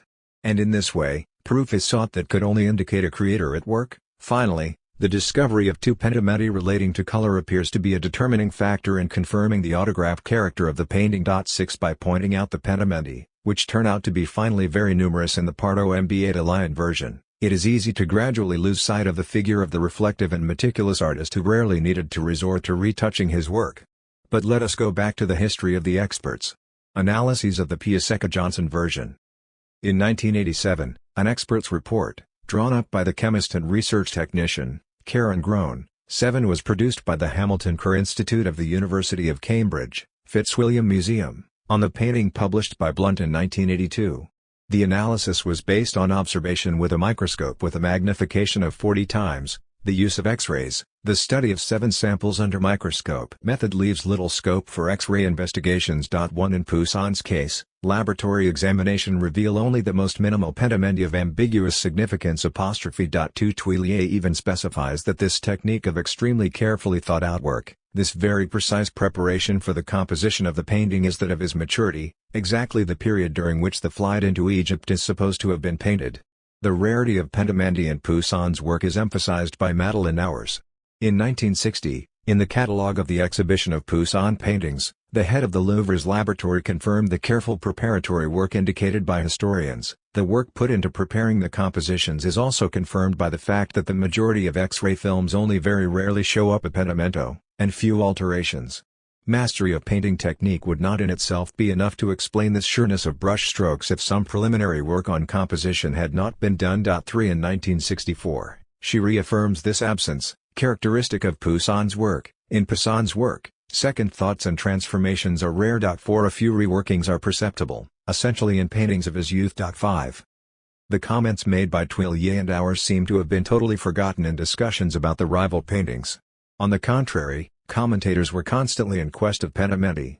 In 2007, the Centre de Recherche et de Restauration des Musées de France, C2RMF, pointed out the presence of a further 2 pentamendi in the MBA de Lyon version. The discovery of a pentimento with respect to color in the ochre garment of the figure of the reclining youth, and probably also in the green cloth draped over the donkey painted over an ochre undercoat, will reinforce the case for the original status of this painting in comparison with that of the painting from the Johnson collection by verifying that these 2 modifications are absent in the latter case.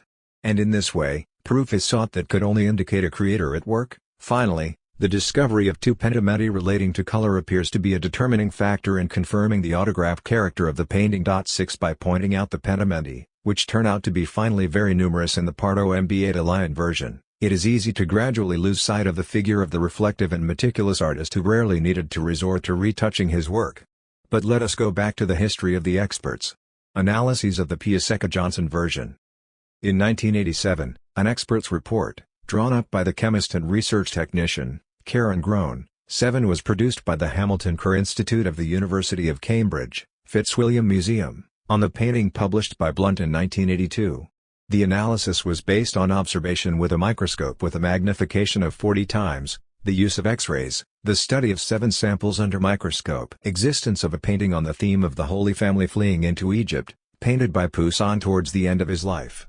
These included Filibian's biography of Poussin, the engraving by Pietro del Po, the manuscript of Chantelou's journal with his account of a viewing of paintings by Poussin with John Lorenzo Bernini on August 10, 1665. Mahan reminds his audience that the painting was considered lost until 1982, when Sir Anthony Blunt published the painting now exhibited in Monaco and not yet owned by Barbara Piasecka-Johnson. Another painting representing the same scene, the New York or Wolf version, which had never been published, appeared during the same period without ever really being considered as a serious rival in terms of authenticity. Then, in 1986, a third version had appeared, the Pardo Mba de Lyon version. He began by telling the story of the Piasecka-Johnson version, sold in 1976 by Lieutenant Colonel Stefan Zamoyski, a count from a Polish family, who had served in the Allied forces during the Second World War. Zamoyski claimed that his family had acquired the painting at the beginning of the 20th century and that it had originated from a Russian collection belonging to the Princess Skakowskoye. At the beginning of the 1980s, the painting was put in the hands of a well-recognized restorer from the National Gallery of Art in Washington for cleaning and restoration. Mahan said he had seen it for the first time in 1985, at an Italian dealer's, and that in his view Blunt had been right to consider it as an autograph work. 2 years later, he was nevertheless approached by the Pardo brothers who sent him a black and white photo of the version they owned. From the photo, the authenticity of the painting seemed to him debatable. He saw it again in 1989, during the exhibition at the Pardo Gallery, and concluded that it definitely could not be by Poussin's hand. In March 1989, Barbara Piasecka-Johnson bought the painting and contacted Mahan to inform him and to ask him to confirm its authenticity.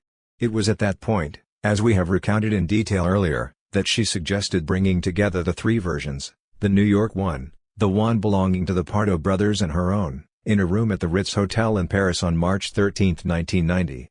He was there, along with Jacques Tuillier, who confirmed his choice of the Pardo brothers version, but only after a confusion over the New York and Piasecka-Johnson versions.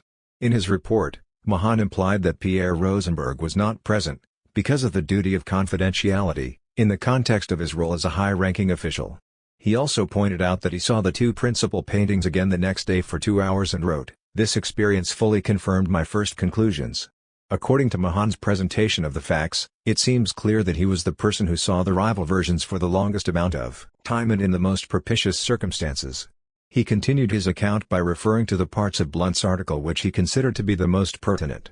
First of all, there was a pentimento situated above St. Joseph's head.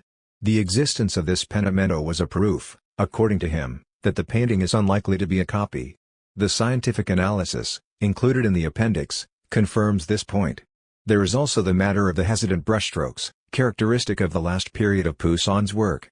But the British archenemies, who had regularly clashed throughout their careers, would not be content to simply be united. Mahan seized the opportunity to mention a personal victory over Blunt over the dating of certain paintings, because he had failed to pay attention to the way in which a painting had been executed, beyond the general effect of its composition. On 1 or 2 occasions, Blunt had suggested a later date for a picture where the execution alone meant it could only have been painted many years earlier. And he noted on this occasion an error of a similar type made by Line, charged into it. To judge from what he wrote in 1994, it seems that he was mistaken about the New York painting, obviously a copy of mediocre quality, which he took for the one published by Blunt, whilst taking Mrs. Johnson's painting, of smaller dimensions than the other 2, for an unpublished novelty, not worthy of even being taken into consideration.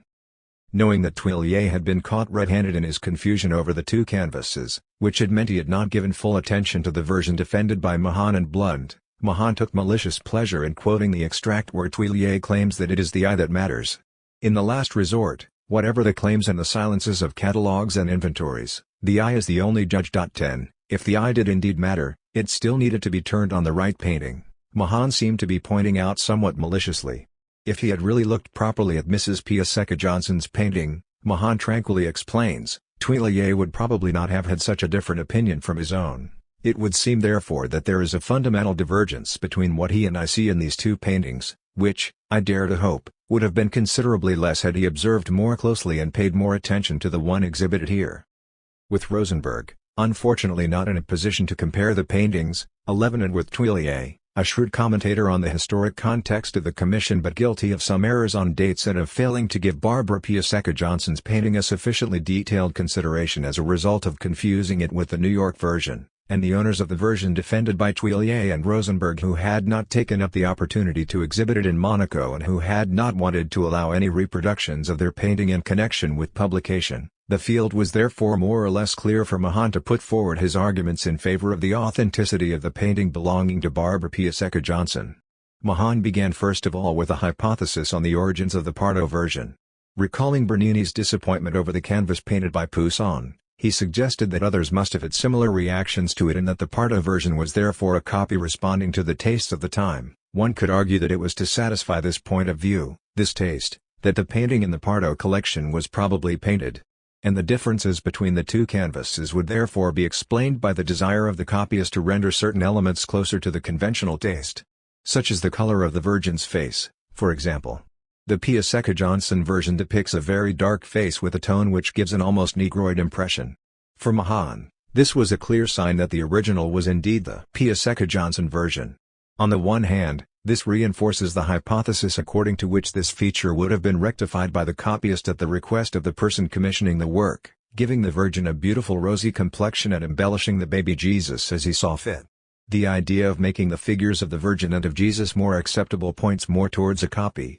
On the other hand, and the argument is even stronger here, Mahan questioned the notion that the Piasecka Johnson version could be simply a copy of the original Pardo version. If someone had copied the painting belonging to the Pardo brothers, as Tuillier apparently believes to be the case, is it likely that he would have taken the liberty to exchange the beautiful complexion of the Pardo Virgin for the considerably darker one that actually features in this version?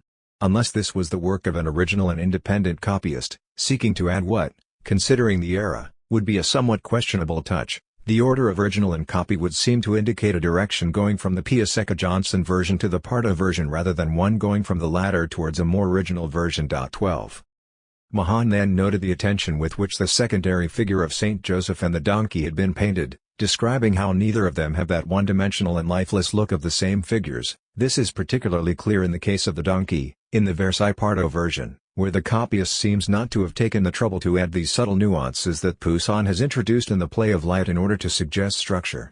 He also pointed out the rocks situated in the right-hand background, which are more subtly rendered in the Piasecka Johnson version than in that of the Pardo brothers. It looks like a simple and monotonous background made out of cardboard, something which would be more appropriate in a theatrical decor. The foliage to both the right and the left of the painting is also less finely painted in the Pardo version. The fact that he did not linger over the details of what must to him certainly have seemed a marginal aspect of his work, is typical of the attitude of a copyist. As in the matter of the complexion of the Virgin's face, Mahan wonders what kind of copyist would allow himself to be more precise than the original, to be more Catholic than the Pope by adding characteristics à la Poussin which the master himself had not included.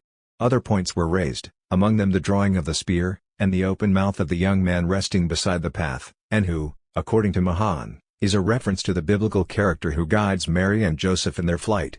Mary would be turning towards him to bid him farewell in the open mouth in the Piasecka Johnson version, and not in the Pardo version, would indicate this relationship, overlooked by a copyist ignorant of the subtlety of the biblical narrative.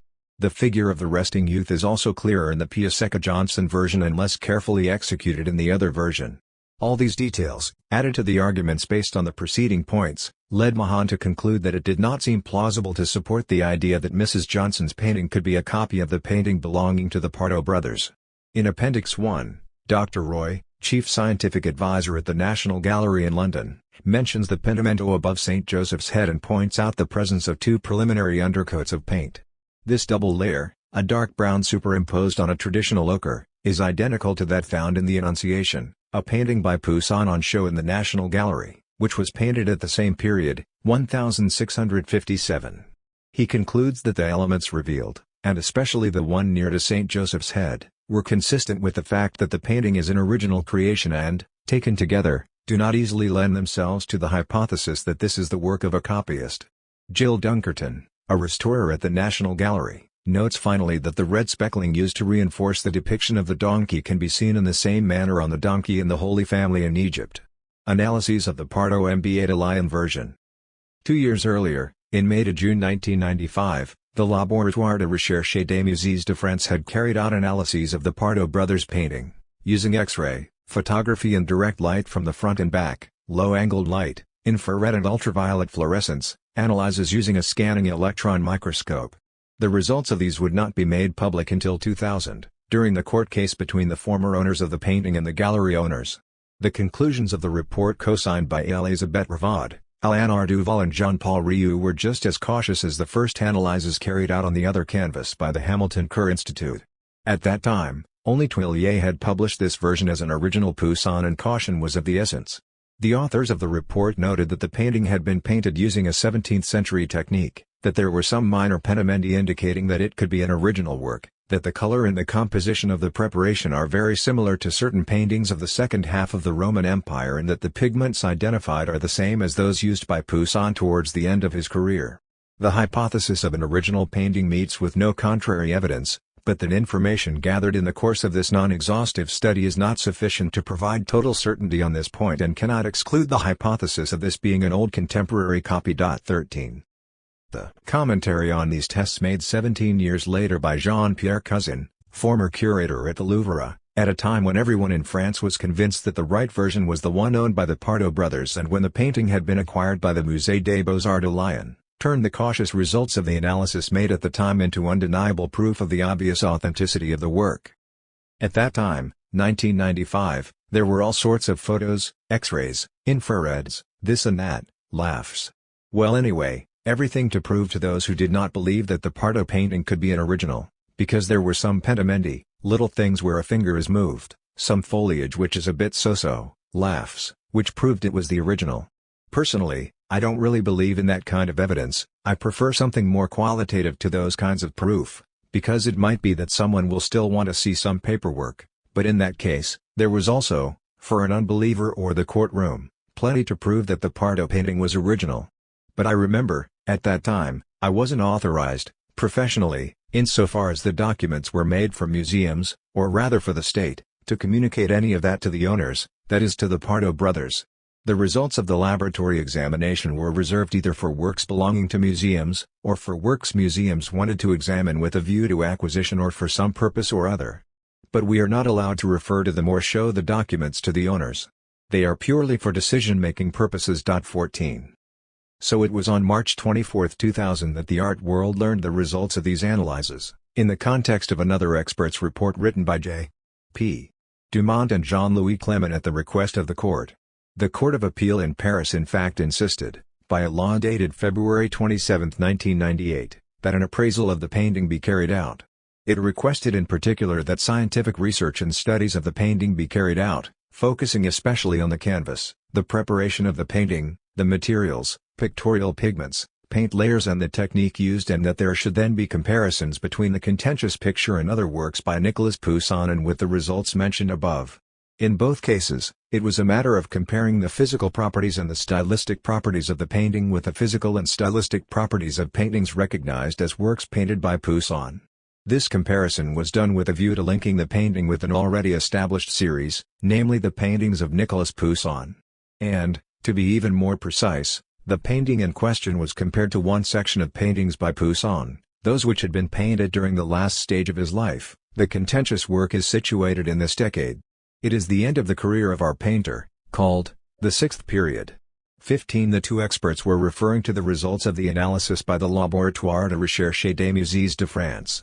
The laboratory had undertaken an exploration of the surface of the picture thanks to various different forms of light, direct natural light, tangential lighting, ultraviolet fluorescence, infrared reflectography, radiography, and a chemical analysis of the pictorial pigments, microsamples of the painting studied with a scanning electron microscope. The physico-chemical study of the painting seeks, on the one hand, thanks to the study of the pictorial surface under different lightings, natural light, tangential, infrared, etc., to uncover any repainting, any pentamendi, hidden by the visible layer and sometimes even to reveal an entire previous painting. On the other hand, the chemical analysis of the pictorial layer enables scientists through comparison with the theoretical mineral components, to identify the nature of the pigment forming the color and to check whether it conforms to the materials available to the painter at the assumed, or known, period when the work was created. However, the problem with this comparative work is that the goal is not to link the painting to a broad class, for example, paintings of the 17th century, but instead to link it to a very particular class, that is to say to a proper name, the paintings of Nicolas Poussin. Thus, if the analysis of the pigments or of the underlying layers of paint or the processes involved in dating the work allow works of another period or another artistic milieu to be eliminated, they never allow a painting to be linked to a person with any degree of certainty. For example, in the context of this assessment, the experts noted that the background preparation of brown-red earth as well as the superficial gray-pink layer of white lead mixed with this earth are in line with the results of examinations carried out by the Louvre Laboratory on the background preparation of Poussin's paintings, see Techne No. 1, 1994. But, if that does not exclude the possibility that the painting is a work by Poussin, it does not lead to any certainty that this is the case, since Poussin had habits which were simply those of his time. These pigments are therefore perfectly compatible with the palette used by Nicolas Poussin, see Techne No. 1, 1994, there is therefore no incompatibility. But these colors are not specific to him, the other painters of the period used them too. The study of the surface of a painting also shows up any pentimenti which often support the hypothesis of an original painting. The Piasecka-Johnson version had some of these too, which could have sown some confusion on this point, but the fact was not mentioned in the report, which is entirely geared towards the thesis of an authentic version. This uncertainty therefore leaves room for the eye, or in other words, for the competence of someone who is in a position to recognize, in the grand tradition of connoisseurship, the hand of the painter. The Physico-Chemical Research Laboratory is not able to show if the painting is by the hand of a particular artist. Only long experience of looking at the works of artists of the period enables someone to recognize the particular, unique hand of one of them. The problem lies in the fact that experts of the same level of recognition do not always reach the same conclusions. The same expert can, moreover, at different moments, change their mind over the origin of a painting. The court report therefore points out that Rosenberg had initially doubted the authenticity of the painting. Messrs. Richard and Robert Pardo had seen Mr. Rosenberg in the exhibition room, leaning over the canvas and examining it attentively. After his examination he had stated, "As far as I am concerned, this is not a Poussin."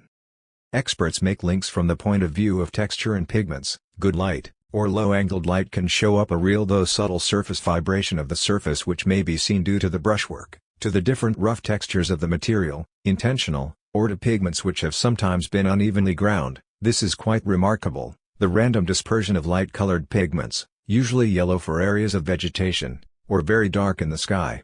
This is found in many of Poussin's works. Links are also made from the point of view of form. Certain shapes recur, like this elliptical drawing in the shape of an eye which can clearly be seen on the left of the small edifice. This is also found in other works by Poussin such as the Holy Family in Egypt, Hermitage Museum. It is visible to the naked eye, in good conditions and accentuated by X-ray or an oblique light, and also in terms of colors. There is a noticeable dominance of verdigris, an essential component in Poussin's palette. In any case, there is no contradiction in relation to Poussin's work as far as the colors of the contentious painting are concerned, but rather some eloquent similarities. The silver-gray tones so often found in Poussin, the mauve tones in the rocks which also occur in the Allegory of Autumn, with the same highlights. Nor do the experts hesitate to confirm that certain stylistic traits of the painting are veritable signatures. In order to model, shape each part of his subject, his touch is at times hesitant, at times tentative, streaked, curling, tapering out, sketchy. In a word, enormously diversified. It is a veritable script, better than a signature. The long powerful wavy brush stroke in the sky stands out like a signature. Although experts are supposed to provide answers to the question, is this painting by Nicolas Poussin?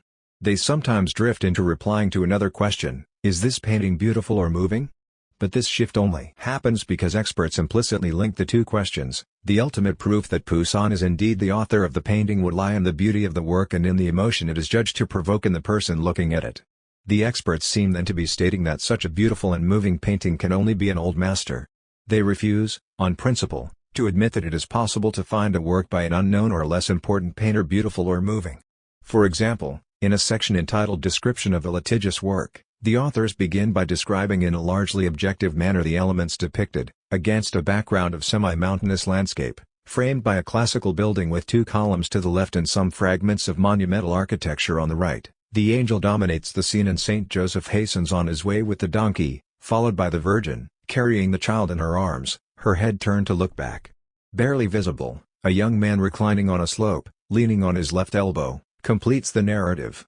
But they then continue with some very subjective aesthetic judgments. The subject is depicted in a clear and distinct manner, with simplicity, concision and restraint, well-centered, well-balanced, powerfully eloquent and with considerable emotion. The figures stand out against a background shaded with halftones. The work is executed soberly, without either anecdotal or decorative anecdote and in a style devoid of any attempt at seduction through illusion or virtuosity. At first sight, the work is impressive. 16. Other extracts from the report simply vaunt the aesthetic qualities of the painting as though seeking to use this as further proof of its authenticity.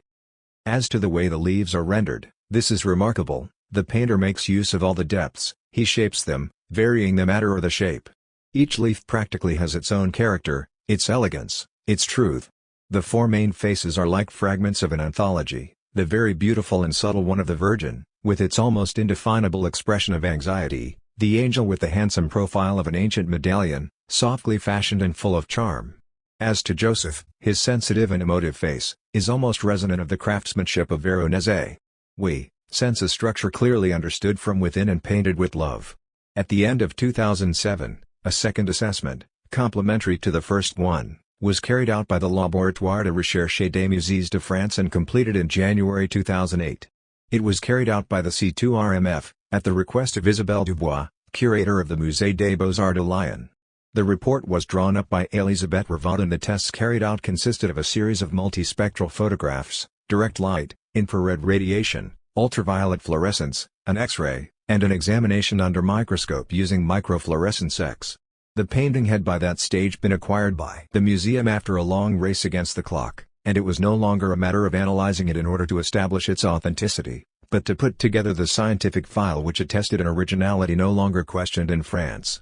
The painting was linked to the series of Poussin paintings, and the results of the new analysis were compared with those of other paintings by artists already studied, thanks to an important bank of scientific documents on the works of Poussin, already assessed at the research laboratory of the Museums of France. The results obtained could be seen in perspective. 17 The comparison was possible because of an accumulation of data on Poussin's paintings which was available for reference purposes.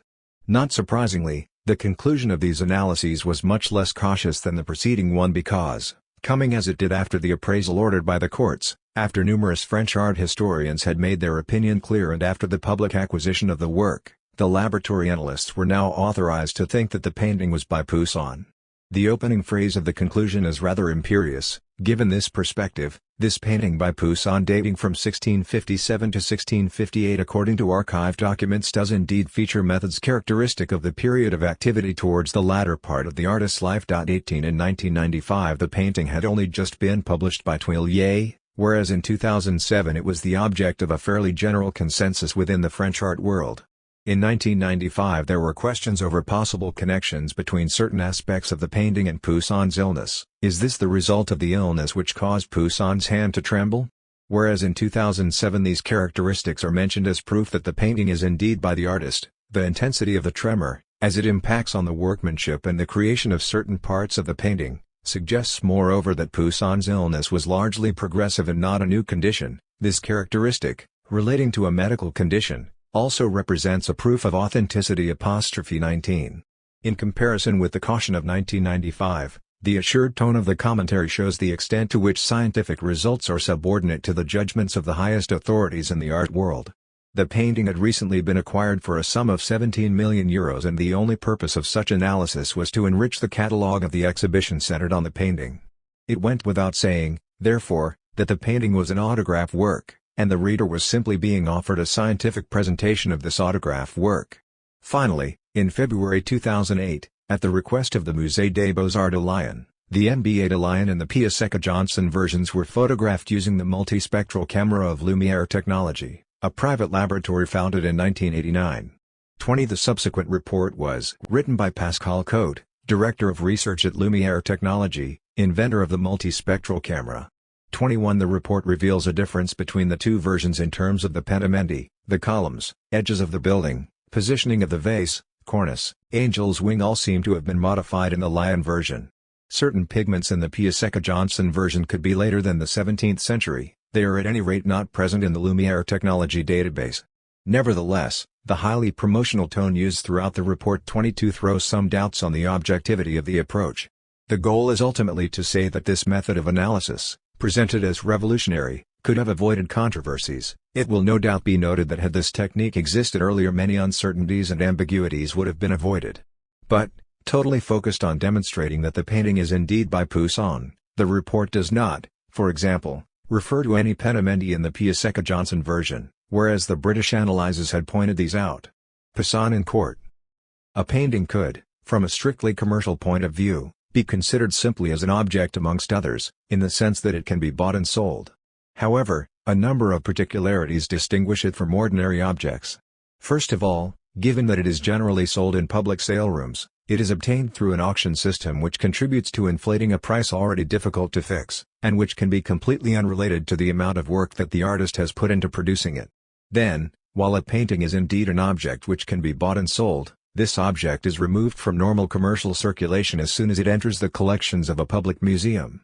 Finally, and this is the most delicate and mysterious element, more often than not, neither the seller nor the buyer are 100% sure of the exact nature of the painting which is the object of the commercial exchange, or in other words, of its substance.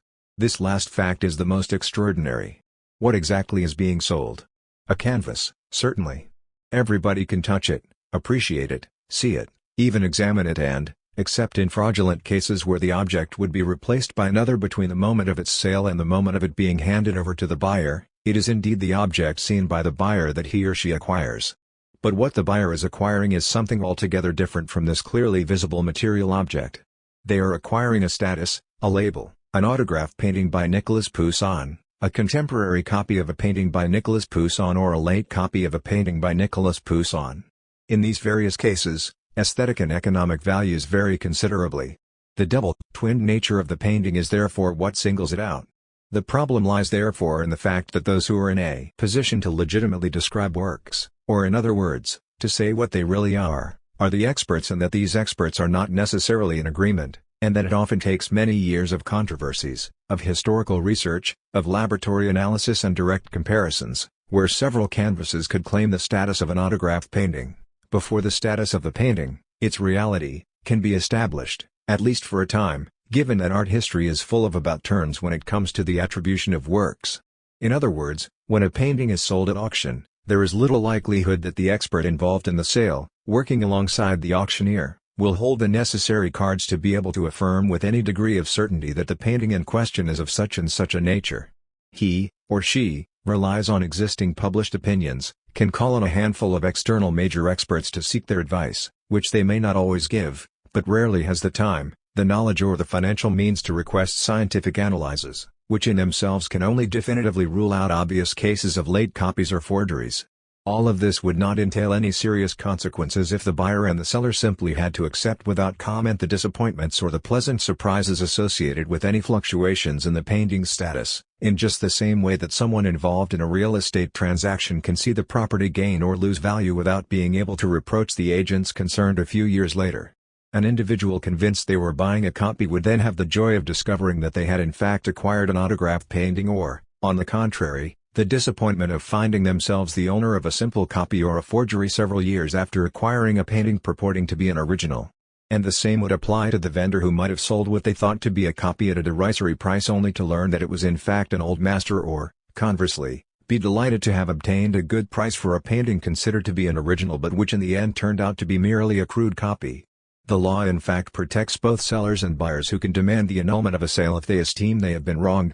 On the buyer's side, this is a classic case. An individual who believes they have acquired a Rolls-Royce can demand an annulment of the sale if they discover that the engine of the car is that of a more ordinary vehicle. But in the case of works of art, as in that of objects with historic value or which are associated with a famous person, the vendor can also argue on the grounds that he did not know the true nature of the object being sold. In such cases, the sellers can take action against the auctioneer and his expert, in that it was they who made the decision to sell the work with a status which subsequently turned out to be inaccurate. The annulment of the sale of a work of art for error sur la substance, 23 as French law puts it, gives rise to discussions and commentaries of a quasi-metaphysical tone on the nature of this substance and on how to judge whether or not an error has been committed. For what is the substance of a work of art? How is this determined and by whom? In such cases the law is, by its own logic, 24 dealing with objects which are ruled by their own artistic logics and which sometimes resist legal argument and categorizations formulated in connection with ordinary and much less problematic objects.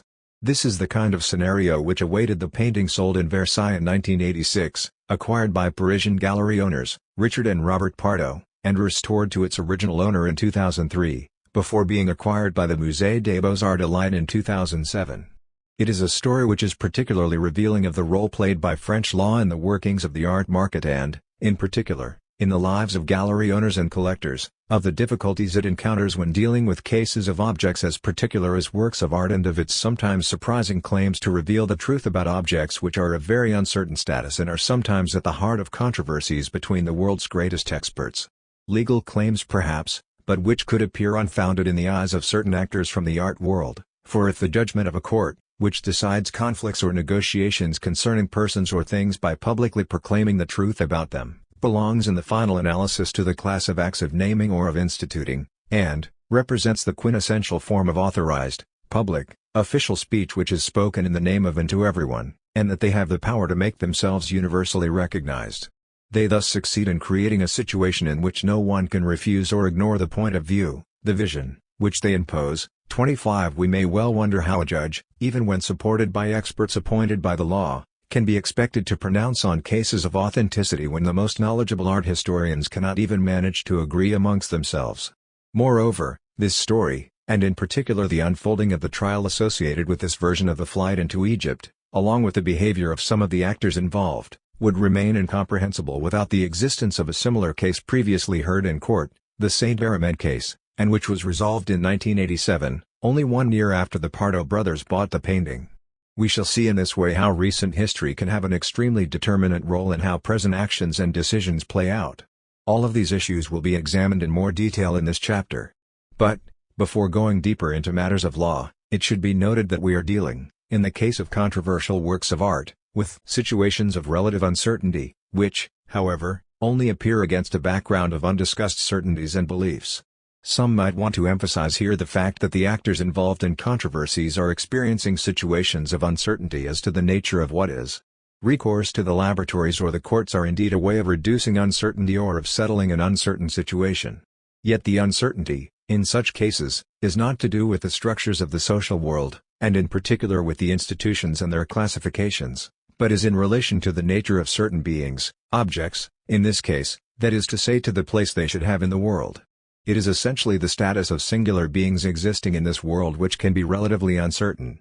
The world itself, and the places available within it are, on the other hand, much more rarely questioned.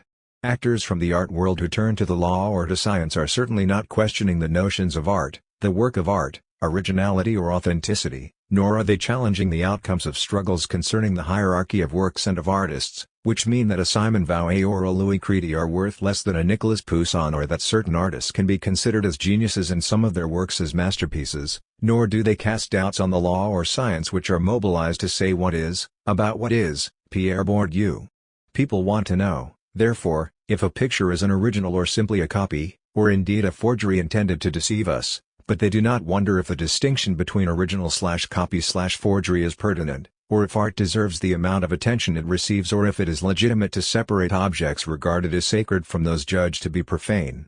We rarely wonder about whether it is normal to devote so much energy and money into acquiring masterpieces, into ascertaining their true nature, ensuring they are conserved and restored, ensuring them against theft, etc. Uncertainty can indeed be focused on singular individuals, on their status and their place within a system of classification, but certainties often remain deep-seated as regards the inequality of the places to be occupied. Error sur la substance. When, in 1986, the Pardo brothers acquired a canvas sold as a contemporary copy of a work by Poussin in the hope they had got hold of an autograph work, they had little idea of the formidable trap into which they had fallen.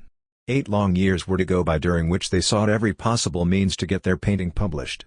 And when in 1994, the situation seemed finally to have been resolved for the painting, and by the same token, for them, The original owners reappeared on the scene and demanded that the law should annul the sale on the grounds of error sur la substance. What, then, is this error which can be invoked by sellers even though they have lived alongside the painting in question for many years? And what is this substance that is referred to? Is this car that has been sold to me as a Rolls-Royce really a Rolls-Royce? Is the perfume I am sold as a Chanel perfume really a Chanel perfume? Requested by the law in cases of conflict between buyers and sellers, scientific analysis which would examine the components of the car or which would study the chemical properties of the perfume in question, basically corresponds with an economic need to determine the real substance of things and, therefore, the value attached to them. It is because in human exchanges, any objects which change hands have a value, economic, aesthetic, political, moral, etc. that the necessity to determine the exact nature of this substance becomes important. Science, which confirms a certain number of substantial properties, and the law, which officially records this reality and has the final say in disagreements, are the main ways of establishing what is real. If science challenges the supposed substance of a thing, whatever it was that made the buyer buy it, but also what made the seller sell it, then the law can decide to annul the contract which has been agreed. The error sur la substance reveals that the exchange contains a flaw. Article 1110 of the Civil Code therefore states, in its first paragraph, that error is a ground for annulment only when it rests on the very substance of the thing which is the object thereof. The very possibility of an annulment of the sale rests on the idea that the contractors should know the true nature of what they are exchanging.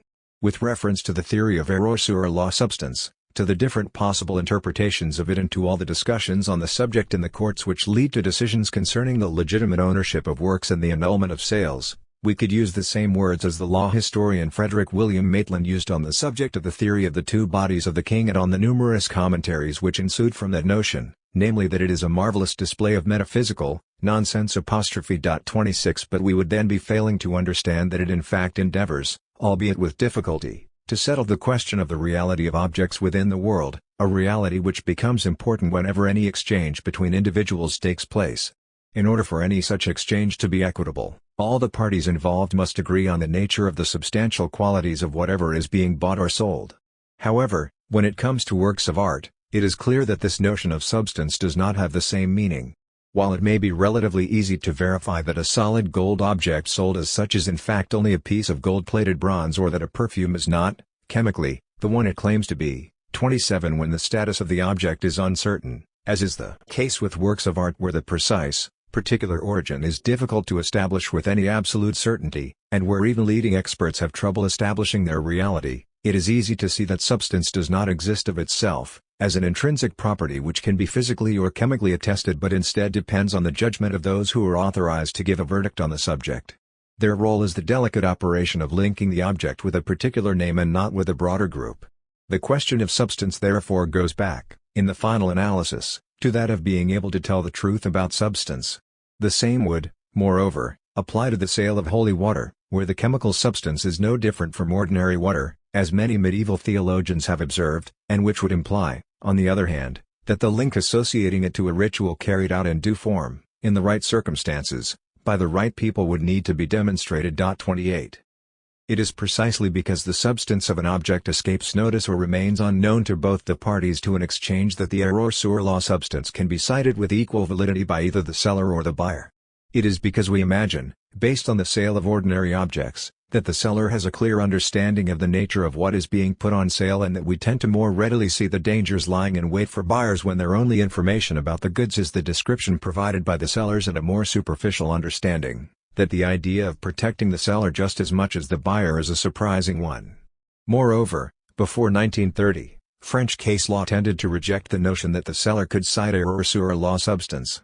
But, in 1930, the final Court of Appeal, Cour de Cassation, approved the principle of an error of the part of the seller on the item offered for sale, the law making no formal distinction between the seller and the buyer.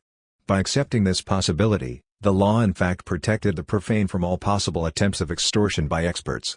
For the sale of an art object does not in the abstract involve just a seller and a buyer, but it also brings into play intermediaries and in particular, the auctioneer and experts whose job is to determine the exact nature of what is being sold.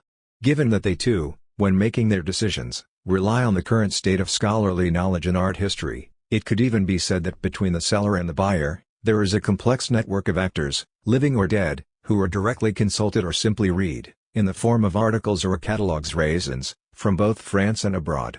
Certain specialists, however, object to this extension of the notion of error sur la substance to the seller. 29 They argue that there is no real equivalence between the positions of buyer and seller in the context of the sale of a painting, for example. The person selling should not logically, according to them, be able to cite an error sur la substance since, as the owner of the painting, he or she has had time to form an opinion, and to know the reality of what is being sold.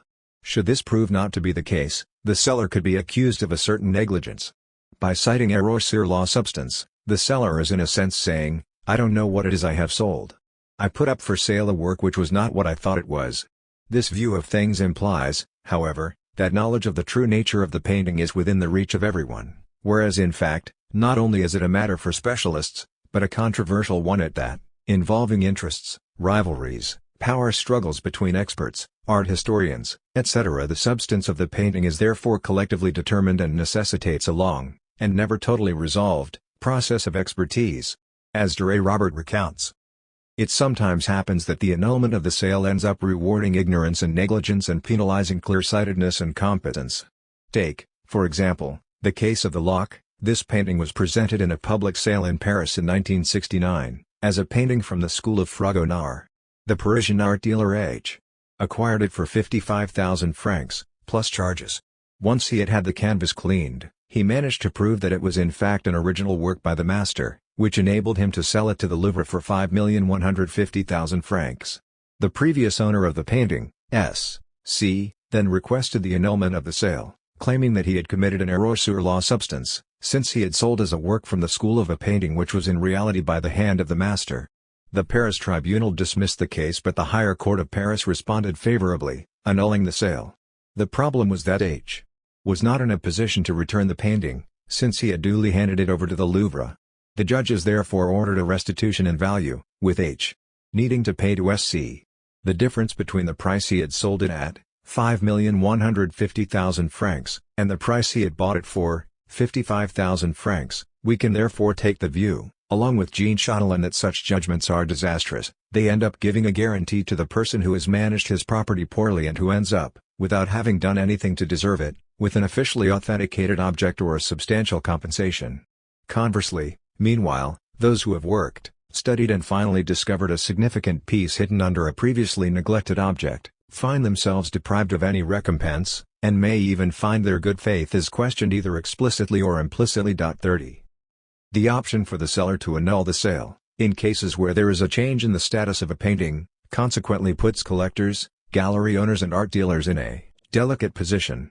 In fact, these people are constantly gambling on being able to discover, in the sense of obtaining recognition, unknown works, and by the same token, buy at a low price apparently anodyne canvases which turn out to be paintings by masters. Yet more often than not they can only manage to do this if the initial owners of the painting are not aware of the subsequent existence of the pictures they have sold and do not therefore demand the annulment of the sale.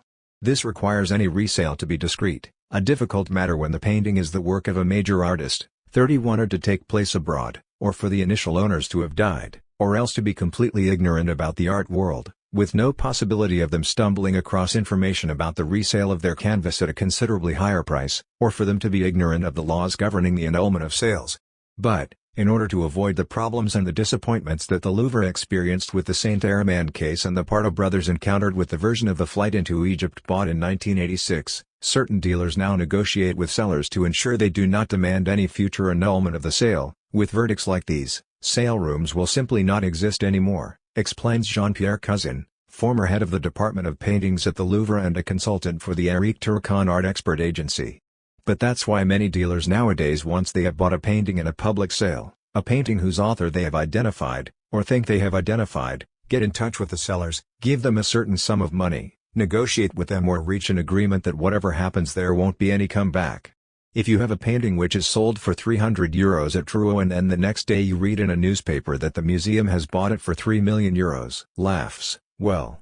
The dealer's life is about trying to spot paintings, either in public sales, or in the hands of individuals, and buying them as cheaply as possible, so it is not about robbing old ladies, of course, laughs, and then working on them, showing them to experts, getting them restored, all that stuff! 32.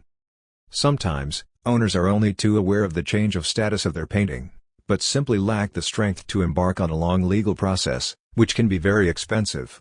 This is what the journalist Vincent Noce describes on the subject of a painting sold for 50,000 francs by antique dealer Gérard Scorp, bought by the Louvre, who then presented it as a work by the Bruges artist Lodewijk de Diester. Even today, the antiques dealer could, without a shadow of a doubt, obtain the restitution of his painting through the courts. He hesitated. He dreads the length of time the proceedings will take, the costs involved which could easily be as much as several tens of thousand euros. He has remained friends with the auctioneer involved in the sale, someone he used to advise regularly as an expert. In his view, Maître Cassini Vitalis did her job correctly. Nevertheless, she is legally responsible for selling the painting at a loss, as is Eric Turcan. As an antique dealer, and especially as an expert with the customs and the Court of Appeal, I felt I could not attack an institution as powerful as the Louvre. And also, what can you do? I'm not the litigious type, he concludes. 33. In the case of the original owner of the painting sold in 1986, everything went against the gallery owners.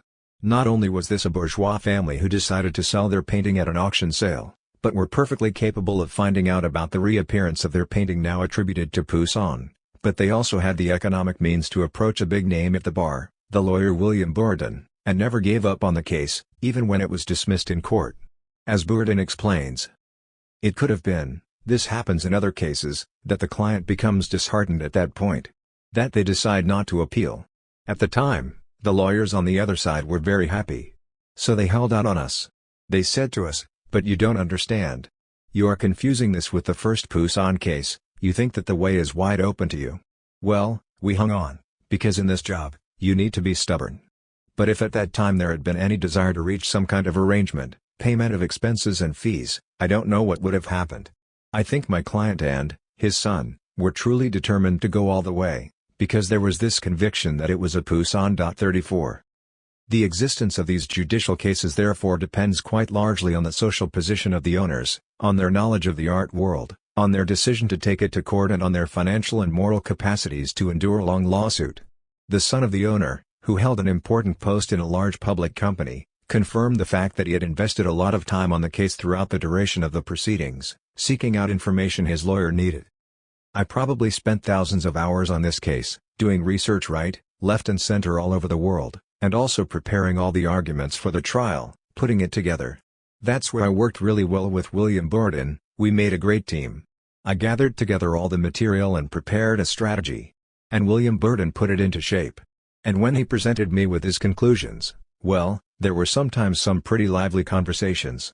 I've lost track of my hours, but maybe thousands of hours. And it's exhausting stuff. Especially in a context where you are up against a whole establishment, the whole art world. You see it all over the newspapers. You have everyone against you! 35. After A. Robert judges the jurisprudence in this area ridiculous. Quoting Jean Chatelain, who has not only been a professor of law, but who for 10 years was director of the Musées de France, he thinks, like him, that these are disastrous judgments which penalize those who demonstrate clear-sightedness and who take risks. Since the Saint-Armand case, things are done more discreetly, but the overlapping of the two cases meant that the Pardo brothers turned up at the worst possible moment. Case law had just turned against dealers, but they did not yet realize what had happened and continued as though in the old system of jurisprudence. They still very much continue to do deals. But they just don't discuss them anymore. Their mistake was not to do the deals, but to talk about them. Now, all that is finished. Not very long ago a Jericho was bought in a public sale, though it was not sold as one. It was a big dealer who bought it, and naturally he kept it quiet. Deals happen at the Hôtel Drouot. I've heard about 2 or 3 deals at the Hôtel Drouot recently, and I can assure you no one mentions them. So, what do people do? Well, they put them away in their storeroom, and that's the last that's heard of them. They're not going to have their sale annulled and nothing more is heard. They don't lend them to anyone, and then a few years later, when they finally produce them, it will all have been completely forgotten. And the owners will have forgotten too. They resell them in the States and nobody will be any the wiser. Nowadays people are careful. Since the Saint-Armand jurisprudence, people have been careful not to show off their finds. You know, people still discover things quite frequently. But there was one quite recently. I think it was a Chardin that someone spotted. Well, I can assure you that nobody mentioned it. A few people in the know, the Jericho, I'm sure about, because the sale took place in Rennes, and I saw the protagonists, The three antique dealers who had joined forces because they were the only three people to have seen that it was a Jericho and they bought it like that. It was presented as 19th century school. But they were careful not to sell it or to exhibit it. Oh. You know, people aren't stupid. When they are the victims of a stupid piece of case law, they get around it very quickly. 36. With this kind of case law, the supreme act of social magic represented by attribution becomes a highly problematic act which can only take place in certain cases. It may well be asked who nowadays would be interested in buying unattributed works and in discovering them or allowing them to be discovered as being by the hand of a master, given that the law would generally favor the original owner, judging them to be the injured party because they had sold, at a low price, a copy, a work said to be from the studio or carried out in the circle of a particular great painter and subsequently considered to be an autograph work. On the basis of the case law represented by the Saint Araman case, gallery owners ultimately have no interest in having a work considered as a simple copy recognized as an autograph work. Doing so would automatically result in the painting being taken away. Case law renders any find objectively pointless, except in cases where the dissymmetry between art dealers and owners is such that the former are able to profit from their find without the risk of the latter turning up to claim compensation. Moreover, in legal debates on the notion of substance, and in particular in the opposition between the notions of objective and subjective, we find scientific debate which belongs to the social sciences. In order to establish whether there is error sur la substance, is it enough to simply describe objectively the substantial properties of the object exchanged and to compare it with the description of the object at the moment of the sale? An examination of the object proves that it is silver-plated bronze whereas it was sold as a solid silver piece, or should the question be to establish what substance was involved in the exchange in the eyes of the buyer and the seller, what therefore was subjectively considered by them at the moment of sale as a substantial quality in the absence of which they would not have proceeded with the purchase or the sale? If the silver-plated bronze object was acquired essentially because it belonged to a famous person, the discovery that it was not in fact solid silver, but bronze, would not be considered a determining factor in the sale. Case law in this area has retained the subjective conception of the error sur la substance since a ruling of January 28, 1913. That implies knowing what the determining quality of the object was to the contracting party. Substantial quality is therefore confused with determining quality in the eyes of the contracting parties, with the judge needing to study the psychology of the contracting party in order to assess if an error has indeed taken place. And if, at the moment of the sale, the seller introduced some doubt as to the exact nature of the object sold, for example the painting by Nicolas Poussin or by an artist from his circle, nobody could subsequently demand the sale be declared invalid because the law considers that, since doubt has entered the contractual field, the element of certainty overrides the error. A determining precedent, the case of Olympus and Marsyas or the Saint Araman case. Why, one might well ask, go into the ins and outs of another case when it is that of the flight into Egypt that is supposedly the focus? The logic of our research takes us almost by necessity towards this narrative detour. When the researcher defines his object by deciding to tell the story of the flight into Egypt by Nicolas Poussin, he can, if he is not careful, become the victim of the limitations of his definition. Because in actual fact, the story in question does not appear as an isolated collection of facts and events, separated from many other preceding or parallel stories. Even if the decision were to focus on the case of the flight into Egypt, there is no escaping the fact that this is, for the actors themselves, merely one case amongst others and, in this instance, merely a second Poussin case. Indeed, when it began, in June 1995, the judicial history of the flight into Egypt was, in the minds of the actors at the time, a new Poussin affair. The way case law works reminds us that a current case always depends on previously judged cases. In this sense, the outcome of the case of the flight into Egypt was largely predetermined and almost pre-written by the conclusions reached in the case of Olympus and Marsyas. At the same time the painting of the flight into Egypt was being sold at auction in Versailles, 1986, a previous case was, in fact, just ending, 15 years after it had begun, in favor of the initial owners who were requesting the annulment of the sale. At the time, the legal experts were referring to the so-called Poussin case in connection with this story of the annulled sale of a painting initially attributed to the School of Karachi, and then preempted by the Louvre Museum before being published as Nicolas Poussin's Olympus and Marsyas. A painting consigned in 1968 to Maurice Reims, auctioneer, was put up for sale at the Hotel Drouot on February 21, 1968 as a bacchanal from the School of Karachi, on the advice of Robert Lebel, expert, president of the Experts Federation. With a reserve price of 300 francs and sold for 2,200 francs to the Galerie Haim, Paris, it was, however, preempted by the Musée National, Louvre, on the initiative of Pierre Rosenberg, curator of the Louvre Museum. 37 1 year later, the same Pierre Rosenberg announced that the Louvre had acquired a painting by Poussin, Olympus, and Marsyas.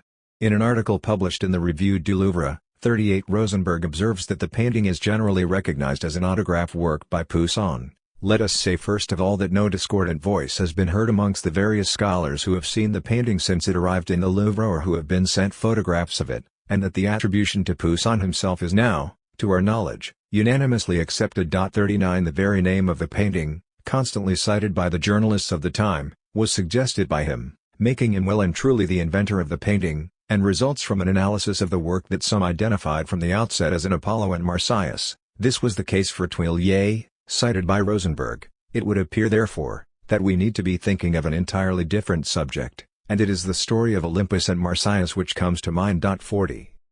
The former owners, M. and Madame Saint-Herman, brought an action to have the sale annulled on the grounds of error sur la substance and a second action concerning the responsibility of the auctioneer and the expert. The sale was annulled by the Paris courts on December 13, 1972. The Paris Court of Appeal then quashed this verdict on February 2, 1976, on the grounds that there is insufficient proof that the painting is by the hand of N. Poussin. In the report of the Paris Appeal Court hearing on February 2, 1976 quashing the decision to annul the sale pronounced in December 1972, the lawyer acting for M. and Madame Saint-Herman presented the case by explaining, they had believed they owned a Poussin, on the grounds of a purely oral family tradition, but that they had abided by the opinion of the auctioneer and his expert, and had been victims of an error sur la substance of the item sold. Various counter-arguments were put forward by the lawyers representing the Réunion des Musées Nationaux.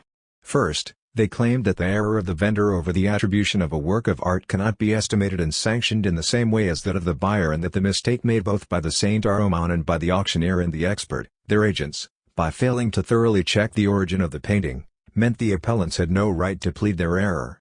They then added that in this particular case it would be a matter of an error on the value and not on the substance, which would not entail the annulment of the sale, that M. and Madame Saint-Herman had always intended to sell their painting, whoever it was by, and, finally, that it is by no means established, either at the time of sale, or even today, that this painting was by Poussin, the opinion of the curators of the Louvre being subject to discussion. Amongst all these arguments, some turn out to be more fragile than others. Thus, the attempt to distinguish sellers from buyers with the implication that the sellers are supposed to have time to make sure they are fully informed about the exact nature of what it is they are selling is difficult to legitimize given the case law on the subject. On the other hand, the reintroduction of uncertainty and of controversy goes right to the heart of the question of error. If no one is sure of anything, on what basis is there any error? Paradoxically, the defense strategy attempted by the Réunion des Musées Nationaux to avoid returning the painting to the owners consisted in imputing the certainty expressed in 1969 by the young curator, Pierre Rosenberg, to imprudent haste and blind faith. Monsieur Rosenberg had claimed, with the blind faith sometimes displayed by eminent specialists who, through a process of autosuggestion, managed to convince themselves by abandoning any scientific prudence, that the attribution to Poussin was now, to his knowledge, unanimously accepted. Yet, it is indisputable and undisputed that all the Poussin specialists had not yet been consulted. The lawyers representing the Réunion des Musées Nationaux counterbalanced Rosenberg's certainty by using the evidence of other specialists who considered that the painting was not in fact by Poussin. A letter from Doris Wilde, a Swiss Poussin specialist, dated April 1, 1974 and addressed to M. Laclotte, at the time head curator of the Department of Paintings at the Louvre, was thus added to the ongoing legal file by the Réunion des Musées Nationaux, in order to put Rosenberg's opinion in perspective. Contradictory opinions on the painting only surfaced during the course of the trial, since it was in the interests of the Réunion des Musées Nationaux to prove that there was no certainty as to the origin of the painting. But, if the painting had not been at the center of a legal case, it goes without saying that nobody, on the part of the Louvre, would have mobilized the advice of an expert casting doubt on the authenticity of the painting. Wilde wrote this, on the advice of Jacques Tuileries, whom she met during a conference in Basel. M. Tuileries suggested I should write to you on this matter. In my opinion the painting is not by Poussin's hand. I was already convinced of this when I first saw it, and with each subsequent viewing, my opinion has been confirmed. You have only to look at how weakly the figures are modeled. The arrangement of the secondary figures is not clear, and the space is poorly defined. Poussin has a very different pictorial style. Duray Robert clearly explains that, Depending on the circumstances, it is in the interests of the actors of the art world to display unwavering certainty in terms of the nature of works of art, or on the contrary to introduce uncertainty. In order to amass the profits of someone who publishes a work for the first time or who exhibits it with the intention of selling it as an autograph work, the strategy is one of absolute certainty. On the other hand, the moment someone reproaches them, in the context of proceedings for an annulment of the sale, of having concealed the fact that they knew the painting was autographed at the time of the purchase or of preemption, actors reintroduce uncertainty. So this painting turns up one day at the Hôtel Drouot in a Maurice Reims sale, with Robert Lebel as the expert. And it is estimated at 1,500 francs. It is sold as a painting from the school of Karachi and goes for 2,200 francs. He is very happy given that he has made 50% more than the estimated price. And at that moment, the National Museums announce that they are exercising their right of preemption. Well. And then the following week, articles start to appear, notably in Le Monde, saying that the Louvre has bought a genuine Poussin. Well. In fact, it was simply Rosenberg, who is very well informed about all that, who had seen it and said, "There's a good chance that it is a Poussin." So, it is preempted for a sum of 2,200 francs and M and Madame Saint-Germain request the annulment of the sale. And, in order to defend themselves, because the Louvre didn't want to see their picture taken away, they tried, if I dare say it, to devalue it. They brought in a certain Mrs. Wilde, whom no one had ever even heard of before, and who was introduced as the great Swiss Poussin specialist, who said, "Well no, these are not Poussin's colors at all." Why? Because that cast doubt. And the problem which was being addressed by the courts was that in order for an error to have been made, the truth needs to be known. Error is defined in relation to truth. If we are not really sure that this painting is an authentic Poussin, has any error been committed? If the Louvre had won their case, Mrs. Wilde would never have been heard of again and everyone would have said, "A certain Mrs. Wilde had said that," but in the end nobody believed it. Well, there you are, they said it in court, they had her give evidence in court, and she ended up making a statement to the effect that she did not recognize it as a Poussin. It was all to show that there wasn't unanimity, that's all. The error is defined in relation to a situation where there can be certainty. If there is no certainty, can there have been an error? 41. Also, in the same document, we can read that the Réunion des Musées Nationaux and the state would now like to emphasize the uncertainty of the attribution of the litigious painting to Poussin, exclusively based on the erudition and intuition of curators, which are subject to variation and discussion. As well as Wilde's letter, the opinion of the auctioneer's expert, Robert Lebel, is also cited. Lebel maintains that in his opinion the painting of the litigious canvas appears too opaque, too heavy and too typically Italian for it to be attributed to Poussin or even to his school. Germain Bazin, former head curator of the Department of Paintings at the Louvre, writing in an article in the Gazette des Beaux-Arts, also dismisses the painting as a poor affair, so spoiled and reworked, that it is really very difficult to tell if it is indeed an original. The report also mentions the reaction of the Saint-Germain's lawyer, citing Rosenberg's very confident paper which claimed no discordant voice has been heard amongst the various scholars who have seen the painting since it arrived in the Louvre or who have been sent photographs of it, and that the attribution to Poussin himself is now, to our knowledge, unanimously accepted. The same report also mentions that, in his notes, Rosenberg cites, amongst his scholars, the highest authorities on the subject, Sir Anthony Blunt, Sir Denis Mahon, Charles Sterling, Michel Leclotte, Antoine Schnapper and Jacques Tuillier. It also indicates that a book by Tuillier, Tout Louvre peint de Poussin, published in 1974, describes the painting as an authentic Poussin. The strategy of reintroducing uncertainty about the nature of the painting is thus contradicted by these different elements. In spite of that, from these various exchanges, the Court of Appeal of Paris took account of the variability and fragility of the expert's judgment and, as a result, quashed the decision to annul the sale, in favor of the Louvre. 42. Following the verdict of February 2, 1976, a note from the Department of Financial Affairs and Regional Action addressed to the Director of the Office of the Minister of Cultural Affairs advocated discretion following the purchase of a painting. In any event, it will always be desirable, as the ruling suggests, to remain discreet after any acquisition since the press and public opinion will always twist any scientific hypothesis into an absolute certainty, even when it is simply destined to be used in discussions amongst specialists. For museums, the value of a work will always remain incidental, relevant to acquisitions and insurances, whereas for the art market and public opinion, it is increasingly the central issue. Rosenberg's spirited and confident announcement of the arrival of a new Poussin in the Louvre is implicitly targeted in this note. As proof of the complexity of the case and of the potential reversal of the arguments, on February 22, 1986, the final Court of Appeal quashed the ruling of the Court of Appeal of Paris, arguing that the latter had committed the error of not establishing the situation at the time of the sale, and referring the case to the Court of Appeal of Amiens, which 4 years later, on February 1, 1982, agreed with the first decision to annul the sale. The report from the Court of Appeal of Amiens mentions an article in the newspaper Le Monde, dated March 8, 1968, under the headline "A Rare Find," which attributes this find to the young team at the Louvre. It also mentions Rosenberg's hurry to announce his find. Note that M. Pierre Rosenberg, curator of the Department of Paintings at the Louvre, widely commended for his perceptiveness, could not wait to show the public the aforementioned preempted painting, and to do so alongside other works of Nicolas Poussin under the title Olympus and Marsyas.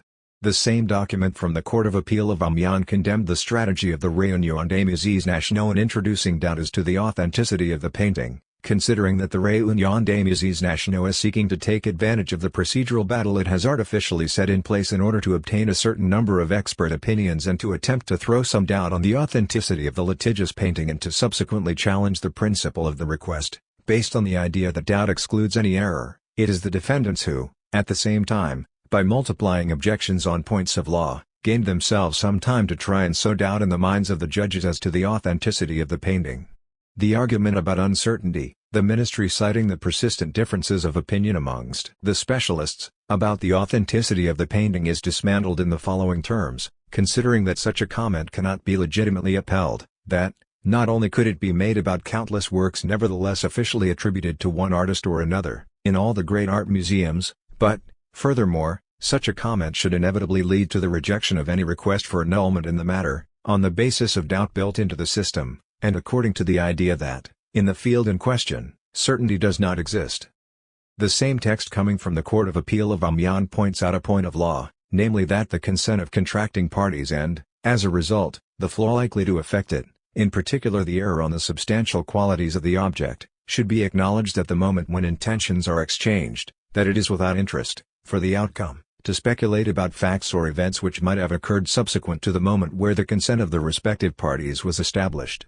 Now, it clearly appears that the Réunion des Musées Nationaux were certain, on February 21, 1968, that they were acquiring an authentic painting by Nicolas Poussin, that in fact, the detailed examination to which the experts of the Louvre had subjected the painting in the days preceding the date of the sale, the unusual immediacy with which the Réunion des Musées Nationaux exercised their right of preemption, the speed with which they confirmed their decision, then the ensuing press campaign which immediately focused on the perspicacity of the team at the Louvre, the almost immediate and public showing of the painting, at the Louvre, in the Poussin room, the long article by M. Pierre Rosenberg, all these facts confirm the idea that at the exact moment of the sale, the Réunion des Musées Nationaux were certain they were acquiring by preemption a work by Nicolas Poussin. It follows therefore that it is consequently established that the object of the sale was not the same in the minds of one and the other parties, that the possibility that the litigious painting was a work by Nicolas Poussin represents an objective reality, and that it is certain that the consent given by M. and Madame Saint-Herman, on the day of the sale, was vitiated by the error on the substantial qualities of the item, the object of the contract, since they believed they were selling a painting from the school of Karachi, whereas the Réunion des Musées Nationaux knew that it was preempting a painting by Nicolas Poussin.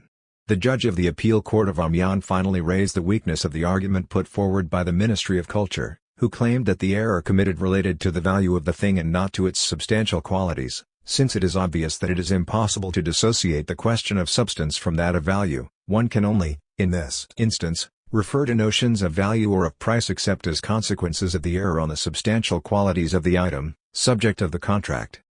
On December 13, 1983, a new appeal and a new adjournment before the Court of Appeal of Versailles. On 7 January, the Court of Appeal of Versailles definitively annulled the sale and, on April 10, 1987, the Louvre restored the painting to the owners. The legal process had lasted 15 years. Monsieur et Madame Saint-Herman sold the painting on December 12, 1988 at Drouot for 7.4 million francs, 1.4 million euros, approximately 3,360 times the initial price. This precedent is evidently a determining factor in understanding the advantage accorded to the original owners of paintings published at any time after the sale as the works of great painters. The lawyer representing the family who owned the flight into Egypt, which was sold in Versailles in 1986, would rely implicitly on this case, which had attracted a great deal of attention, thereby making his task much easier. It was as though all the arguments and counter-arguments exchanged during the Saint-Domination case had broadly paved the way for the legal decisions concerning the flight into Egypt. Bernard relies on the Saint-Domination case law, a case which caused quite a stir in its time and which will go down as one of the most painful moments in the memory of the Louvre, and incidentally of Drouot. 43. It is also important in order to understand the reason why Rosenberg, turning up in Versailles in 1986 to see the painting which would then be bought by the Pardo brothers, not only decided not to preempt the painting for the Musées de France, but remained extremely discreet in his judgment. When the auction took place in Versailles, the curator had already had his fingers burnt by the case of the painting Olympus and Marsyas, which would conclude a year later in favor of the owners. He was therefore not ready to throw himself into a new adventure as risky as the previous one. The trial of the other Poussin affair. The request for annulment in 1995, on the grounds of error sur la substance, of the sale which had taken place in Versailles in 1986, therefore came along against a particular background which was that of the Poussin case, Olympus and Marsyas/Saint-Domination, which had ended a few years earlier, in 1987. The first Poussin case had lasted 15 years and had given rise to 4 rulings and 2 appeals. The case concerning the flight into Egypt would last 7 years and would involve 3 rulings and 2 appeals. It is very clear that the first case largely determined the way the second one was handled. It was especially in the Court of Appeal that the influence of the Saint-Domination case law made itself felt, and it was on the occasion of the appeals that this case was described as simple, self-evident and a textbook case in terms of case law. What we see, therefore, is a process where a case is regarded as typical. The final actors in this case, the judges and lawyers of the final Court of Appeal, maintain notably that the simplicity of the facts and of their interpretation comes from the very nature of the facts themselves. If the trial went from new development to new development, this was not, according to them, due to the multiplicity of potential interpretations of the case, but to the strategies of the actors involved in the trial who sought to explore multiple legal avenues. The counsel for the prosecution, Melati, explained the situation, concerning the present case. If the procedure has been long and complex, owing to the interests involved in the different legal channels being used, the facts themselves are on the other hand particularly simple. 44. Following the texts published in 1994 by Tuillier, described, in the ruling pronounced on October 30, 1996 by the Paris court, as an indisputable authority when it comes to Master Poussin. In April 1995, the former owner therefore requested, through his lawyer, M.W. Bourdon, the annulment of the sale of the painting on the grounds of error sur la substance. She claimed that she had made an error concerning the substantial quality of the item ceded, which was a determining factor in the consent she had given to Olivier Perrin to sell it under the heading Studio of Poussin, which she would obviously not have given had she been aware of the reality. Ruling handed down October 30, 1996 by the Paris court. The lawyers for the SCP Perrin Royer La Jeunesse, for J. Canner, expert, and for the Pardo brothers, gallery owners, claim on the contrary that the wording Studio of Nicolas Poussin at the time of the auction included an element of uncertainty about the authenticity of the work, accepted accordingly by its former owner. But the former owner's lawyer pointed out that not only had Anthony Blunt claimed at the time that the autograph painting was in fact a different canvas, but that Pierre Rosenberg, head curator of the Department of Paintings at the Louvre, had traveled to Versailles before the sale on March 2, 1986 to examine the painting and had not seen fit either to put in place any measures preventing it leaving the country, nor to exercise the National Museum's right to preemption, considering therefore that it could not be by Nicolas Poussin. Ruling handed down on October 30, 1986 by the Crown Court of Paris. Like the eloquent silence of Tuillier referred to by the expert in his defense, Jacques Cantor claims to have carried out all possible documentary research in 1986, and moreover consulted M. Tuillier who, after Blunt's death, was the only living authority, who had not gratified him with an answer, thus demonstrating the little interest he had in the painting in question. Ruling handed down on October 30, 1996 by the Crown Court of Paris. The lack of any action on Rosenberg's part became a means of implying that the painting was not important. Similarly, the fact that the painting had not been exhibited during the major Poussin exhibition which had opened in September 1994 at the Grand Palais was used as an argument by Cantor's lawyers in support of the idea that the authenticity of the painting was by no means certain.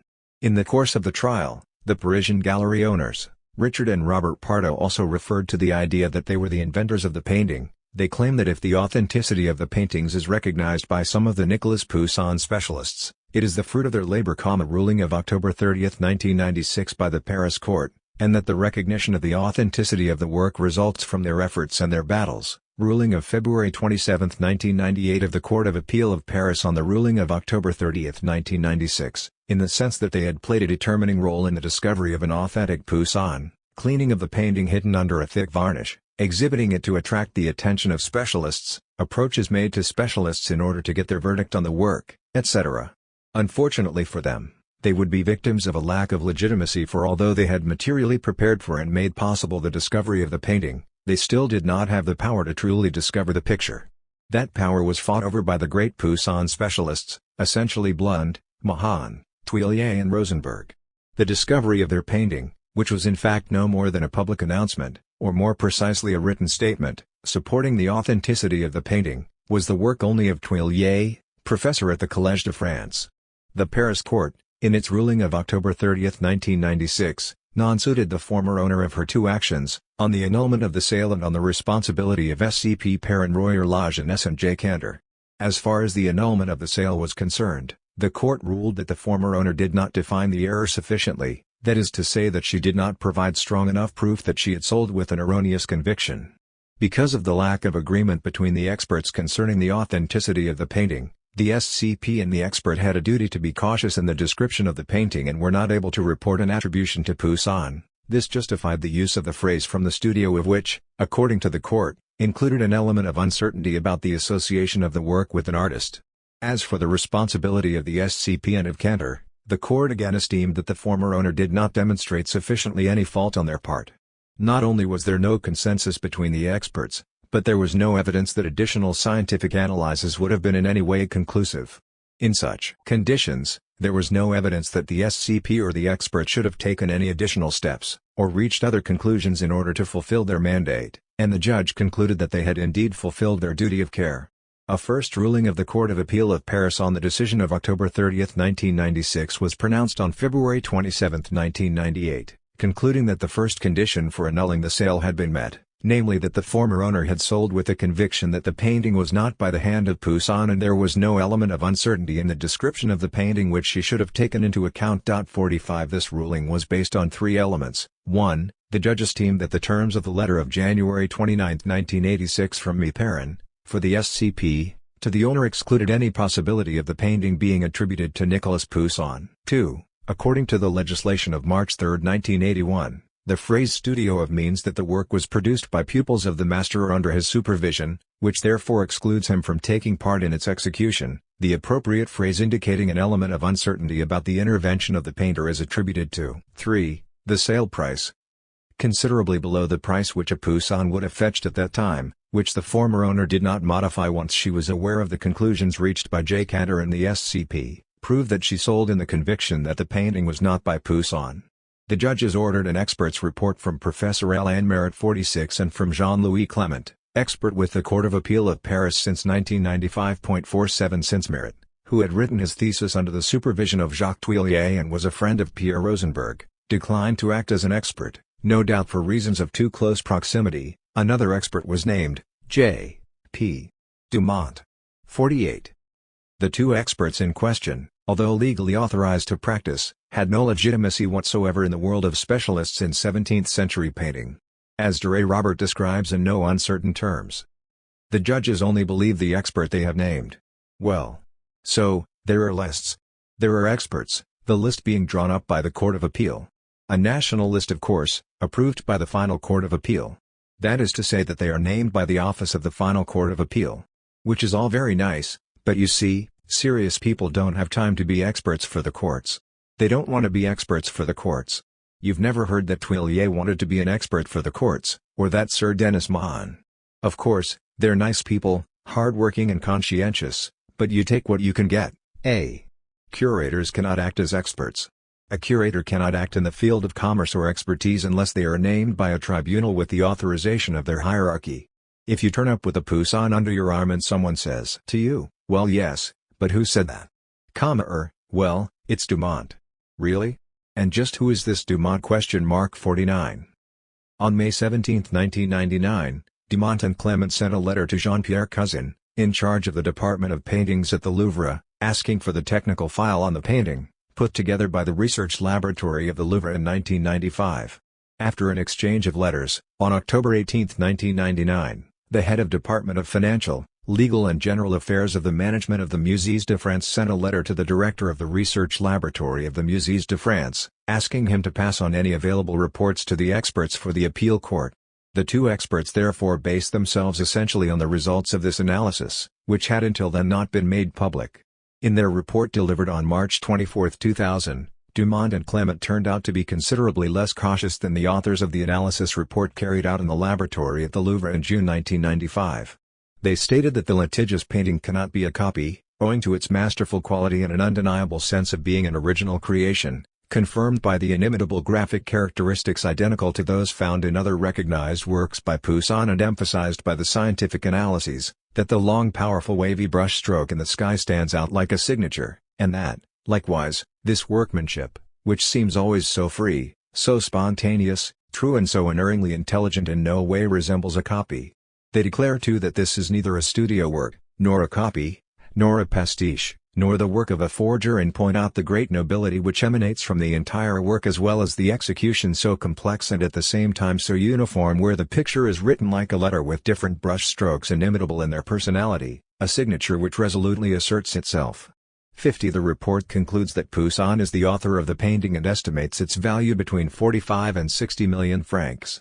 The experts speak of the very good quality of the work which radiates, as a whole and in each detail, an undeniable poetry. It is a moment of pure emotion, a lesson in painting. The work can truly only be by the great Nicolas Poussin, in his finest period. On June 28, 2001, the Court of Appeal of Paris used the experts' report as the basis on which to establish that the initial owner had indeed been the victim of an error sur la substance. It considered that this error had been a determinant factor in the decision to sell the painting and the conditions in which it was sold. The annulment of the sale was therefore pronounced in agreement with Article 1110, with a request for the return of the painting by the Pardo brothers, the sum received in exchange by the former owner and the fees for the SCP and for Kenner. The judges of the Court of Appeal considered, moreover, that the Pardo brothers had not provided sufficient proof of research or restoration work carried out by them in leading to the recognition of the authenticity of this painting. As a result, their suit was dismissed both in terms of their demand for compensation from the original owner, in the light of her unjust enrichment, and of their demand for recognition of their moral right as the inventors of the painting. 51 The ruling of the Court of Appeal specifies that Messrs. Richard and Robert Pardo cannot usefully claim that they revealed the authenticity of the work, and that it was thanks to their intervention that the litigious painting was recognized as being by Nicolas Poussin, that in fact, they did not provide proof of research or restoration work which would have led to this recognition, that they claim, without being able to justify it, that, by their actions, they convinced Professor Tuillier and Mr. Rosenberg of the authenticity of the work, and that they expressed, during the court hearings, an evolving opinion on the attribution of the work. In addition, they indicated, after having claimed that they had acquired the painting with the conviction that it was indeed a Poussin, that this attribution was uncertain, that the exhibition of the work, by their efforts, in 1989, cannot be considered sufficient to have revealed it as being by the hand of the master, and that they were not able, in spite of their efforts, to sell the Flight into Egypt as a work by Nicolas Poussin, that the authenticity of the litigious work had been established by the work of experts following the ruling of the court in session on February 27, 1998 by Mr. Jean-Pierre Dumont and Mr. Jean-Louis Clement, opposed by Messrs. Richard and Robert Pardo. Finally, on September 17, 2003, the final Court of Appeal rejected the appeal of the Pardo brothers and confirmed the annulment of the sale. The work was restored to its former owner after a legal battle lasting 8 years. It is a case which exceeds any others, which I have had to deal with, in terms of its size, its complexity and, of course, of what is at stake. Explains William Borden, the lawyer acting for the owner of the painting. 52 The story of this trial, and its outcome, have had an impact on the art world, first of all inasmuch as that, behind the question of the annulment of the sale on the grounds of error sur la substance, lies the question of who is in a position to tell the truth about works of art. This famous substance is the object of controversies between the greatest connoisseurs, museum curators and art historians, and by intervening in the process of the authentication of works of art, the law assumes a power which has no legitimacy whatsoever in terms of the chief players. This is very clearly expressed by K. Christensen, president of the Department of European Paintings at the Metropolitan Museum of Art of New York, interviewed on the subject of that the Pardo brothers had not provided sufficient proof of research or restoration work carried out by them in leading to the recognition of the authenticity of this painting.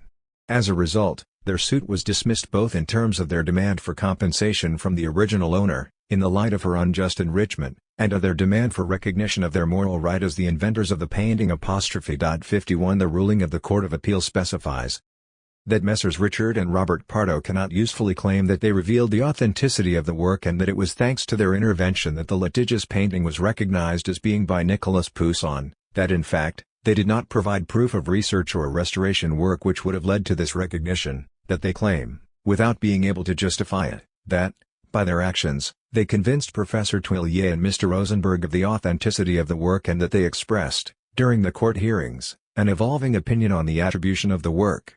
In addition, they indicated, after having claimed that they had acquired the painting with the conviction that it was indeed a Poussin, that this attribution was uncertain, that the exhibition of the work, by their efforts, in 1989, cannot be considered sufficient to have revealed it as being by the hand of the master and that they were not able, in spite of their efforts, to sell The Flight into Egypt as a work by Nicolas Poussin, that the authenticity of the litigious work had been established by the work of experts following the ruling of the court in session on February 27, 1998 by Mr. Jean-Pierre Dumont and Mr. Jean-Louis Clement, opposed by Messrs. Richard and Robert Pardo. Finally, on September 17, 2003, the final Court of Appeal rejected the appeal of the Pardo brothers and confirmed the annulment of the sale. The work was restored to its former owner after a legal battle lasting 8 years. It is a case which exceeds any others, which I have had to deal with, in terms of its size, its complexity and, of course, of what is at stake. Explains William Borden, the lawyer acting for the owner of the painting. 52 The story of this trial, and its outcome, have had an impact on the art world, first of all inasmuch as that, behind the question of the annulment of the sale on the grounds of error sur la substance, lies the question of who is in a position to tell the truth about works of art. This famous substance is the object of controversies between the greatest connoisseurs, museum curators and art historians, and by intervening in the process of the authentication of works of art, the law assumes a power which has no legitimacy whatsoever in terms of the chief players. This is very clearly expressed by K. Christensen, president of the Department of European Paintings at the Metropolitan Museum of Art of New York, interviewed on the subject of sale is precisely intended to put a brake on things, to cut down on rewarding cynicism and cunning in the face of ignorance and naivety. If not, it all leads to people getting extraordinary undeserved riches or to scandalous impoverishments. It is a legal principle which seems fair, which readjusts the balance. 55. It is clear that, exceptions apart, such cases are essentially played out between the different sections of the dominant classes. They generally set bourgeois owners against art dealers and leading experts, responsible for controlling the artistic sacred, and themselves often from the same backgrounds and fully at home there. The great art historians or museum curators who weigh so heavily in this story moreover occupy positions which are rather rare in the hierarchy of cultural or academic powers, as we shall see later. 56 The magic power of art objects first and foremost mobilizes the members of the dominant classes who seek to harness it, according to their individual interests. Each of them, in their own sphere and according to their specific interests, thus seeks to gain all the advantages, both symbolic and economic, which are associated with art objects. The enchanted vision, which consists in seeing in these court cases which periodically rock the art world nothing more than a rather regrettable sideshow which fundamentally has nothing to do with art, fails to recognize the profound nature of what has historically constituted the artistic domain as distinct from the artisanal domains. In political usages of art, from municipal patriotism to nationalism, in the struggles associated with the material appropriation of works or with their attribution to famous painters, as well as in the phenomena of bewitchment associated with masterpieces, what is revealed is indeed the social nature of art as a power mobilizing the powerful. Beneath the erudite scientific controversies on the status of works and behind the sophisticated legal arguments over the substance of works and the existence, or non-existence, of an error sur la substance, it is the struggles which come to light, struggles over the legitimate definition of the reality of things, and particularly over the definition of the object as sacred or profane, and then subsequently, struggles over the physical and symbolic appropriation of the sanctified objects. The price of a painting. In the history of the paintings I have recounted, one fact emerges as both omnipresent and almost invisible: the price of the paintings in question, highly dependent on the status attributed to them. Each time a work changes hands implies an agreement on a price, something which seems altogether banal in a society where commercialization has conquered almost all sectors of social life, from the most material to the most spiritual or symbolic. The price of a work of art nevertheless still has something mysterious and fascinating about it, since it is rarely very low, and the impressive heights it can attain are part of the social magic of art. History has separated works of art from artisanal or industrial products. It has established hierarchies between art movements or schools of painting, as well as between different painters, by casting some into oblivion and consecrating others. Amongst the painters marked out by history, and whose names generally feature in encyclopedias of art history, certain painters have been raised to the status of master or genius, whilst others have become honorable painters but without being in the very front rank. Finally, history has sometimes also hierarchized different periods in the careers of certain great painters, singling out the more unusual or the more flamboyant periods from all those which are considered secondary or minor. It is all this history that comes into play in an utterance as apparently simple as "The Flight into Egypt" is the masterpiece of one of the great French painters, evidence of an artist of immortal genius, at the height of his talent. By establishing these different kinds of classification and of hierarchy, what can all be factors in fixing its price. As far as ancient art is concerned, the main uncertainty is the authenticity of the work, with modifications in the hierarchy of aesthetic values certainly playing a role, though only a minor one when the artists and their works occupy a fairly stable place within the hierarchies. It may well be asked, nevertheless, just how the price of €17 million was arrived at, and how it could transpire that a canvas, initially put up for sale in Versailles for the sum of 80,000 francs, about €12,200, could see its price multiplied by almost 1,400 times in the space of 20 years. The most concrete answer to this question involves pointing out that the law obliges buyers, in the cases of a proposal to buy following classification as a national treasure, to align with the prices of the current international market. €17 million is, from this point of view, a normal price in the context of other acquisitions of paintings by distinguished old masters, at the time of the negotiations between the Musée des Beaux-Arts de Lyon and the Louvre, on the one side, and the family who owned the painting, on the other. Thus, in the thick of the negotiations during the month of February 2007, the lawyer representing the owners cited the purchase price of a Rembrandt in order to establish a rough estimate. Bourdon stresses that the owners would be happy for the painting to be incorporated into French art collections. That depends on the capacity of French institutions to offer a price in line with an exceptional work. He refused to give a minimum price but pointed out, a Rembrandt of considerably inferior quality and in a much poorer state was sold for €20 million in New York last week. 57 Following this, the Minister of Culture and Communication at the time, Renaud Dondieu de Vabres, stepped in to calm matters down and threatened not to buy the painting if there was to be exaggeration. "I will not tolerate the attention this painting has received being used to increase the price." This is a message from the minister to the owner. If the price demanded is not acceptable, the work will no longer be protected. It is a magnificent painting, but France already owns 60 or so Poussin. 58 Each side has its experts and must suggest a price for the work in line with that of the international market, but, where no agreement can be reached, the law allows another expert to be nominated by the two sides or by a judge. However, between what the law prescribes and the perception of the situation that ordinary actors may have, outsiders as they are to the art world and to the realities of its international market, the gap can be considerable.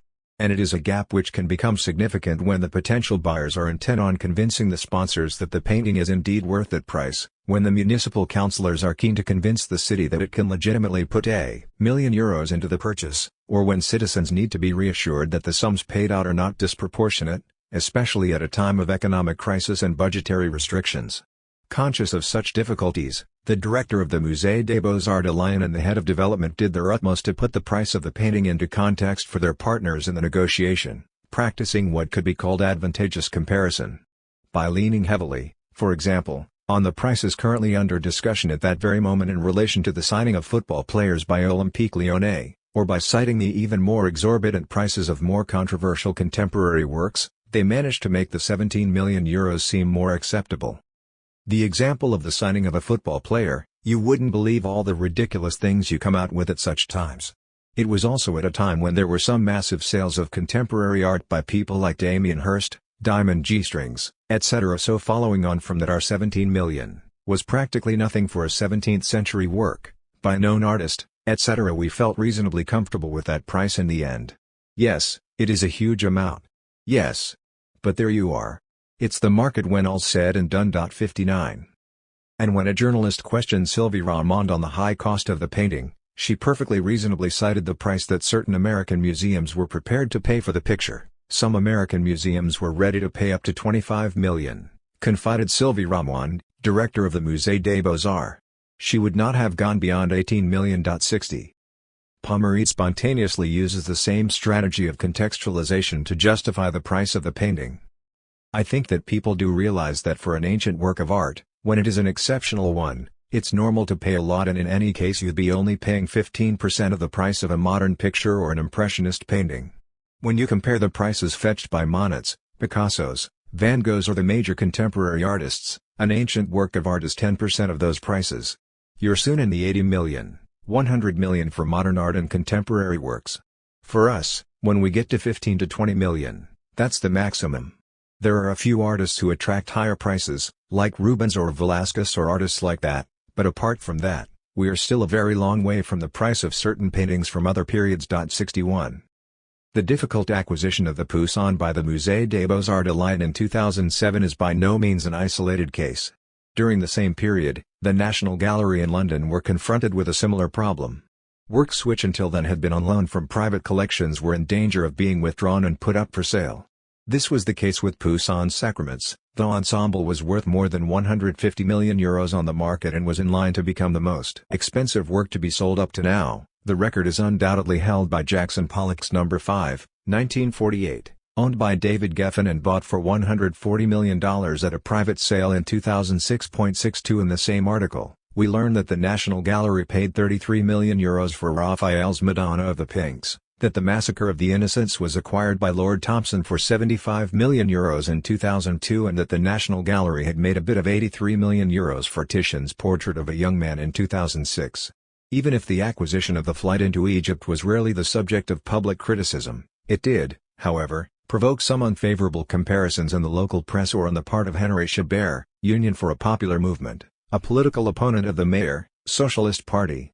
63. During the sponsorship campaign, the former weighs up the arguments between living artists and cultural heritage, present and past.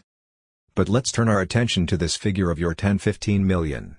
Imagine if the same amount of energy was put into the Lyonnais artistic salons to raise that sort of sum and to commission works from contemporary artists, some of which would be, if chosen carefully, the Poissons of tomorrow.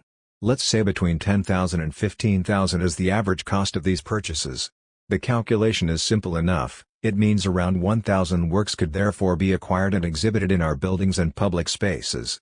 It means 1,000 artists who would obtain a commission and be able to live off it for a while. These figures might need to be adjusted, and depending on the nature of the commissions there might only be 500 lucky winners. Enough in any case to initiate a real policy which favors artists over institutions. At a time when employment is a priority and where France, Lyon need to give some support to the creative world, is it more useful to line the pockets of a rich collector because he has decided to sell his Poussin, or to give a chance to between 500 to 1,000 artists? People might say to me that it's never right to set the conservation of works of art against the creation of new ones. If it came to making a choice, without hesitation, I would choose life! 64. During the same period, art critic and editor Alain Vollering also draws a parallel between living Lyonnais artists and the Poussin painting, in order to condemn the municipality's decision. How, in these times of hardship where the country is struggling, can €15 million be put aside to buy a painting by Poussin? The necessity of getting it into the collection of the Musée des Beaux-Arts is certainly indisputable. It seems to us, however, that there is no urgency in these situations. How can the Lyonnais taxpayer, who sees his contributions constantly going up and his purchasing power diminishing, possibly accept this decision by Gérard Collomb and his municipal council, supported by Jean-Jacques Caron, president of the Regional Council of Rhône-Alpes?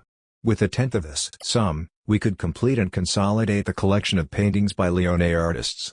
When the people of Lyon are told about this decision, they are appalled. A decision which doesn't augur well for the management of the Musée des Beaux-Arts de Lyon. 65. But the comparison can also be made on a broader scale which is more social than cultural if, instead of condemning the injustices directed at living artists, the square centimeter price of the painting is calculated and the reference point used is that of the wage earners situated at the lower end of the scale. €17 million. This is the staggering sum made available by the state, local authorities, and companies involved in the sponsorship scheme and partnership with the Musée des Beaux-Arts de Lyon, for the acquisition of the work by Nicolas Poussin, The Flight into Egypt. The painting is of modest size, 97 cm x 133 cm, giving a surface of 12,901 square centimeters, which amounts to a cost per square centimeter of 1,317 euros. Shocking? A different calculation, taking account of the gross monthly SMIC, minimum wage, established at 1,280 euros and 7 cents, the purchase price of the painting corresponds to some 1,106 years of SMIC, or in other words, the lifetime's work of 27 people on minimum wage. Certainly, according to the saying, art has no price, but still, and worth pondering Oscar Wilde's aphorism, all art is immoral !66. If the person on a minimum wage can feel small in front of a painting worth 17 million euros, it is precisely because he or she is aware of the gap between what they represent and what the object in question represents, in particular the gap between his or her actual possibility to act compared to the potential possibilities of action symbolized by the object. In spite of the belief in the rationality of the economy, a price does not, in itself, have anything rational about it, and the spectacular increase in price for the same painting, depending on whether it is considered a simple copy or an autograph painting, clearly reveals the social magic of art. What is being bought for such a high price is not so much a physical work as the belief, collectively shared, in the value of this work. Taking away that belief, or in one way or another dismantling the structure supporting this belief, means stripping the work of the charm and emotional power that is accorded to it. That is not to say that interest in the work, its charm or the emotion it provokes would be artificial or inauthentic, but rather to demonstrate that interest, charm and emotion are indeed the products of social conditions. The recent example of the British street artist Banksy, who, in 2013, outside the gates of Central Park, New York, sold anonymously for a few tens of dollars examples of his works, some of which could be worth several hundred thousands of euros on the contemporary art market. One of the artist's works fetched the sum of 880,000 euros on the art market, gives a good indication of the significance of all the external conditions of legitimacy which constitute the value of works of art. By voluntarily breaking the institutional codes, the artist was putting into action an internal critique of the art world which is essentially very similar to the sociological analysis of the social conditions which produce the value, and, beyond that, the charm of the work. 67 Taken out of the art gallery or the auction room, sold on the pavement by an old street seller who is not much to look at, works estimated at 23,000 euros on the art market but sold at a price of 44 euros, barely sold at all. In a single day, the sales figures amounted to 309 euros. Only 3 people had bought paintings, a woman who had bought 2 small paintings for her children, but only after haggling over the price, 50% of the price shown, a New Zealander who bought 2 and a man from Chicago who was decorating his new house and was looking for things to put on the walls. He took 4 of them. 68. If the price of 17 million euros implies that the work in question is recognized by a significant proportion of experts as a painting by a great master, the narrow link between aesthetic value and economic value means that the relationship works in both ways. Buying such an expensive painting is a way of attempting 69, to put a lasting end to a controversy and the resounding proof that some individuals are completely convinced that the work is autograph. The false price represented by the sum of 1.6 million francs, the price for which the Pardo brothers acquired this painting put up for sale at only 80,000 francs, at the 1986 auction in Versailles was, moreover, already an indication of a gamble on the autograph nature of the painting. 70. Not only are the prices of works of art by no means rational, in the sense that they are particularly disconnected both from the practical value of the works and from the amount of work which was put into their creation, this could even be zero in the case of a urinal or any other industrial object, but they also are an active component of the magic associated with art.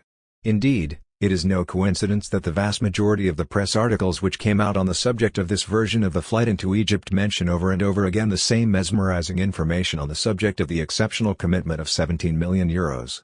In fact, there is nothing exceptional about this, as Judith Benhamou Hewitt stresses, pointing out the fact that the major sales at Sotheby's or at Christie's attract far more media attention nowadays with the emphasis on the record sums involved. It's been like that, and it's also because of that, since the 1980s, the works of Van Gogh, and today of Picasso, have turned up on the small screen in the context of news broadcasts throughout the entire world. It should be noted that it is the money involved in the sales of these paintings, and not the paintings themselves, which has made art into such a high-profile event. Creation itself, seen as too elitist, does not attract interest on a worldwide scale. Whereas the money from creation, most of these articles are content to focus on the astronomical price of the work or its estimated value, the name of the artist and a few eulogistic comments which are then taken from press releases. 71. Authenticating a painting means creating its aura for the spectators. But acquiring it for a sum which fascinates because of the power over things and people it represents, is also a way of participating in the social magic of art and of implicitly paying homage to the social powers which it reflects. 9. How each person plays their game. The history of a few paintings attributed to Nicolas Poussin shows the extent to which such highly desirable sanctified objects mobilize dominators of all types: art historians, experts, curators, scientists, museum directors, gallery owners, collectors, auctioneers, but also ministers, mayors, presidents of foundations, lawyers, business leaders. All seek to harness a share of what is sacred about the painting, to make it their own or to associate themselves with it in one way or another.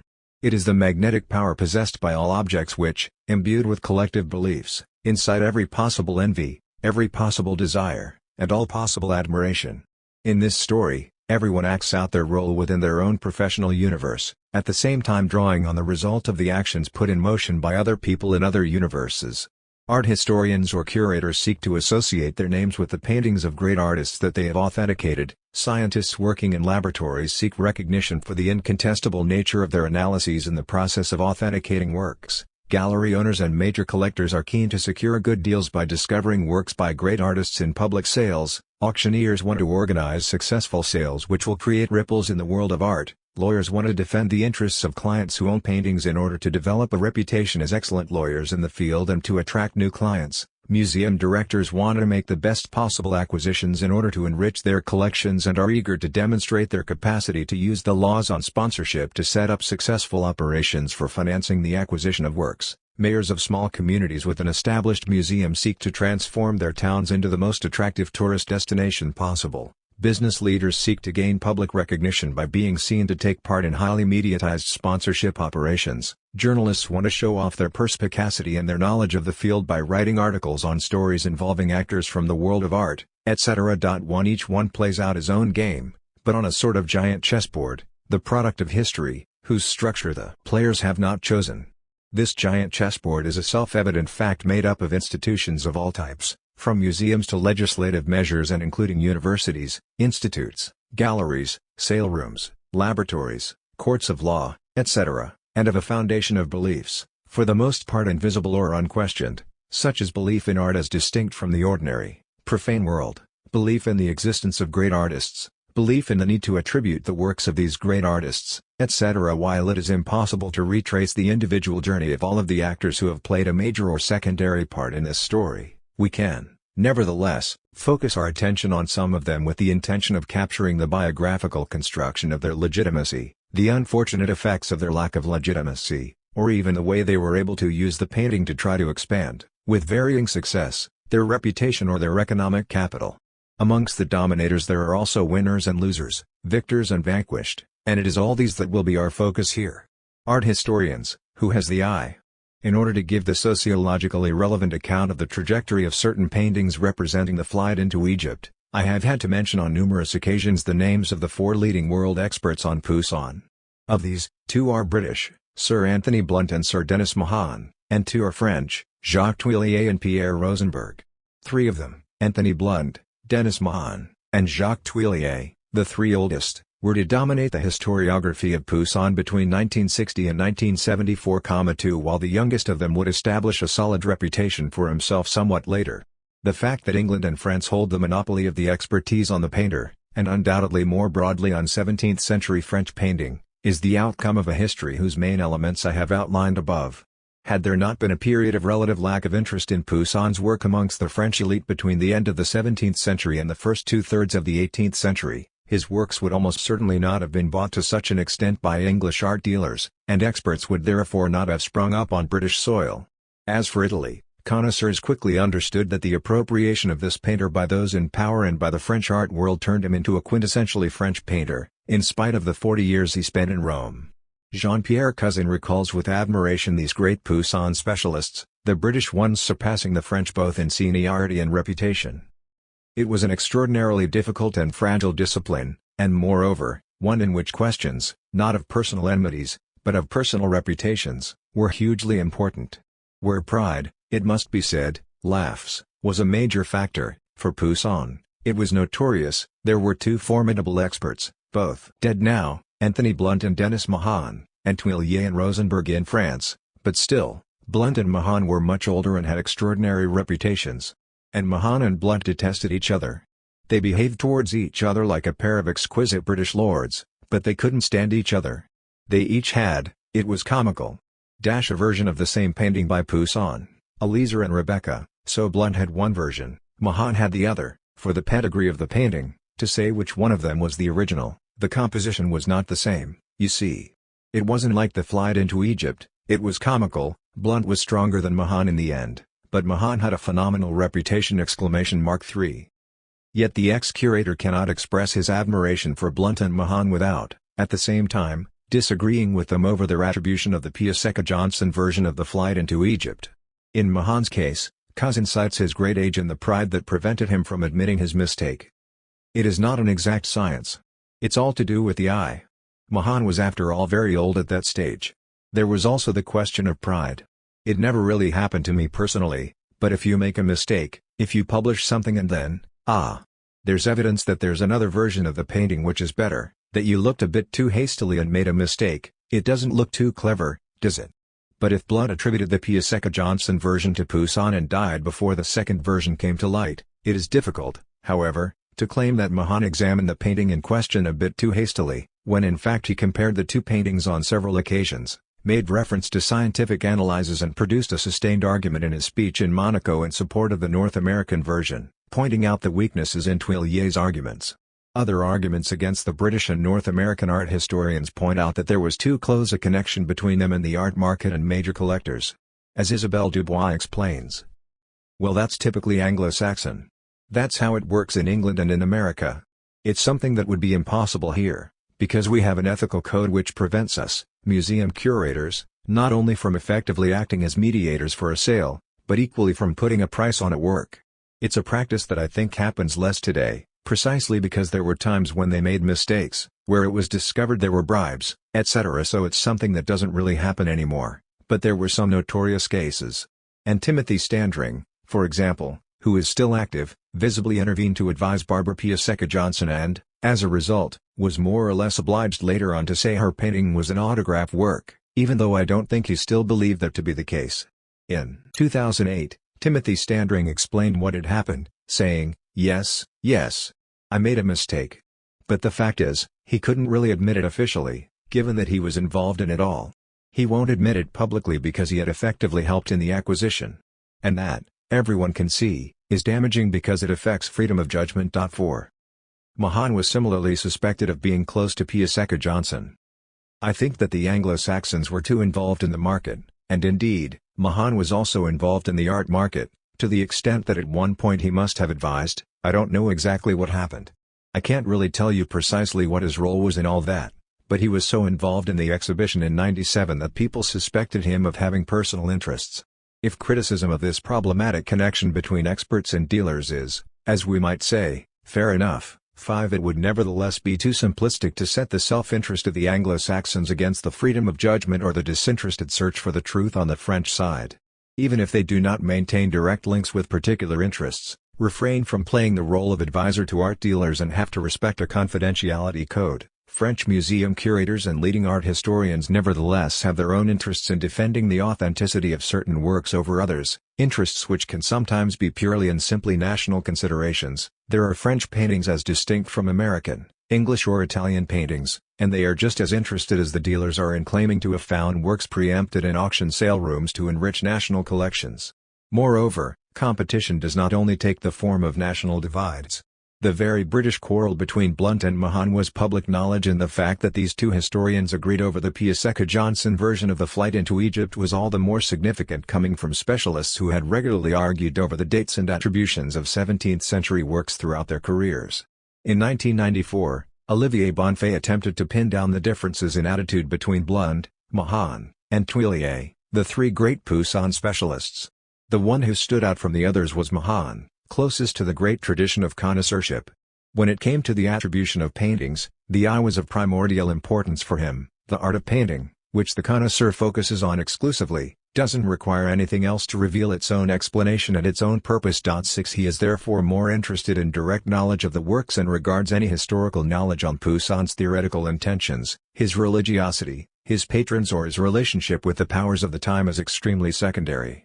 In the 1960s, he advocated very clearly the primacy and autonomy of the visual for an accurate understanding of the artist, rejecting as useless any investigation into his artistic theories or information about his patrons. 7. For their part, Blunt and Thuillier ponder respectively on Poussin the theorist, philosopher or intellectual, and on his Roman patrons, with Thuillier favoring the biographical method. 8 But they all clashed over attributions of paintings to Poussin and over the chronology of the works. Thus, Aeneas and Dido was considered by Blunt to be the oldest work by Poussin, whereas for Mahan it is a painting from the years 1634–5 and Thuillier quite simply excludes the painting from the body of Poussin's work, ugly painting, which is sufficient, he wrote in 19619.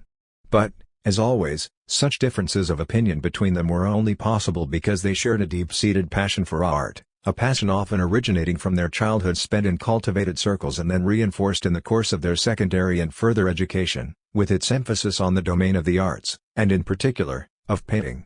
Sir Anthony Blunt, 1907–1983 Anthony Blunt was born in 1907 and died in March 1983, the son of a vicar, later to be made a bishop, and a middle-class mother.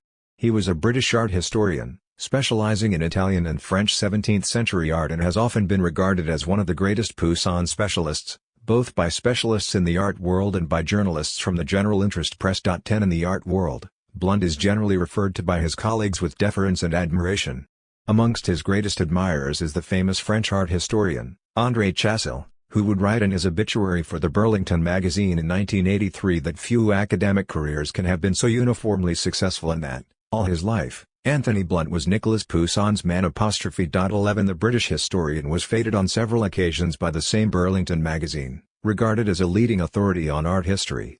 Blunt attended the famous Marlborough College, a grammar school founded in 1843 for the education of the sons of the Anglican clergy, before going on to study history and French at the prestigious Trinity College in Cambridge.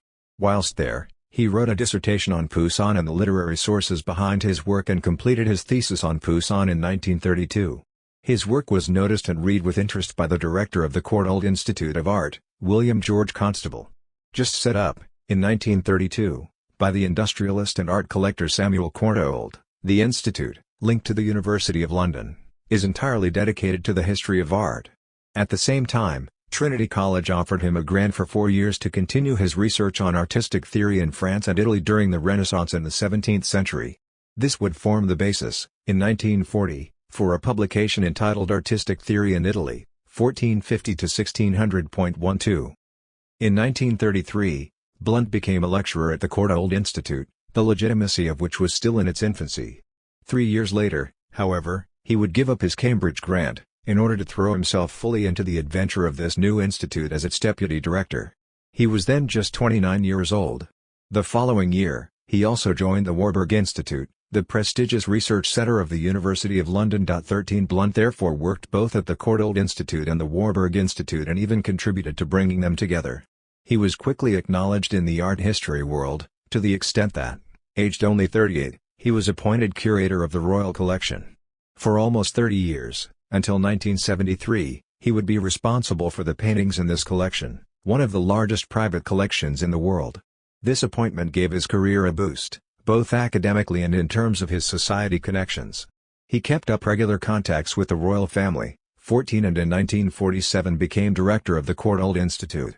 He also accepted numerous very prestigious symbolic appointments. From 1947, the invitations to join art committees, to become advisor to this or that institution, seemed to come almost automatically.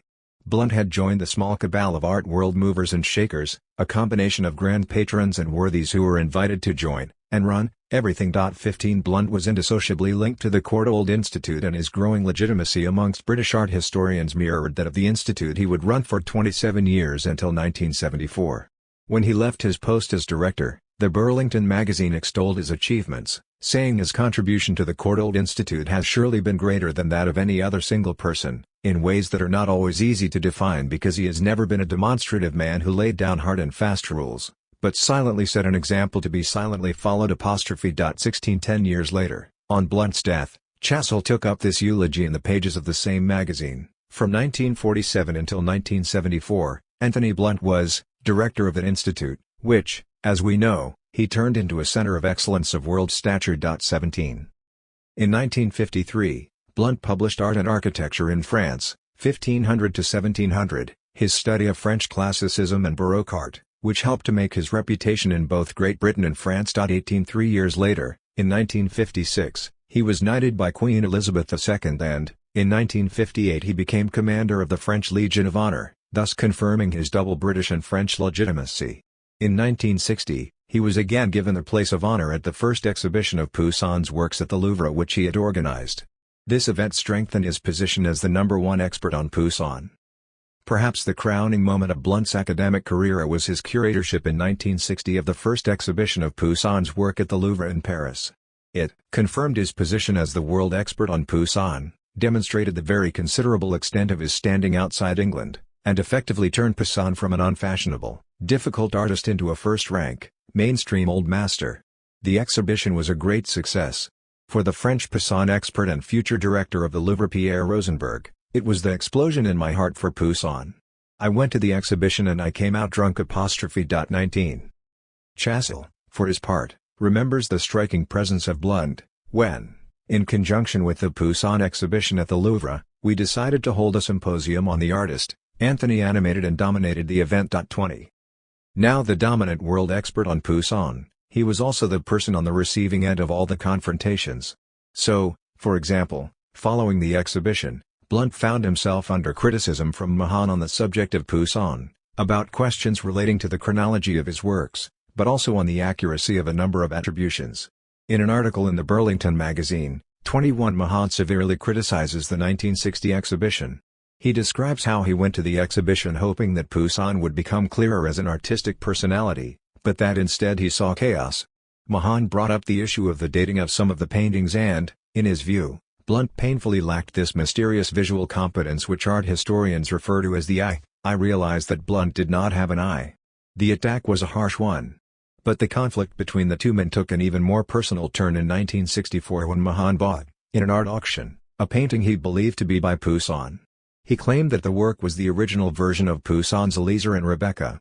Now the only Poussin that Blunt owned personally was purportedly this same picture, acquired in 1933. Mahan demonstrated that there had been a mistake, and that Blunt's painting was merely a late copy. In possession of a considerable reputation himself, Mahan attacked that of his senior. Blunt was a recognized authority in the field of attributions.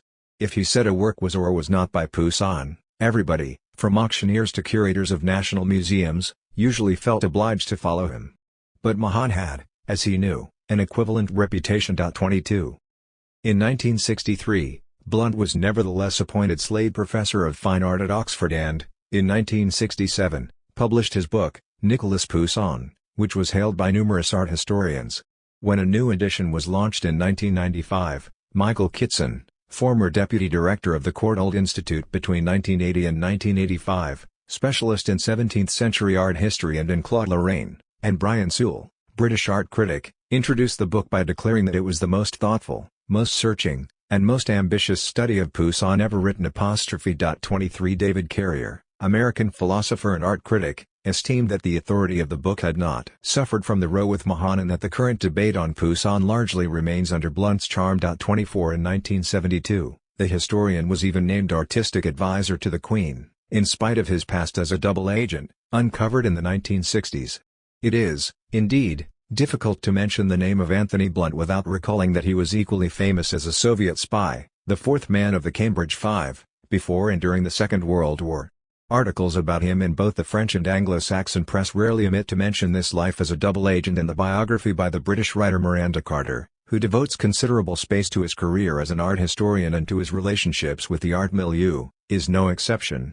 During all his years as a university student, Blunt was what was known as a fellow traveler, though not a member, of the Communist Party. He published articles in the Left Review backed by the Soviets, and, from 1937 onwards, began his work as a spy.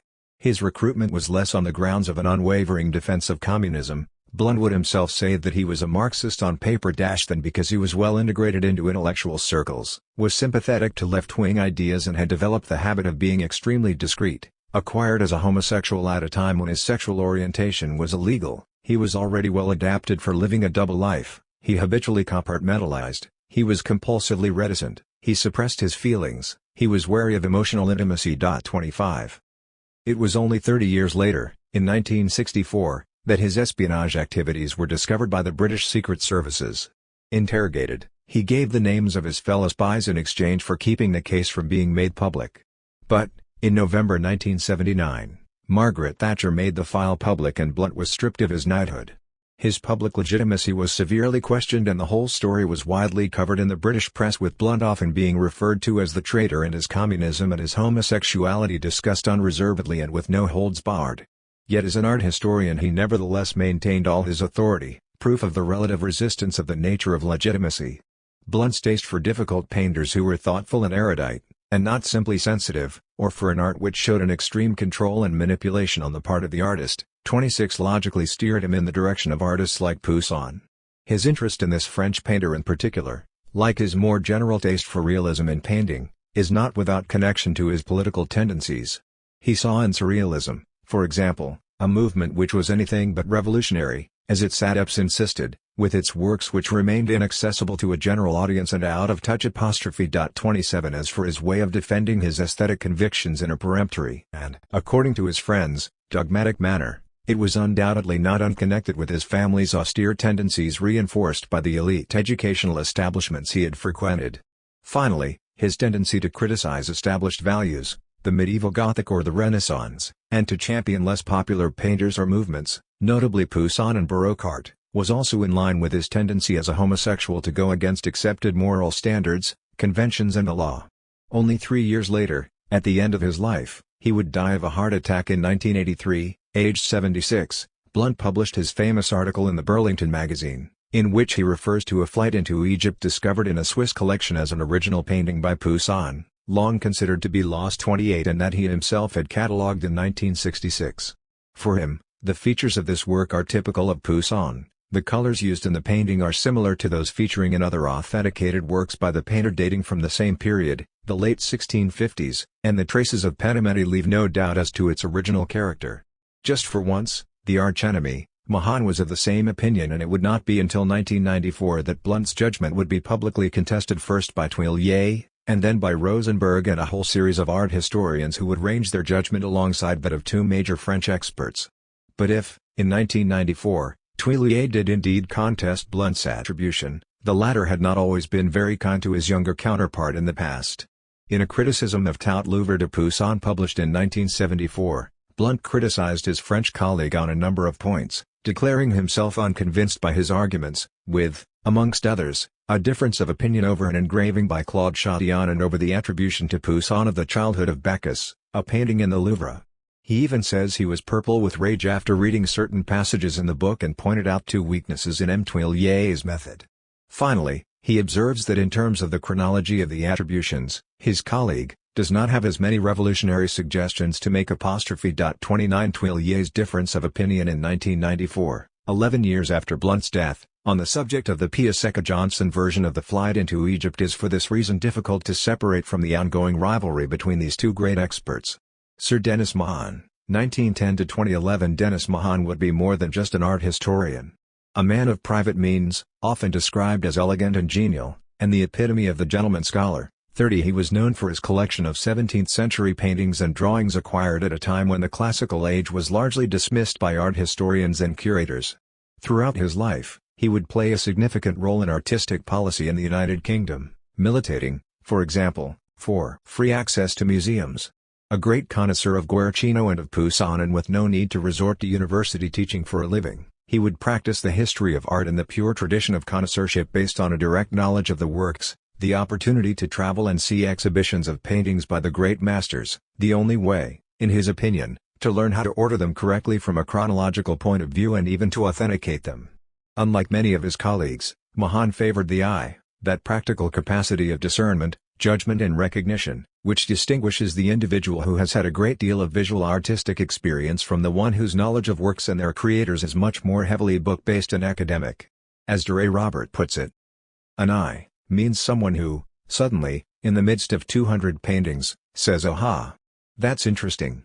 You see, that's what it is, the eye." You have to say to yourself, there you are, it either is or it isn't. It's difficult to have an eye. You have to be able to discover the one thing which might be interesting in the middle of all sorts of things which don't interest anybody, and that's very difficult. 31.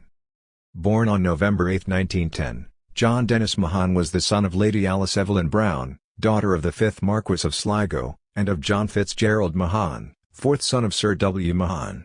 Having lived in London all his life, in the fashionable district of Kensington, he died there on April 24, 2011. Mahan was therefore from a rich Anglo-Irish family, heirs of the famous Guinness-Mahan fortune.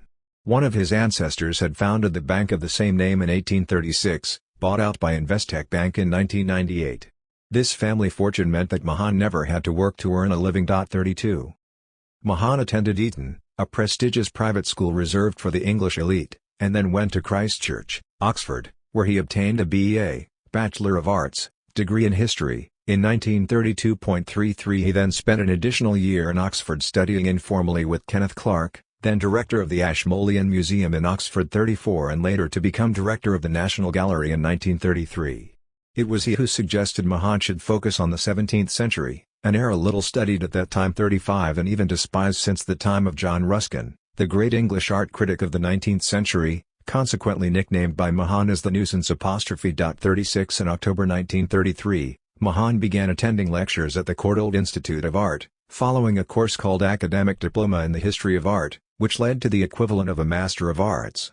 In an interview in 1986, he speaks of his debt to W. G. Constable, first director of the Courtauld Institute, who allowed him to attend lectures in 1933-4 even though he had already graduated from Oxford. 37. Mahan came onto the scene at a time when the history of art in England was only just beginning to be institutionalized.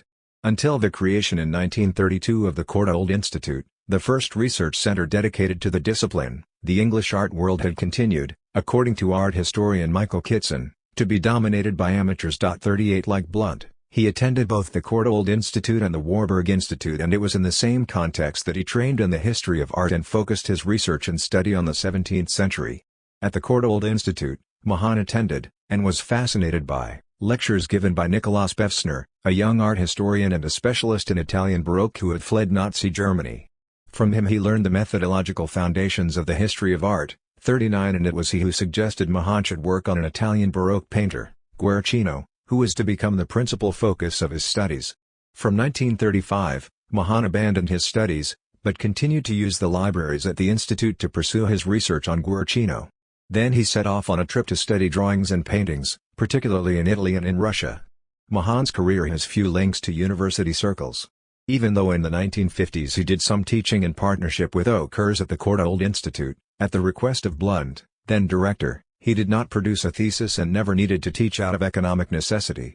His status of highly competent amateur in a milieu of art history which was in the process of becoming professionalized explains a certain academic reticence towards him. It's worth remembering that he was essentially an amateur and, on occasion, fiercely territorial professionals did not welcome his contributions. 40 Ultimately publishing few books. 41 But instead a series of prominent articles in the Burlington magazine. 42 He focused his attention on exhibitions and exhibition catalogs.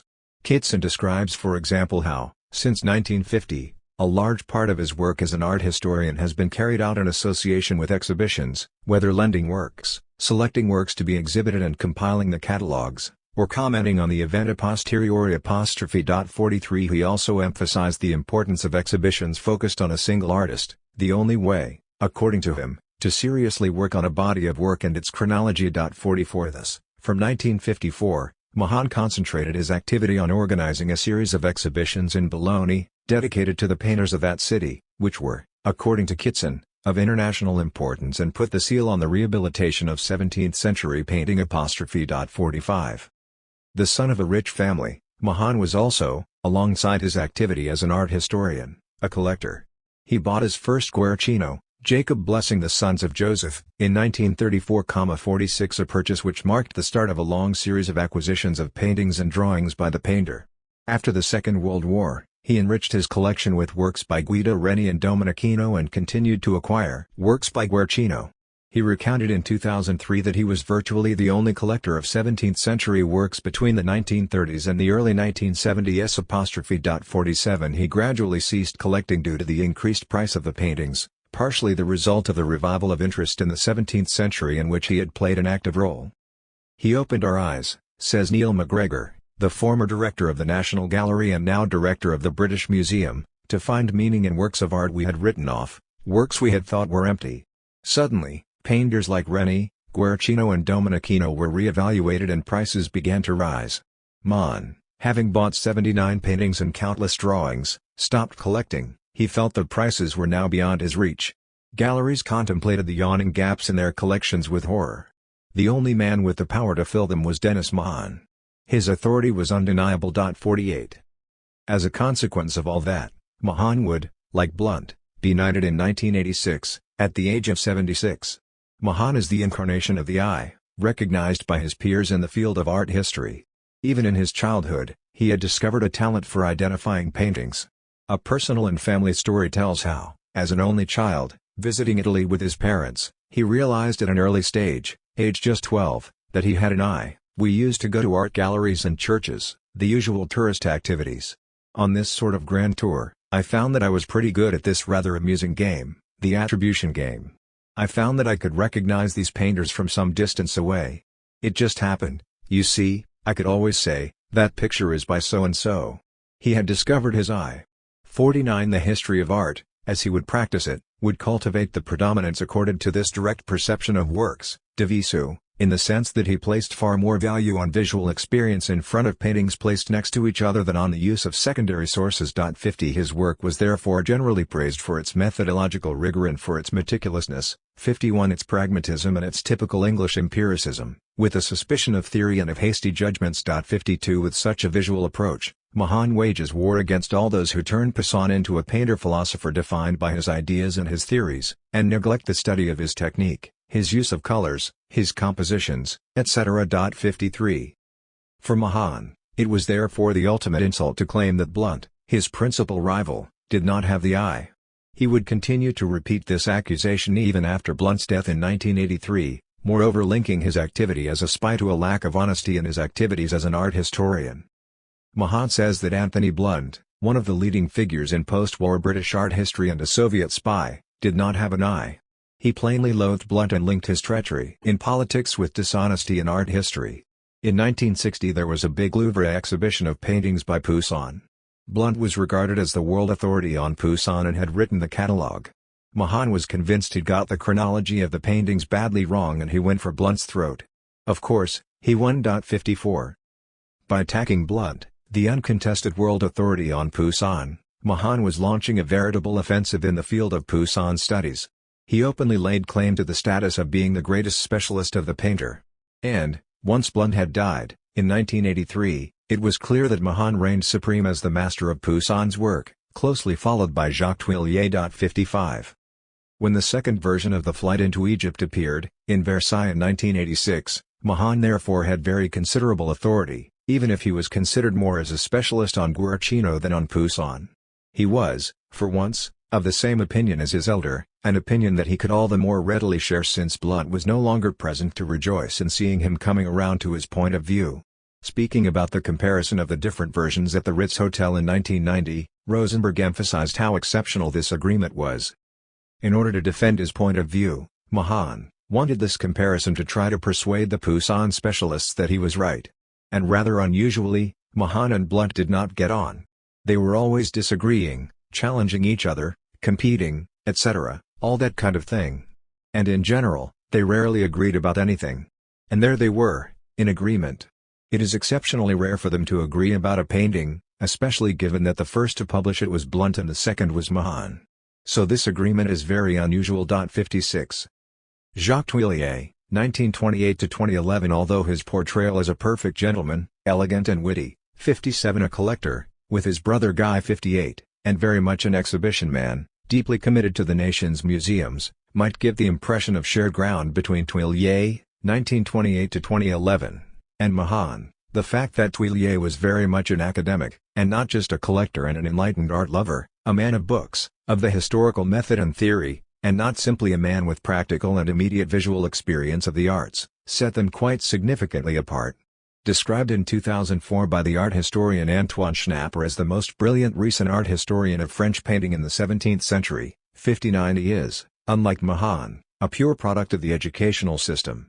Son of a teacher, his father taught literature in a secondary school, gaining first prize in the Concours Général, a competitive exam open to secondary school pupils, for Latin in 1944, pupil in the classes préparatoires, 2 years intensive study and preparation for the competitive entrance exams of the Grandes Écoles, at the Lycée Henri IV and the Lycée Louis le Grand, student at the École Normale Supérieure in Paris from 1951 to 1955, he wrote a thesis on André Philibien in 1953 and obtained the agrégation in classical literature in 1954. He then began to work on art criticism in France in the 17th and 18th centuries and on 17th-century French painting. He continued along this very traditional elite track of further education by becoming a resident researcher at the Primoli Foundation in Rome from 1955 to 1956.60. Whilst there, he undertook research on French artists in Italy. From 1956 to 1959, he would join the 59th class of resident researchers at the Fondation Thiers in Paris, a class made up of only 5 people. 61. During the period 1956-62 he began his teaching career, working as a university teacher and then as an assistant at the University of Paris-Sorbonne within the Institute of Art and Archaeology. From 1962 to 1970 he held the chair of History of Medieval and Modern Art and of Musicology in the Department of Literature and Human Sciences at Dijon University.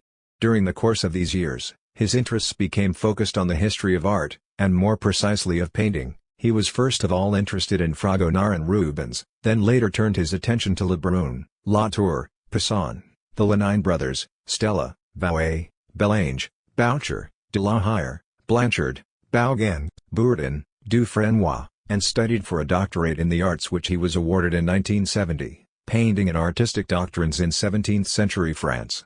Between 1970 and 1977 he was professor at the University of Paris-Sorbonne with the chair of Modern and Contemporary Art.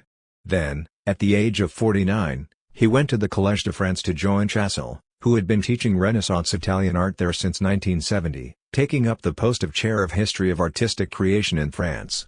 His career, which officially came to an end in 1998 at the Collège de France, was linear and flawless and his academic credentials are indisputable. Throughout his career he was to hold various roles in central institutions.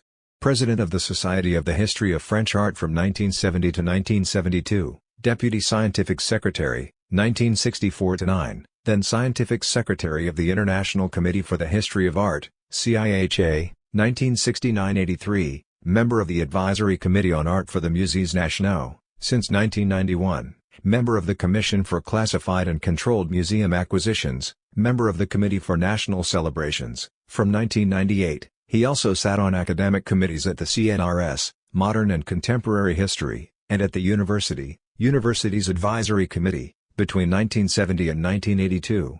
His reputation led to Thuillier advising the President of the Republic, Georges Pompidou, on the state of the history of art in France in 1973. One of his recommendations was the creation in Paris of an art institute which would function in a way not dissimilar to the Courtauld Institute or the Warburg Institute. This Institut National d'Histoire de l'Art, INHA, a center for research, education and the diffusion of knowledge, would only be created in 2001. The different periods of his professional trajectory would also be marked by national honors: Officer of the Légion d'honneur, Grand Officer of the National Order of Merit, Commander of the National Order of Merit, Commander of the Order of Arts and Letters.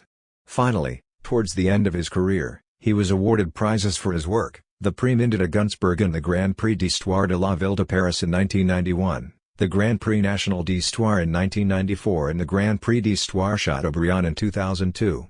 By the same token, it is easy to understand that, in 1994, when the art historian published first an article in the Revue de l'Art, an international reference review he had helped found in 1968 with Chassel, and then his book on Poussin, both of which asserted, in contradiction to Blunt, that the Pardo version of the Flight into Egypt was the original, it was a whole stock of recognition from the milieu of art historians that hung in the balance.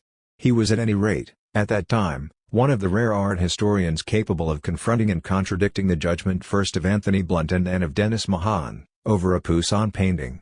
Throughout his career he had published prominent articles and books on the painter, including Tout Louvre peint de Poussin, 1974 and 1994, Nicolas Poussin, 1969 and 1988, and Propos sur la Tour, Lénine, Poussin, Le Brun, 1992.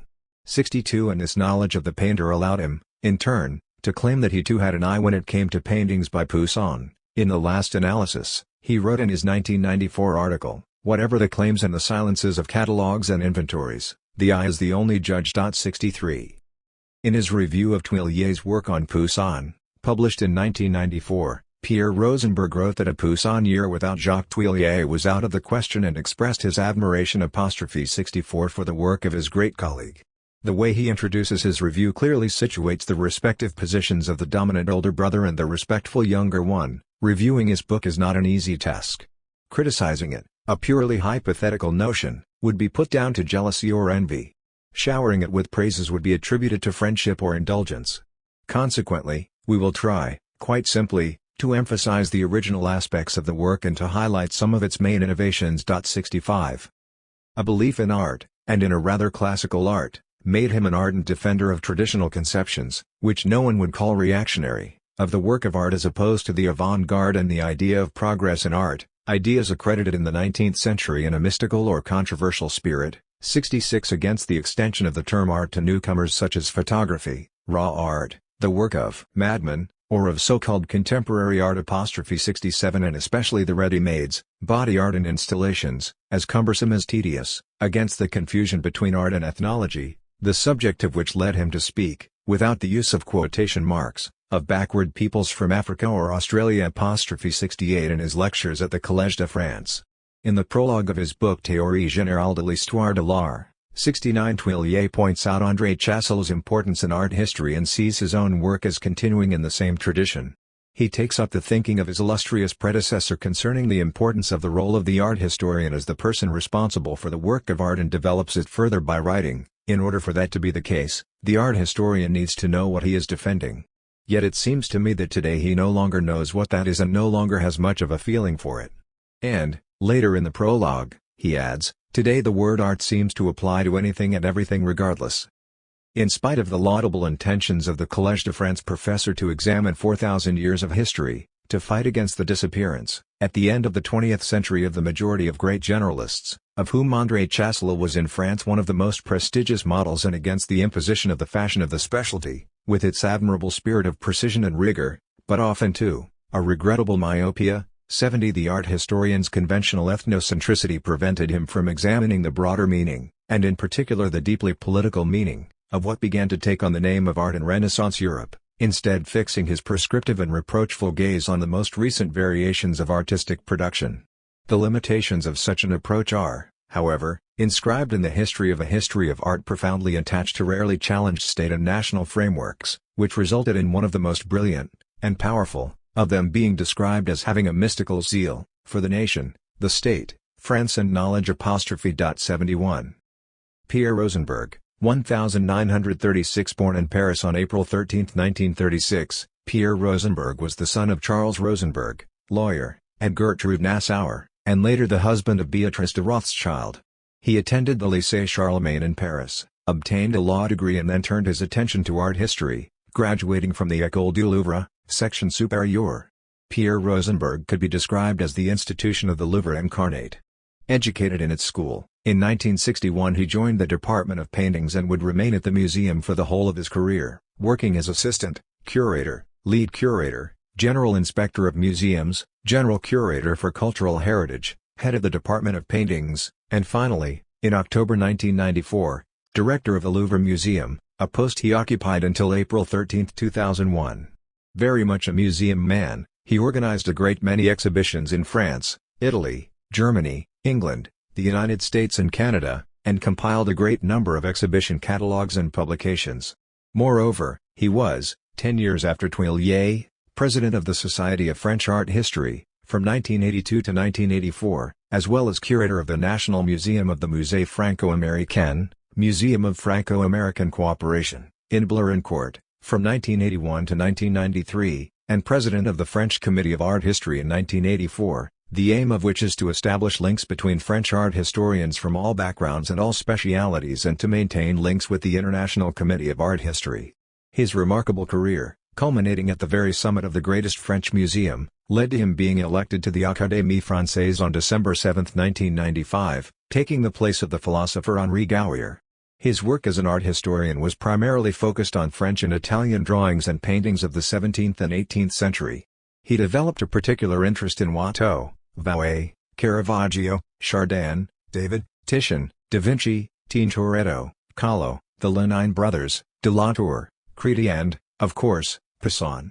It was, indeed, for his work on Poussin, Nicolas Poussin, 1994 in the Catalogue raisonné des dessins, 1994, that, in 1995, he received the Prix du XVIIe siècle. On August 3, 1995, he wrote in L'Express that he was essentially a connoisseur of the 17th and 18th centuries in France and in Italy, and notably of Poussin. I am particularly fascinated by Nicolas Poussin, the painter I know most about. 72 He considered Poussin as one of the greatest painters in his century, and perhaps the greatest French painter of all time. 73 Poussin was, in his opinion, a demanding painter, who was not immediately accessible, and who demanded an effort from the spectator. Poussin deserves some effort, and those who are ready to put in that effort will be rewarded. The effort consists in having a better understanding of the century in which he lived, the city which was his, Rome, and the ambition of an artist which equaled that of the greatest poets and scholars of his century. Poussin is in the end the perfect painter for great connoisseurs of art, in that he could not be understood without a certain effort, and that, in front of his paintings, the spectator initially finds themselves mystified.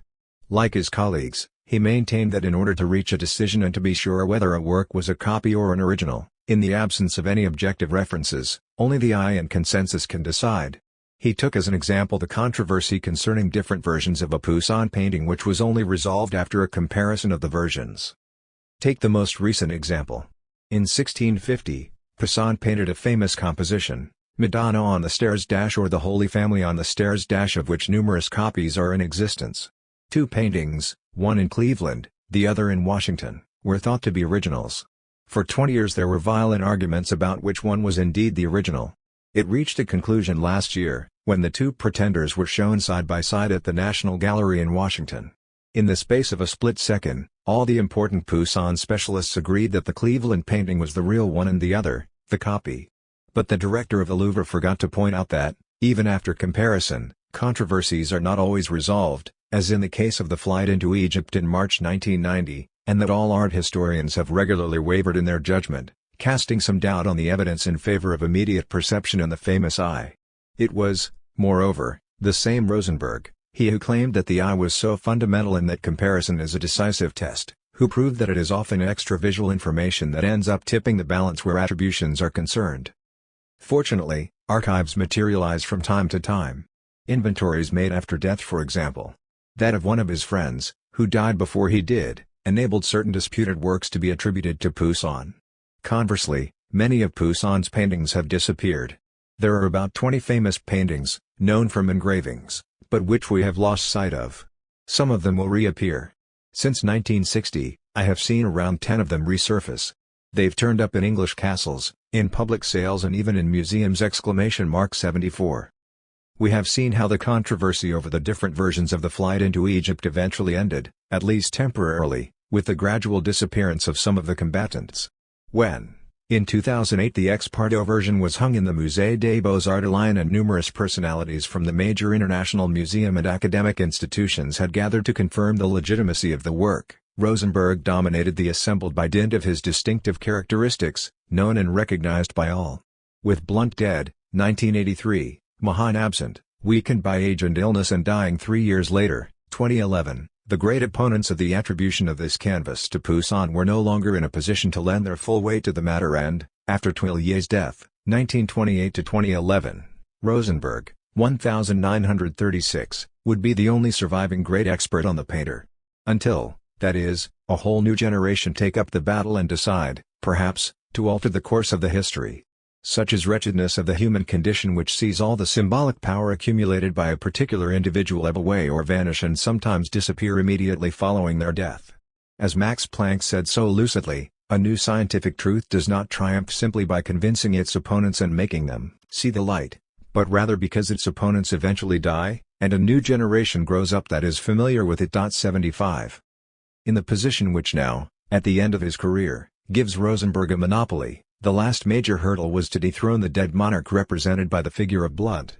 While he recognized Mahan's importance, it was Blunt whom he saw as reigning supreme. Mahan is a very great art historian and he played a major role in re-establishing Poussin's chronology. But Blunt is altogether something else. He is an extraordinary character, a legendary figure. And, to outdo a legend or dethrone the king, you need to produce a catalogue raisonné which will go beyond the one he regarded as the model to surpass. You realize that, since Blunt's book, which is the basis of any research on Poussin, since 1966, everybody refers to Blunt. Whether it's Tuillier, whether it's Mahan, whether it's myself, whether it's other people, whether it's Lavoisier, in the end, everybody takes Blunt as their starting point, the incontestable reference. In fact, what I am trying to do at the moment, is to use Poussin, and not Blunt, as the starting point. It's not about forgetting Blunt, who cannot be ignored, but about making his work merely one stage in understanding and reconstituting Poussin's work. That task still remains to be done and is an enormous task. I hope I can do it.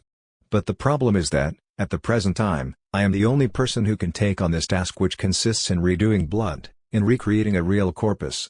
I am the only one. That's how it is. It's a huge responsibility, but a bit more than that too. 76. The four great art historians whose lives we have looked at here all learned to share beliefs and cultural skills in the field of art, and particularly in the art of the 17th century, but they also embody different national traditions or specific institutions. They have all had professional and extra-professional biographical paths which could potentially jeopardize their professional recognition or their public renown. On an individual scale, social determinations are always more entangled than may seem to be the case when, taking a more distanced view of the world, we see social structures unfolded. Understanding their actions and gestures, and particularly in their acts of attribution, implies, as we have seen, measuring the relative weight of their legitimacy, or in other words, the relative performative power they are in a position to exercise. For if the major forces in attribution could have been compared to gods who decide on the sacred or profane nature of objects, if they possess the magical power to give existence to or condemn to oblivion the objects on which their judgments are focused, their plurality inevitably raises the question of the balance of power between individuals who are not completely interchangeable. God said, "Let there be light." And there was light. Such a scene implies the exclusive monopoly of the power to pronounce the reality of things and, more than that, the power to make things happen in reality.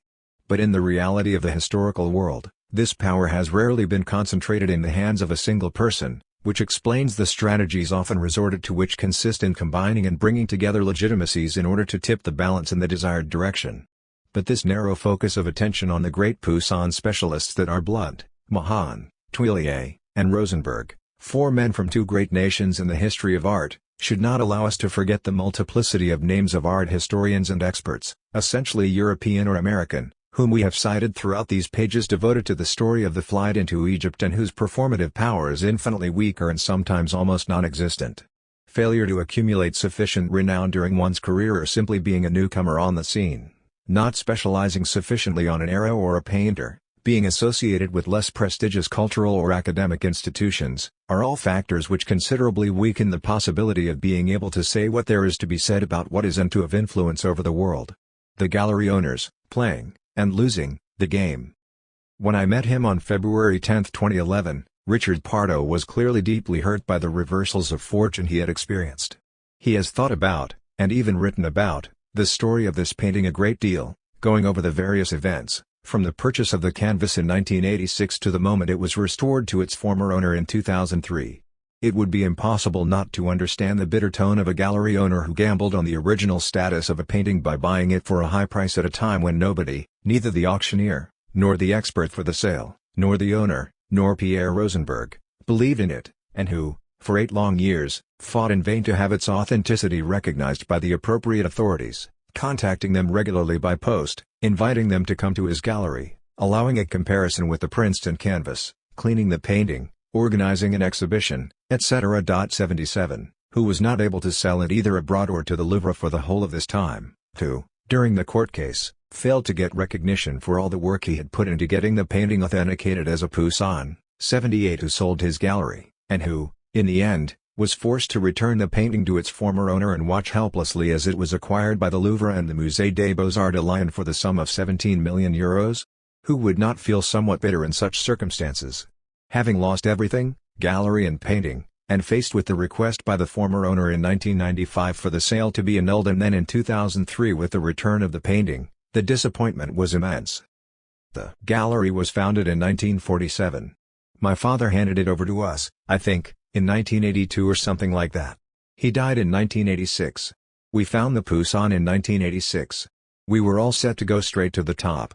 And sadly, the Poussin, which was one of the rungs on the ladder of that success and something I would have liked to have shown my parents, because we owed it them, all that sadly ended up in a court case which saw us stripped of everything.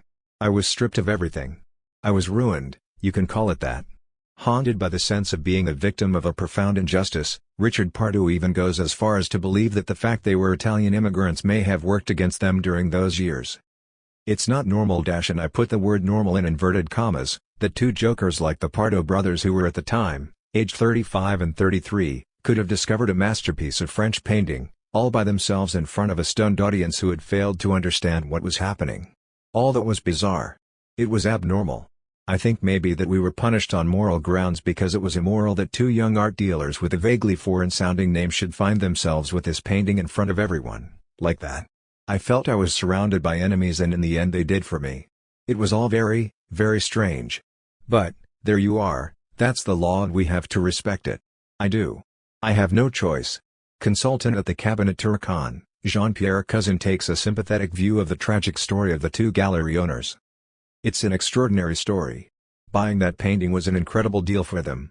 And they judged well, especially as they didn't get it for 10 euros, but for 1 or 2 million francs at the time. It was already a sum of money, it was much more than that. Anyway, it was a huge gamble. And in the end, it turned into a terrible ordeal and the end of a great gallery. Because the Pardo Gallery, their father's gallery, was actually quite an important gallery in Paris. And this story was dragged out, it was terrible. They wanted to sell the painting, of course, but in fact the painting had been blocked by the legal process. The Pardo brothers really were the victims of something which was bigger than they were and they found themselves ruined over an affair that should have made their fortune. 79.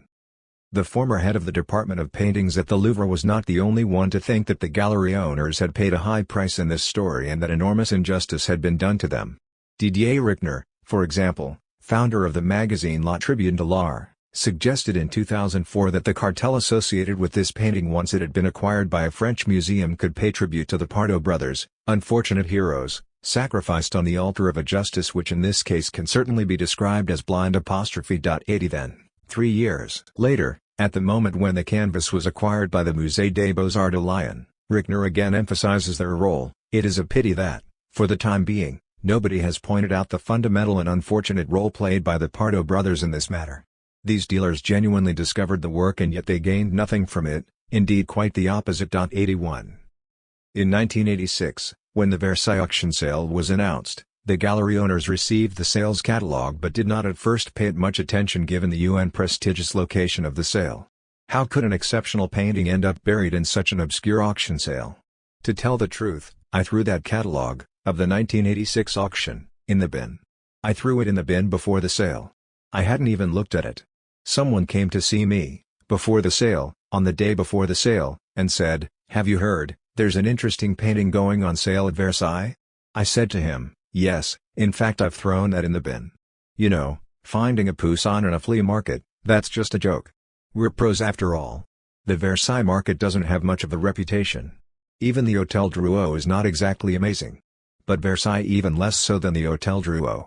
His attention was therefore drawn to this canvas by an outsider, and Richard Pardo suggests, throughout his account, that this warning, as well as the sequence of events which followed, were perhaps not simply a matter of chance. It all happened as though someone, and the someone can be situated in the Louvre and in the person of Pierre Rosenberg, because he is the big name you see, he's the star turn of the company. Wanted to draw his attention to the painting and get him to buy it so that it would remain in France. Someone came to speak to me in a very pressing manner, saying, "Listen, it would be interesting for you to see it." This person was someone close to the museums and who was getting involved in sponsorship. So this person, who is called Jean de la Motte, Viscount Jean de la Motte de Bruins de Vauvert, who is a donor of the museum in Rennes, a well-known figure, very friendly with the museums in general, came to see me even though I didn't know him, and said, "There's a very interesting painting. You should go and see it. Pierre Rosenberg doesn't believe in it." He left at that point. I went immediately to Versailles. I went to Versailles and I saw the painting from a distance, and I saw Rosenberg, in the process of examining the painting. Which meant he had already seen it, since this person, an hour earlier, had said to me, "Pierre Rosenberg doesn't believe in it." The expert for the sale came over to me. I don't know him very well, but I'm a fairly well-known dealer. Anyway, he came over and he said, "Did you see that? Pierre Rosenberg was there. He does not believe in it." And then he added, with a knowing air, "Anyway, that's really good. That way the painting can at least leave France. A word to the wise is enough." So, I let Rosenberg, who I know, go past. I let him go past. I didn't greet him, I didn't get myself noticed. Seeing the painting for the first time, Richard Pardo was genuinely bowled over and was immediately convinced that the painting was by Poussin. But, for this very reason, he finds it hard not to believe that Pierre Rosenberg was totally innocent in this story. I went to see the painting. And it's difficult to say exactly what I felt, but for me the painting was obvious, straight away. 82 As soon as I saw it, I could feel the richness of its beauty. I phoned my brother and explained everything to him, because we always like to discuss things. And I said to him, "Listen to this. There's an amazing painting tomorrow." By chance, we had sold something quite big to the Louvre 4 months earlier, and had received a bit of paper which said we were going to get the money just the week before. So, we had the means. That means that the people at the Louvre knew we were going to get the money, quite a lot of money. That's not innocent either. The next day, I went to the sale. There were quite a few colleagues there. There was a real buzz. And as another supposedly original version of the painting had been published in England, everyone was making a big fuss about it. They were saying, "But then which is the original? Which is the true one? Which is the real one?" And 2 hours before the sale, on the morning of the sale, a Swiss friend of ours, a dealer, said to the auctioneer, "But mater, why don't we move the picture a bit more into the light? So we can see it. In the courtyard, in natural light." They moved the painting by 6 or 7 meters. There was a ray of sun and it was absolutely obvious. A marvel. 83 So honestly, from the beginning, I thought that Rosenberg wasn't being entirely honest about the truth. He didn't have to give his sincere opinion, because, as a curator, he shouldn't be saying "I believe in it" or "I don't believe in it." So it was already very strange that he should be saying "I don't believe in it." Really, he shouldn't have said anything at all. The fact that he had said "I don't believe in it" to someone who had come to talk to me about it an hour earlier, and then in front of me, to the expert at the sale, the day before the sale, was already really too much. It was really laid on thick, and, because my job means being a bit cunning, not being completely naive, I said to myself, "He's not telling the truth." Remember that he is after all one of the greatest connoisseurs of Poussin and his name is on every page of the catalogues. Everyone says of him, "What a great connoisseur, what a great scholar." I cannot accept that such a great scholar would have been mistaken in front of a painting that was so beautiful and so obvious. That story about the painting being a bit too high to be able to judge it accurately, that's just tactics which nobody has taken in by. 84. Once the painting had been bought, the problems began for the gallery owners, because, in spite of the false price which it had been bought for and the conviction of the buyers, it was still just an ordinary copy. In order to alter its status from that of a copy to that of an autographed painting, they needed to attract the attention of the highest authorities in the field, the only people capable of publicly authenticating the work. But, over the course of many years, the authorities in question turned up at the gallery on various occasions, sometimes displaying a certain amount of interest but without anything ever changing publicly. Moreover, the British experts were defending the other canvas, which made it difficult to sell this version. I was sure that the painting was the original. But it was a question of getting those in authority to agree. That's just how it is. I had it restored by my restorer who cleaned it up. The painting was in very good condition. There were some minor restorations, but it was really just a question of gently cleaning the whole thing, very delicately. A curator from the Louvre came to the gallery. At the time, we had very big premises on the Boulevard Haussmann, near the Musée Jacques Marandré. It was Monsieur Foucart, the specialist on Flemish painting. 85 We showed him the painting and Monsieur Foucart started stammering in front of us and turned very red, because, clearly, he saw a Poussin masterpiece. He saw the painting, he was very impressed, and we said to him, "But listen, it would be great, get them to come." And so the rest of the team at the museum came along, Monsieur Leclotte, 86, whom we knew already, who's a really nice man, with his deputy, Jean-Pierre Cousin. And, in the next half hour after their visit, along came the other two, Pierre Rosenberg and Foucault, who had come back to see the painting. And when we showed them our Poussin, not one of these four curators whom we knew well said to us, "Bravo, you've bought a Poussin." But we saw, it was written on their faces, that we were absolutely right. But they didn't say that it was a Poussin. They didn't say to us, "It is the Poussin." In fact, Monsieur Leclotte said to us, "But look, the angel's hand is really very badly drawn." And I said to him, "No, not at all. It's a simplification which goes perfectly well with the rest of the picture." But it was a word to the wise. We were all being diplomatic. Because museums don't have the right to say yes to you. But it was clear that the painting, besides it's so obvious. So, following that, I got in touch with Mr. Mahan. I had no idea about Mr. Mahan's connection with the other painting. So, I thought to myself, Mr. Mahan is a charming old man, just like Mr. Tuillier, I'll write to him. And he replied in a very funny way. He said to me, "Listen, no. I would like to see your painting, but the original is the one in the Swiss collection. And, when you look at the Burlington magazine, even if the photo in the Burlington magazine is a poor one, you can see that that painting is an absolutely daub. Right." Well, I put Mr. Mahan in the pending tray and I didn't give it any more thought. Later on, we had the opportunity to make the acquaintance of Tuillier. It wasn't us who approached him. I should have done, but I hadn't really thought about it. I'm quite timid in my approach. I don't like going to people to ask them things. I like things to just happen naturally. And there were two young historians I knew at the time who said to me, "Monsieur Tuillier is our professor." They came along with Monsieur Tuillier whom I didn't know. I made the acquaintance of Monsieur Tuillier, who was a very nice little man, an academic, a bit eccentric, but really, really nice. And at that point, he said to us, when he had seen our painting, it was one evening in Paris, "Listen, I'd like you to give me the photo so I can replace the photo of the engraving in my catalogue with the one of your painting." Which meant that the painting he had seen with us was the right one. In 1989, I put on an exhibition at the gallery, and in the catalogue I decided not to mention Tuillier's positive opinion, because that seemed to me a bit discourteous, offhand somehow. I would have felt I was being a bit rude to Tuillier if I had said, "Monsieur Tuillier believes in it." I didn't say it. I was so convinced that it was obvious that the painting was sublime and that it was clearly by Poussin that, well, the fact that Tuillier believed in it was great, but I was not about to stick a label on it, "Tuillier believes in it." I felt the painting didn't need that, if you like. So in 1989, I had already seen Tuillier, I had already had my letter from Mahan.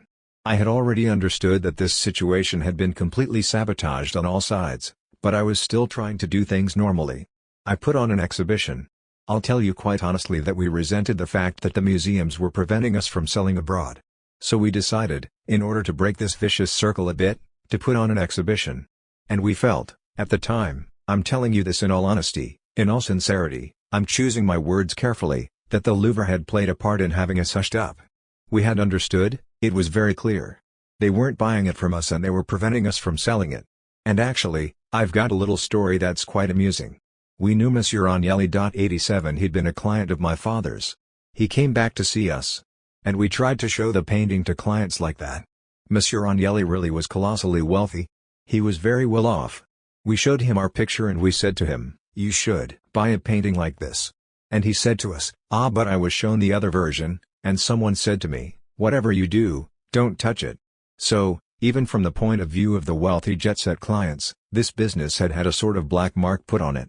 There was another painting, there were other dealers, there was a dispute between experts, there were the museums, there was some kind of imbroglio which we were involved despite ourselves, but it was a reality, if you see what I mean. It made the sale of the painting more and more difficult, this business of differing opinions between the experts. On the occasion when the two paintings were shown side by side at the Ritz Hotel in March 1990, the two gallery owners tried, initially, to persuade Barbara Piasecka Johnson to buy their picture. I was a bit naive. I had met Mrs. Johnson before doing the comparison at the Ritz, that grotesque farce of an occasion. I had met Mrs. Johnson and I said to myself, perhaps Mrs. Johnson might have been a bit foolish in buying that awful picture over there. But still. Maybe she could give it back. She could perhaps make up for it and give this pathetic painting back and buy the original. We thought Mrs. Johnson wanted to get rid of this rubbish and then, maybe, buy the original. We approached Mrs. Johnson. I met her lawyers. We knew them. But the extremely rich collector was not to be persuaded. The comparison of the two paintings therefore took place and did not succeed in uniting the two camps. The gallery owners, however, organized a second improvised comparison between the two canvases, after the first one had taken place, for the benefit of Jean-Pierre Cousin, then curator of the Department of Paintings at the Louvre. In so doing, they were taking advantage of the opportunity they had been given of keeping the Piasecka Johnson painting in their gallery for a while. After the exhibition at the Ritz, Mrs. Johnson, the grand lady, said to us, "Listen, could you keep my painting for now? Someone from Chenu will pick it up in a couple of days?" So we had a van, taxi transport, you know, that you can hire in Paris for the whole day. Perfect. We took our painting and hers to the gallery, and I had the idea of getting Monsieur Cousin to come along, as he hadn't been invited to the session at the Ritz. I knew Monsieur Cousin. He was someone who I was on good terms with at that time, a charming man. And we said to him, "Monsieur Cousin, come along. It's all rather amusing. We've got Mrs. Johnson's painting at the gallery, so come and have a look. You'll see, it'll be very entertaining." He came along. It was interesting. For him it was certainly an experience. He came into our big room, and it really is a really big room. He said, "What? You've brought me over here for this piece of crap. This painting of Mrs. Johnson's is laughable. Laughable. How could Mr. Denis Mahon, who is after all a great connoisseur, buy a painting like this?" And he said to us, but I was shown the other version, and someone said to me, "Whatever you do, don't touch it."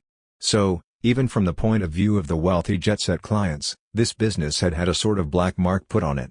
There was another painting, there were other dealers, there was a dispute between experts, there were the museums, there was some kind of imbroglio which we were involved despite ourselves, but it was a reality, if you see what I mean. It made the sale of the painting more and more difficult, this business of differing opinions between the experts. On the occasion when the two paintings were shown side by side at the Ritz Hotel in March 1990, the two gallery owners tried, initially, to persuade Barbara Piasecka Johnson to buy their picture. I was a bit naive. I had met Mrs. Johnson before doing the comparison at the Ritz, that grotesque farce of an occasion. I had met Mrs. Johnson, and I said to myself, perhaps Mrs. Johnson might have been a bit foolish in buying that awful picture over there. But still, maybe she could give it back. She could perhaps make up for it and give this pathetic painting back and buy the original. We thought Mrs. Johnson wanted to get rid of this rubbish and then, maybe, buy the original. We approached Mrs. Johnson. I met her lawyers. We knew them. But the extremely rich collector was not to be persuaded. The comparison of the two paintings therefore took place and did not succeed in uniting the two camps. The gallery owners, however, organized a second improvised comparison between the two canvases, after the first one had taken place, for the benefit of Jean-Pierre Cousin, then curator of the Department of Paintings at the Louvre. In so doing, they were taking advantage of the opportunity they had been given of keeping the Piasecka Johnson painting in their gallery for a while. After the exhibition at the Ritz, Mrs. Johnson, the grand lady, said to us, "Listen, could you keep my painting for now? Someone from Chenu will pick it up in a couple of days?" So we had a van, taxi transport, you know, that you can hire in Paris for the whole day. Perfect. We took our painting and hers to the gallery, and I had the idea of getting Monsieur Cousin to come along, as he hadn't been invited to the session at the Ritz. I knew Monsieur Cousin. He was someone who I was on good terms with at that time, a charming man. And we said to him, "Monsieur Cousin, come along. It's all rather amusing. We've got Mrs. Johnson's painting at the gallery, so come and have a look. You'll see, it'll be very entertaining." He came along. It was interesting. For him it was certainly an experience. He came into our big room, and it really is a really big room. He said, "What? You've brought me over here for this piece of crap. This painting of Mrs. Johnson's is laughable. Laughable. How could Mr. Denis Mahon, who is after all a great connoisseur, of a word, a signature? Monsieur Tuillier has said yes, Monsieur Tuillier has not said yes. It might seem strange, but that's how it happens. When in 1994, 6 years after buying the painting and 4 years after making the decision to close the gallery, Tuillier published an article, and then a book, indicating that the Pardo version was the original version of Poussin's The Flight into Egypt, and when these publications were followed by an exhibition at the Grand Palais where their painting was mentioned in the catalogue in a piece written by Rosenberg, the gallery owners could finally hope for a happy ending to their long and painful wait. But it was instead only the beginning of a new nightmare. Referring to the 1994 exhibition where their canvas was not exhibited, but nevertheless mentioned in the catalogue, Richard Pardo had this to say. So in a sense it was a way of helping the painting, but in fact, it turned out to be a way of pointing it out to the former owners. There you are. We've cleared the way for you, all you need to do now is to follow it. At that time, Mr. Rosenberg had led us to believe that he was doing everything he could to buy our painting, even though he couldn't exhibit it. And he had even hinted that he might be going to open a national fund. And instead of the national fund, we were served a writ. At the time of the auction in 1986, the Saint-Germain case law had still not been established. The final verdict would be delivered in 1987. But, in 1994, it represented a precedent which put art dealers in a very difficult situation in cases where an annulment of a sale was requested. Richard Pardo returned to the subject of this case, in which he, too, would become one of the big collateral victims. For him, it was clearly a piece of jurisprudence which prevented art dealers from exercising their profession, since it meant it was no longer possible a priori to discover an artwork without the risk of the sale being annulled. The case law, which was in the process of being established with the Saint-Germain case, in front of our very eyes at the time, because there were articles in the newspapers, this case law provided sellers with a retroactive weapon, and a pretty powerful one at that. It amounts to saying, "Oh, I didn't know. I made a mistake." And after that, they get their painting back. Once it has been shown that it was worth a lot more, it hadn't occurred to me that the Saint-Germain case law could also be an extraordinary means of giving a joker to people who go to art auctions and providing them with a comprehensive insurance. Once the case was over, he had wanted to go and see the judge to question him about the absurd situation that the law has put art dealers into. I'm going to say something which is not really about the Poussin, and that is that if I found myself today or tomorrow with another Poussin or with a Michelangelo painting, or I don't know what should I do? I've sometimes thought I would have liked to have gone to see the judge who made the interim order to ask him the question, "Your Honor, now that this problem is behind us, what would you advise me to do?" Because that's what my profession is all about, finding pictures that other people have missed. I make sure I don't miss them, when I get the chance. What should I do next? There you are. Well, let me tell you, there's no answer to that question. 91. During the course of an interview which took place on February 10, 2011, Hubert Deschamps, Parisian collector and gallery owner, gave his view of the case. He was 23 at the time of the Versailles auction in 1986 and had never heard of this painting until the press first started to show an interest in it. He confirmed the fact that the Pardos had a good reputation at the time. Their gallery was on the Boulevard Haussmann. They produced catalogs. They were dealers in the prime of life and with a good reputation. I mean, there are some dealers whose reputations are a bit nefarious, who can even be. The painting, the logic of the case law, means you no longer have the right to discover a painting. The annulment for error sur la substance can be invoked at any moment, whereas at the Hôtel Drouot, everywhere in fact, there are paintings which are poorly catalogued, drawings which get sold every single day. All day long, all over the world, there are paintings in circulation, and there are dealers who are there to try and get their hands on them and then to bring them into the light. So yes, of course they also do it to make some money and because they enjoy doing it, but at the same time, they are saving works of art. According to Deschamps, the only possibility of making any profit from a discovery is when the sellers do not know that their painting has been the object of a positive change in status. The sellers are not always informed that they have lost out. The owner, the seller, would need to stumble upon their painting one day. Because if someone sold a painting for a few thousand francs at the time, or some hundreds of euros today, it's because they thought it wasn't worth very much. But when the painting is published, when it's all over the press and the owners get to hear about it, there is a strong chance that they will request the annulment of the sale. If there is only one person involved in discovering it, and this person who bought it for a few hundred euros ends up reselling it for millions, if several people are involved in the discovery, then when that happens, the price goes up, and then the seller can find out about it. He might say to himself, "What's happened? I was told my painting was worth 100 euros and it's sold for 25,000 euros. So then, he can start asking questions. But he needs to know a bit about it. As long as the painting doesn't reappear. Convinced that the authenticity of the painting was so obvious, Richard Pardo just cannot understand how the owners did not know they owned a Poussin.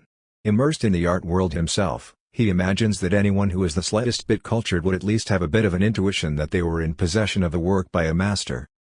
To make out that these people were completely taken aback, and that their painting, which was some old daub hung in their grandmother's dining room, later turned out to be by Poussin, is, in my opinion, a lie. I think these people knew that, according to the family tradition, they had a painting which was potentially by the great French painter, Poussin. It's like Racine.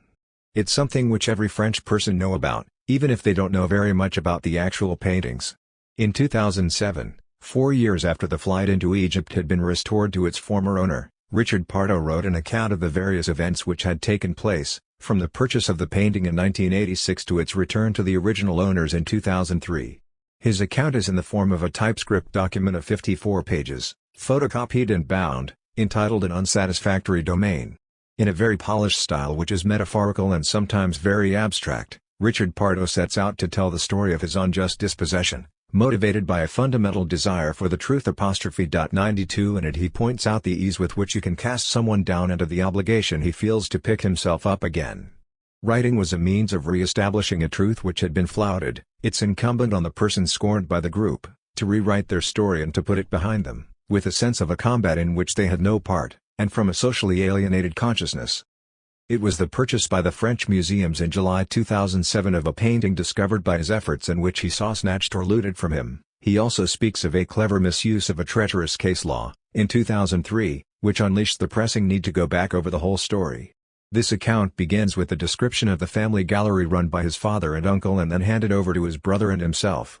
Having been in various ways a victim of both the law and of the experts, he broadly challenges the deference to authority which is, for him, the excuse invented at that time to salve their own consciences. He also talks about these tame specialists who spare others from having to think and who guarantee to the passive ranks that their jobs will always be safe, and describes himself as skeptical, like his father, about the value of the modern world, which people without experience are so quick to praise because its lack of depth serves their mediocrity. Stripped of any illusions about the art world and the law in particular, and more generally about elites, the extremely dense text hovers between denunciation and revelation. His disillusion allows him to describe the social magic which lies at the heart of relationships with the artistic sacred. He is, for example, aware that routinely pronouncing the name of great painters confers on the individual who does so through their profession, however ordinary that may be, for example, the warehouseman, the framer, the privilege of a familiarity with the extraordinary, with the domain of the erudite. He recalls the feeling of distinction that took hold of the young apprentice art dealer, for a beginner aged 20 who was learning the profession of art dealer, this ability to name, casually and with familiarity, the idols collectively elected to the pantheon of glory could feel like a kind of refinement. And, continuing the analysis, he glimpses the links between culture and social domination. An enormous fiction, where the intimidation of individuals revealed its aim as propaganda, and the pathetic worth of its representatives demonstrated its low value, particularly if you yourself possess the rudiments of it. Culture in France appeared as the deception resorted to by the superior castes, in order to belittle the servants incapable of seeing their own servitude, and who miraculously embraced the idea of being trained so naturally that they undoubtedly believed they would end up acquiring in their turn all the qualities of domination that this apprenticeship led them to hope for. The opposite of the task I imposed on myself in my years of apprenticeship, which consisted in dismantling the machinery which generates myths about art and science so as to dispense them as a social and psychological remedy to my collectivity, and to rid myself of such illusions in order to become intelligent outside the narrow limits of a little theater, which was at best a shallow one and at times actually false. Having been dependent on the great experts who alone had the power to pronounce the truth about works, Richard Pardo was aware of all the conditions which need to be fulfilled in order for a word to become performative. His critical lucidity led him to discover the analytical elements of Austin's speech X. A knowledge without power, a skill without the possibility of practicing it, is worth nothing. It is only when pronounced by an authorized person, in a legitimate public, versus private, situation, that the word, or even better, the written text, transforms the status of things. An acknowledgement delivered in private and not confirmed in writing is worthless, wrote Pardo. Even if the essence of what is unknown in such an acknowledgement is ultimately resolved. Simply saying to someone that you believe in the authenticity of something or indicating to them that authenticity is assured does not bring consequences which are useful in any practical terms unless you are yourself entitled to give an opinion, either because your role is a well-recognized one, or because you have had long experience in a discipline, and only has value inasmuch as this opinion is capable of modifying the outcome of the situation by one or more developments. All that is to say that pure knowledge does not carry authority if it is not backed by power over things and does not lead to practical effects, without going into the results that might arise from a broader disclosure of recognition, and its credit. All this is a way of making sense of the situation he had experienced with Tuileries, who had come to their gallery to see the painting and had asked if in the re-edition of his catalogue raisonné of Poussin's work, he could replace the phrase missing painting and the photo of the engraving by a photograph of their painting. That simple phrase meant that our painting was going to feature in the catalogue of the painter's work, a catalogue which was already a classic text and whose author deserved his reputation for great severity in uncertain cases, and there are plenty of those when it comes to Nicolas Poussin, our greatest painter. Just like the day we first acquired the painting, we felt a pure joy, difficult to convey to the reader, for it is no longer possible today to convey the significance of that simple suggestion of replacing the photo of an old engraving in the catalogue raisonné by the photo of our painting, which, as a result of this change, became the rediscovered original. But the acknowledgement of authenticity was, for the time being, only private and oral and could not therefore produce any practical effect. This awareness of all the symbolic work that makes up the reality of works of art, of all the conditions which need to be in place in order for an acknowledgement of authenticity to begin to have consequences in real terms, has led the former gallery owner to an awareness of all the acts of magic which make up social reality, all the play of words and of silences which produce the well-established illusion of Theatrum Mundi. We witness, children and adults together, the prestige of the magic which operates behind the words and accessories of the magicians, in the full knowledge that what we think is true is not so. It was the same there where the audience in the theatre to which we were summoned was none other than that of French social and cultural reality in all its triviality. A museum director playing, and winning, her game. For a museum director, the purchase of a new painting, like each new exhibition they organize, is always a key moment in their career. And the more prestigious the painting is, the more the acquisition will attract local, national and even international public attention to the museum.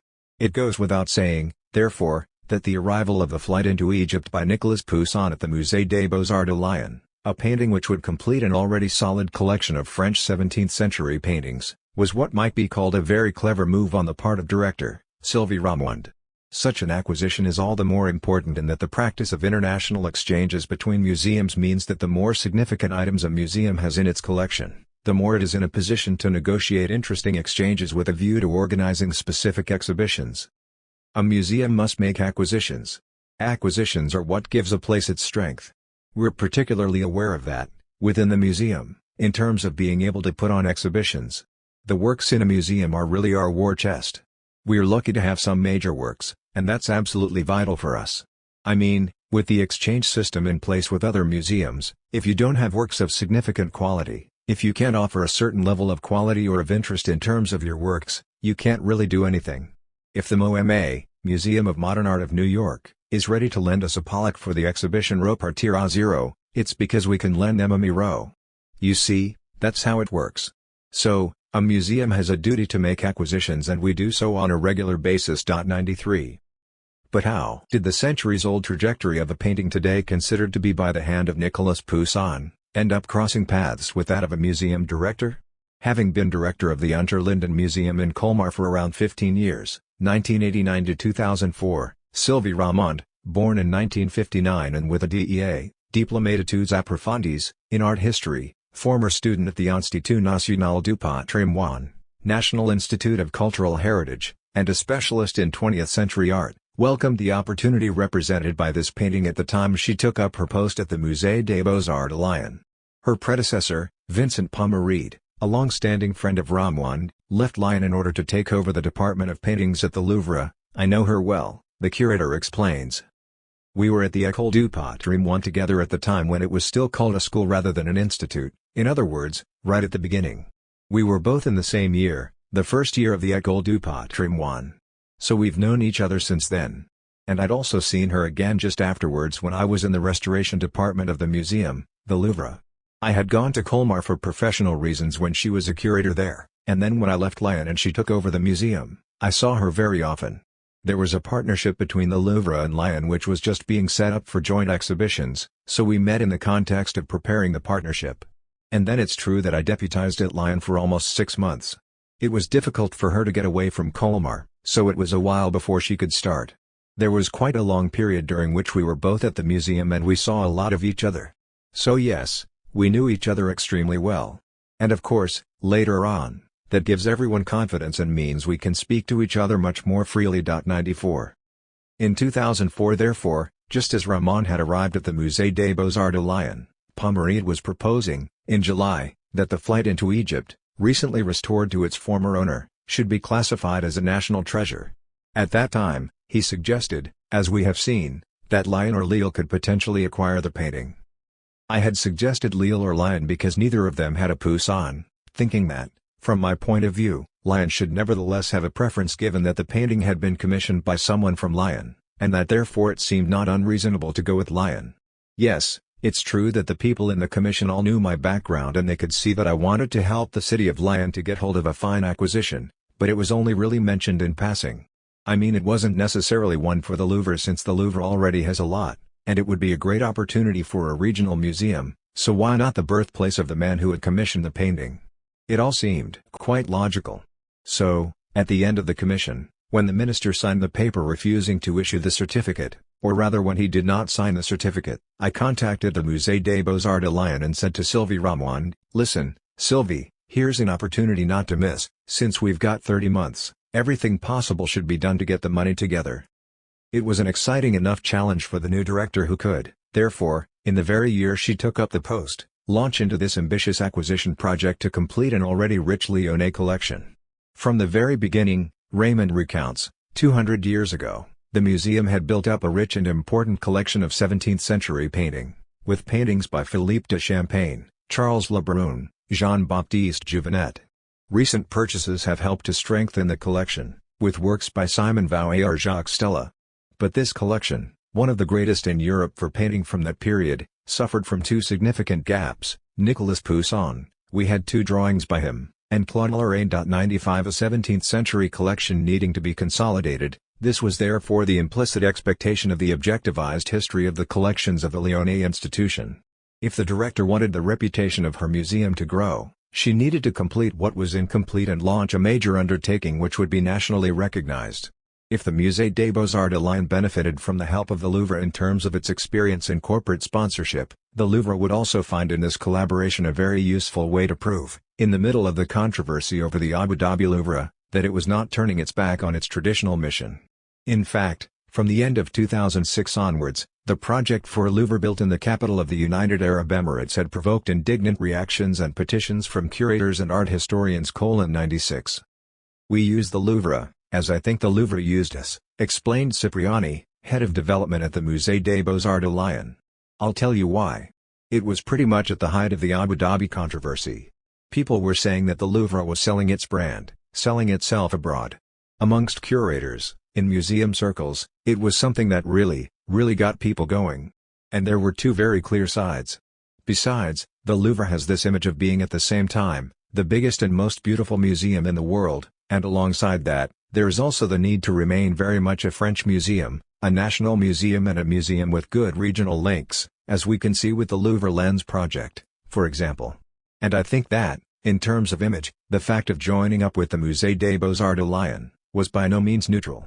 It was an extremely generous gesture, but by no means neutral. Such an acquisition is seen as all the more of an achievement because curators understand how difficult it is to organize that kind of financial setup outside the major Parisian institutions, particularly when the sums involved are significant. As Pomerit explains. So then, really, I said to myself, we need to send a strong signal like that by saying that in the end national treasures can benefit the whole museum network.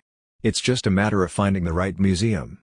And yes, afterwards, we realized that there was an element of fantasy in all that, because the museums in question need to find the money, and when the sums involved are large, it's obviously difficult for them to do that. Here at the Louvre we can do it, but not without a struggle. But for a regional museum, having to raise tens of million euros just like that, or anyway almost 2 tens of millions, can be an unsurmountable task, something very challenging indeed. 97. Florence Hudowicz, a curator from the Musée Fabre in Montpellier, confirms this difficulty in an interview. Companies want visibility on a national scale and prefer to be involved in acquisitions for the Louvre rather than for a provincial museum. 98. But there is still a little more to this purchase than just the name of Poussin. By deciding to acquire such a painting via a quest for a series of corporate regional sponsors, the director of the Musée des Beaux-Arts de Lyon was also demonstrating her capacity to take advantage of a recent law, 2002, on sponsorship. In acting thus, she demonstrated the dynamism and pragmatism she is capable of bringing to the service of the institution. At last it's ours. It's the most expensive national treasure ever acquired in France. 99 she announced, delighted with the success of the sponsorship operation launched in 2005.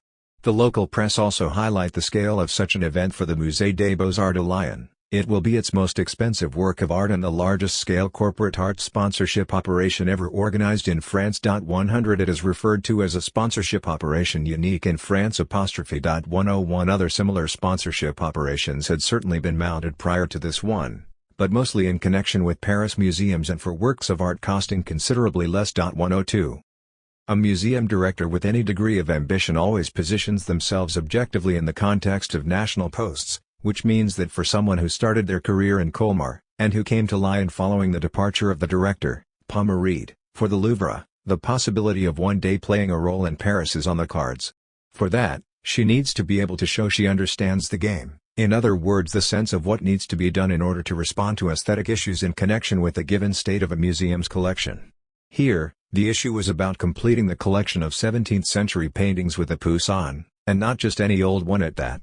But thanks to the sponsorship operation, Sylvie Ramond has proved she is a modern director who knows how to exploit the potential of the law on sponsorship to its full advantage. In a certain sense, by succeeding with such an operation which attracted full media coverage on a national scale, because of the sums in question, of the multiple partners involved, and because it was happening in the provinces rather than in Paris, she was able to get the most out of what the law allows. It is described as a textbook case. It is almost as though the law was simply waiting for someone to seize the possibilities it opened up. Being the first person to achieve that, in a provincial museum, with such a high price level, means meeting the expectations of the institution in an exemplary manner. And meeting the expectations of the institution over and above the hopes of the institution objectively amounts to playing a very good hand. A few years later, the post of director of the Louvre became vacant, following the announcement that Henri Loiret, the current director, was stepping down. After the unsuccessful application of internal candidate Vincent Pommereid, Sylvie Ramond was one of the final three potential candidates. These were respectively Jean-Luc Martinez, aged 59, head of the Department of Greek, Etruscan and Roman Antiquities at the Louvre, the final winner of this contest for the most prestigious post in France, Sylvie Ramond, 53, director of the Musée des Beaux-Arts de Lyon since 2004, and Laurent Laban, 43, director of the Centre Pompidou Metz. Discussing the talents of the two most talked-about candidates, Céline Pieter, journalist at Le Figaro, emphasized Ramond's skills in the areas of private sponsorship and of international relationships. The former has the advantage of knowing the museum very well, having worked there since 1997.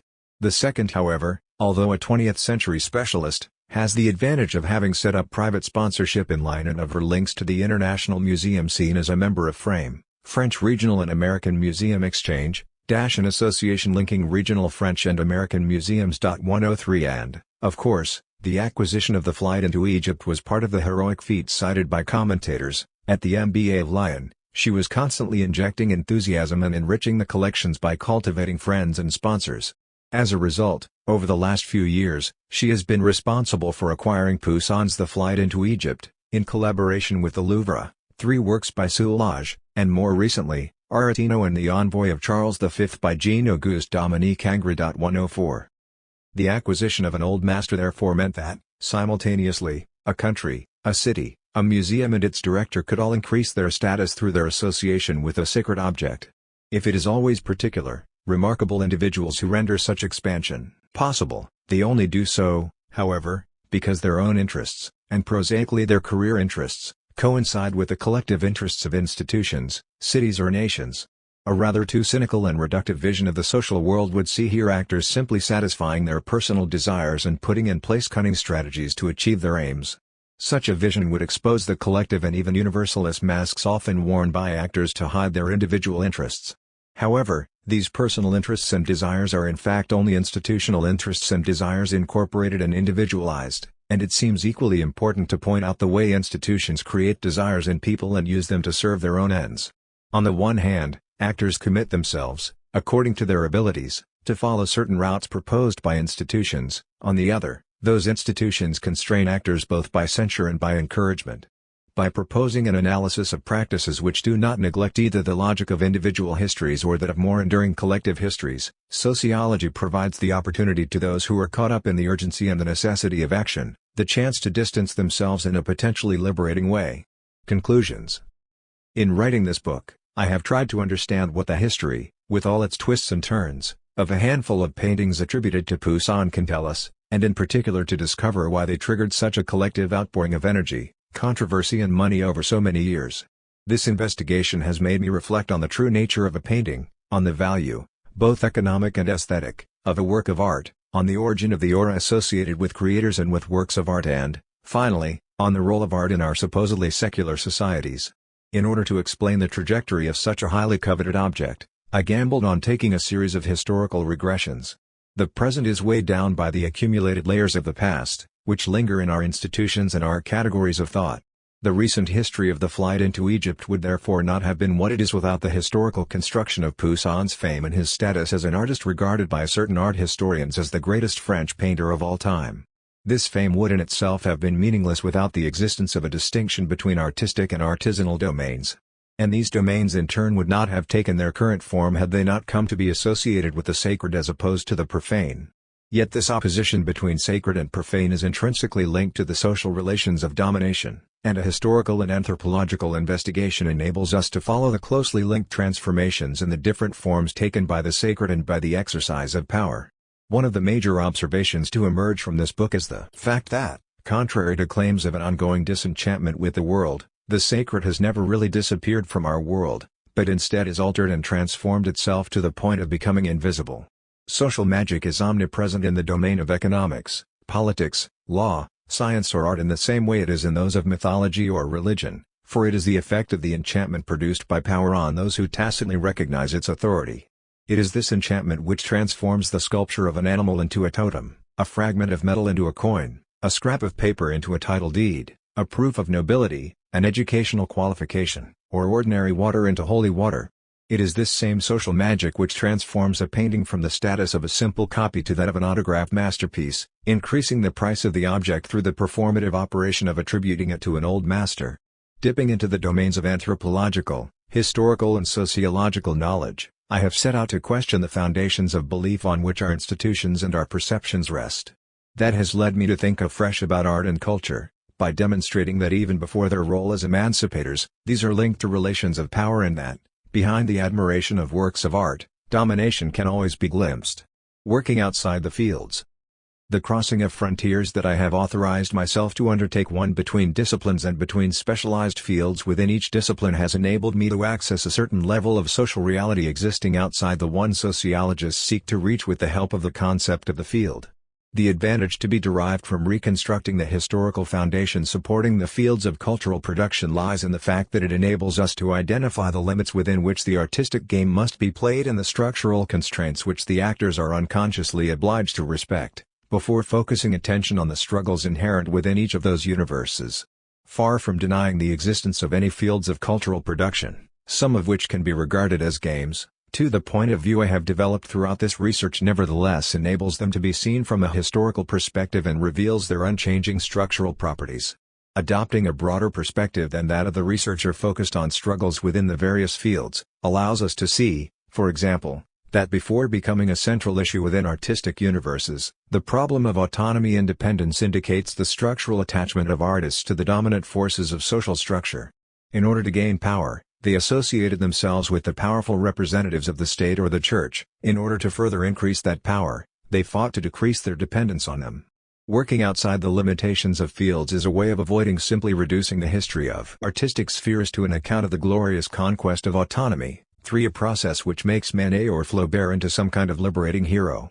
4. By concentrating too much on what lies within a particular field, we no longer see how the place occupied by that field, in the context of the relations of domination structuring society, limits the range of possible actions within its boundary. How can we understand, for example, what Bourdieu called a symbolic revolution, referring by that to the effect supposedly produced by Manet, Flaubert or Baudelaire, if we do not grasp the fact that, within their field, revolutionaries often play on the opposition between the sacred and the profane, which is responsible for the distance separating them, as sanctified artists, from ordinary mortals. By aesthetically subverting the opposition between high and low, important and insignificant, sacred and profane, etc., they seem intent on abolishing this distance. Structurally dominant, artists and writers in quest of subversion have indeed often tried to reintroduce in their work the dominated, the profane, the ordinary, the insignificant, the common, to write the mediocre well, according to Flaubert's famous phrase or to paint the mediocre well, as Bourdieu said on the subject of Manet. Such an approach to artistic or literary production represents aesthetic intentions which are equally shocking to both bourgeois and academic artists. 5 Moreover, they are opposed as much to the approach which consists in writing or painting what is important in an academic manner, the bourgeois artist, as to that which involves writing or painting the important or the noble in a mediocre way, commercial artists. 6.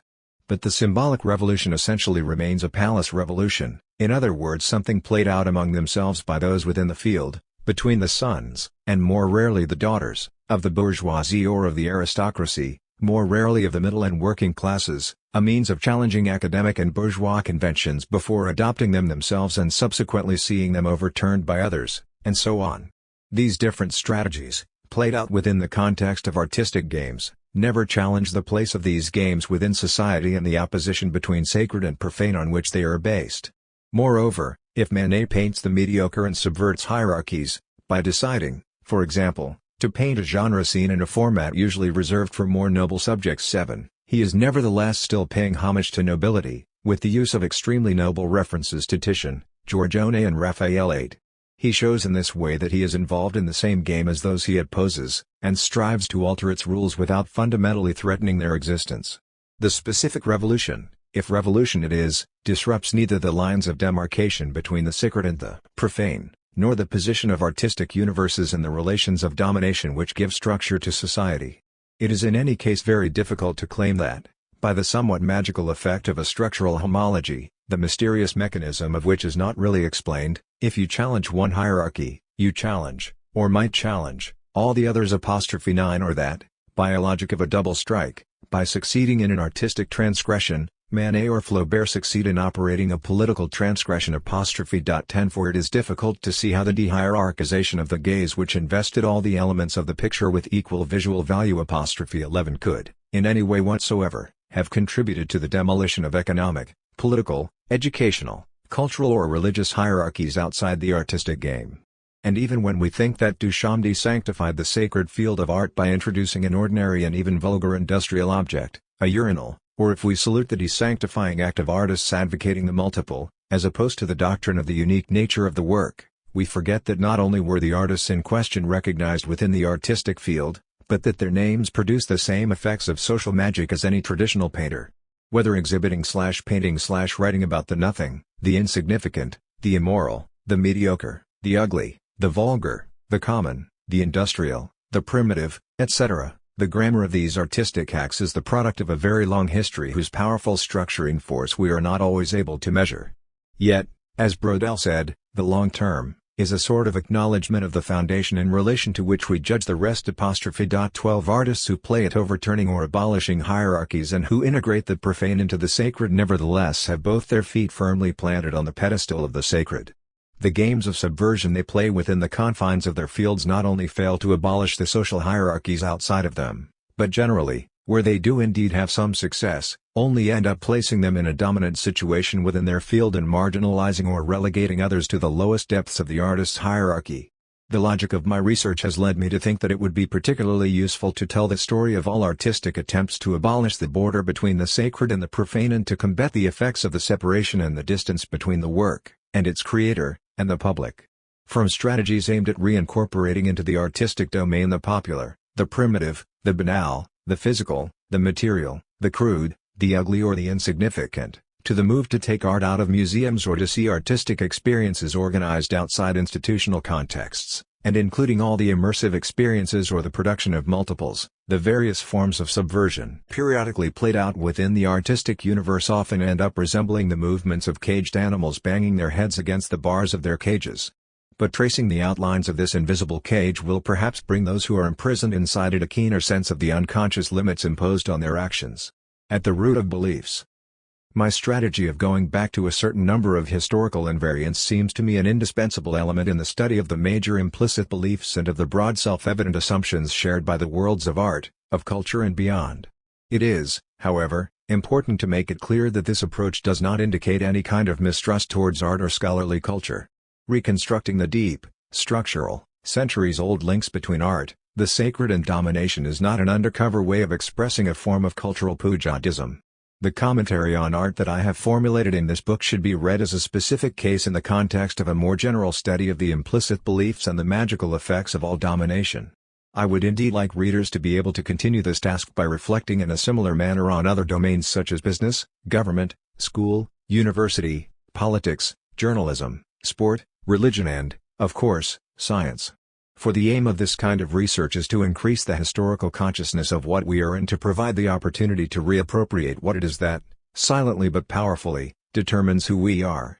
Since sociology began to turn its attention to cultural practices, it has exposed the social inequalities that exist in terms of access to culture and has explored the reasons why, in spite of all the efforts towards cultural democratization already in place, such inequalities continue to exist. But it seemed to me imperative to push the critical analysis still further and to explore what kinds of social relationships and what forms of social life underlie what we commonly call culture. The struggle against inequalities of access to culture would be pointless if it was not also part of a process of interrogation into the nature of what comes under the name of culture in Western societies and beyond. Museums, galleries, libraries, concert halls, opera houses, theaters, cinemas, festivals, etc. are all places where human relations are established, where the place and the behavior of each individual are silently organized. My aim has been to go deep to the roots of all this. It seems to me that it is precisely this kind of radical interrogation that will be needed today in the public debate. After many decades of intense cultural faith where people tended automatically to associate culture with a movement of emancipation or of elevation and dreamed of achieving significant progress towards cultural democratization, people have begun, with the much-repeated observation about the persistence of cultural inequalities, to hesitate between the project of encouraging people to aspire to the major works of art of humanity and one which aims at a multiplicity of forms of cultural expression all officially recognized, the famous cultural democracy, between a culture for all, considered too elitist and monolithic, and a culture for each, which cheerfully plunges towards cultural populism and is based on a fragmented vision of society. If the cultural actors or the key figures of the cultural world still sometimes speak the language of the Enlightenment, emancipation, elevation, advancement, education, development of the critical spirit, etc., they often give the impression of expressing themselves in a foreign, or worse still, a dead language. As for those who think they are resisting elitism by defending the opinions or the desires of the dominated, they never question the social production of these expressions which are devoid of spontaneity and often originate from the most commercial of cultural enterprises or even from the world of advertising.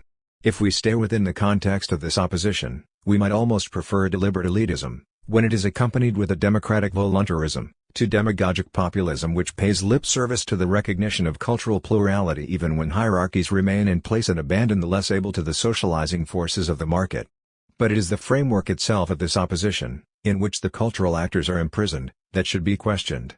Without a central reflection on culture, and art, its shape, its meanings and functions, cultural politics will gradually become devoid of meaning and of any kind of collective ambition and enthusiasm. In order to get back to the roots of artistic and cultural matters, I needed to operate a certain number of detours which delayed access to the matter announced in the introduction, the history of paintings attributed to Nicolas Poussin. By preceding the detailed analysis of this tangled history with an exploration of some problematic and historical elements, I wanted first of all to demonstrate that what we experience on a daily basis can pass completely unnoticed unless we see it from a standpoint of knowledge which allows it to be seen as something not necessarily self-evident. But I also, and especially, wanted to show to what extent the present is always heavy with the weight of the accumulated past.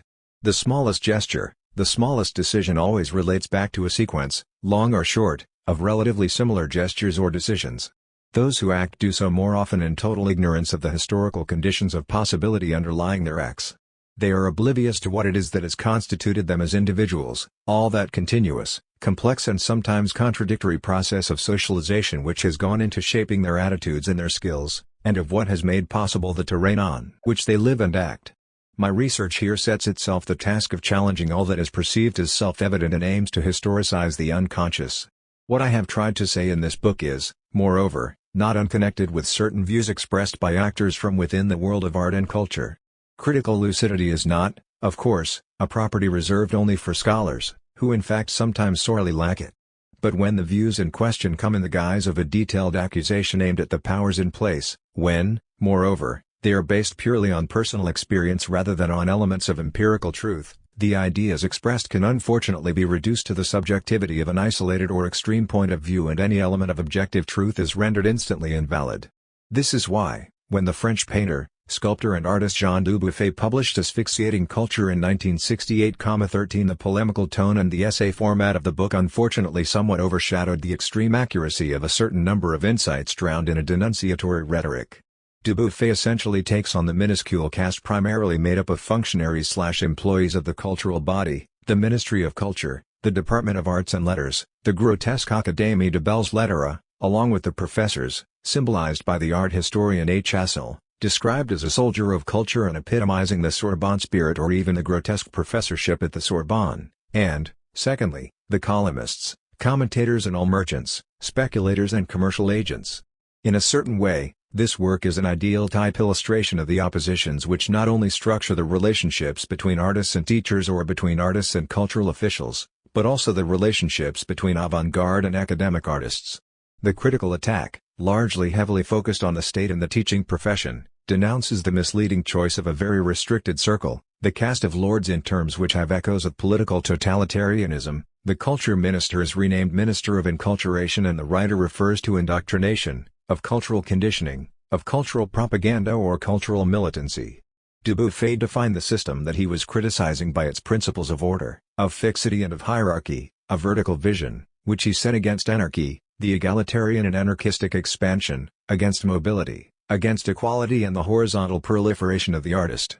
By opposing the state, the social and culture to the individual, individualism, the healthy vigor of individualism, and the artist, he acts, however, as though artists had not themselves been stakeholders in the great hierarchized structure that he is decrying. In doing so, he is forgetting the whole long-established history of the sanctification of poets and artists and the creation of the liberal arts. However, in spite of the limits of this exercise in critical thought, which is in reaction to a situation created notably by the introduction of the post of culture minister in 1959, Dubuffet's examination of the beliefs which support the whole cultural edifice is, nevertheless, a searching one. He endeavors to get to the root of things, challenging the series of unquestioned assumptions on which all the practices in the system rest. First of all, Dubuffet has a strong intuition that the art world rests on beliefs that need to be radically and systematically challenged, rather than criticized in a fragmentary or isolated manner. There is no shortage of acts of subversion, he explains, but nobody ever criticizes the whole system, and notably the foundation of the system, which is a matter of a scale of values, of conditioning of the thought that we do not feel, but which very much exists. Here and there, we see little rebellious spirits contesting culture at different levels, and they are numerous, but rare are those who open their eyes wide to see the whole picture, and who muster the courage to contest it all, from the bottom up. Most contest one of its levels while arguing another, and get tangled in the issue like a fly in cotton candy. 14. Culture is profoundly linked to the ranks of the dominant class, or, those who aspire to fit in with this class. In order to grasp the foundation for the entire conception of art in all its forms, we need therefore to get away from the overall structure which is that of social domination. Another character of our culture is its spirit of hierarchy, which is obviously consistent with the fact that it was constituted throughout the centuries by a caste intent upon making a social hierarchy prevail, and thus inclined to institute hierarchies in all domains instead of horizontal alignments, instead of abundance. Dubuffet senses that it is the verticality of the system which is its central characteristic. He quite rightly detects in the very concept of beautiful, he could just as easily have taken the notion of sublime as his example, this ordering and hierarchizing vision which characterizes cultural institutions like the sacerdotal power. Beauty is a direct descendant of the angel's chants, of the burning bush, of which Professor Chassel, at the Sorbonne in his star-studded robe, surrounded by his servants, reveals to us the unalterable dogma, rule in hand. Like Plato imagining the ideal city, Dubuffet even goes as far as to formulate the idea that only the creation of a teaching system geared to the systematic challenging of all beliefs would allow the current state of affairs to be changed. These institutes of deculturation, humorously called nihilist gymnasiums, through which all agents of culture should pass, would require a long period of attendance. Disentangling oneself from cultural permeation can only take place slowly, in small successive steps. It requires that one question a great number of fundamental ideas, one after the next, the validity of which wrongly seemed at first to go without saying. In these utopian schools, especially lucid monitors would deliver deconditioning and demystification over several of years, so as to endow the nation with a body of solidly trained negators. The teachers in these schools should therefore embark on a veritable mission to cleanse all beliefs, all accepted ideas and all revered values. All our thought mechanisms which involve cultural conditioning without our being aware of it would be denounced. In this way we would clean the machinery of the mind until it was thoroughly scoured. We would empty our heads of all the masses cluttering it. With suitable exercises we would methodically develop the invigorating faculty of forgetting. But what exactly are these beliefs?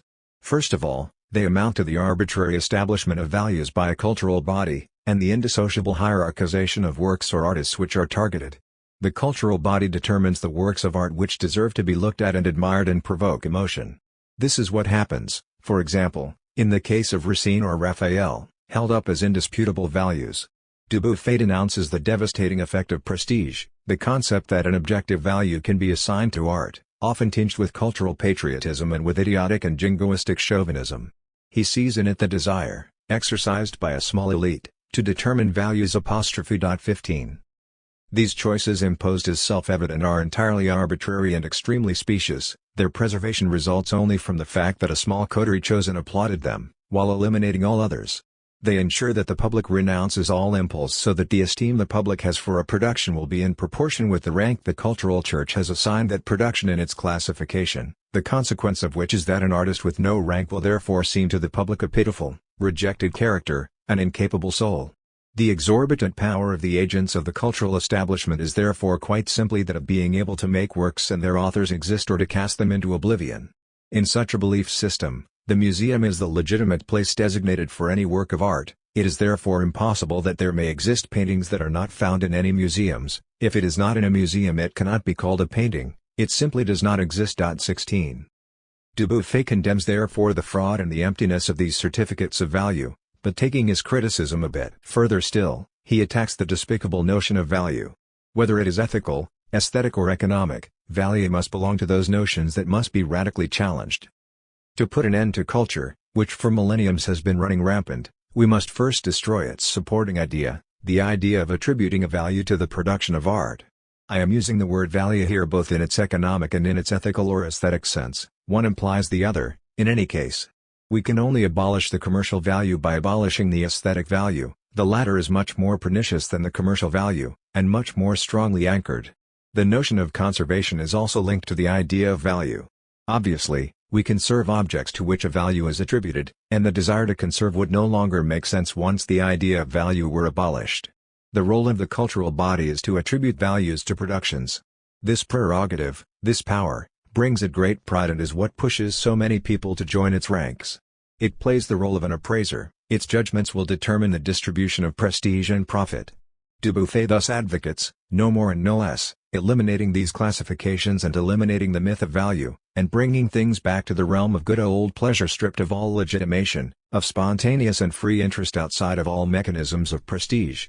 In the context of such a situation where classifications and hierarchization dominate, the link between aesthetic value and commercial value is a strong one, involving very high prices, and very high prices immediately give the impression that the work has great aesthetic value. We must, moreover, bear in mind that high prices are the result of prestige and prestige results from high prices, so that there is an intimate collusion between the cultural body and the commercial body. Culture and commerce walk hand in hand. We cannot destroy one without destroying the other. Dubuffet denounces the devastating effect of prestige conferred upon certain works, by the commercial prices they obtain and by the homages that follow, or vice versa. But he still does not stop there. Pursuing his train of thought, he sees clearly that the relationships established between works of art and their public within such a system are defined by the relations of social domination which surround them. By creating a distance between the works and the public, the sacred is separated from the profane, and there is only a relationship of reverence of the second in relation to the first. Works of art are presented by museums as the only admissible ones, and the public is encouraged to admire these rather than to create others. Creation does not inspire creation, but instead the admiration of the dominated for the dominator. When the well-to-do, aided by their scholars, who aspire only to serve and fit in, and who are nourished by the culture developed by this caste for its glory and devotion, open their castles, museums and libraries to the people, they have no intention of inspiring them to try their hands at creation.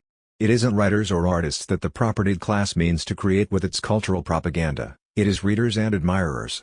Cultural propaganda aims to impress upon these underlings a sense of the gulf separating them from the prestigious treasures to which the dominant class holds the keys, and of the futility of attempting to make a valid creative work outside of the designated paths. Then it is basically the very categories themselves of works and of public or of producers and consumers that are challenged. For Dubuffet, it is not just a matter of readjusting the relationships between these terms, but instead a matter of radically challenging the relationship established between an exhibited work 17 and a public who come to admire it, based on a social relationship of domination. But should one view works of art? Isn't it precisely the idea of taking the work of art as a thing to view, instead of something to live and to do, that is the basis for an unchanging factor in the cultural standpoint? In the ideal society dreamt up by Dubuffet, such relationships would be abolished. There will be no more viewers in my city, only actors. No more culture, therefore no more viewing. No more theaters, theater beginning where the stage and the room divide. Everyone will be on stage, in my city. No more audience. No more viewing, so no more actions altered at their source by the fact that they are destined to be seen. 18. It would be no exaggeration to say that, in spite of the limits of such an exercise, few people have gone so far in a systematic and global criticism of the categories, beliefs, habits, attitudes and institutions which has then led to a general re-examination of art itself and not just of a particular artistic trend, of art per se and not simply of the uses and purposes to which it is put. This grip will only be released when the notion of art, and not only that of the painting, will have ceased to be conceived of and perceived, when the mind will have ceased to project art as a notion to be gazed upon, and art will be integrated in such a manner that thought, instead of facing it, will be inside it. Utopians are in short supply today.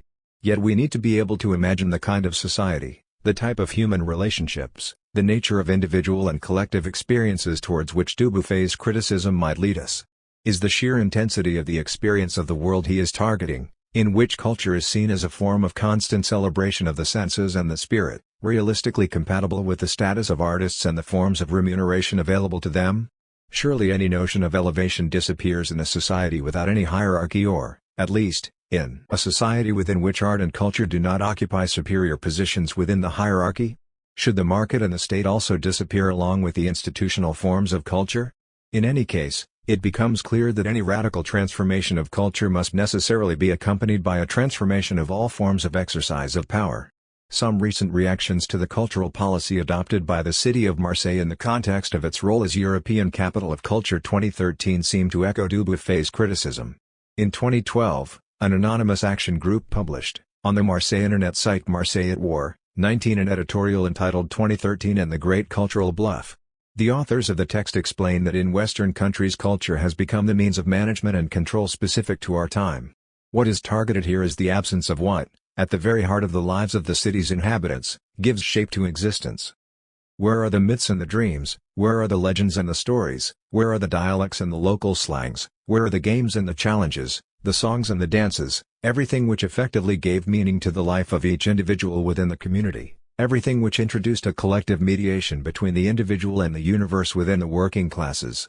These forms of expression which belong only to the plebs, and of which we are effectively the trustees, have alas been cruelly snatched from us. They have ended up frozen and stored away, like disparate elements of the cultural heritage of humanity.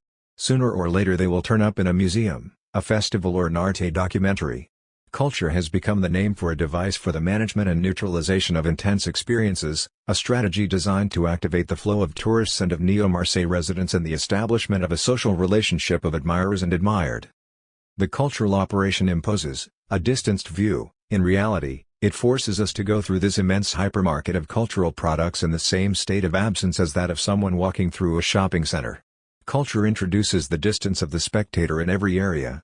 We are invited to attend a screening, a performance, a lecture, an event. Culture transforms the inhabitants of a town into an audience. This year, such and such a cultural event has attracted an exceptional audience, we are told. And the location of this gathering, deserted as soon as the festival is over, will wait for another cultural event to be scheduled before it is occupied again. 20. We would like researchers to be as ambitiously probing as a Dubuffet or this Marseille Action Group and, more often than is currently the case, to see them digging deep down to the roots of the implicit beliefs 21 which structure practices. The task of acquiring knowledge ostensibly has no limits, and scholars, who can remain detached from any specific interest in the world of art and culture, need not restrict the scope of their analyses. They do not need to be culturally, politically or economically useful or reasonable, and can indeed exploit their absence of responsibility in terms of action to produce truths which, initially at least, nobody wants to hear.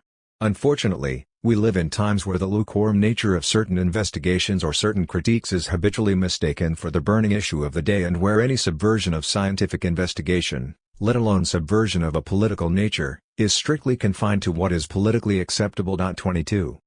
Exposing the invisible monster. What is the ultimate purpose of the social sciences if they fail to ask the questions nobody else is asking, or if they do not continue to seek when everyone else has given up? Caught up in their various ordinary occupations and preoccupations, the members of a society have only an extremely limited view of the complex social world in which they are immersed. In general, they devote their time and energy to circumscribed and localized activities and have neither the leisure nor the means to piece together the broader frameworks within which they operate. The ordinary, spontaneous visions are visions of the close to hand and are often a little short-sighted. Society is an invisible monster which is presented to us, in a deformed, caricatured and biased way, in political, journalistic, promotional, religious or moral discourses. The images of society in circulation are the economic means of transforming the Leviathan into simple invisible images.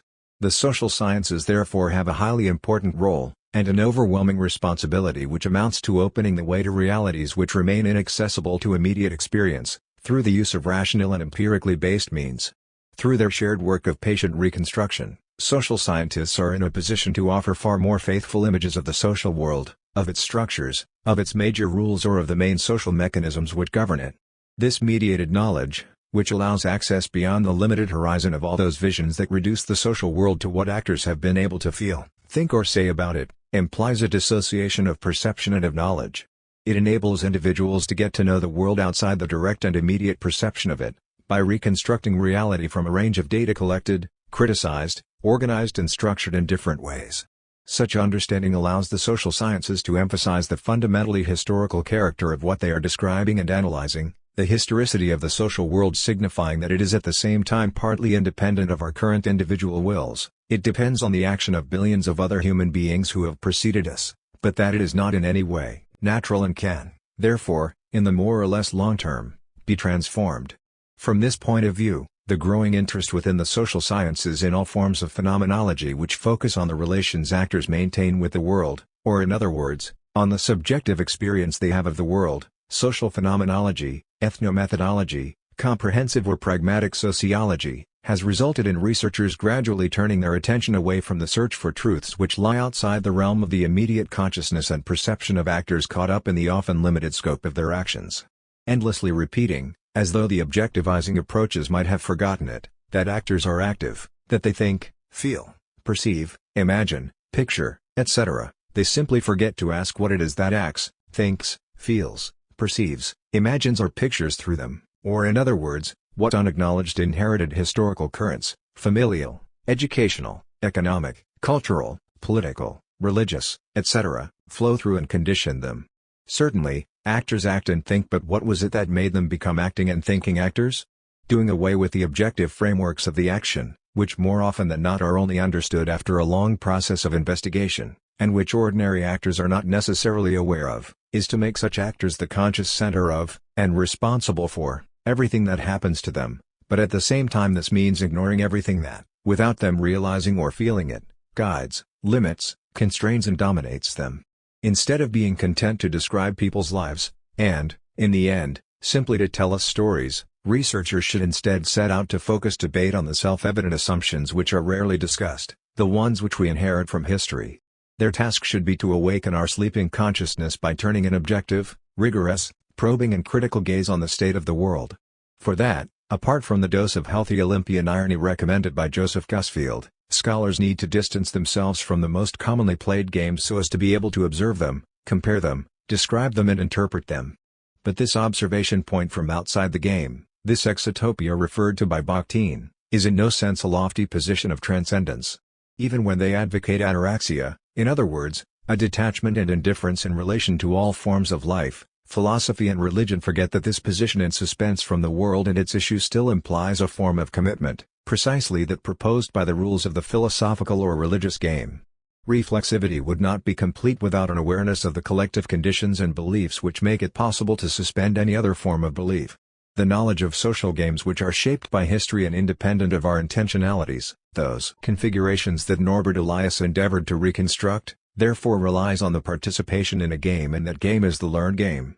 The responsibility of the social sciences in exposing the structures of the social world, and in particular the reality of domination, is overwhelming, and, if we want to see it play an emancipatory role, we need to be vigilant about preserving the right conditions in which the science can be exercised. A fragile learned game. No ultimate, mystical or chemical experience will ever bring us the truth about the world. The only way in which we can see the bowl in which we are swimming is by the slow and rigorous accumulation of a maximum amount of work gathered from across extremely different sectors of knowledge, and by extracting from it the invariants, the shared properties or mechanisms, while at the same time keeping at a distance all distracting solicitations and injunctions. But that therefore implies a belief in a certain progress in knowledge, in the possibility of mastering the truth about the way societies function, and in a cumulative scientific process which authorizes today's researcher to revisit, discuss, criticize, refine, amend, reformulate the problems as they were left by the great researchers of the past. Unfortunately, the learned universes, which are amongst the rare places in which it is possible to stand apart from the ordinary games, are not themselves protected from the invasion of logics which belong outside that of the search for truth, those associated with money, with institutional power, with political ideology, with fashion, seduction, provocation, speed, too broad a focus, unproductive productivity, narcissistic self-promotion, or non-stop communication. The sciences of the social world, and sociology in particular, have undoubtedly never been in such a confused situation in terms of the values and practices of the profession of researcher. Authors with little regard for investigation and who are more intent on surprising or provoking are promoted to the height of celebrity and churn out books which delight the fashionable academic circles and a certain type of journalism, always in the perpetual quest of new ideas, efforts to wipe out or play down the importance of the recent past of the discipline, purely lexical innovations which come along to replace the fundamental conceptual work and the investigations which underpin it, the sense of fashion which tosses the interests of knowledge to the mercy of the winds, a parallel reduction of scientific ambitions by a technocratic specialization of knowledge stripped of any reflexivity and theoretical issues, administrative bodies governing research which measure talents only on the basis of bibliometric criteria, reduce quality and meaning to quantity, and swear by the virtues of the article rather than the book, the proliferation, at the same time, of useless books, quickly and badly put together, of conferences, congresses or seminars which are no longer the intermediary means to more ambitious ends but ends in themselves, in a regime of popularization, or rather of the constant need to communicate research, to which must be added the recent mental diversification of researchers on Facebook, Twitter, or in personal blogs or on internet forums. Taken together, all these sometimes contradictory traits of behavior, approaches and injunctions end up creating a deleterious atmosphere which hardly inspires the production of great works, an expression which would be mocked, here or there, for its supposed grandiloquence, in an intellectual milieu marked by a regrettable anti-intellectualism. In this general climate, we nevertheless continue to adore, though for how much longer? The great writers, and their work, who from Marx, Weber or Durkheim to Elias, Lévi-Strauss, Foucault, Dumézil, Brodel, Kantorowicz or Bourdieu, have labored relentlessly to produce great works and to advance knowledge of the social world. It seems, however, as though the notions of work, of progress, of the advancement of knowledge, of reason, or, worse, of truth, have been weakened by the lack of scientific ambition, or even by the explicit or insidious attempts to discourage those who want to have it. 23 It will no doubt fall to the historians of the future, or to sociologists courageous enough to defy all obstacles, to study the reasons behind this global state of affairs and mentalities, and behind the gradual dismantling of the institutions of learning. The only way to succeed in resisting this general movement is to renounce, almost totally, any desire for power over others, by controlling and manipulating institutions, journals and people, instead focusing all available energy on the desire for knowledge, and prioritizing work over any other form of self-publicity and self-promotion. Kafka believed that, paradoxically, the true artist is the one who at first sight appears to be the weakest, the most fragile, but who sets out to do whatever he does with the intention of doing it fully, intensely. And the same is true, it seems to me, of the scholar. The scholar, like the artist, is not a powerful being, energetically embracing the world as it presents itself to him. He can be defined, still in Kafka's terms, by his awkwardness, his marginality and his position of isolation from those who walk lightheartedly and without asking questions on the paths of active life. Yet he is the person capable of executing this famous leap out of the ranks of murderers. From the places of knowledge, when these function soundly, we can learn to see the relations of domination and the forms of the sacred that accompany them and cast new light on them. We can also learn to be wary of what is taken for self-evident and of unquestioned beliefs. None of which results immediately in revolutions or even reforms, of course. In Book 2:24 I have analyzed the processes involved in the separation between works of art and the public and between performances and spectators, and a little self-reflection and intellectual honesty leads me, in turn, to turn a critical eye on the confinement of knowledge in the sacred places of culture, universities, libraries, academies, etc., and the neutralizing effects of the critical dimension that such a separation produces. Taking their place in the great caesura between culture and ordinary life, how can scholars hope that their texts can have some kind of power to act in the social world and exert any liberating or emancipating effects? It is indeed this paradoxical situation that Merleau-Ponty highlighted when he described how learning had become increasingly bureaucratic and academic. The modern philosopher is frequently a functionary, always a writer, and the freedom allowed him in books admits an opposite view. What he says enters first of all into an academic world where the choices for life are deadened and the occasions for thought are cut off. Without books, a certain speed of communication would be impossible, and there is nothing to say against them. But in the end they are only words expressed a bit more coherently. The philosophy placed in books has ceased to challenge men. What is unusual and almost unsupportable in it is hidden in the respectable life of the great philosophic systems. In order to understand the total function of the philosopher, we must remember that even the philosophical writers, whom we read and who we are, have never ceased to recognize as their patron, a man who never wrote, who never taught, at least in any official chair, who talked with anyone he met on the street, and who had certain difficulties with public opinion and with the public powers. We must remember Socrates. 25. The monumentalization of knowledge is thus, whatever our view of it, a way of annihilating its critical force. Social science sees its capacity to expose and to transform in an emancipatory way neutralized by the fact that it operates in essentially academic, cultural and media-dominated spheres. The question of knowing how to re-inject social force into critical ideas is therefore fundamental to the practical consequences of any study of the processes of separation and autonomization. No book has ever succeeded in changing the course of history on its own account. The only thing that can reasonably be hoped for is that some of them can end up finding social forces, groups or institutions, who know how to make use of them to oppose the game of the powerful. The truth in general, the truth about domination in particular, would then succeed in forging a path, even in the face of all the obstacles, internal and external, which constantly lie in wait for those who seek, in even the smallest way, to extend the realm of freedom. Postscriptum, the conditions for scientific creation. At the end of this long and complicated journey, the time has come for me to revisit the obstacles I felt I needed to circumvent for the purposes of this research. Throughout this task, I have prioritized the resolution of certain scientific problems and have focused on trying to understand the real in the light of questions of disciplinary adherence or of scientific identity. I have attempted to resolve a certain number of problems, to rework them and, most importantly, to make links between them even though they are or were initially formulated, worked on and discussed in very different sectors of the great continent of human and social sciences, and by very different communities of researchers. In order to quietly resolve such problems, I needed to prioritize the basic task and avoid the distractions and dilution of too many extraneous activities. This even meant, to the possible displeasure of the administrations governing research who swear and judge solely on the number of articles published, refraining from the compulsive production of any such articles. 1 To keep oneself apart, take one's time, become silent, become slow. Such is the wise program already advocated by Nietzsche in his preface to Daybreak, a program which, more than ever, should be an inspiration to researchers. From this point of view, the story of how the British mathematician Andrew Wiles came to solve Fermat's last theorem should be reflected on and taught across all scientific networks, including those of the human and social sciences. Convinced that it was possible to solve a problem that the mathematical world regarded as insoluble, he was obliged to withdraw from his field and invent a whole series of strategies in order to work patiently, if somewhat stubbornly, in peace. Wiles abandoned any work which was not directly relevant to proving Fermat's last theorem and stopped attending the never-ending round of conferences and colloquia. Because he still had responsibilities in the Princeton mathematics department, Wiles continued to attend seminars, lecture to undergraduates and give tutorials.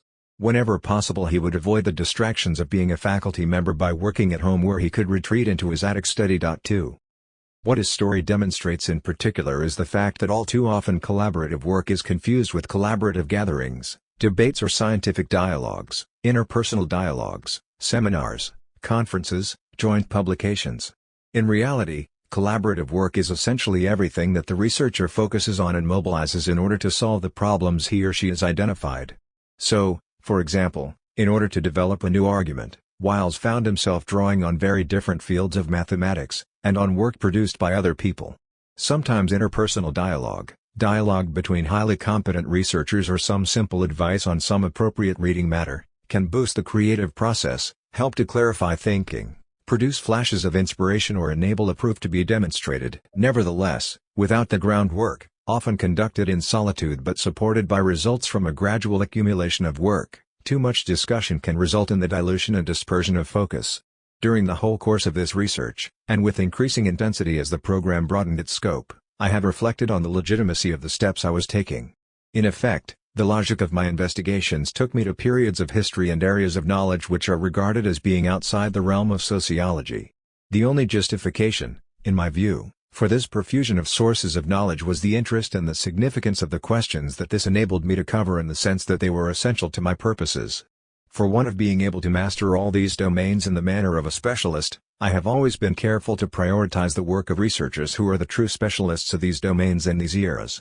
The fields of research I have explored range from the political and cultural anthropology of stateless societies to art history, taking in Assyriology and the analysis of the first forms of the state in Mesopotamia, the history of Indo-European societies, the cultural history of ancient Greece, medieval history, and particularly that of sacramental theology, theological political history, the history of religions and of the sacred, and even the history of fakes and forgers. From a theoretical point of view, my research has included philosophical, historical, anthropological or sociological reflections on the weight of objectivized history, the anthropological theory of magic, the theory of secularization, theories of domination and of power, the theory of speech acts, the theory of the rights of institution and of legitimacy, theories of belief or of believing, the economic theory of value, aesthetic theories, and even the study of the social life of objects and their biographies, all of which, to some extent or other, have been useful to my thinking. I need hardly add that all these references arise from a necessary series of interrogations, one thing leading on to another, and not from a program of reading I had established in advance. If, by some chance or other, I had stumbled upon such a list before beginning my work, I would certainly have been utterly overwhelmed by the sheer scale of the task and very dubious about the possibility of ever completing it. This crossing of domains and theoretical universes, which requires time and investment not easily compatible with the objective of getting articles published, is not especially encouraged in the current climate of the social sciences. These sciences, which are becoming increasingly specialized, objectively play a role only rarely admitted and which, in a complex and highly differentiated society, involve throwing light on parts of the social world that the vast majority of readers have little or no knowledge of. So, for example, the ethnologist, the sociologist or the political scientist enable us to penetrate into the heart of political parties, of the financial world or the world of crack dealers, and plunge us into the depths of sports clubs, educational institutions, working class or bourgeois areas, in this way bringing some answers to the legitimate need and simple curiosity to know what is happening and how it is happening in any given place or social sector. And the more esoteric the sector, law, science, finance, religion, etc., the more the researcher needs to exhaust his or her talents in describing and explaining such complex activities. At a time when investigative journalists have become an increasingly rare breed, the social sciences have taken over the tasks of investigating and gathering information about the various parts of the world, tasks which bear some resemblance to the glory days of great journalistic investigations.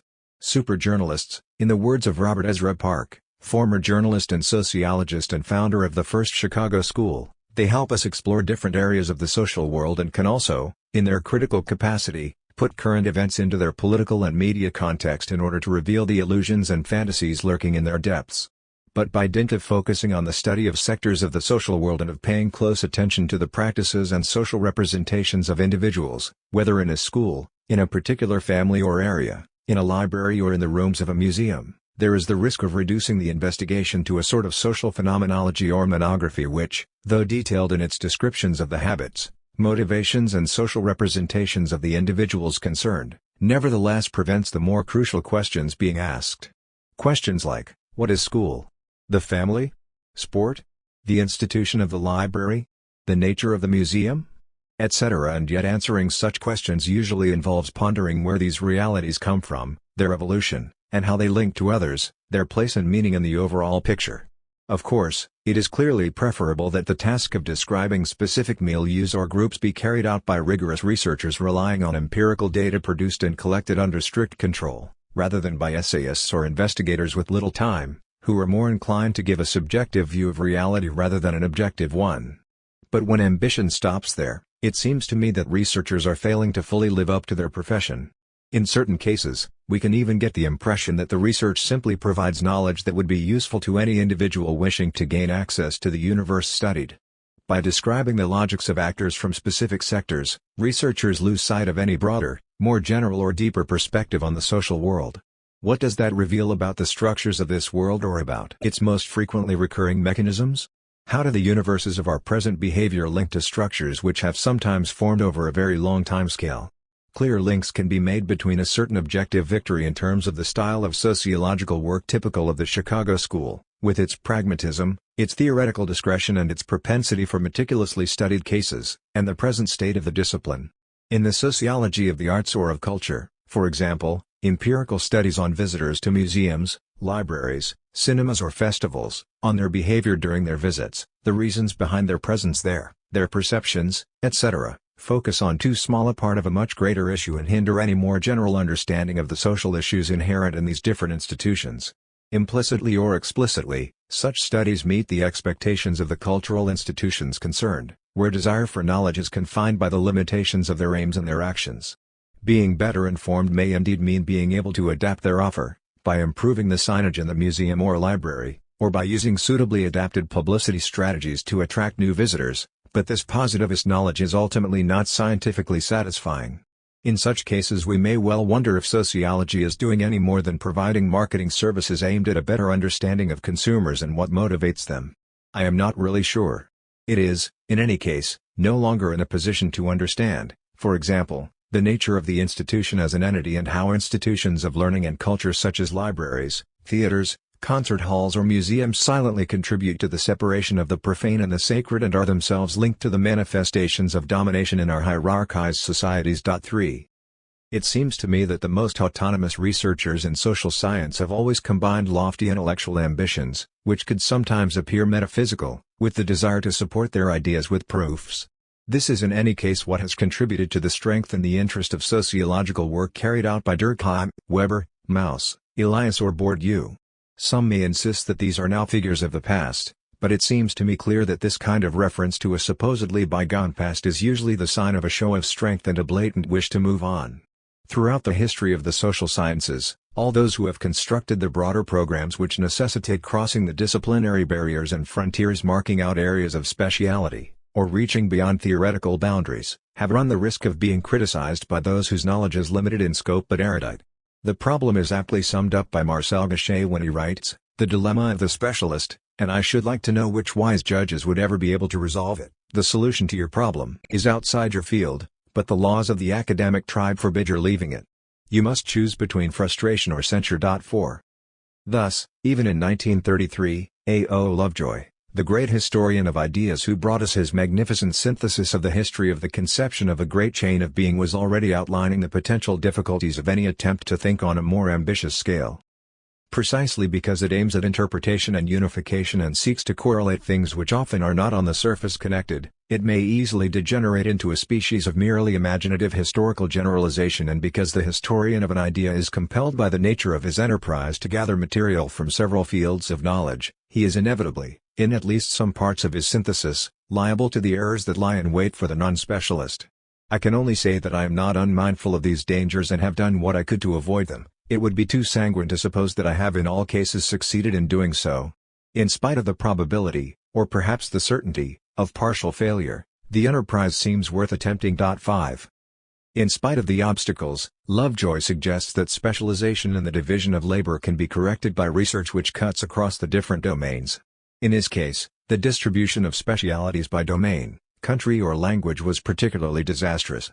Being a specialist in English literature or in German literature, being a specialist in literature, religion, Politics, science or philosophy means accepting that the political or institutional limits of knowledge are fixed, whereas in fact schema, beliefs, tastes or intellectual habits do not stop at disciplinary frontiers.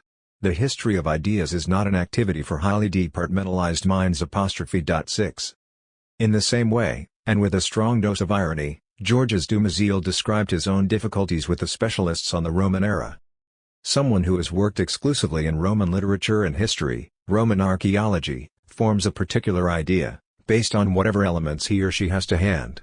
In such circumstances, the idea that India or Ireland could provide some element of explanation about the origins of Rome is a shocking one. And it is not a matter of lazy thinking, but because they are so comfortably ensconced in their cocoons that any beams of light from outside hurt their eyes. And it is the same thing for most areas. The comparatist is always less well armed in each of the domains he studies than the person who deals exclusively with that domain, the specialist. There is always the possibility of being caught red-handed. You haven't used the right edition. You seem unaware of an illustrious discussion which took place 50 years ago. Well, yes. But we have found something else. 7. The historian pleads the cause in support of a comparative approach as the only one capable of capturing the relatively unchanging structures which escape the somewhat short-sighted gaze of the specialists of an area of civilization or of an era. But in my own case, it was reading the work of the English anthropologist Jack Goody that rocked my beliefs as a specialized researcher. In the introduction to his magnificent work on the cognitive and organizational effects of the written word, Goody also felt the need to justify himself before the court of the specialists for fear of being declared unqualified. I know too that I have trespassed on the well-cultivated gardens of other scholars, classicists, orientalists, psychologists, linguists and others, without having the comprehensive understanding of their subjects which they would expect of one another. It would be futile to protest that others have plundered the rougher pastures of social anthropology for just the same ends. I would rather rest my justification on the need to cross these disciplinary boundaries if anything is to be made of the comparative study of human behavior. 8. How could such a prolific scholar, a researcher whose ideas have shaken up our knowledge of societies, find himself apologizing for ignoring the need for specialization when no specialist has ever been capable of producing the level of knowledge he has attained? History seems thus to repeat itself, generation after generation, and in conclusion it will be observed that Pierre Bourdieu ended up adding his voice to those of Lovejoy, Dumézil and Goody on the negative effects of an excessive division of scientific work. Long suspicious of broader perspectives of history and of long-term history which he saw as the place of a reprehensible philosophy of history, in his lecture course on the state, the philosopher found himself castigating the positivist vision of research, which means that the only questions asked are those that can be answered with an immediate empirical proof. The positivist representation of science that almost requires scientists never to propose anything that they cannot immediately demonstrate exercises a terrifying effect of castration and mutilation on the mind. One of the functions of science is also to conduct research programs perceived as almost unrealizable. Programs of this kind have the effect of showing how research programs viewed as scientific because realizable are not necessarily scientific. In positivist resignation, instead of seeking the truth where it lies, people look for it under the street lamp where they can see it. 9. And in the same way, he attacks the deleterious effects of the specialization of disciplines and their internal fragmentation into so many different sectors of knowledge, defending himself in advance for the mistakes that the non-specialist is likely to make. Discredit cast onto the most ambitious research attempts, which come with the growing specialization of scientific domains, immediately rules out any larger-scale investigation and any even slightly wider, unchanging structures which escape the somewhat short-sighted gaze of the specialists of an area of civilization or of an era. But in my own case, it was reading the work of the English anthropologist Jack Goody that rocked my beliefs as a specialized researcher. In the introduction to his magnificent work on the cognitive and organizational effects of the written word, Goody also felt the need to justify himself before the court of the specialists for fear of being declared unqualified. I know too that I have trespassed on the well-cultivated gardens of other scholars, classicists, orientalists, psychologists, linguists and others, without having the comprehensive understanding of their subjects which they would expect of one another. It would be futile to protest that others have plundered the rougher pastures of social anthropology for just the same ends. I would rather rest my justification on the need to cross these disciplinary boundaries if anything is to be made of the comparative study of human behavior. 8. How could such a prolific scholar, a researcher whose ideas have shaken up our knowledge of societies, find himself apologizing for ignoring the need for specialization when no specialist has ever been capable of producing the level of knowledge he has attained? History seems thus to repeat itself, generation after generation, And in conclusion it will be observed that Pierre Bourdieu ended up adding his voice to those of Lovejoy, Dumézil and Goody on the negative effects of an excessive division of scientific work. Long suspicious of broader perspectives of history and of long-term history which he saw as the place of a reprehensible philosophy of history, in his lecture course on the state, the philosopher found himself castigating the positivist vision of research, which means that the only questions asked are those that can be answered with an immediate empirical proof. The positivist representation of science that almost requires scientists never to propose anything that they cannot immediately demonstrate exercises a terrifying effect of castration and mutilation on the mind. One of the functions of science is also to conduct research programs perceived as almost unrealizable. Programs of this kind have the effect of showing how research programs viewed as scientific because realizable are not necessarily scientific. In positivist resignation, instead of seeking the truth where it lies, people look for it under the street lamp where they can see it. 9. And in the same way, he attacks the deleterious effects of the specialization of disciplines and their internal fragmentation into so many different sectors of knowledge, defending himself in advance for the mistakes that the non-specialist is likely to make. Discredit cast onto the most ambitious research attempts, which come with the growing specialization of scientific domains, immediately rules out any larger-scale investigation and any even slightly wider,